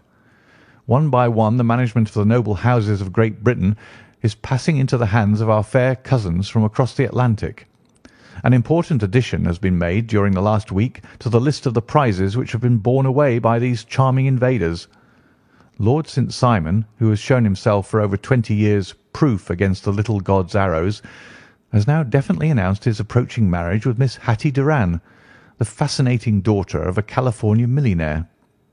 Miss Doran, whose graceful figure and striking face attracted much attention at the Westbury House festivities, is an only child, and it is currently reported that her dowry will run to considerably over the 6 figures, with expectancies for the future. As it is an open secret that the Duke of Balmoral has been compelled to sell his pictures within the last few years, and as Lord St. Simon has no property of his own save the small estate of Birchmoor, it is obvious that the Californian heiress is not the only gainer by an alliance which will enable her to make the easy and common transition from a Republican lady to a British peeress. Anything else? Asked Holmes, yawning. Oh, yes, plenty. Then there is another note in the Morning Post to say that the marriage will be an absolutely quiet one, that it will be at St. George's, Hanover Square, that only half a dozen intimate friends will be invited, and that the party would return to the furnished house at Lancaster Gate which has been taken by Mr. Aloysius Doran. 2 days later, that is on Wednesday last, there is a curt announcement that the wedding had taken place, and that the honeymoon would be passed at Lord Backwater's place near Petersfield. Those are all the notices which appeared before the disappearance of the bride. Before the what? Asked Holmes with a start. The vanishing of the lady. When did she vanish, then? At the wedding breakfast. Indeed. This is more interesting than it promised to be. Quite dramatic, in fact. Yes, it struck me as being a little out of the common. They often vanish before the ceremony, and occasionally during the honeymoon, but I cannot call to mind anything quite so prompt as this. Pray let me have the details. I warn you that they are very incomplete. Perhaps we may make them less so. Such as they are set forth in a single article of a morning paper of yesterday, which I will read to you. It is headed, "Singular Occurrence at a Fashionable Wedding." The family of Lord Robert St. Simon has been thrown into the greatest consternation by the strange and painful episodes which have taken place in connection with his wedding. The ceremony, as shortly announced in the papers of yesterday, occurred on the previous morning, but it is only now that it has been possible to confirm the strange rumours which have been so persistently floating about. In spite of the attempts of the friends to hush the matter up, so much public attention has now been drawn to it that no good purpose can be served by affecting to disregard what is a common subject for conversation. The ceremony, which was performed at St. George's, Hanover Square, was a very quiet one, no one being present save the father of the bride, Mr. Aloysius Doran, the Duchess of Balmoral, Lord Backwater, Lord Eustace, and Lady Clara St. Simon, the younger brother and sister of the bridegroom, and Lady Alicia Whittington. The whole party proceeded afterwards to the house of Mr. Aloysius Doran at Lancaster Gate, where breakfast had been prepared. It appears that some little trouble was caused by a woman whose name has not been ascertained, who endeavoured to force her way into the house after the bridal party, alleging that she had some claim upon Lord St. Simon. It was only after a painful and prolonged scene that she was ejected by the butler and the footman. The bride, who had fortunately entered the house before this unpleasant interruption, had sat down to breakfast with the rest, when she complained of a sudden indisposition and retired to her room. Her prolonged absence having caused some comment, her father followed her, but learned from her maid that she had only come up to her chamber for an instant, caught up an ulster and bonnet, and hurried down to the passage. One of the footmen declared that he had seen a lady leave the house thus apparelled, but had refused to credit that it was his mistress, believing her to be with the company. On ascertaining that his daughter had disappeared, Mr. Aloysius Doran, in conjunction with the bridegroom, instantly put themselves in communication with the police, and very energetic inquiries are being made, which will probably result in a speedy clearing up of this very singular business. Up to a late hour last night, however, nothing had transpired as to the whereabouts of the missing lady. There are rumours of foul play in the matter, and it is said that the police have caused the arrest of the woman who had caused the original disturbance, in the belief that from jealousy or some other motive she may have been concerned in the strange disappearance of the bride. And that is all? Only one little item in another of the morning papers, but it is a suggestive one. And it is that Miss Flora Miller, the lady who had caused the disturbance, has actually been arrested. It appears that she was formerly a danseuse at the Allegro, and that she has known the bridegroom for some years. There are no further particulars, and the whole case is in your hands now, so far as it has been set forth in the public press. And an exceedingly interesting case it appears to be. I would not have missed it for worlds. But there is a ring at the bell, Watson, and as the clock makes it a few minutes after 4, I have no doubt that this will prove to be our noble client. Do not dream of going, Watson, for I very much prefer having a witness, if only as a check to my own memory." "Lord Robert St. Simon," announced our page boy, throwing open the door. A gentleman entered with a pleasant, cultured face, high-nosed and pale, with something perhaps of petulance about the mouth, and with the steady, well-opened eye of a man whose pleasant lot it had ever been to command and to be obeyed.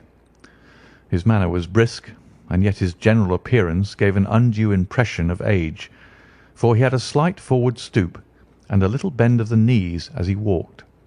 His hair, too, as he swept off his very curly-brimmed hat, was grizzled round the edges and thin upon the top.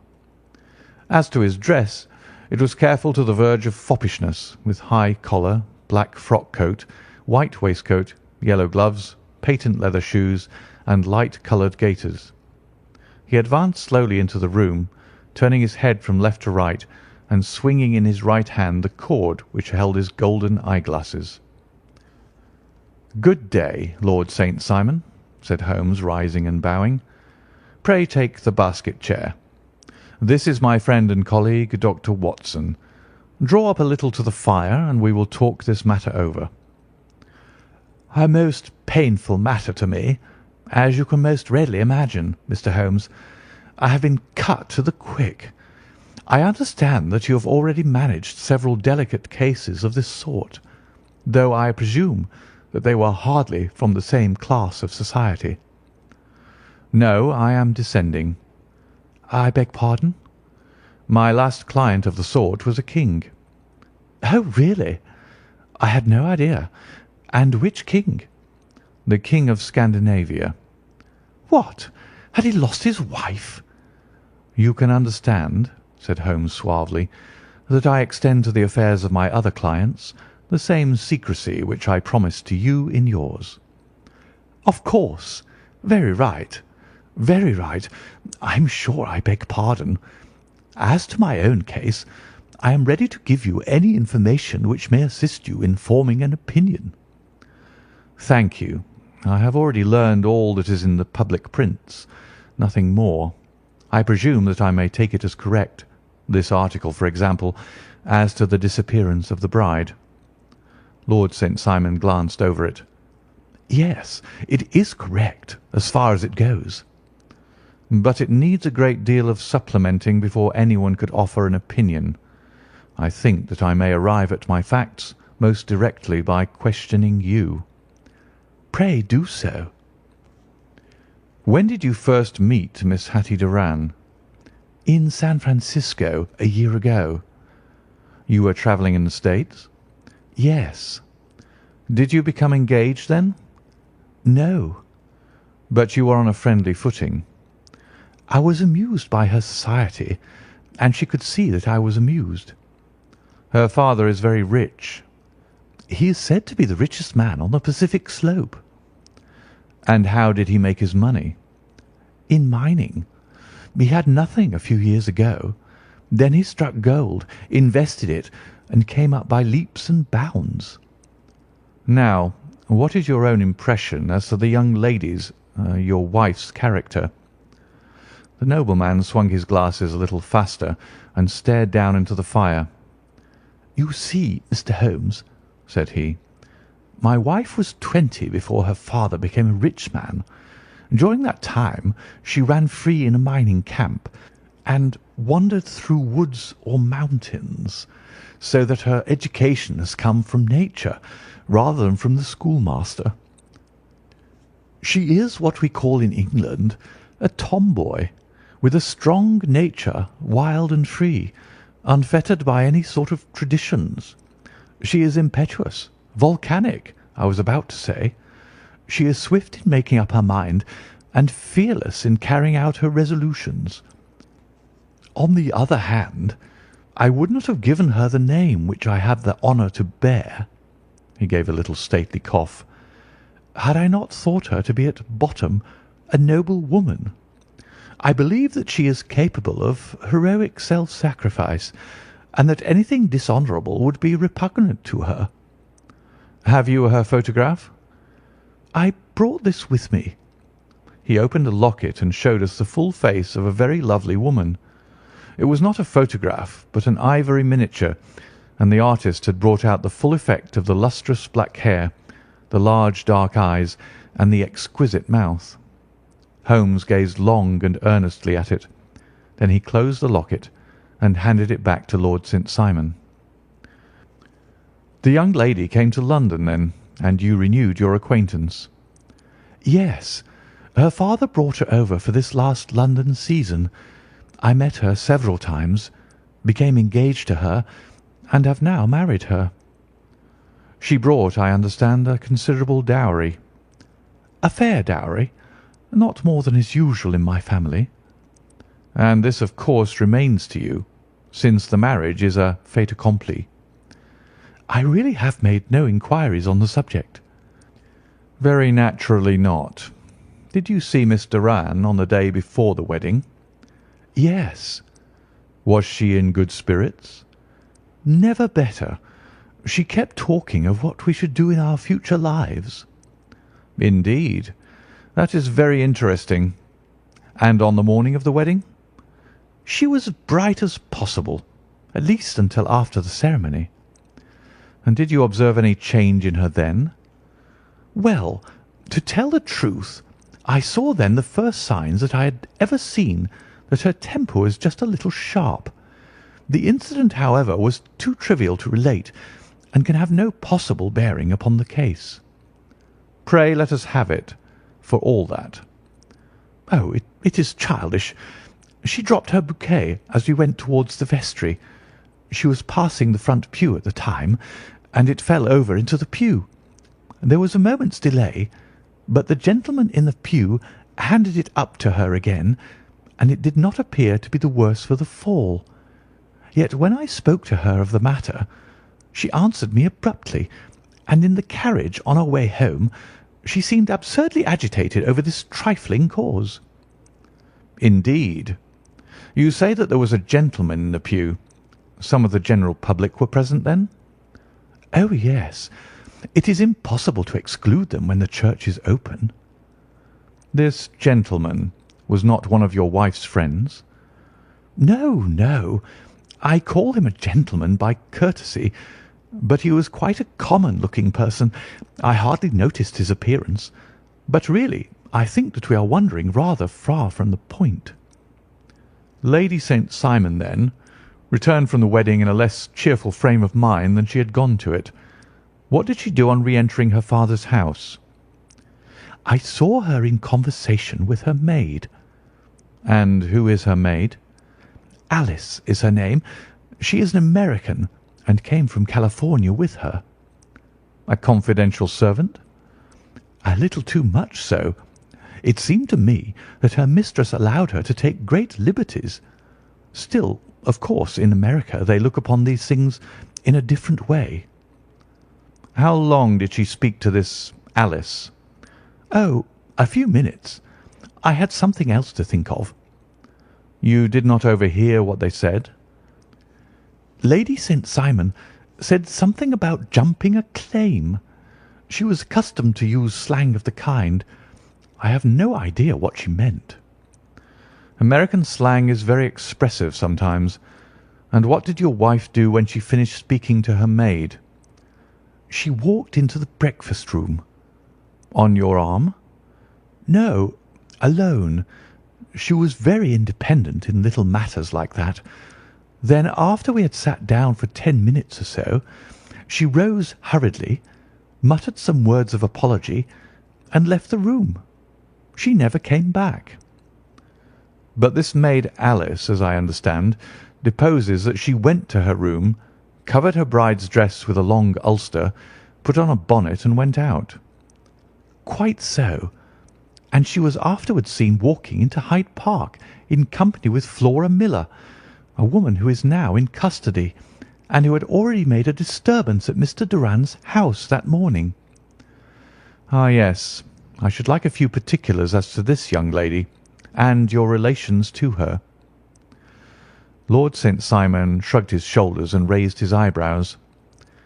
"We have been on a friendly footing for some years. I may say on a very friendly footing.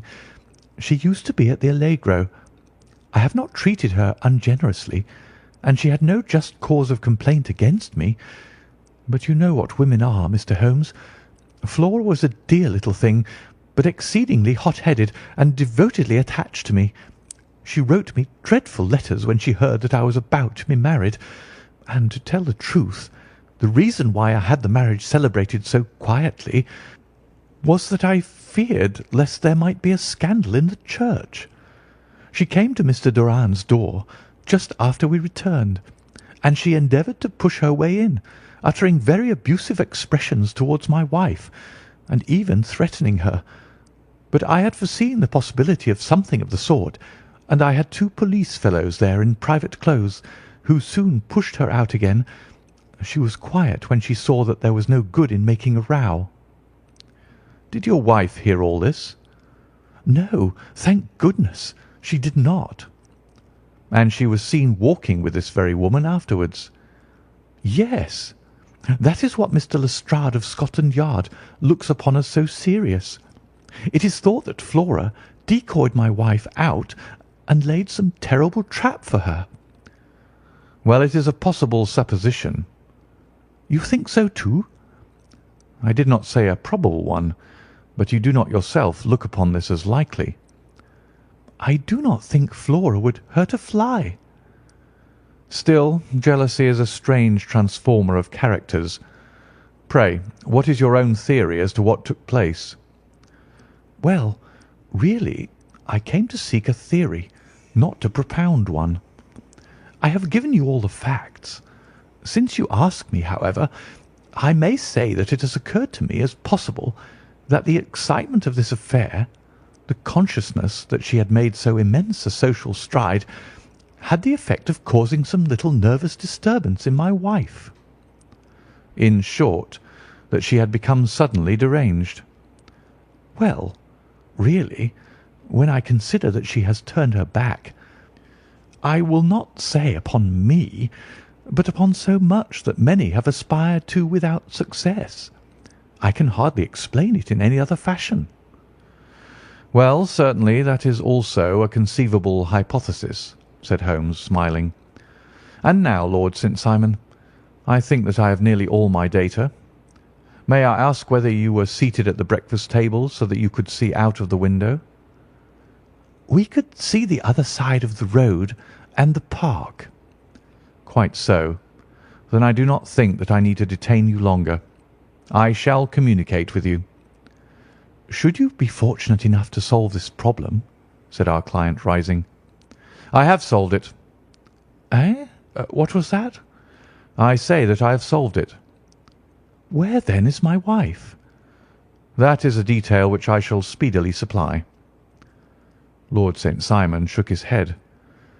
"I am afraid that it will take wiser heads than yours or mine," he remarked, and bowing in a stately, old-fashioned manner, he departed. "It is very good of Lord St. Simon to honour my head by putting it on a level with his own," said Sherlock Holmes, laughing. "I think that I shall have a whisky and soda and a cigar after all this cross-questioning. I had formed my conclusions as to the case before our client came into the room. My dear Holmes, I have notes of several similar cases, though none, as I remarked before, which were quite as prompt. My whole examination served to turn my conjecture into a certainty. Circumstantial evidence is occasionally very convincing, as when you find a trout in the milk, to quote Thoreau's example. But I've heard all that you've heard. Without, however, the knowledge of pre-existing cases, which serves me so well. There was a parallel instance in Aberdeen some years back, and something on very much the same lines at Munich the year after the Franco-Prussian War. It is one of these cases. But hello, here is Lestrade. Good afternoon, Lestrade.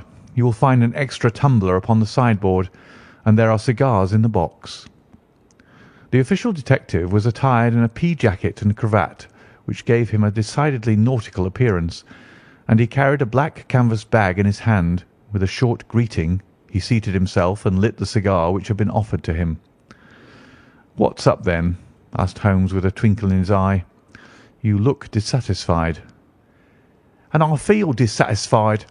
It's this infernal St. Simon marriage case. I can make neither head nor tail of the business." "Really? You surprise me." "Who ever heard of such a mixed affair? Every clue seems to slip through my fingers. I've been at work upon it all day." "And very wet it seems to have made you," said Holmes, laying his hand upon the arm of the pea jacket. "Yes, I've been dragging the Serpentine." "In heaven's name, what for?" "In search of the body of the Lady St. Simon." Sherlock Holmes leaned back in his chair and laughed heartily. "Have you dragged the basin of Trafalgar Square fountain?" he asked. "Why? What do you mean?" "Because you have just as good a chance of finding this lady in the one as in the other." Lestrade shot an angry glance at my companion. "I suppose you know all about it," he snarled. "Well, I have only just heard the facts, but my mind is made up." "Oh, indeed. Then you think that the Serpentine plays no part in the matter?" "I think it very unlikely." "Then perhaps you will kindly explain how it is that we found this in it."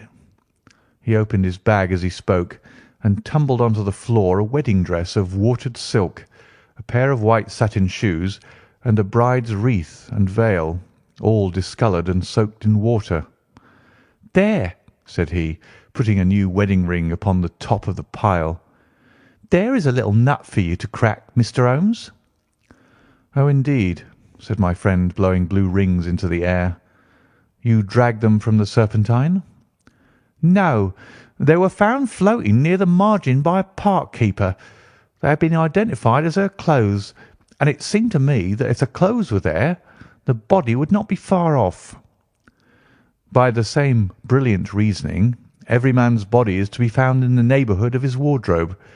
And pray, what did you hope to arrive at through this?" "At some evidence implicating Flora Miller in the disappearance." "I am afraid that you will find it difficult." "Are you indeed now?" cried Lestrade with some bitterness. "I'm afraid, Holmes, that you are not very practical with your deductions and your inferences. You have made two blunders in as many minutes.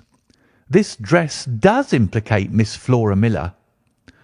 "And how?" "In the dress is a pocket. In the pocket is a card case. In the card case is a note. And here is the very note." He slapped it down upon the table in front of him. "Listen to this. You will see me when all is ready. Come at once. F.H.M."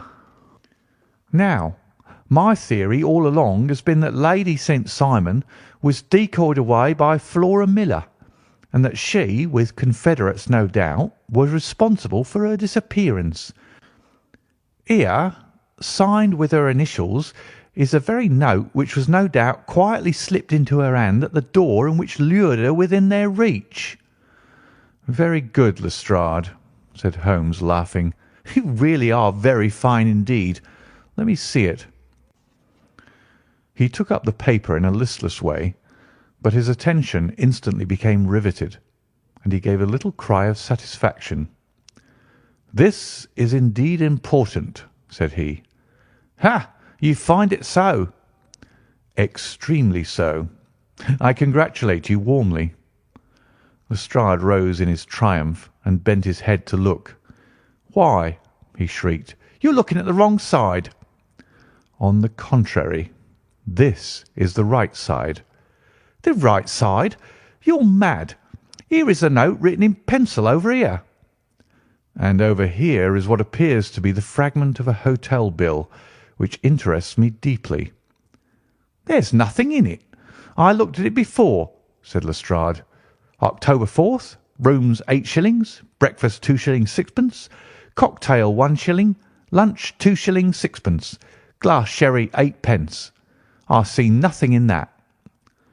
"Very likely not. It is most important all the same.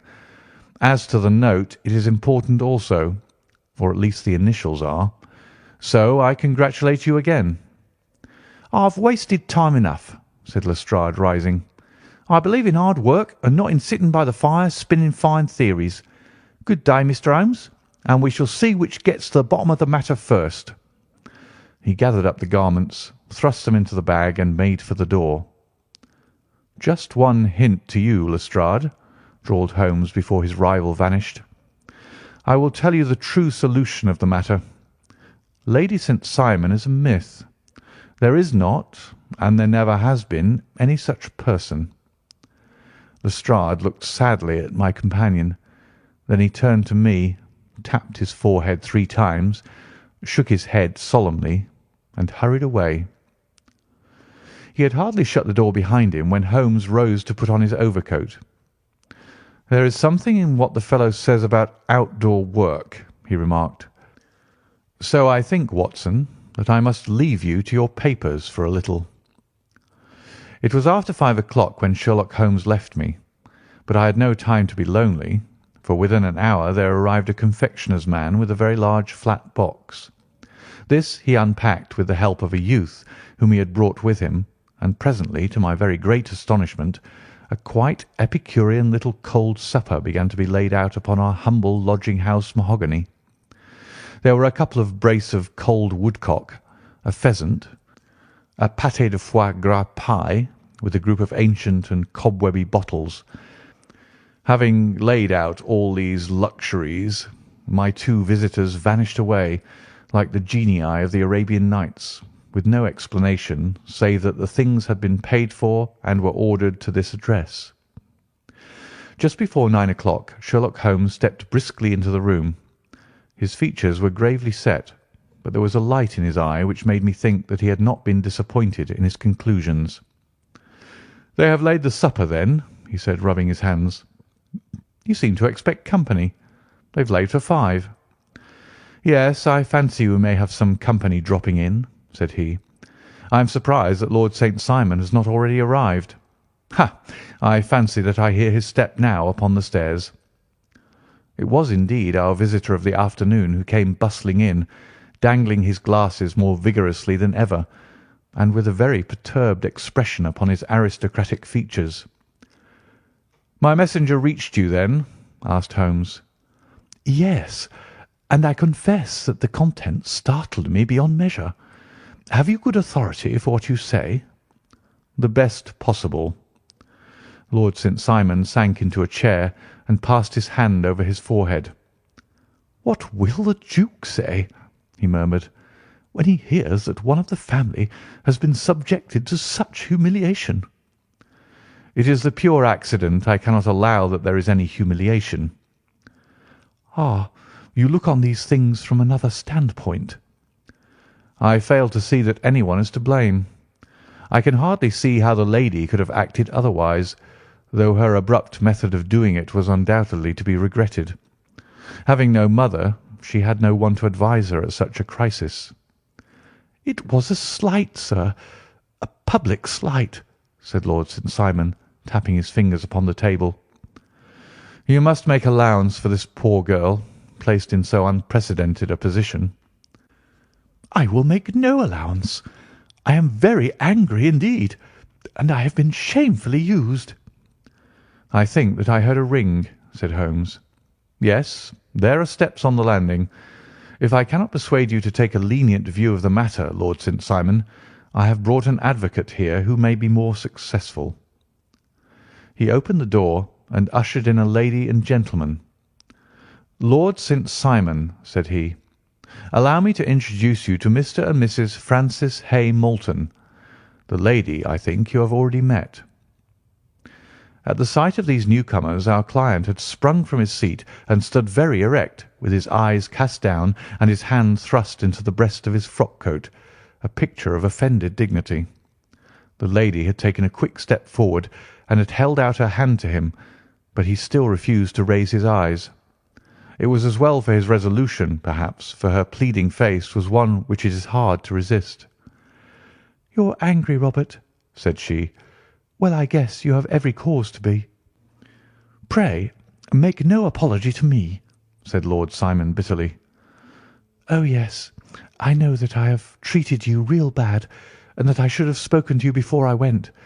But I was kind of rattled, and from the time when I saw Frank here again, I just didn't know what I was doing or saying. I only wonder I didn't fall down and do a faint right there before the altar." "Perhaps, Mrs. Moulton, you would like my friend and me to leave the room while you explain this matter." "If I may give an opinion," remarked the strange gentleman, "we've had just a little too much secrecy over this business already. For my part, I should like all Europe and America to hear the rights of it." He was a small, wiry, sunburnt man, clean-shaven, with a sharp face and alert manner. "Then I'll tell our story right away," said the lady. "Frank here and I met in '84 in Maguire's camp near the Rockies, where Pa was working a claim. We were engaged to each other, Frank and I, but then one day Father struck a rich pocket and made a pile, while poor Frank here had a claim that petered out and came to nothing. The richer Pa grew, the poorer was Frank. So at last Pa wouldn't hear of our engagement lasting any longer, and he took me away to Frisco. Frank wouldn't throw up his hand, though, so he followed me there, and he saw me without Pa knowing anything about it.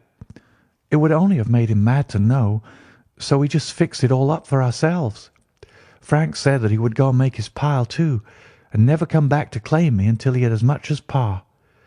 So then I promised to wait for him to the end of time, and pledged myself not to marry anyone else while he lived. 'Why wouldn't we be married right away then?' said he, 'and then I will feel sure of you, and I won't claim to be your husband until I come back.' Well, we talked it over, and he had fixed it all up so nicely with a clergyman all ready and waiting that we just did it right there and then. Frank went off to seek his fortune, and I went back to Pa. The next I heard of Frank was that he was in Montana, and then he went prospecting in Arizona, and then I heard of him from New Mexico.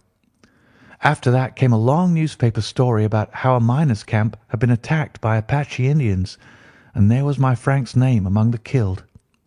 I fainted dead away, and I was very sick for months after. Pa thought I had a decline and took me to half the doctors in Frisco. Not a word of news came for a year and more, so that I never doubted that Frank was really dead.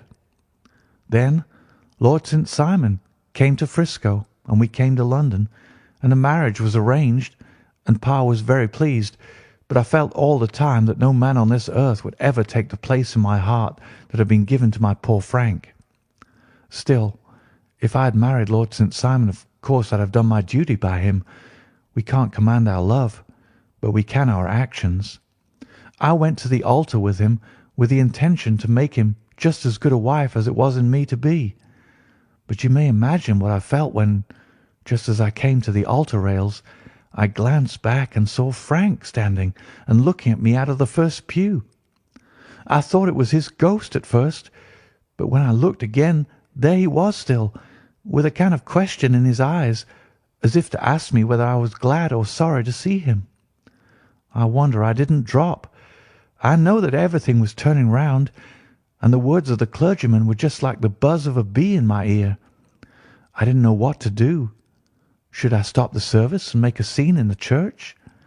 I glanced at him again, and he seemed to know what I was thinking, for he raised his finger to his lips to tell me to be still.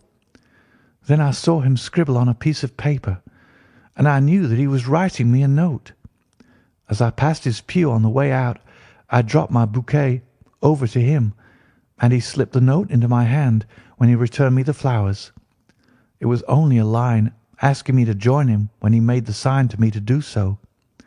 Of course, I never doubted for a moment that my first duty was now to him, and I determined to do just whatever he might direct. When I got back, I told my maid, who had known him in California and had always been his friend. I ordered her to say nothing, but to get a few things packed and my ulster ready.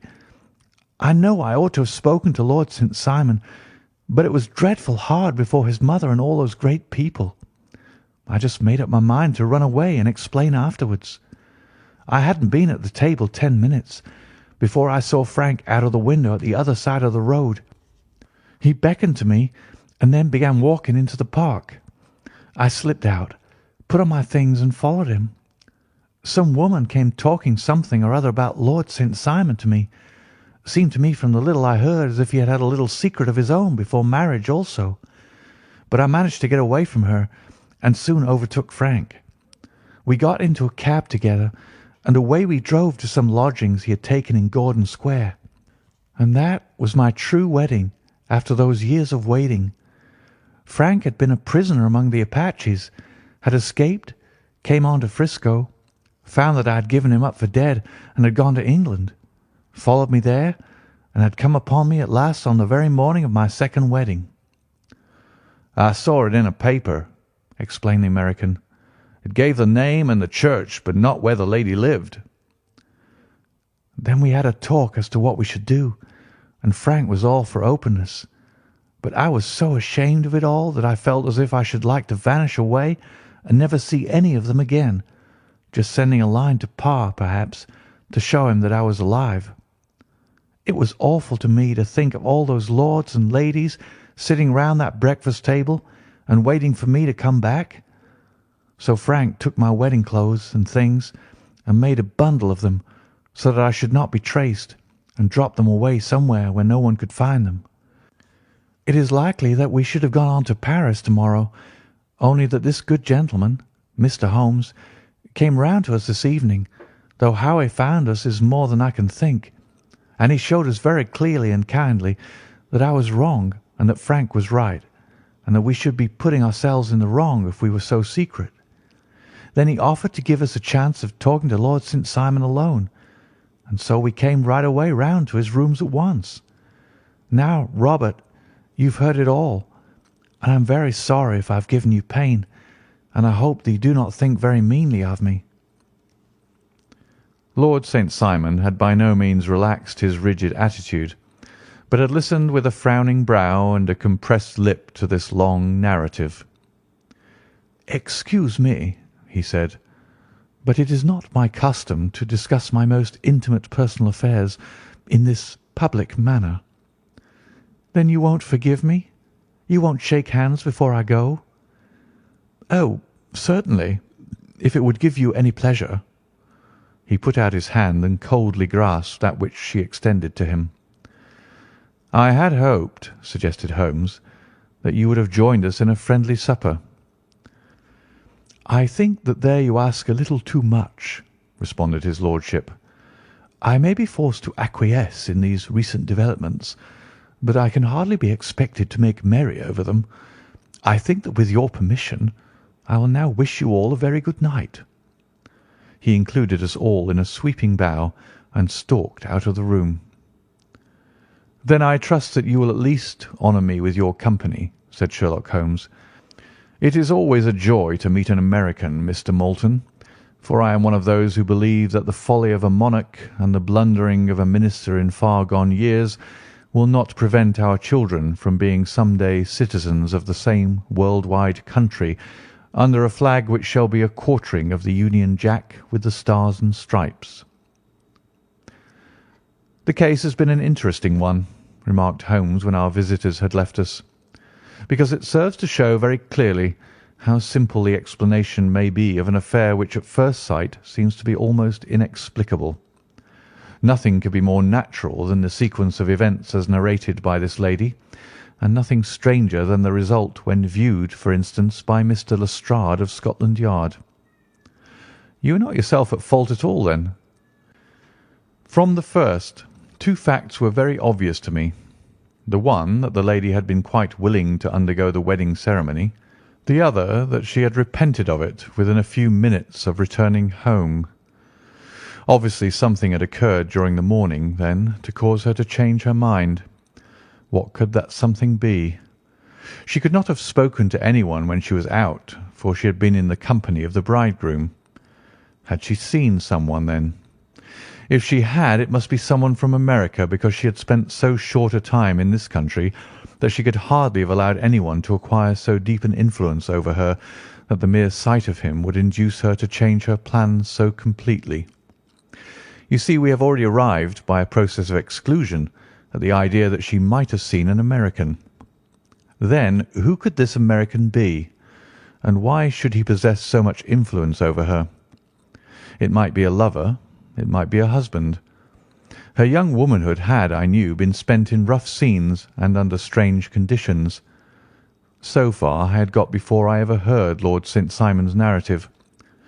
When he told us of a man in a pew, of the change in the bride's manner, of so transparent a device for obtaining a note as the dropping of a bouquet, of her resort to her confidential maid, and of her very significant allusion to claim jumping, which in miners' parlance means taking possession of that which another person has a prior claim to, the whole situation became absolutely clear. She had gone off with a man, and the man was either a lover or was a previous husband, the chances being in the favour of the latter. And how in the world did you find them? It might have been difficult, but friend Lestrade held information in his hands, the value of which he did not himself know. The initials were, of course, of the highest importance, but more valuable still was it to know that within a week he had settled his bill at one of the most select London hotels. How did you deduce the select? By the select prices. 8 shillings for a bed and 8 pence for a glass of sherry pointed to one of the most expensive hotels. There are not many in London which charge at that rate. In the second one, which I visited in Northumberland Avenue, I learned by an inspection of the book that Francis H. Moulton, an American gentleman, had left only the day before, and on looking over the entries against him I came upon the very items which I had seen in the duplicate bill. His letters were to be forwarded to 226 Gordon Square. So thither I travelled, and being fortunate enough to find the loving couple at home, I ventured to give them some paternal advice, and to point out to them that it would be better in every way that they should make their position a little clearer both to the general public and to Lord St. Simon in particular. I invited them to meet him here, and, as you see, I made him keep the appointment. But with no very good result, I remarked. His conduct was certainly not very gracious. "Ah, Watson," said Holmes, smiling, "perhaps you would not be very gracious either, if, after all the trouble of wooing and wedding, you found yourself deprived in an instant of wife and of fortune. I think that we may judge Lord St. Simon very mercifully, and thank our stars that we are never likely to find ourselves in the same position. Draw your chair up and hand me my violin, for the only problem we still have to solve is how to while away these bleak autumnal evenings." End of The Adventure of the Noble Bachelor.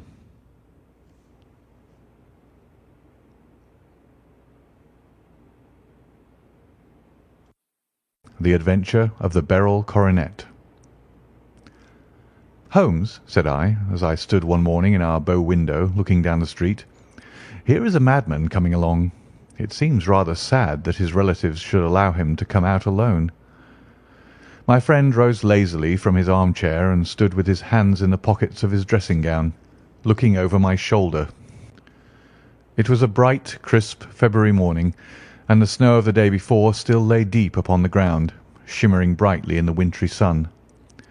Down the centre of Baker Street it had been ploughed into a brown, crumbly band by the traffic, but at either side and on the heaped-up edges of the footpaths it still lay as white as when it fell. The grey pavement had been cleaned and scraped, but was still dangerously slippery, so that there were fewer passengers than usual.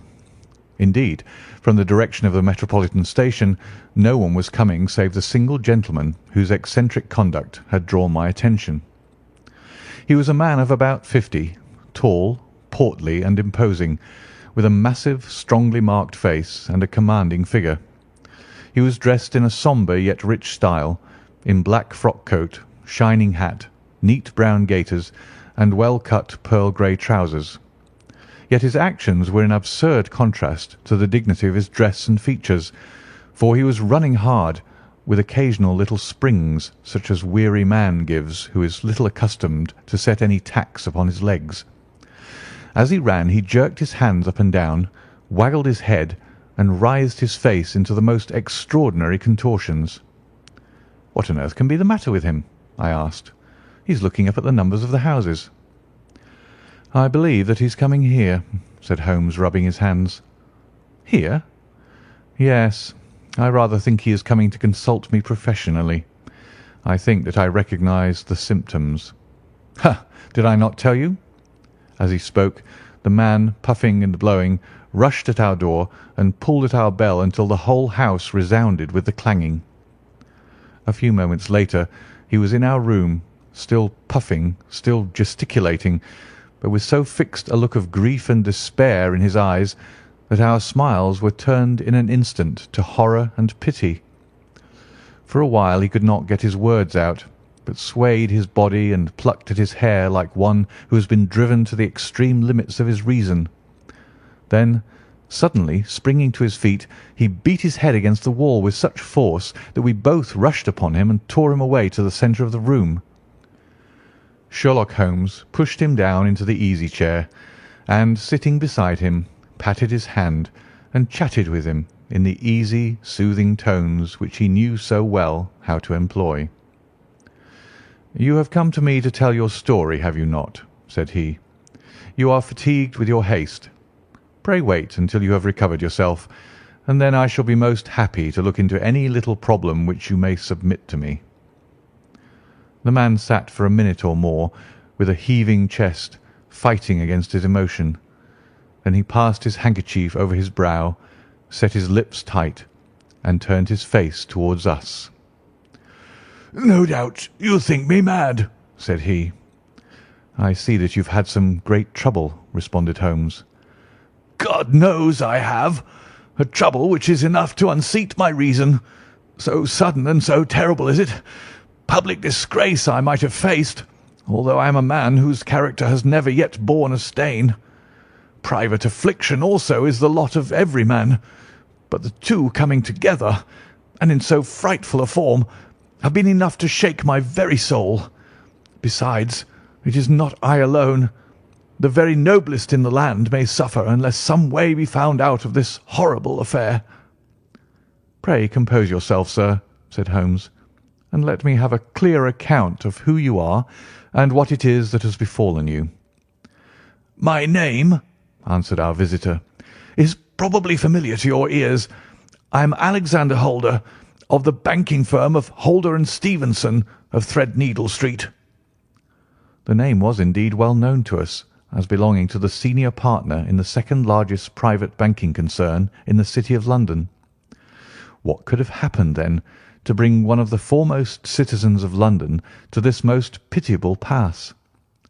We waited, all curiosity, until with another effort he braced himself to tell his story. "I feel that time is of value," said he. "That is why I hastened here when the police inspector suggested that I should secure your cooperation. I came to Baker Street by the Underground, and hurried from there on foot, for the cabs go slowly through the snow. That is why I was so out of breath, for I am a man who takes very little exercise. I feel better now, and I will put the facts before you as shortly and yet as clearly as I can. It is, of course, well known to you that in a successful banking business as much depends upon our being able to find remunerative investments for our funds as upon our increasing our connection and the number of our depositors. One of our most lucrative means of laying out money is in the shape of loans, where the security is unimpeachable. We have done a good deal in this direction during the last few years, and there are many noble families to whom we have advanced large sums upon the security of their pictures, libraries, or plate. Yesterday morning I was seated in my office at the bank when a card was brought in to me by one of the clerks. I started when I saw the name, for it was that of none other than— well, perhaps even to you I had better say no more than that it was a name which is a household word all over the earth, one of the highest, noblest, most exalted names in England. I was overwhelmed by the honour and attempted, when he entered, to say so, but he plunged at once into business with the air of a man who wishes to hurry quickly through a disagreeable task. "Mr. Holder," said he, "I have been informed that you are in the habit of advancing money." "The firm does so when the security is good," I answered. "It is absolutely essential to me," said he, "that I should have £50,000 at once. I could, of course, borrow so trifling a sum 10 times over from my friends, but I much prefer to make it a matter of business and to carry out that business myself. In my position you can readily understand that it is unwise to place oneself under obligations." "For how long, may I ask, do you want this sum?" I asked. "Next Monday I have a large sum due to me, and I shall then most certainly repay what you advance, with whatever interest you think it right to charge. But it is very essential to me that the money should be paid at once." "I shall be happy to advance it without further parley from my own private purse," said I, "were it not that the strain would be rather more than it could bear. If, on the other hand, I am to do it in the name of the firm, then in justice to my partner I must insist that, even in your case, every business-like precaution should be taken." "I should prefer to have it so," said he, raising up a square black morocco case which he had laid beside his chair. "You have doubtless heard of the beryl coronet." "One of the most precious public possessions of the empire," said I. "Precisely." He opened the case, and there, embedded in soft flesh-coloured velvet, lay the magnificent piece of jewellery which he had named. "There are 39 enormous beryls," said he, "and the price of the gold chasing is incalculable. The lowest estimate would put the worth of the coronet at double the sum which I have asked. I am prepared to leave it with you as my security." I took the precious case into my hands and looked in some perplexity from it to my illustrious client. "You doubt its value?" he asked. "Not at all. I only doubt—" "The propriety of my leaving it. You may set your mind at rest about that. I should not dream of doing so were it not absolutely certain that I should be able in 4 days to reclaim it. It is a pure matter of form. Is the security sufficient?" "Ample." "You understand, Mr. Holder, that I am giving you a strong proof of the confidence which I have in you, founded upon all that I have heard of you. I rely upon you not only to be discreet and to refrain from all gossip upon the matter, but, above all, to preserve this coronet with every possible precaution, because I need not say that a great public scandal would be caused if any harm were to befall it. Any injury to it would be almost as serious as its complete loss, for there are no beryls in the world to match these, and it would be impossible to replace them.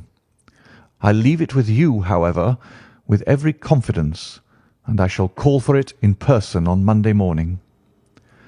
Seeing that my client was anxious to leave, I said no more, but, calling for my cashier, I ordered him to pay over 50 £1,000 notes. When I was alone once more, however, with the precious case lying upon the table in front of me, I could not but think with some misgivings of the immense responsibility which it entailed upon me. There could be no doubt that, as it was a national possession, a horrible scandal would ensue if any misfortune should occur to it. I already regretted having ever consented to take charge of it. However, it was too late to alter the matter now, so I locked it up in my private safe and turned once more to my work. When evening came, I felt that it would be an imprudence to leave so precious a thing in the office behind me. Bankers' safes have been forced before now, and why should not mine be? If so, how terrible would be the position in which I should find myself.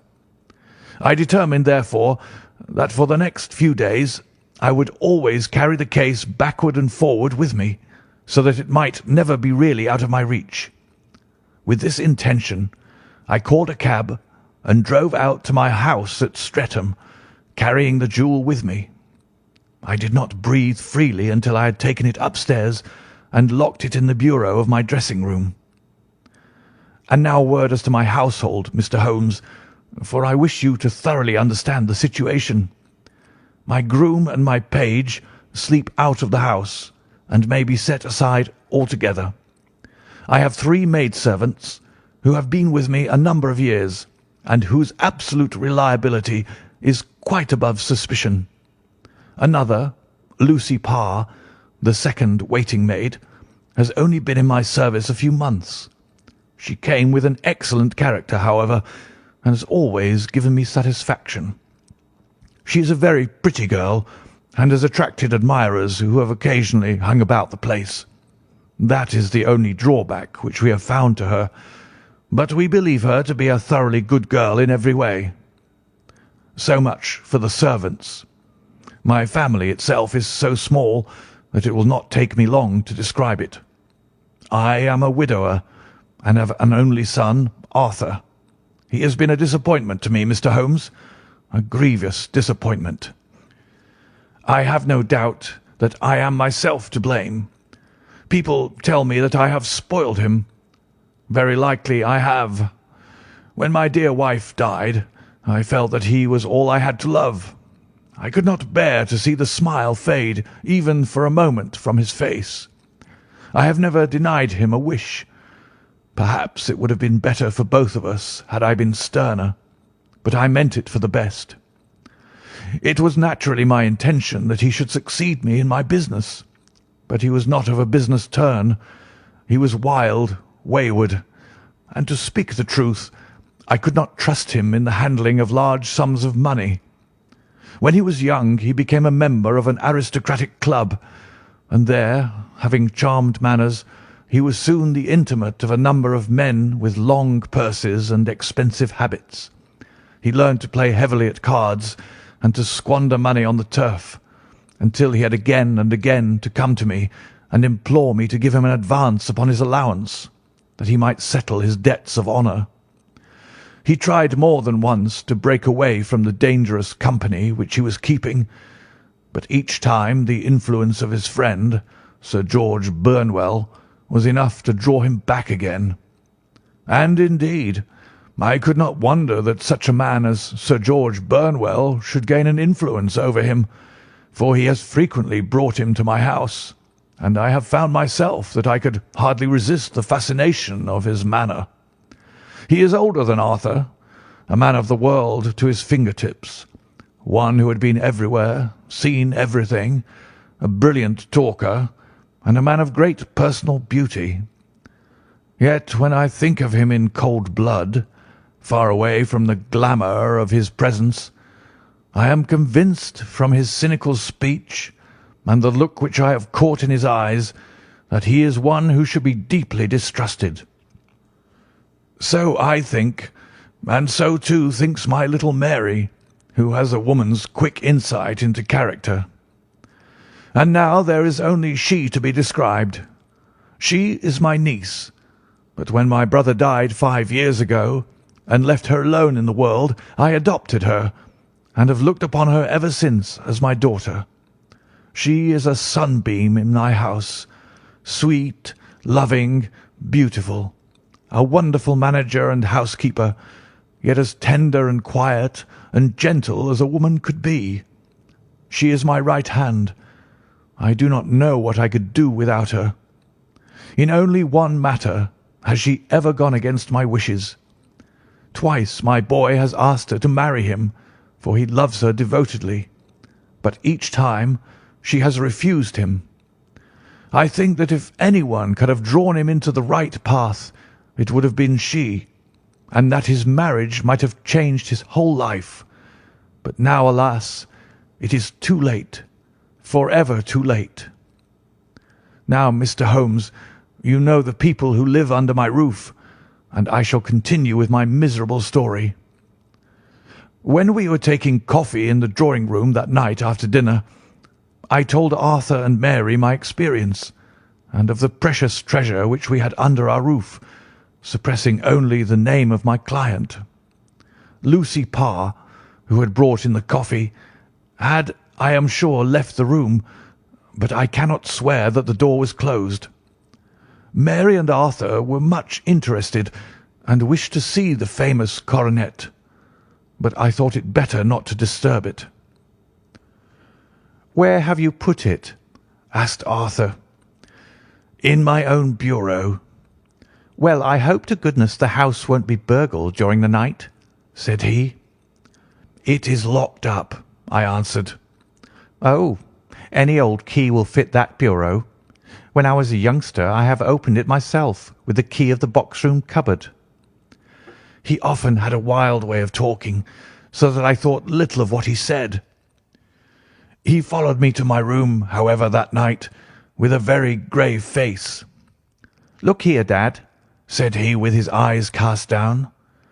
"Can you let me have £200? "No, I cannot," I answered sharply. "I have been far too generous with you in money matters." "You have been very kind," said he. "but I must have this money, or else I can never show my face inside the club again." "And a very good thing, too," I cried. "Yes, but you would not have me leave it a dishonoured man," said he. "I could not bear the disgrace. I must raise the money in some way, and if you will not let me have it, then I must try other means." I was very angry, for this was the third demand during the month. "You shall not have a farthing from me," I cried, on which he bowed and left the room without another word. When he was gone, I unlocked my bureau, made sure that my treasure was safe, and locked it again. Then I started to go round the house to see that all was secure, a duty which I usually leave to Mary, but which I thought it well to perform myself that night. As I came down the stairs, I saw Mary herself at the side window of the hall, which she closed and fastened as I approached. "Tell me, Dad," said she, looking, I thought, a little disturbed. "Did you give Lucy, the maid, leave to go out tonight?" "Certainly not." "She came in just now by the back door. I have no doubt that she has only been to the side gate to see someone, but I think that it is hardly safe and should be stopped." "You must speak to her in the morning, or I will if you prefer it. Are you sure that everything is fastened?" "Quite sure, Dad." "Then good night." I kissed her and went up to my bedroom again, where I was soon asleep. I am endeavouring to tell you everything, Mr. Holmes, which may have any bearing upon the case, but I beg that you will question me upon any point which I do not make clear. "On the contrary, your statement is singularly lucid." I come to a part of my story now in which I should wish to be particularly so. I am not a very heavy sleeper, and the anxiety in my mind tended, no doubt, to make me even less so than usual. About 2 in the morning, then, I was awakened by some sound in the house. It had ceased ere I was wide awake, but it had left an impression behind it as though a window had gently closed somewhere. I lay listening with all my ears. Suddenly, to my horror, there was a distinct sound of footsteps moving softly in the next room. I slipped out of bed, all palpitating with fear, and peeped round the corner of my dressing-room door. "'Arthur!' I screamed. "'You villain! You thief! How dare you touch that coronet?' The gas was half up as I had left it, and my unhappy boy, dressed only in his shirt and trousers, was standing beside the light, holding the coronet in his hands. He appeared to be wrenching at it or bending it with all his strength.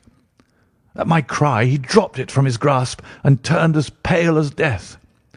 I snatched it up and examined it. One of the gold corners, with 3 of the beryls in it, was missing. "'You blackguard!'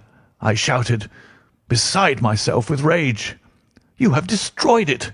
You have dishonoured me for ever! Where are the jewels which you have stolen?' "'Stolen?' he cried. "'Yes, thief!' I roared, shaking him by the shoulder. "'There are none missing. There cannot be any missing,' said he. "'There are 3 missing, and you know where they are. Must I call you a liar as well as a thief? Did I not see you trying to tear off another piece?' "'You have called me names enough,' said he. "'I will not stand it any longer.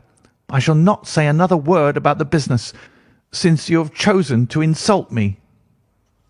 I will leave your house in the morning and make my own way in the world.' "'You shall leave it in the hands of the police!'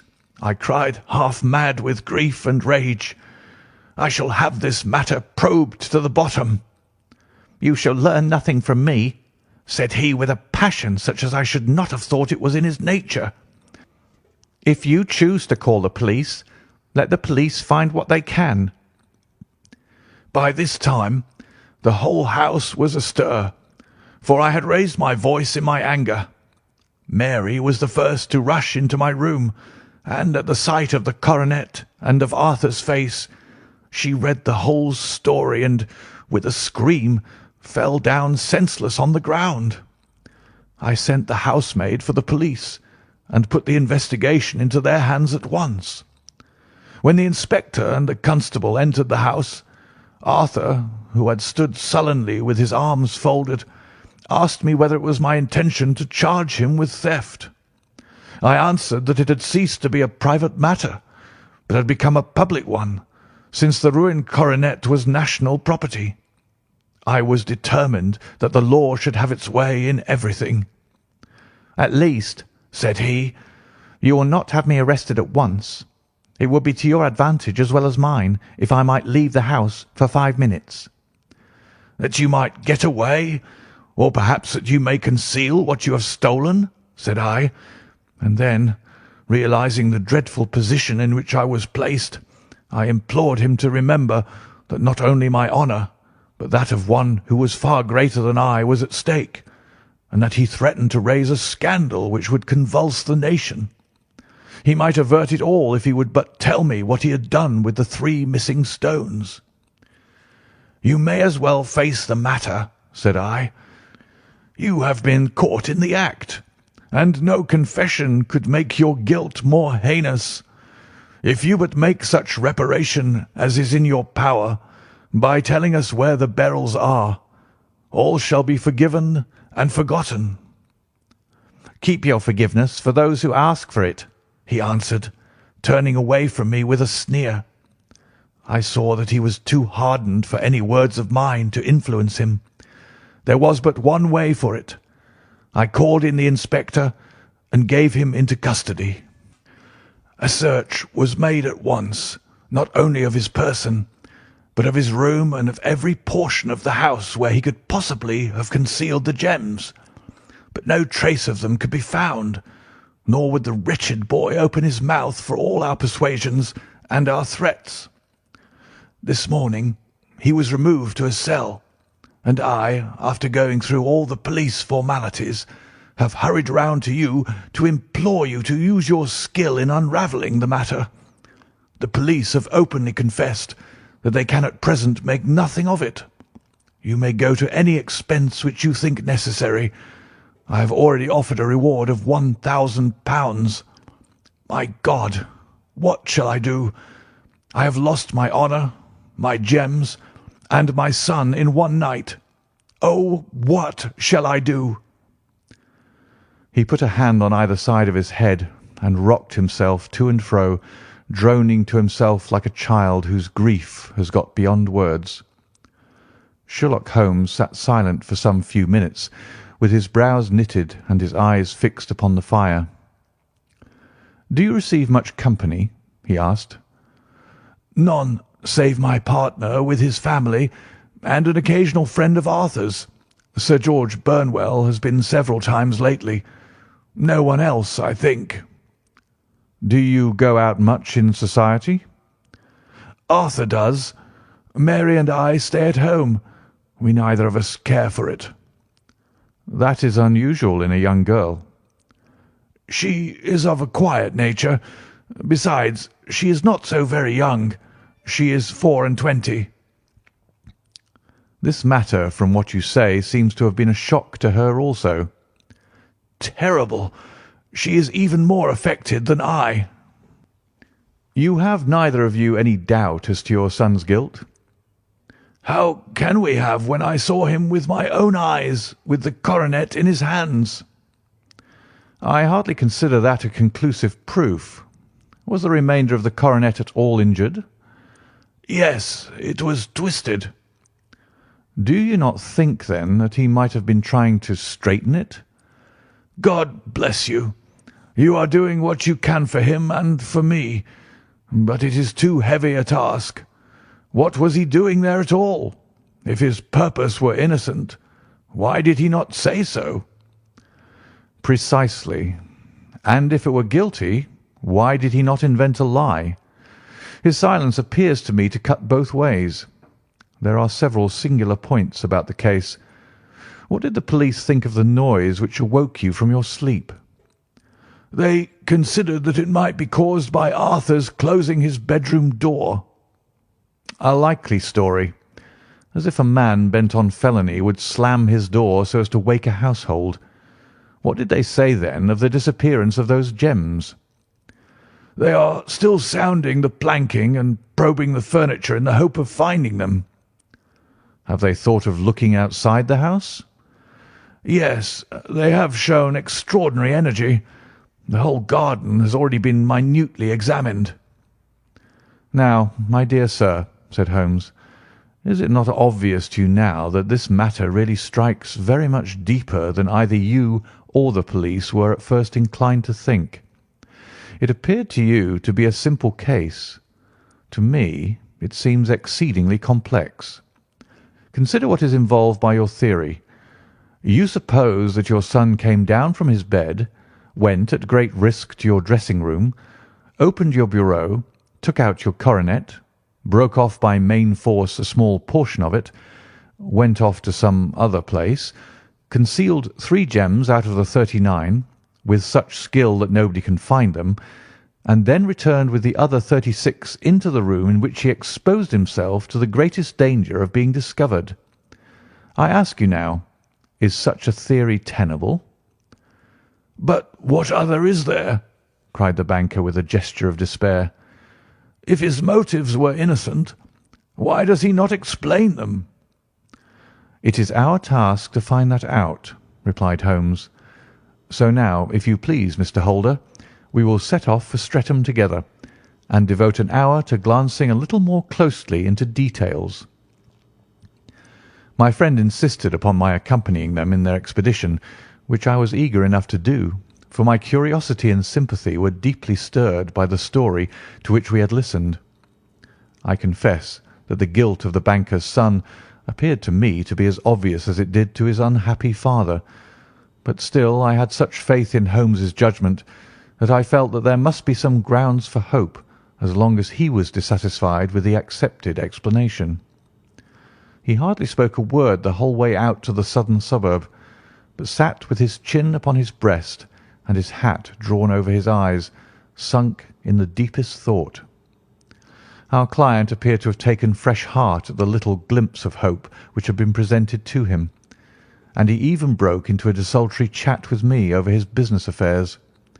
A short railway journey and a shorter walk brought us to Fairbank, the modest residence of the great financier.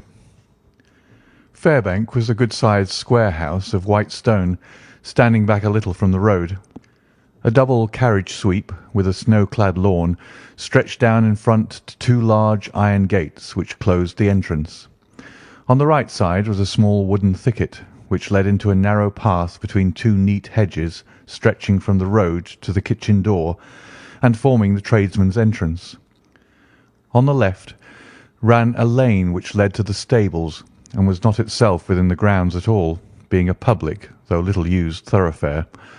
Holmes left us standing at the door and walked slowly all round the house, across the front, down the tradesmen's path, and so round by the garden behind into the stable lane. So long was he that Mr. Holder and I went into the dining-room and waited by the fire until he should return. We were sitting there in silence when the door opened, and a young lady came in. She was rather above the middle height, slim, with dark hair and eyes, which seemed the darker against the absolute pallor of her skin. I do not think that I have ever seen such deadly paleness in a woman's face. Her lips, too, were bloodless, but her eyes were flushed with crying. As she swept silently into the room, she impressed me with a greater sense of grief than the banker had done in the morning, and it was the more striking in her as she was evidently a woman of strong character, with immense capacity for self-restraint. Disregarding my presence, she went straight to her uncle and passed her hand over his head with a sweet womanly caress. "You have given orders that Arthur should be liberated, have you not, Dad?" she asked. No, no, my girl. The matter must be probed to the bottom. "But I am sure that he is innocent." You know what woman's instincts are. "I know that he has done no harm, and that you will be sorry for having acted so harshly." Why is he silent, then, if he is innocent? "Who knows? Perhaps because he was so angry that you should suspect him." How could I help suspecting him when I actually saw him with the coronet in his hand? "Oh, but he had only picked it up to look at it. Oh, do take my word for it that he is innocent. Let the matter drop and say no more. It is so dreadful to think of our dear Arthur in prison." I shall never let it drop until the gems are found. Never, Mary. Your affection for Arthur blinds you as to the awful consequences to me. Far from hushing the thing up, I have brought a gentleman down from London to inquire more deeply into it." "This gentleman?" she asked, facing round to me. "No, his friend. He wished us to leave him alone. He is round in the stable lane now." "The stable lane?" She raised her dark eyebrows. "What can he hope to find there? Ah, this, I suppose, is he. I trust, sir, that you will succeed in proving what I feel sure is the truth, that my cousin Arthur is innocent of this crime." "I fully share your opinion, and I trust with you that we may prove it," returned Holmes, going back to the mat to knock the snow from his shoes. "I believe I have the honour of addressing Miss Mary Holder. Might I ask you a question or two?" "Pray do, sir, if it may help to clear this horrible affair up." "You heard nothing yourself last night?" "Nothing, until my uncle here began to speak loudly. I heard that, and I came down." "You shut up the windows and doors the night before? Did you fasten all the windows?" "Yes." "Were they all fastened this morning?" "Yes." "You have a maid who has a sweetheart. I think that you remarked to your uncle last night that she had been out to see him." "Yes, and she was the girl who waited in the drawing-room and who may have heard uncle's remarks about the coronet." "I see. You infer that she may have gone out to tell her sweetheart, and that the two may have planned the robbery." "But what is the good of all these vague theories?" cried the banker impatiently, "when I have told you that I saw Arthur with the coronet in his hands?" "Wait a little, Mr. Holder. We must come back to that. About this girl, Miss Holder. You saw her return by the kitchen door, I presume?" "Yes. When I went to see if the door was fastened for the night, I met her slipping in. I saw the man, too, in the gloom." "Do you know him?" "Oh, yes. He is the greengrocer who brings our vegetables round. His name is Francis Prosper." "He stood," said Holmes, "to the left of the door, that is to say, farther up the path than is necessary to reach the door." "Yes, he did." "And he is a man with a wooden leg." Something like fear sprang up in the young lady's expressive black eyes. "Why, you are like a magician," said she. "How do you know that?"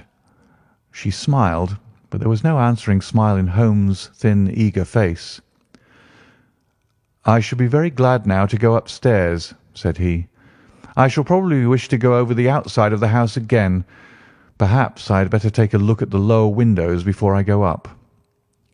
He walked swiftly round from one to the other, pausing only at the large one which looked from the hall onto the stable lane.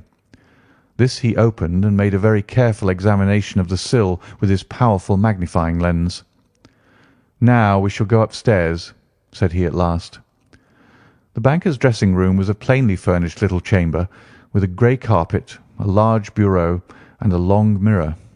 Holmes went to the bureau first and looked hard at the lock. "Which key was used to open it?" he asked.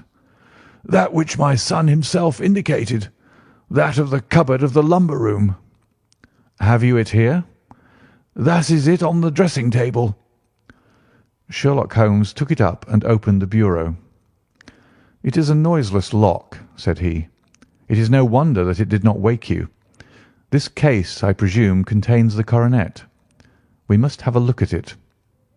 He opened the case, and taking out the diadem, he laid it upon the table. It was a magnificent specimen of the jeweller's art, and the 36 stones were the finest that I have ever seen. At one side of the coronet was a cracked edge, where a corner holding 3 gems had been torn away. "Now, Mr. Holder," said Holmes, "here is the corner which corresponds to that which has been so unfortunately lost. Might I beg that you will break it off?" The banker recoiled in horror. "I should not dream of trying," said he.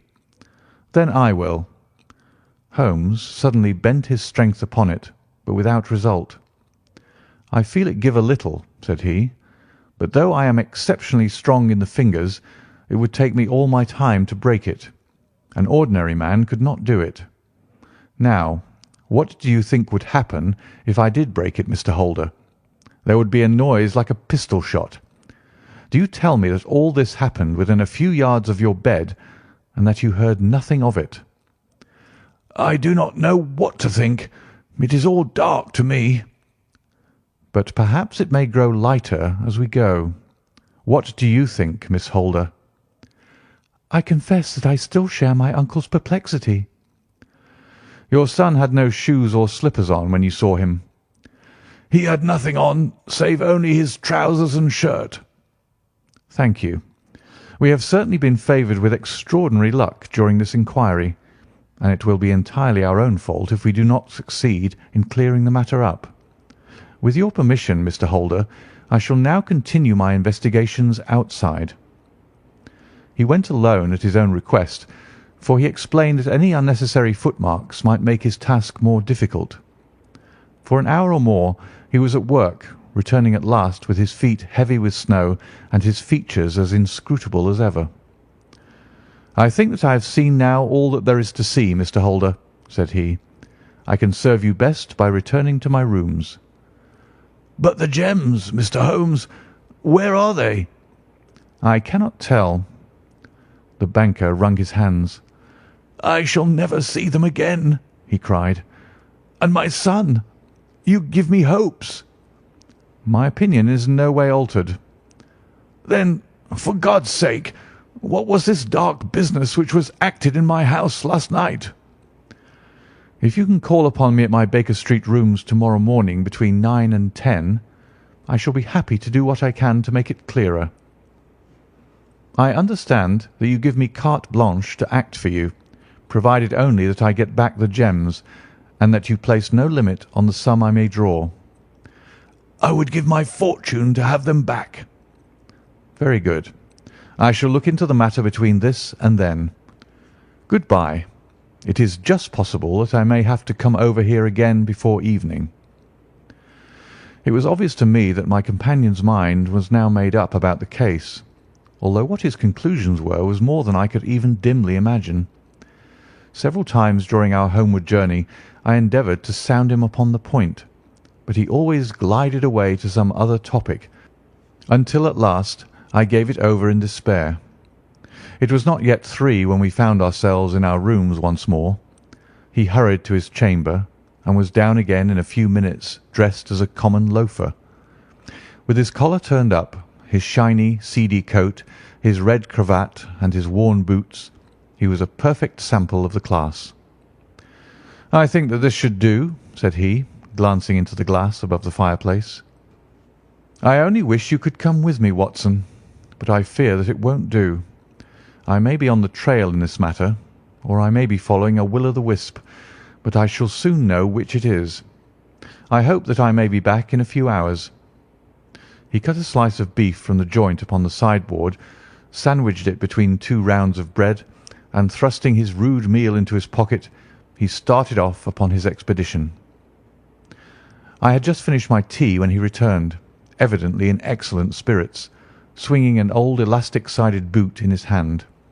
He chucked it down into a corner and helped himself to a cup of tea. "I only looked in as I passed," said he. "I am going right on." "Where to?" "Oh, to the other side of the West End. It may be some time before I get back. Don't wait up for me in case I should be late." "How are you getting on?" "Oh, so. Nothing to complain of. I've been out to Streatham since I saw you last, but I did not call at the house. It is a very sweet little problem, and I would not have missed it for a good deal. However, I must not sit gossiping here, but must get these disreputable clothes off and return to my highly respectable self." I could see by his manner that he had strong reasons for satisfaction than his words alone would imply. His eyes twinkled, and there was even a touch of colour upon his sallow cheeks. He hastened upstairs, and a few minutes later I heard the slam of the hall door, which told me that he was off once more upon his congenial hunt. I waited until midnight, but there was no sign of his return, so I retired to my room. It was no uncommon thing for him to be away for days and nights on end when he was hot upon a scent, so that his lateness caused me no surprise. I do not know at what hour he came in, but when I came down to breakfast in the morning, there he was with a cup of coffee in one hand and the paper in the other, as fresh and trim as possible. "You will excuse my beginning without you, Watson," said he, "but you remember that our client has rather an early appointment this morning." "Why, it is after 9 now," I answered. "I should not be surprised if that were he. I thought I heard a ring." It was indeed our friend the financier. I was shocked by the change which had come over him, for his face, which was naturally of a broad and massive mould, was now pinched and fallen in, while his hair seemed to me at least a shade whiter. He entered with a weariness and lethargy which was even more painful than his violence of the morning before, and he dropped heavily into the armchair which I pushed forward for him. "I do not know what I have done to be so severely tried," said he. "Only 2 days ago I was a happy and prosperous man, without a care in the world. Now I am left to a lonely and dishonoured age. One sorrow comes close upon the heels of another. My niece Mary has deserted me." "Deserted you?" "Yes. Her bed this morning had not been slept in. Her room was empty, and a note for me lay upon the hall table. I had said to her last night, in sorrow and not in anger, that if she had married my boy, all might have been well with him. Perhaps it was thoughtless of me to say so.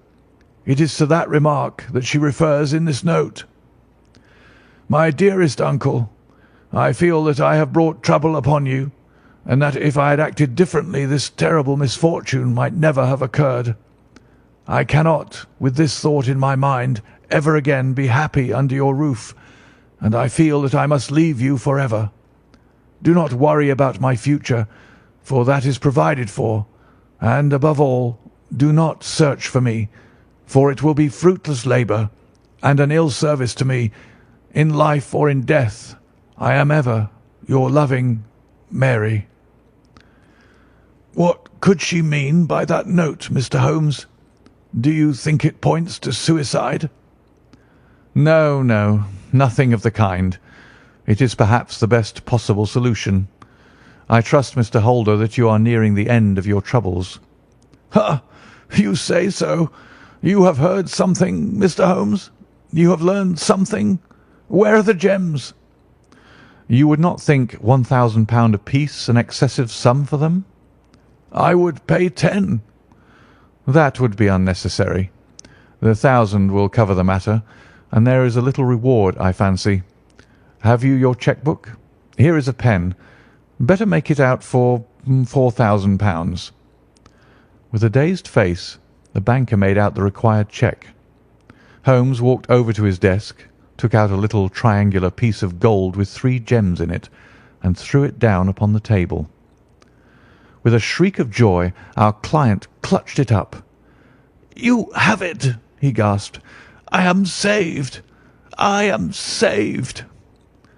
The reaction of joy was as passionate as his grief had been, and he hugged his recovered gems to his bosom. "There is one other thing you owe, Mr. Holder," said Sherlock Holmes rather sternly. "Oh?" He caught up a pen. "Name the sum, and I will pay it." "No, the debt is not to me. You owe a very humble apology to that noble lad, your son, who has carried himself in this matter as I should be proud to see my own son do, should I ever chance to have one." "Then it was not Arthur who took them?" "I told you yesterday, and I repeat to-day, that it was not." "You are sure of it? Then let us hurry to him at once to let him know that the truth is known." "He knows it already. When I had cleared it all up, I had an interview with him, and finding that he would not tell me the story, I told it to him, on which he had to confess that I was right, and to add the very few details which were not yet quite clear to me. Your news of this morning, however, may open his lips." "For heaven's sake, tell me then, what is this extraordinary mystery?" "I will do so, and I will show you the steps by which I reached it. And let me say to you first, that which it is hardest for me to say and for you to hear. There has been an understanding between Sir George Burnwell and your niece Mary. They have now fled together." "My Mary? Impossible!" "It is unfortunately more than possible. It is certain. Neither you nor your son knew the true character of this man when you admitted him into your family circle. He is one of the most dangerous men in England, a ruined gambler, an absolutely desperate villain, a man without heart or conscience. Your niece knew nothing of such men. When he breathed his vows to her, as he had done to 100 before her, she flattered herself that she alone had touched his heart. The devil knows best what he said, but at least she became his tool, and was in the habit of seeing him nearly every evening." "I cannot, and I will not believe it," cried the banker with an ashen face. "I will tell you then what occurred in your house last night.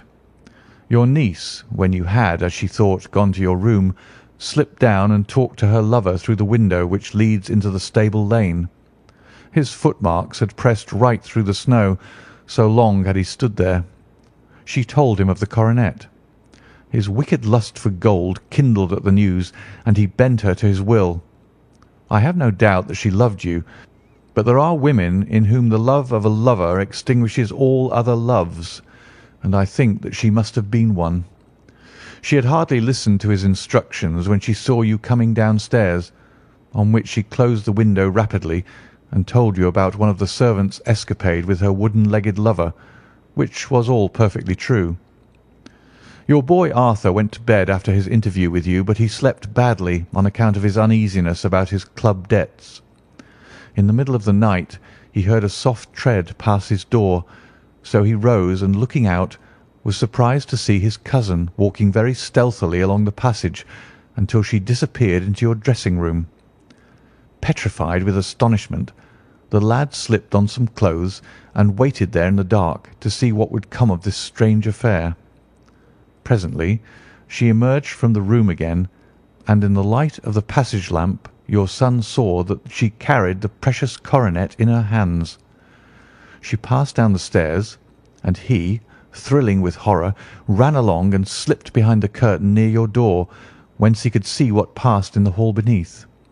He saw her stealthily open the window, hand out the coronet to someone in the gloom, and then, closing it once more, hurry back to her room, passing quite close to where he stood hid behind the curtain. As long as she was on the scene he could not take any action without a horrible exposure of the woman whom he loved. But the instant that she was gone, he realized how crushing a misfortune this would be for you, and how all-important it was to set it right. He rushed down, just as he was, in his bare feet, opened the window, sprang out into the snow, and ran down the lane, where he could see a dark figure in the moonlight. Sir George Burnwell tried to get away, but Arthur caught him, and there was a struggle between them, your lad tugging at one side of the coronet, and his opponent at the other. In the scuffle, your son struck Sir George and cut him over the eye. Then something suddenly snapped, and your son, finding that he had the coronet in his hands, rushed back, closed the window, ascended to your room, and had just observed that the coronet had been twisted in the struggle, and was endeavouring to straighten it, when you appeared upon the scene.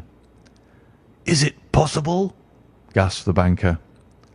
You then roused his anger by calling him names at a moment when he felt that he had deserved your warmest thanks. He could not explain the true state of affairs without betraying one who certainly deserved little enough consideration at his hands. He took the more chivalrous view, however, and preserved her secret. "And that was why she shrieked and fainted when she saw the coronet," cried Mr. Holder. "Oh, my God, what a blind fool I have been! And his asking to be allowed to go out for 5 minutes. The dear fellow wanted to see if the missing piece were at the scene of the struggle. How cruelly I have misjudged him!" "When I arrived at the house," continued Holmes, "I at once went very carefully round it to observe if there were any traces in the snow which might help me.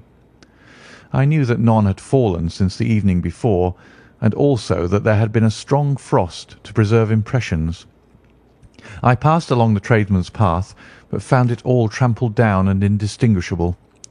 Just beyond it, however, at the far side of the kitchen door, a woman had stood and talked with a man, whose round impressions on one side showed that he had a wooden leg.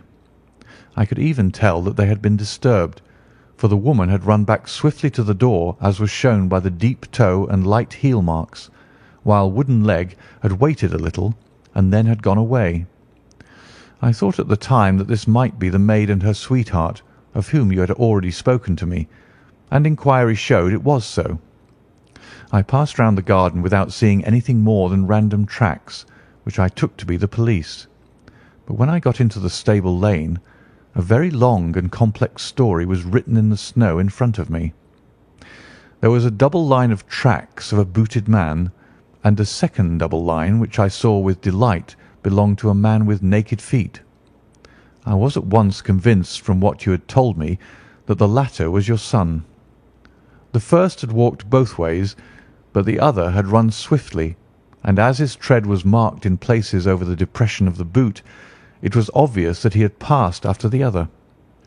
I followed them up and found they led to the hall window, where Boots had worn all the snow away while waiting. Then I walked to the other end, which was 100 yards or more down the lane. I saw where Boots had faced round, where the snow was cut up as though there had been a struggle, and finally where a few drops of blood had fallen, to show me that I was not mistaken. Boots had then run down the lane, and another little smudge of blood showed that it was he who had been hurt. When he came to the high road at the other end, I found that the pavement had been cleared, so there was an end to that clue. On entering the house, however, I examined, as you remember, the sill and framework of the hall window with my lens, and I could at once see that someone had passed out. I could distinguish the outline of an instep where the wet foot had been placed in coming in. I was then beginning to be able to form an opinion as to what had occurred. A man had waited outside the window. Someone had brought the gems. The deed had been overseen by your son. He had pursued the thief, had struggled with him. They had each tugged at the coronet, their united strength causing injuries which neither alone could have effected. He had returned with the prize, but had left a fragment in the grasp of his opponent. So far I was clear. The question now was, who was the man, and who was it brought him the coronet? It is an old maxim of mine that when you have excluded the impossible, whatever remains, however improbable, must be the truth. Now I knew that it was not you who had brought it down, so there only remained your niece and the maids. But if it were the maids, why should your son allow himself to be accused in their place? There could be no possible reason. As he loved his cousin, however, there was an excellent explanation why he should retain her secret, the more so as the secret was a disgraceful one. When I remembered that you had seen her at that window and how she had fainted on seeing the coronet again, my conjecture became a certainty. And who could it be who was her confederate? A lover, evidently, for who else could outweigh the love and gratitude which she must feel to you? I knew that you went out little, and that your circle of friends was a very limited one, but among them was Sir George Burnwell. I had heard of him before as being a man of evil reputation among women. It must have been he who wore those boots and retained the missing gems. Even though he knew that Arthur had discovered him, he might still flatter himself that he was safe, for the lad could not say a word without compromising his own family. Well, your own good sense will suggest what measures I took next. I went in the shape of a loafer to Sir George's house, managed to pick up an acquaintance with his valet, learned that his master had cut his head the night before, and finally, at the expense of 6 shillings, made all sure by buying a pair of his cast-off shoes. With these I journeyed down to Streatham and saw that they exactly fitted the tracks. "I saw an ill-dressed vagabond in the lane yesterday evening," said Mr. Holder. Precisely. It was I. I found that I had my man, so I came home and changed my clothes. It was a delicate part which I had to play then, for I saw that a prosecution must be avoided to avert scandal, and I knew that so astute a villain would see that our hands were tied in the matter. I went and saw him. At first, of course, he denied everything, but when I gave him every particular that had occurred, he tried to bluster and took down a life-preserver from the wall. I knew my man, however, and I clapped a pistol to his head before he could strike. Then he became a little more reasonable. I told him that we would give him a price for the stones he held, £1,000 apiece. That brought out the first signs of grief that he had shown. "Why, dash it all," said he, "I've let them go at 600 for the 3." I soon managed to get the address of the receiver who had them, on promising him that there would be no prosecution. Off I set to him, and after much chaffering, I got our stones at £1,000 apiece. Then I looked in upon your son, told him that all was right, and eventually got to my bed about 2 o'clock, after what I may recall a really hard day's work. "A day which has saved England from a great public scandal," said the banker, rising. "Sir, I cannot find words to thank you, but you shall not find me ungrateful for what you have done. Your skill has indeed exceeded all that I have heard of it, and now I must fly to my dear boy to apologize to him for the wrong which I have done him. As to what you tell me of poor Mary, it goes to my very heart. Not even your skill can inform me where she is now." "I think that we may safely say," returned Holmes, "that she is wherever Sir George Burnwell is. It is equally certain, too, that whatever her sins are, they will soon receive a more than sufficient punishment." End of The Adventure of the Beryl Coronet.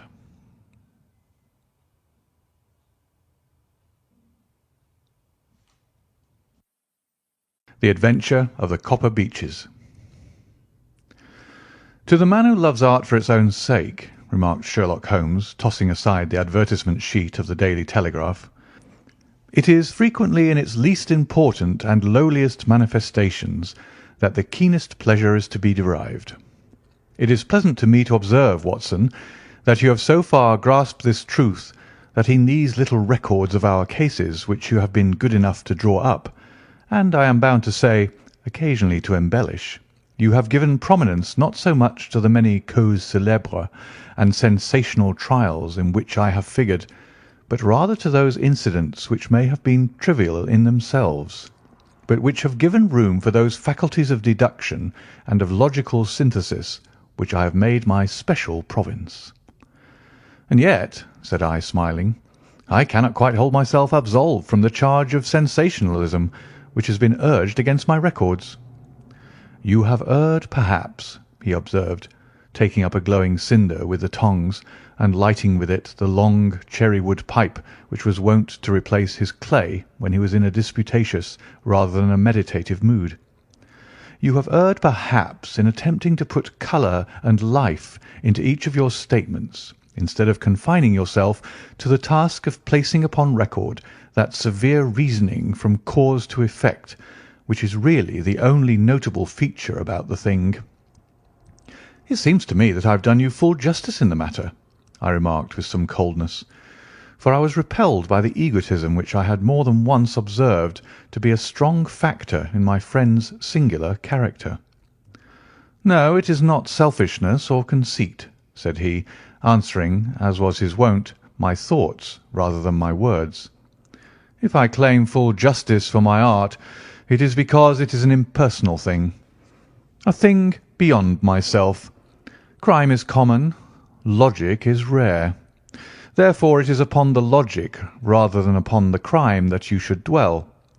You have degraded what should have been a course of lectures into a series of tales.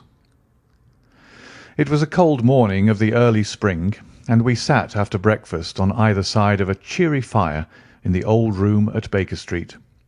A thick fog rolled down between the lines of dun-coloured houses, and the opposing windows loomed like dark, shapeless blurs through the heavy yellow wreaths.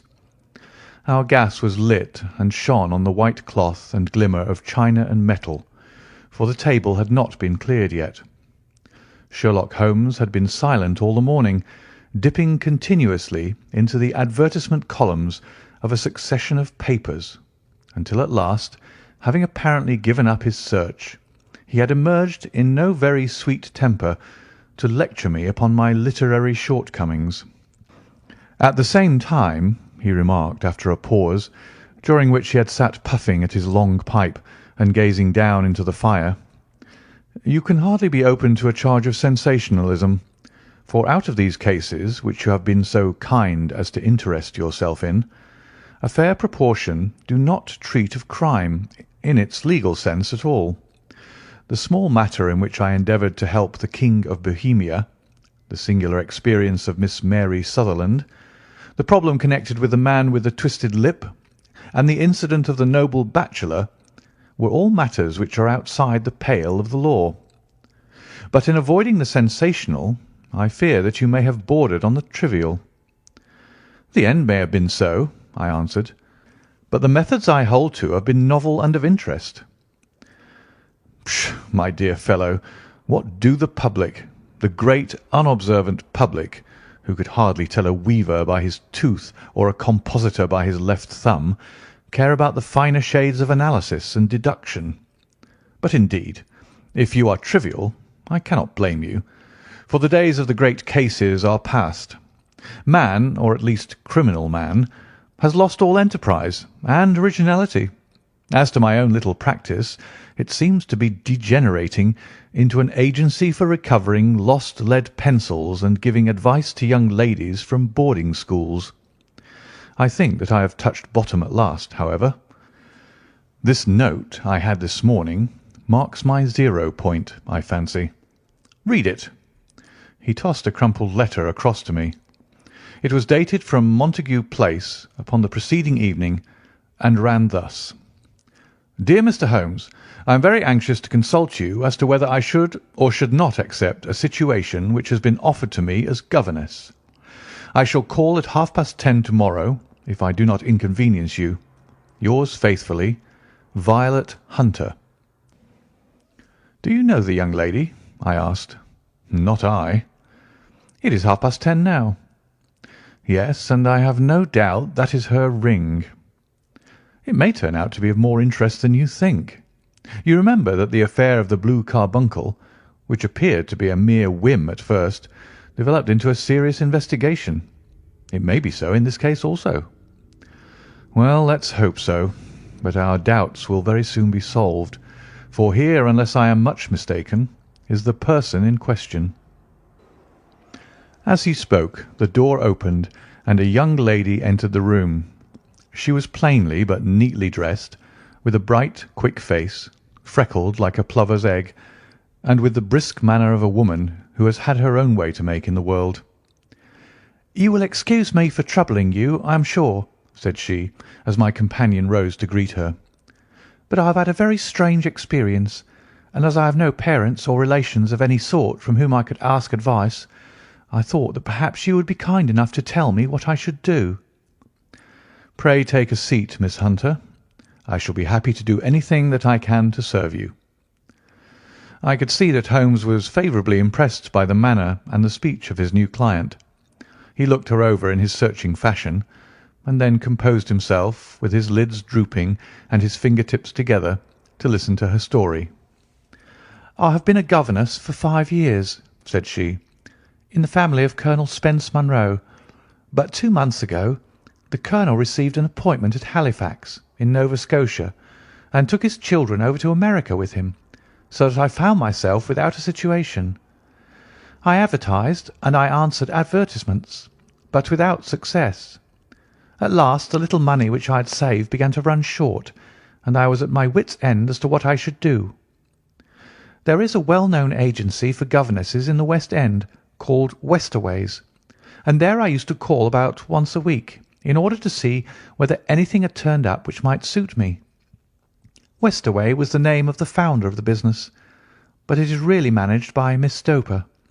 She sits in her own little office, and the ladies who are seeking employment wait in an ante-room, and are then shown in one by one, when she consults her ledgers and sees whether she has anything which would suit them.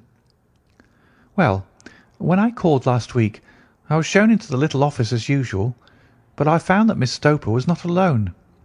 A prodigiously stout man, with a very smiling face and a great heavy chin which rolled down in fold upon fold over his throat, sat at her elbow with a pair of glasses on his nose, looking very earnestly at the ladies who entered. As I came in, he gave quite a jump in his chair and turned quickly to Miss Stoper. "That will do," said he. "I could not ask for anything better. Capital! Capital!" He seemed quite enthusiastic, and rubbed his hands together in the most genial fashion. He was such a comfortable-looking man that it was quite a pleasure to look at him. "You are looking for a situation, miss?" he asked. "Yes, sir." "As governess?" "Yes, sir." "And what salary do you wish?"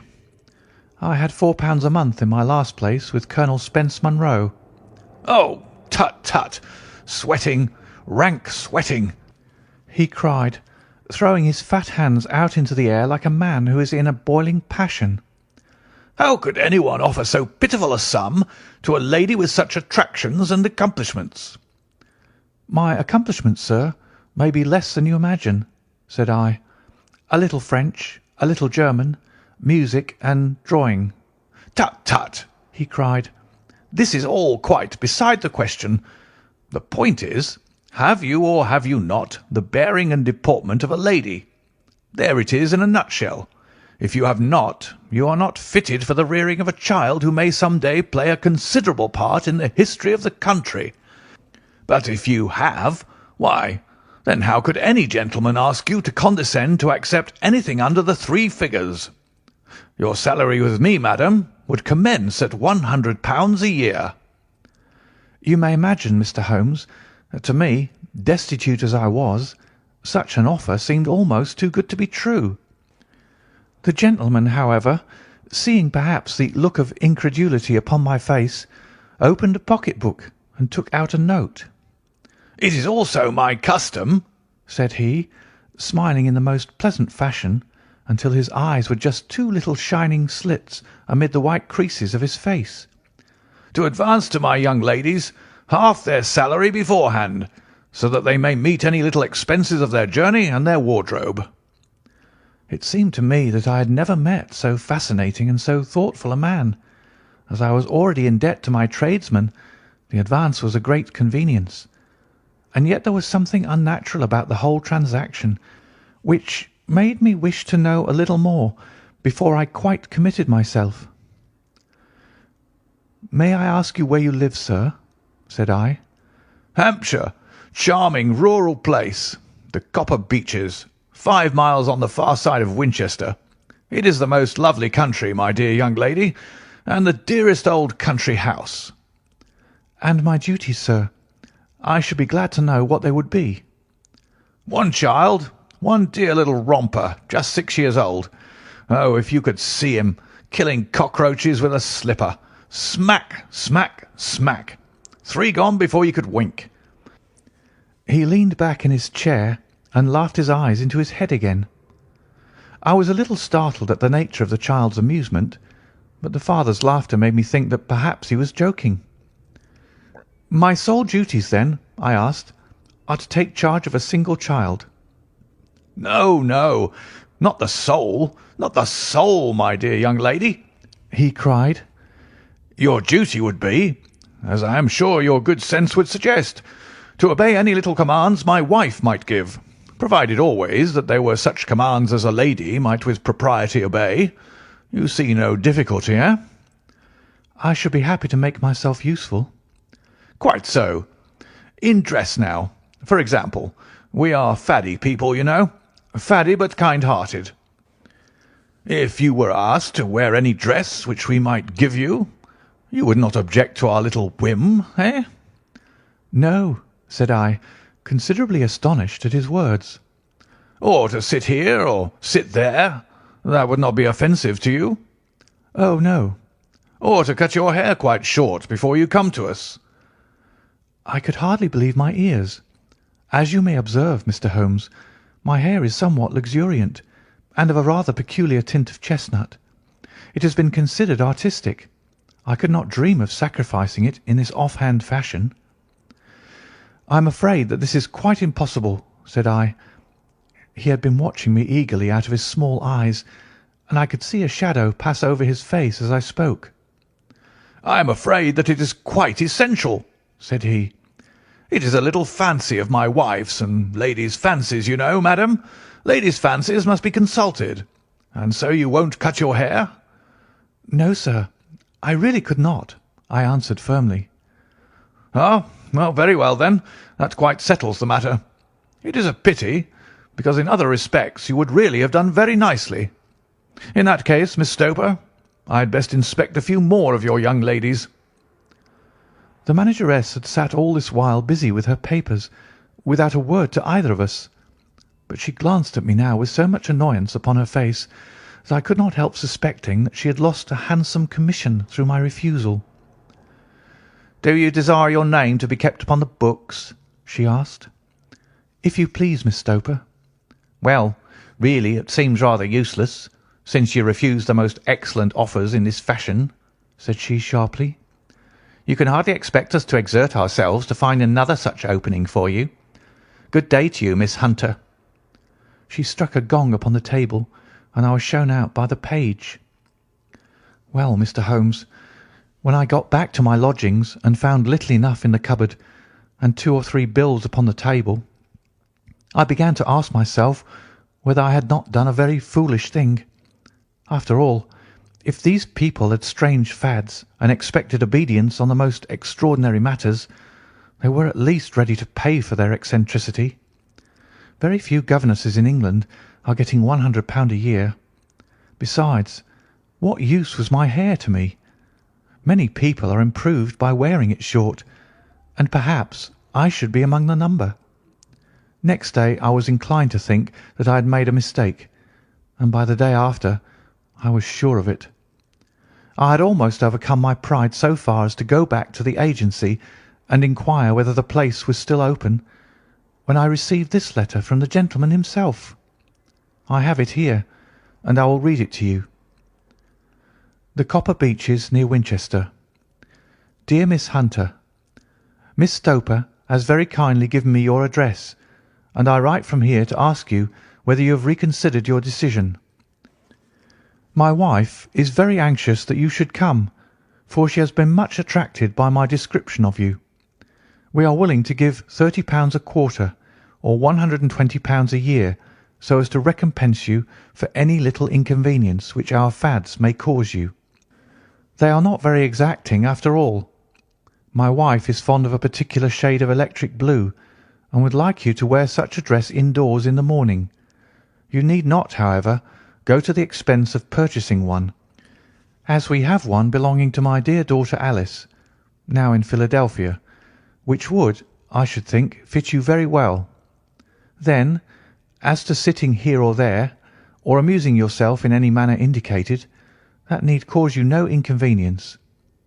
As regards your hair, it is no doubt a pity, especially as I could not help remarking its beauty during our short interview, but I am afraid that I must remain firm upon this point, and I only hope that the increased salary may recompense you for the loss. Your duties, as far as the child is concerned, are very light. Now do try to come, and I shall meet you with the dog-cart at Winchester. Let me know your train. Yours faithfully, Jethro Rucastle. That is the letter which I have just received, Mr. Holmes, and my mind is made up that I will accept it. I thought, however, that before taking the final step, I should like to submit the whole matter to your consideration. Well, Miss Hunter, if your mind is made up, that settles the question, said Holmes, smiling. But you would not advise me to refuse? I confess that it is not the situation which I should like to see a sister of mine apply for. What is the meaning of it all, Mr. Holmes? I have no data. I cannot tell. Perhaps you have yourself formed some opinion. Well, there seems to me to be only one possible solution. Mr. Rucastle seemed to be a very kind, good-natured man. Is it not possible that his wife is a lunatic, that he desires to keep the matter quiet for fear she should be taken to an asylum, and that he humours her fancies in every way in order to prevent an outbreak? That is a possible solution. In fact, as matters stand, it is the most probable one. But in any case it does not seem to be a nice household for a young lady. But the money, Mr. Holmes, the money. Well, yes, of course, the pay is good. Too good. That is what makes me uneasy. Why should they give you £120 a year when they could have their pick for £40? There must be some strong reason behind. I thought that if I told you the circumstances, you would understand afterwards if I wanted your help. I should feel so much stronger if I felt that you were at the back of me. Oh, you may carry that feeling away with you. I assure you that your little problem promises to be the most interesting which has come my way for some months. There is something distinctly novel about some of the features. If you should find yourself in doubt or in danger— Danger? What danger do you foresee? Holmes shook his head gravely. It would cease to be a danger if we could define it, said he. But at any time, day or night, a telegram would bring me down to your help. That is enough. She rose briskly from her chair, with the anxiety all swept from her face. I shall go down to Hampshire quite easy in my mind now.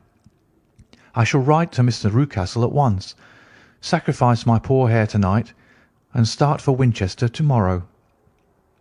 With a few grateful words to Holmes, she bade us both good night and bustled off upon her way.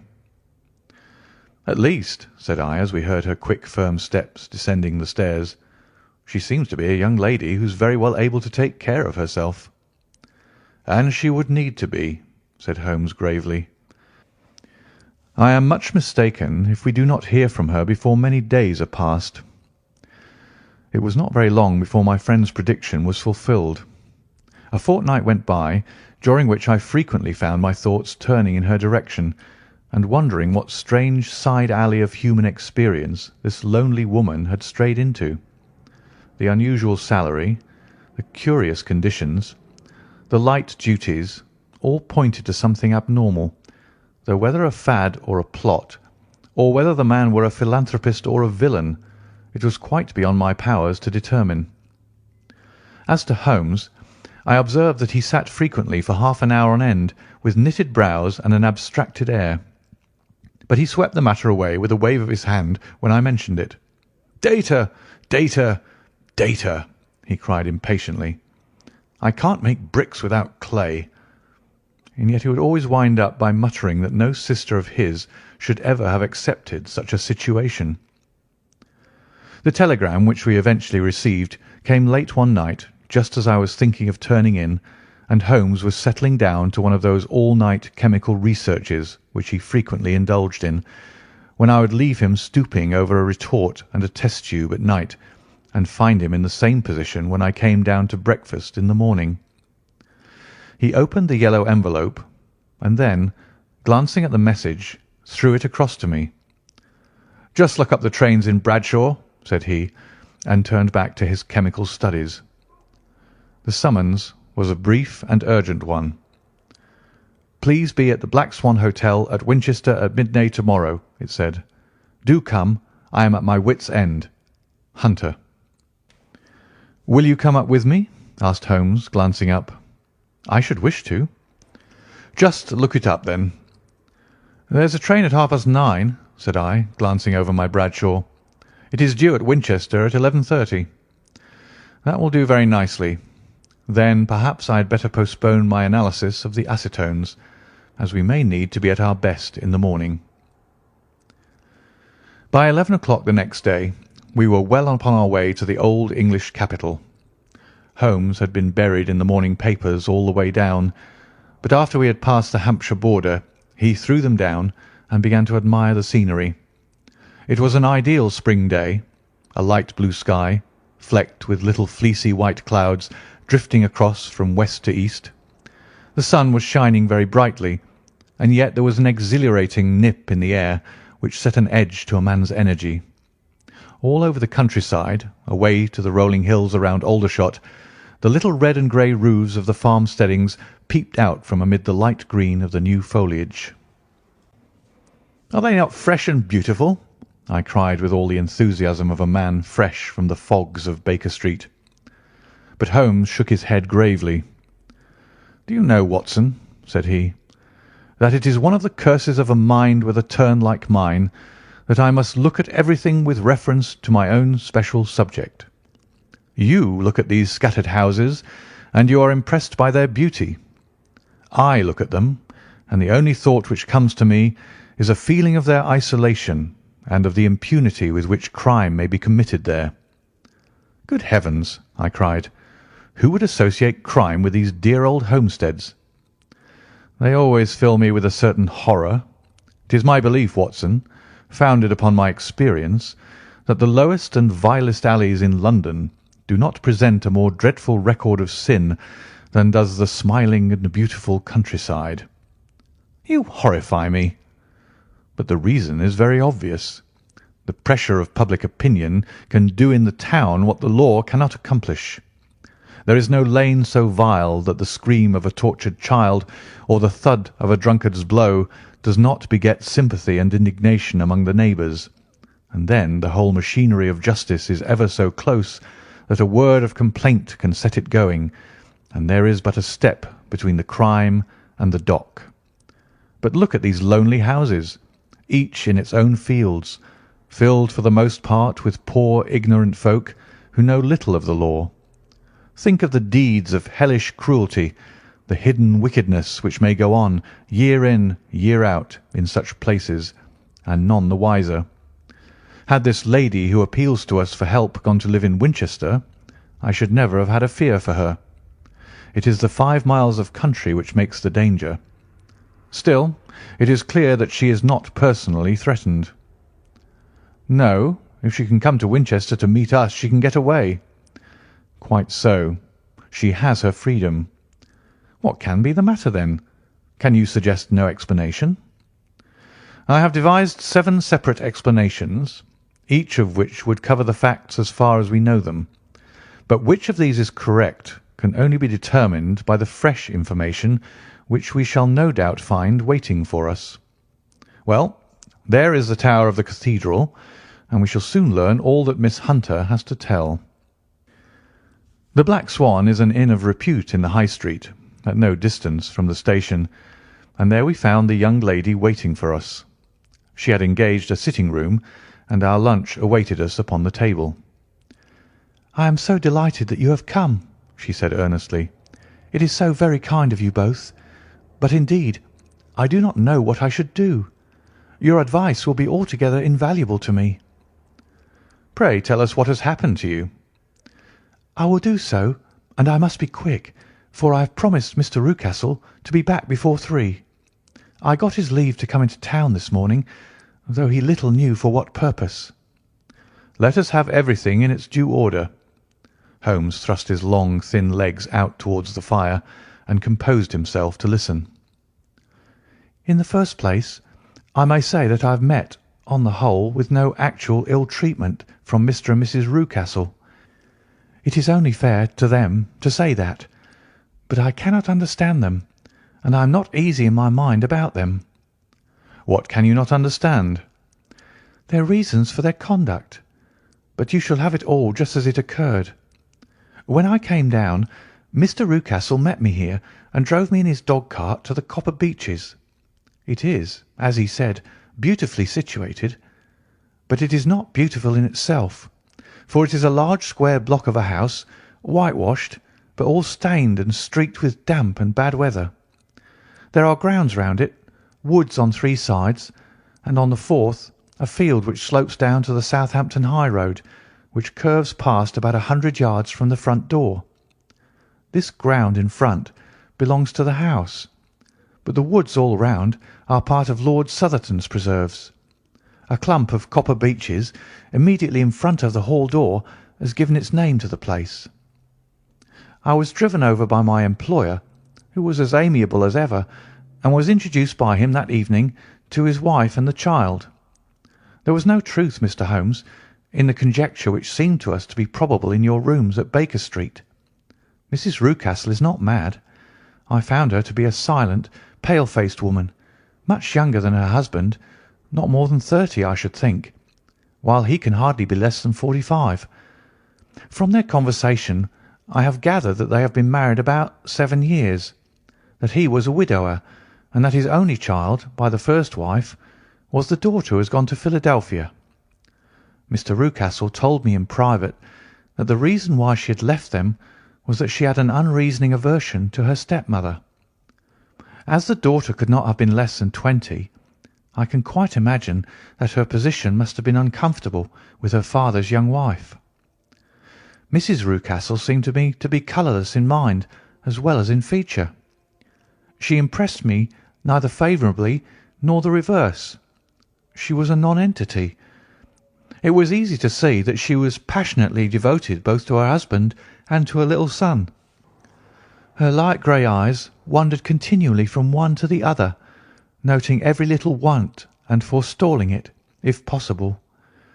He was kind to her also in his bluff, boisterous fashion, and on the whole they seemed to be a happy couple. And yet she had some secret sorrow, this woman. She would often be lost in deep thought, with the saddest look upon her face. More than once I have surprised her in tears. I have thought sometimes that it was the disposition of her child which weighed upon her mind, for I have never met so utterly spoiled and so ill-natured a little creature. He is small for his age, with a head which is quite disproportionately large. His whole life appears to be spent in an alternation between savage fits of passion and gloomy intervals of sulking.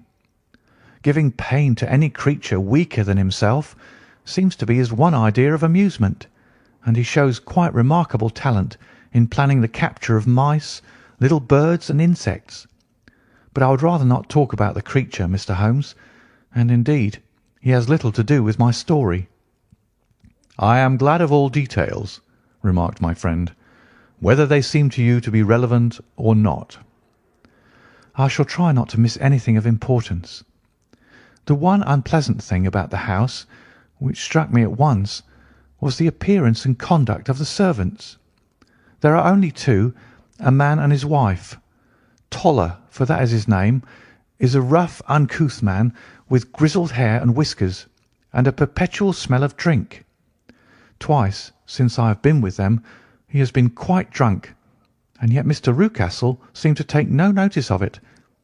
His wife is very tall and a strong woman with a sour face, as silent as Mrs. Rucastle, and much less amiable.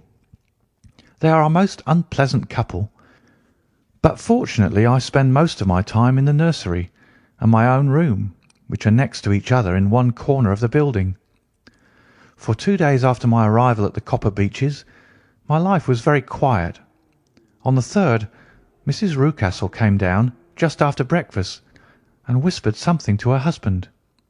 "Oh, yes," said he, turning to me. "We are very much obliged to you, Miss Hunter, for falling in with our whims so far as to cut your hair. I assure you that it has not detracted in the tiniest iota from your appearance. We shall now see how the electric blue dress will become you.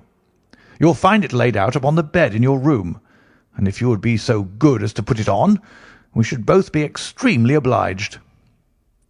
The dress which I found waiting for me was of a peculiar shade of blue.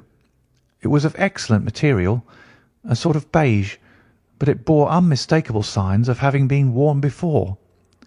It could not have been a better fit if I had been measured for it. Both Mr. and Mrs. Rucastle expressed a delight at the look of it, which seemed quite exaggerated in its vehemence. They were waiting for me in the drawing-room, which is a very large room, stretching along the entire front of the house, with 3 long windows reaching down to the floor. A chair had been placed close to the central window, with its back turned towards it. In this I was asked to sit, and then Mr. Rucastle, walking up and down on the other side of the room, began to tell me a series of the funniest stories that I have ever listened to. You cannot imagine how comical he was, and I laughed until I was quite weary. Mrs. Rucastle, however, who has evidently no sense of humour, never so much as smiled, but sat with her hands in her lap and a sad, anxious look upon her face. After an hour or so, Mr. Rucastle suddenly remarked that it was time to commence the duties of the day, and that I might change my dress and go to little Edward in the nursery. 2 days later, this same performance was gone through under exactly similar circumstances. Again I changed my dress, again I sat in the window, and again I laughed very heartily at the funny stories of which my employer had an immense repertoire, and which he told inimitably. Then he handed me a yellow-backed novel, and moving my chair a little sideways, that my own shadow might not fall upon the page, he begged me to read aloud to him. I read for about 10 minutes, beginning in the heart of a chapter, and then suddenly, in the middle of a sentence, he ordered me to cease and to change my dress. You can easily imagine, Mr. Holmes, how curious I became as to what the meaning of this extraordinary performance could possibly be. They were always very careful, I observed, to turn my face away from the window, so that I became consumed with the desire to see what was going on behind my back. At first it seemed to be impossible, but I soon devised a means. My hand mirror had been broken, so a happy thought seized me, and I concealed a piece of the glass in my handkerchief. On the next occasion, in the midst of my laughter, I put my handkerchief up to my eyes, and was able to, with a little management, to see all that there was behind me. I confess that I was disappointed. There was nothing. At least, that was my first impression. At the second glance, however, I perceived that there was a man standing in the Southampton Road, a small bearded man in a grey suit, who seemed to be looking in my direction. The road is an important highway, and there are usually people there. This man, however, was leaning against the railings which bordered our field, and was looking earnestly up. I lowered my handkerchief and glanced at Mrs. Rucastle to find her eyes fixed upon me with a most searching gaze. She said nothing, but I am convinced that she had divined that I had a mirror in my hand and had seen what was behind me. She rose at once.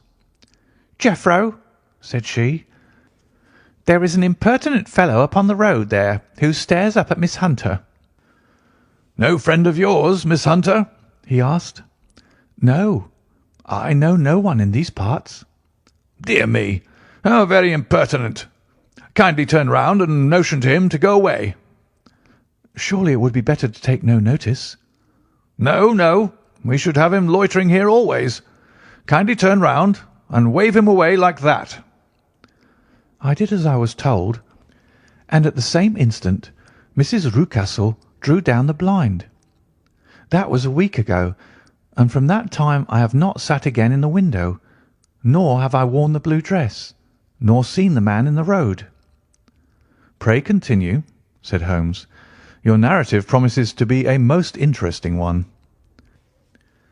"You will find it rather disconnected, I fear, and there may prove to be a little relation between the different incidents of which I speak. On the very first day that I was at the Copper Beeches, Mr. Rucastle took me to a small outhouse which stands near the kitchen door. As we approached it, I heard the sharp rattling of a chain, and the sound as of a large animal moving about. "Look in here," said Mr. Rucastle, showing me a slit between two planks. "Is he not a beauty?" I looked through, and was conscious of two glowing eyes, and of a vague figure huddled up in the darkness. "Don't be frightened," said my employer, laughing at the start which I had given. "It's only Carlo, my mastiff. I call him mine, but really old Toller, my groom, is the only man who can do anything with him. We feed him once a day, and not too much then, so that he's always as keen as mustard. Toller lets him loose every night, and God help the trespasser whom he lays his fangs upon. For goodness' sake, don't you ever on any pretext set your foot over the threshold at night, for it's as much as your life is worth."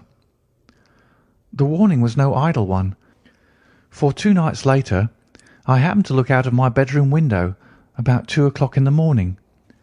It was a beautiful moonlight night, and the lawn in front of the house was silvered over and almost as bright as day. I was standing wrapped in the peaceful beauty of the scene when I was aware that something was moving under the shadow of the Copper Beeches. As it emerged into the moonshine, I saw what it was. It was a giant dog, as large as a calf, tawny tinted with hanging jowl, black muzzle, and huge projecting bones. It walked slowly across the lawn and vanished into the shadow upon the other side. That dreadful sentinel sent a chill to my heart which I do not think that any burglar could have done. And now I have a very strange experience to tell you. I had, as you know, cut off my hair in London, and I had placed it in a great coil at the bottom of my trunk. One evening, after the child was in bed, I began to amuse myself by examining the furniture of my room and by rearranging my own little things. There was an old chest of drawers in the room, the 2 upper ones empty and open, the lower one locked. I had filled the first 2 with my linen, and as I had still much to pack away, I was naturally annoyed at not having the use of the 3rd drawer. It struck me that it might have been fastened by a mere oversight, so I took out my bunch of keys and tried to open it. The very first key fitted to perfection, and I drew the drawer open. There was only one thing in it, but I am sure that you would never guess what it was. It was my coil of hair. I took it up and examined it. It was of the same peculiar tint and the same thickness. But then the impossibility of the thing obtruded itself upon me. How could my hair have been locked in the drawer? With trembling hands I undid my trunk, turned out the contents, and drew from the bottom my own hair. I laid the 2 tresses together, and I assure you that they were identical. Was it not extraordinary? Puzzle as I would, I could make nothing at all of what it meant. I returned the strange hair to the drawer, and I said nothing of the matter to the Rucastles, as I felt that I had put myself in the wrong by opening a drawer which they had locked. I am naturally observant, as you may have remarked, Mr. Holmes, and I soon had a pretty good plan of the whole house in my head. There was one wing, however, which appeared not to be inhabited at all. A door which faced that which led into the quarters of the Tollers opened into this suite, but it was invariably locked. One day, however, as I ascended the stair, I met Mr. Rucastle coming out through this door, his keys in his hand, and a look on his face which made him a very different person to the round, jovial man to whom I was accustomed. His cheeks were red, his brow was all crinkled with anger, and the veins stood out at his temples with passion. He locked the door and hurried past me without a word or a look. This aroused my curiosity, so when I went out for a walk in the grounds with my charge, I strolled round to the side from which I could see the windows of this part of the house. There were 4 of them in a row, 3 of which were simply dirty, while the 4th was shuttered up. They were evidently all deserted. As I strolled up and down, glancing at them occasionally, Mr. Rucastle came out to me, looking as merry and jovial as ever. "Ah," said he, "you must not think me rude if I pass you without a word, my dear young lady. I was preoccupied with business matters." I assured him that I was not offended. "By the way," said I, "you seem to have quite a suite of spare rooms up there, and one of them has the shutters up." He looked surprised and, as it seemed to me, a little startled at my remark. "Photography is one of my hobbies," said he. "I have made my dark room up there. But, dear me, what an observant young lady we have come upon. Who would have believed it? Who would have ever believed it?" He spoke in a jesting tone, but there was no jest in his eyes as he looked at me. I read suspicion there and annoyance, but no jest. "Well, Mr. Holmes, from the moment that I understood that there was something about that suite of rooms which I was not to know, I was all on fire to go over them. It was not mere curiosity, though I have my share of that. It was more a feeling of duty, a feeling that some good might come from my penetrating to this place. They talk of woman's instinct.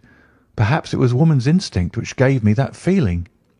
At any rate, it was there, and I was keenly on the lookout for any chance to pass the forbidden door. It was only yesterday that the chance came. I may tell you that besides Mr. Rucastle, both Toller and his wife find something to do in these deserted rooms, and I once saw him carrying a large black linen bag with him through the door. Recently he has been drinking hard, and yesterday evening he was very drunk, and when I came upstairs there was the key in the door. I have no doubt at all that he had left it there. Mr. and Mrs. Rucastle were both downstairs, and the child was with them, so that I had an admirable opportunity. I turned the key gently in the lock, opened the door, and slipped through. There was a little passage in front of me, unpapered and uncarpeted, which turned at a right angle at the farther end. Round this corner were 3 doors in a line, the first and third of which were open. They each led into an empty room, dusty and cheerless, with 2 windows in the one and one in the other, so thick with dirt that the evening light glimmered dimly through them. The centre door was closed, and across the outside of it had been fastened one of the broad bars of an iron bed, padlocked at one end to a ring in the wall, and fastened at the other with stout cord. The door itself was locked as well, and the key was not there. This barricaded door corresponded clearly with the shuttered window outside, and yet I could see by the glimmer from beneath it that the room was not in darkness. Evidently there was a skylight which let in light from above. As I stood in the passage, gazing at the sinister door and wondering what secret it might veil, I suddenly heard the sound of steps within the room, and saw a shadow pass backward and forward against the little slit of dim light which shone out from under the door. A mad, unreasoning terror rose up in me at the sight, Mr. Holmes. My overstrung nerves failed me suddenly, and I turned and ran as though some dreadful hand were behind me, clutching at the skirt of my dress. I rushed down the passage, through the door, and straight into the arms of Mr. Rucastle, who was waiting outside. "So," said he, smiling, "it was you, then. I thought that it must be when I saw the door open." "Oh, I'm so frightened," I panted. "My dear young lady, my dear young lady. And what has frightened you, my dear young lady?" But his voice was just a little too coaxing. He overdid it. I was keenly on my guard against him.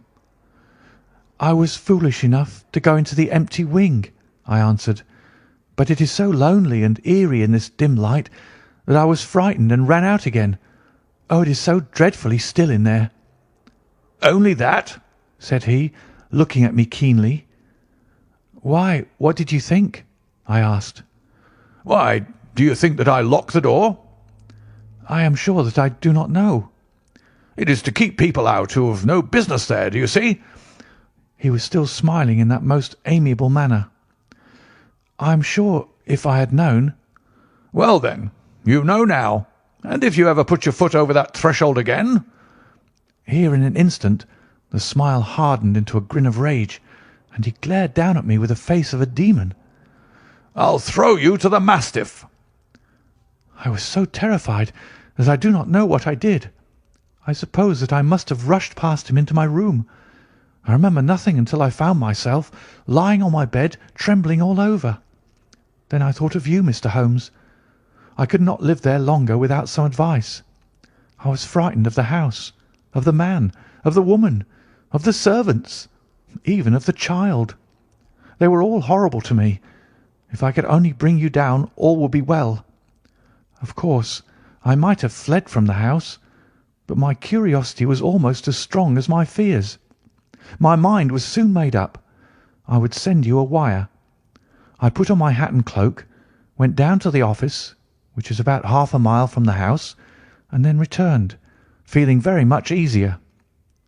A horrible doubt came into my mind as I approached the door, lest the dog might be loose.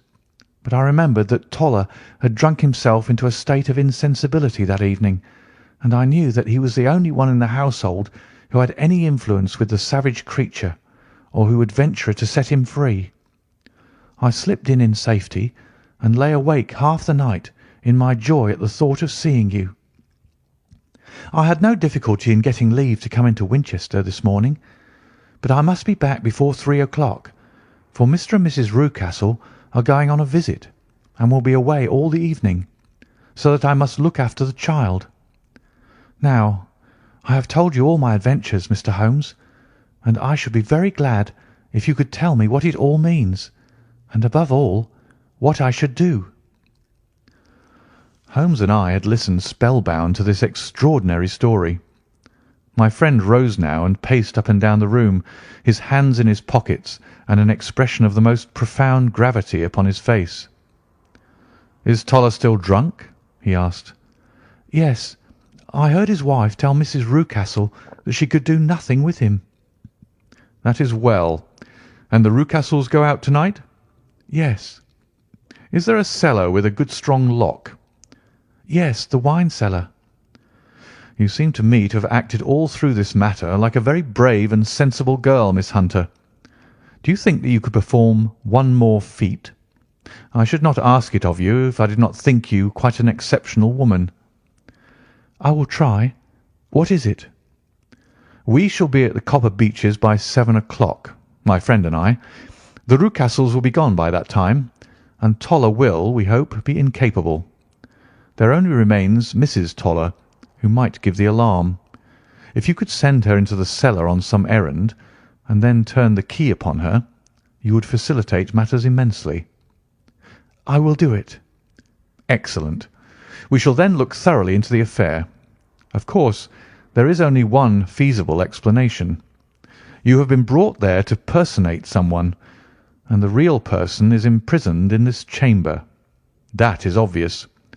As to who this prisoner is, I have no doubt that it is the daughter, Miss Alice Rucastle, if I remember right, who is said to have gone to America. You were chosen, doubtless, as resembling her in height, figure, and the colour of your hair. Hers have been cut off, very possibly in some illness through which she has passed, and so, of course, yours had to be sacrificed also. By a curious chance you came upon her tresses. The man in the road was undoubtedly some friend of hers, possibly her fiancé, and no doubt as you wore the girl's dress and were so like her, he was convinced from your laughter whenever he saw you, and afterwards from your gesture, that Miss Rucastle was perfectly happy and that she no longer desired his attentions. The dog is let loose at night to prevent him from endeavouring to communicate with her. So much is fairly clear. The most serious point in this case is the disposition of the child. "What on earth has that to do with it?" I ejaculated.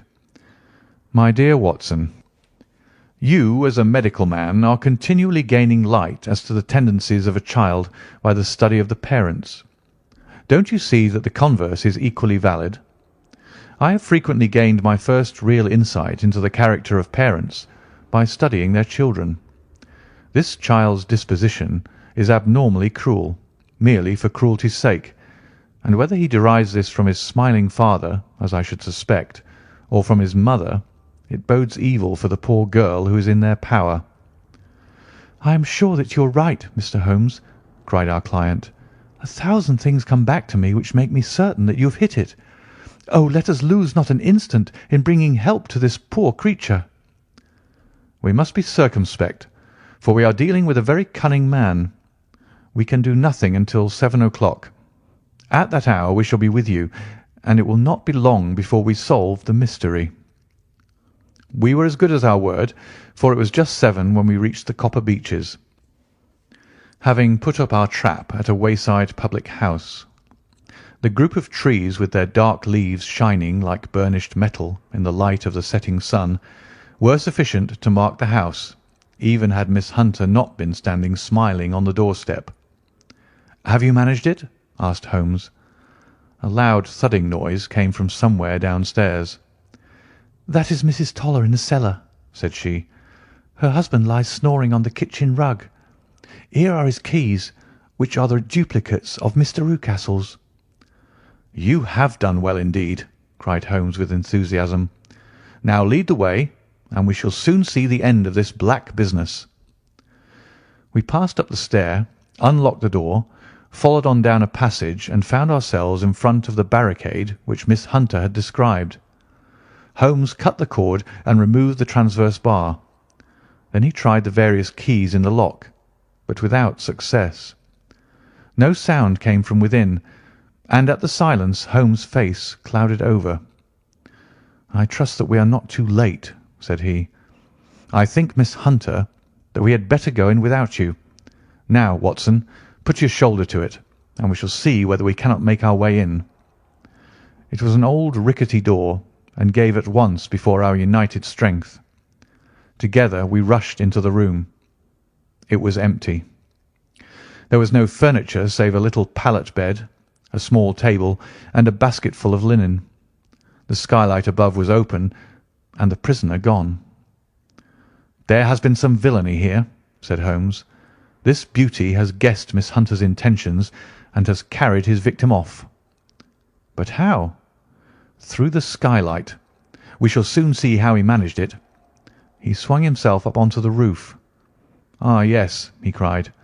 "Here's the end of a long light ladder against the eaves. That is how he did it."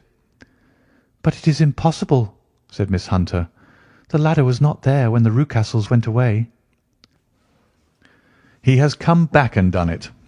I tell you that he is a clever and dangerous man. I should not be very much surprised if this were he whose step I hear now upon the stair. I think, Watson, that it will be as well for you to have your pistol ready." The words were hardly out of his mouth before a man appeared at the door of the room, a very fat and burly man with a heavy stick in his hand. Miss Hunter screamed and shrunk against the wall at the sight of him, but Sherlock Holmes sprang forward and confronted him. "You villain!" said he. "Where's your daughter?" The fat man cast his eyes around and then up at the open skylight. "It is for me to ask you that," he shrieked. "You thieves! Spies and thieves! I have caught you, have I? You're in my power. I'll serve you." He turned and clattered down the stairs as hard as he could go. "He's gone for the dog," cried Miss Hunter. "I have my revolver," said I. "Better close the front door," cried Holmes, and we all rushed down the stairs together. We had hardly reached the hall when we heard the baying of a hound, and then a scream of agony with a horrible worrying sound which it was dreadful to listen to. An elderly man with a red face and shaking limbs came staggering out at a side door. "My God!" he cried. "Someone has loosed the dog. It's not been fed for 2 days. Quick, quick, or it'll be too late." Holmes and I rushed out and round the angle of the house, with Toller hurrying behind us. There was the huge famished brute, its black muzzle buried in Rucastle's throat, while he writhed and screamed upon the ground.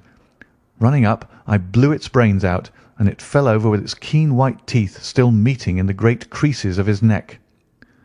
With much labour we separated them and carried him, living but horribly mangled, into the house. We laid him upon the drawing-room sofa, and having dispatched the sobered Toller to bear the news to his wife, I did what I could to relieve his pain. We were all assembled round him when the door opened and a tall, gaunt woman entered the room. "Mrs. Toller!" cried Miss Hunter. "Yes, miss. Mr. Rucastle let me out when he came back before he went up to you." "Ah, miss, it is a pity you didn't let me know what you were planning, for I would have told you that your pains were wasted." "Ha!" said Holmes, looking keenly at her. "It is clear that Mrs. Toller knows more about this matter than anyone else." "Yes, sir, I do, and I'm ready enough to tell what I know."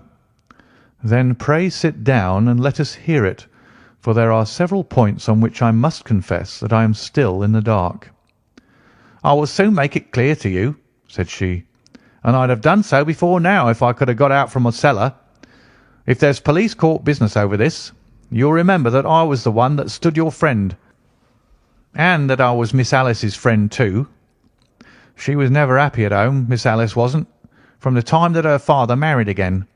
She was slighted like, and had no say in anything, but it never really became bad for her until after she met Mr. Fowler at a friend's house.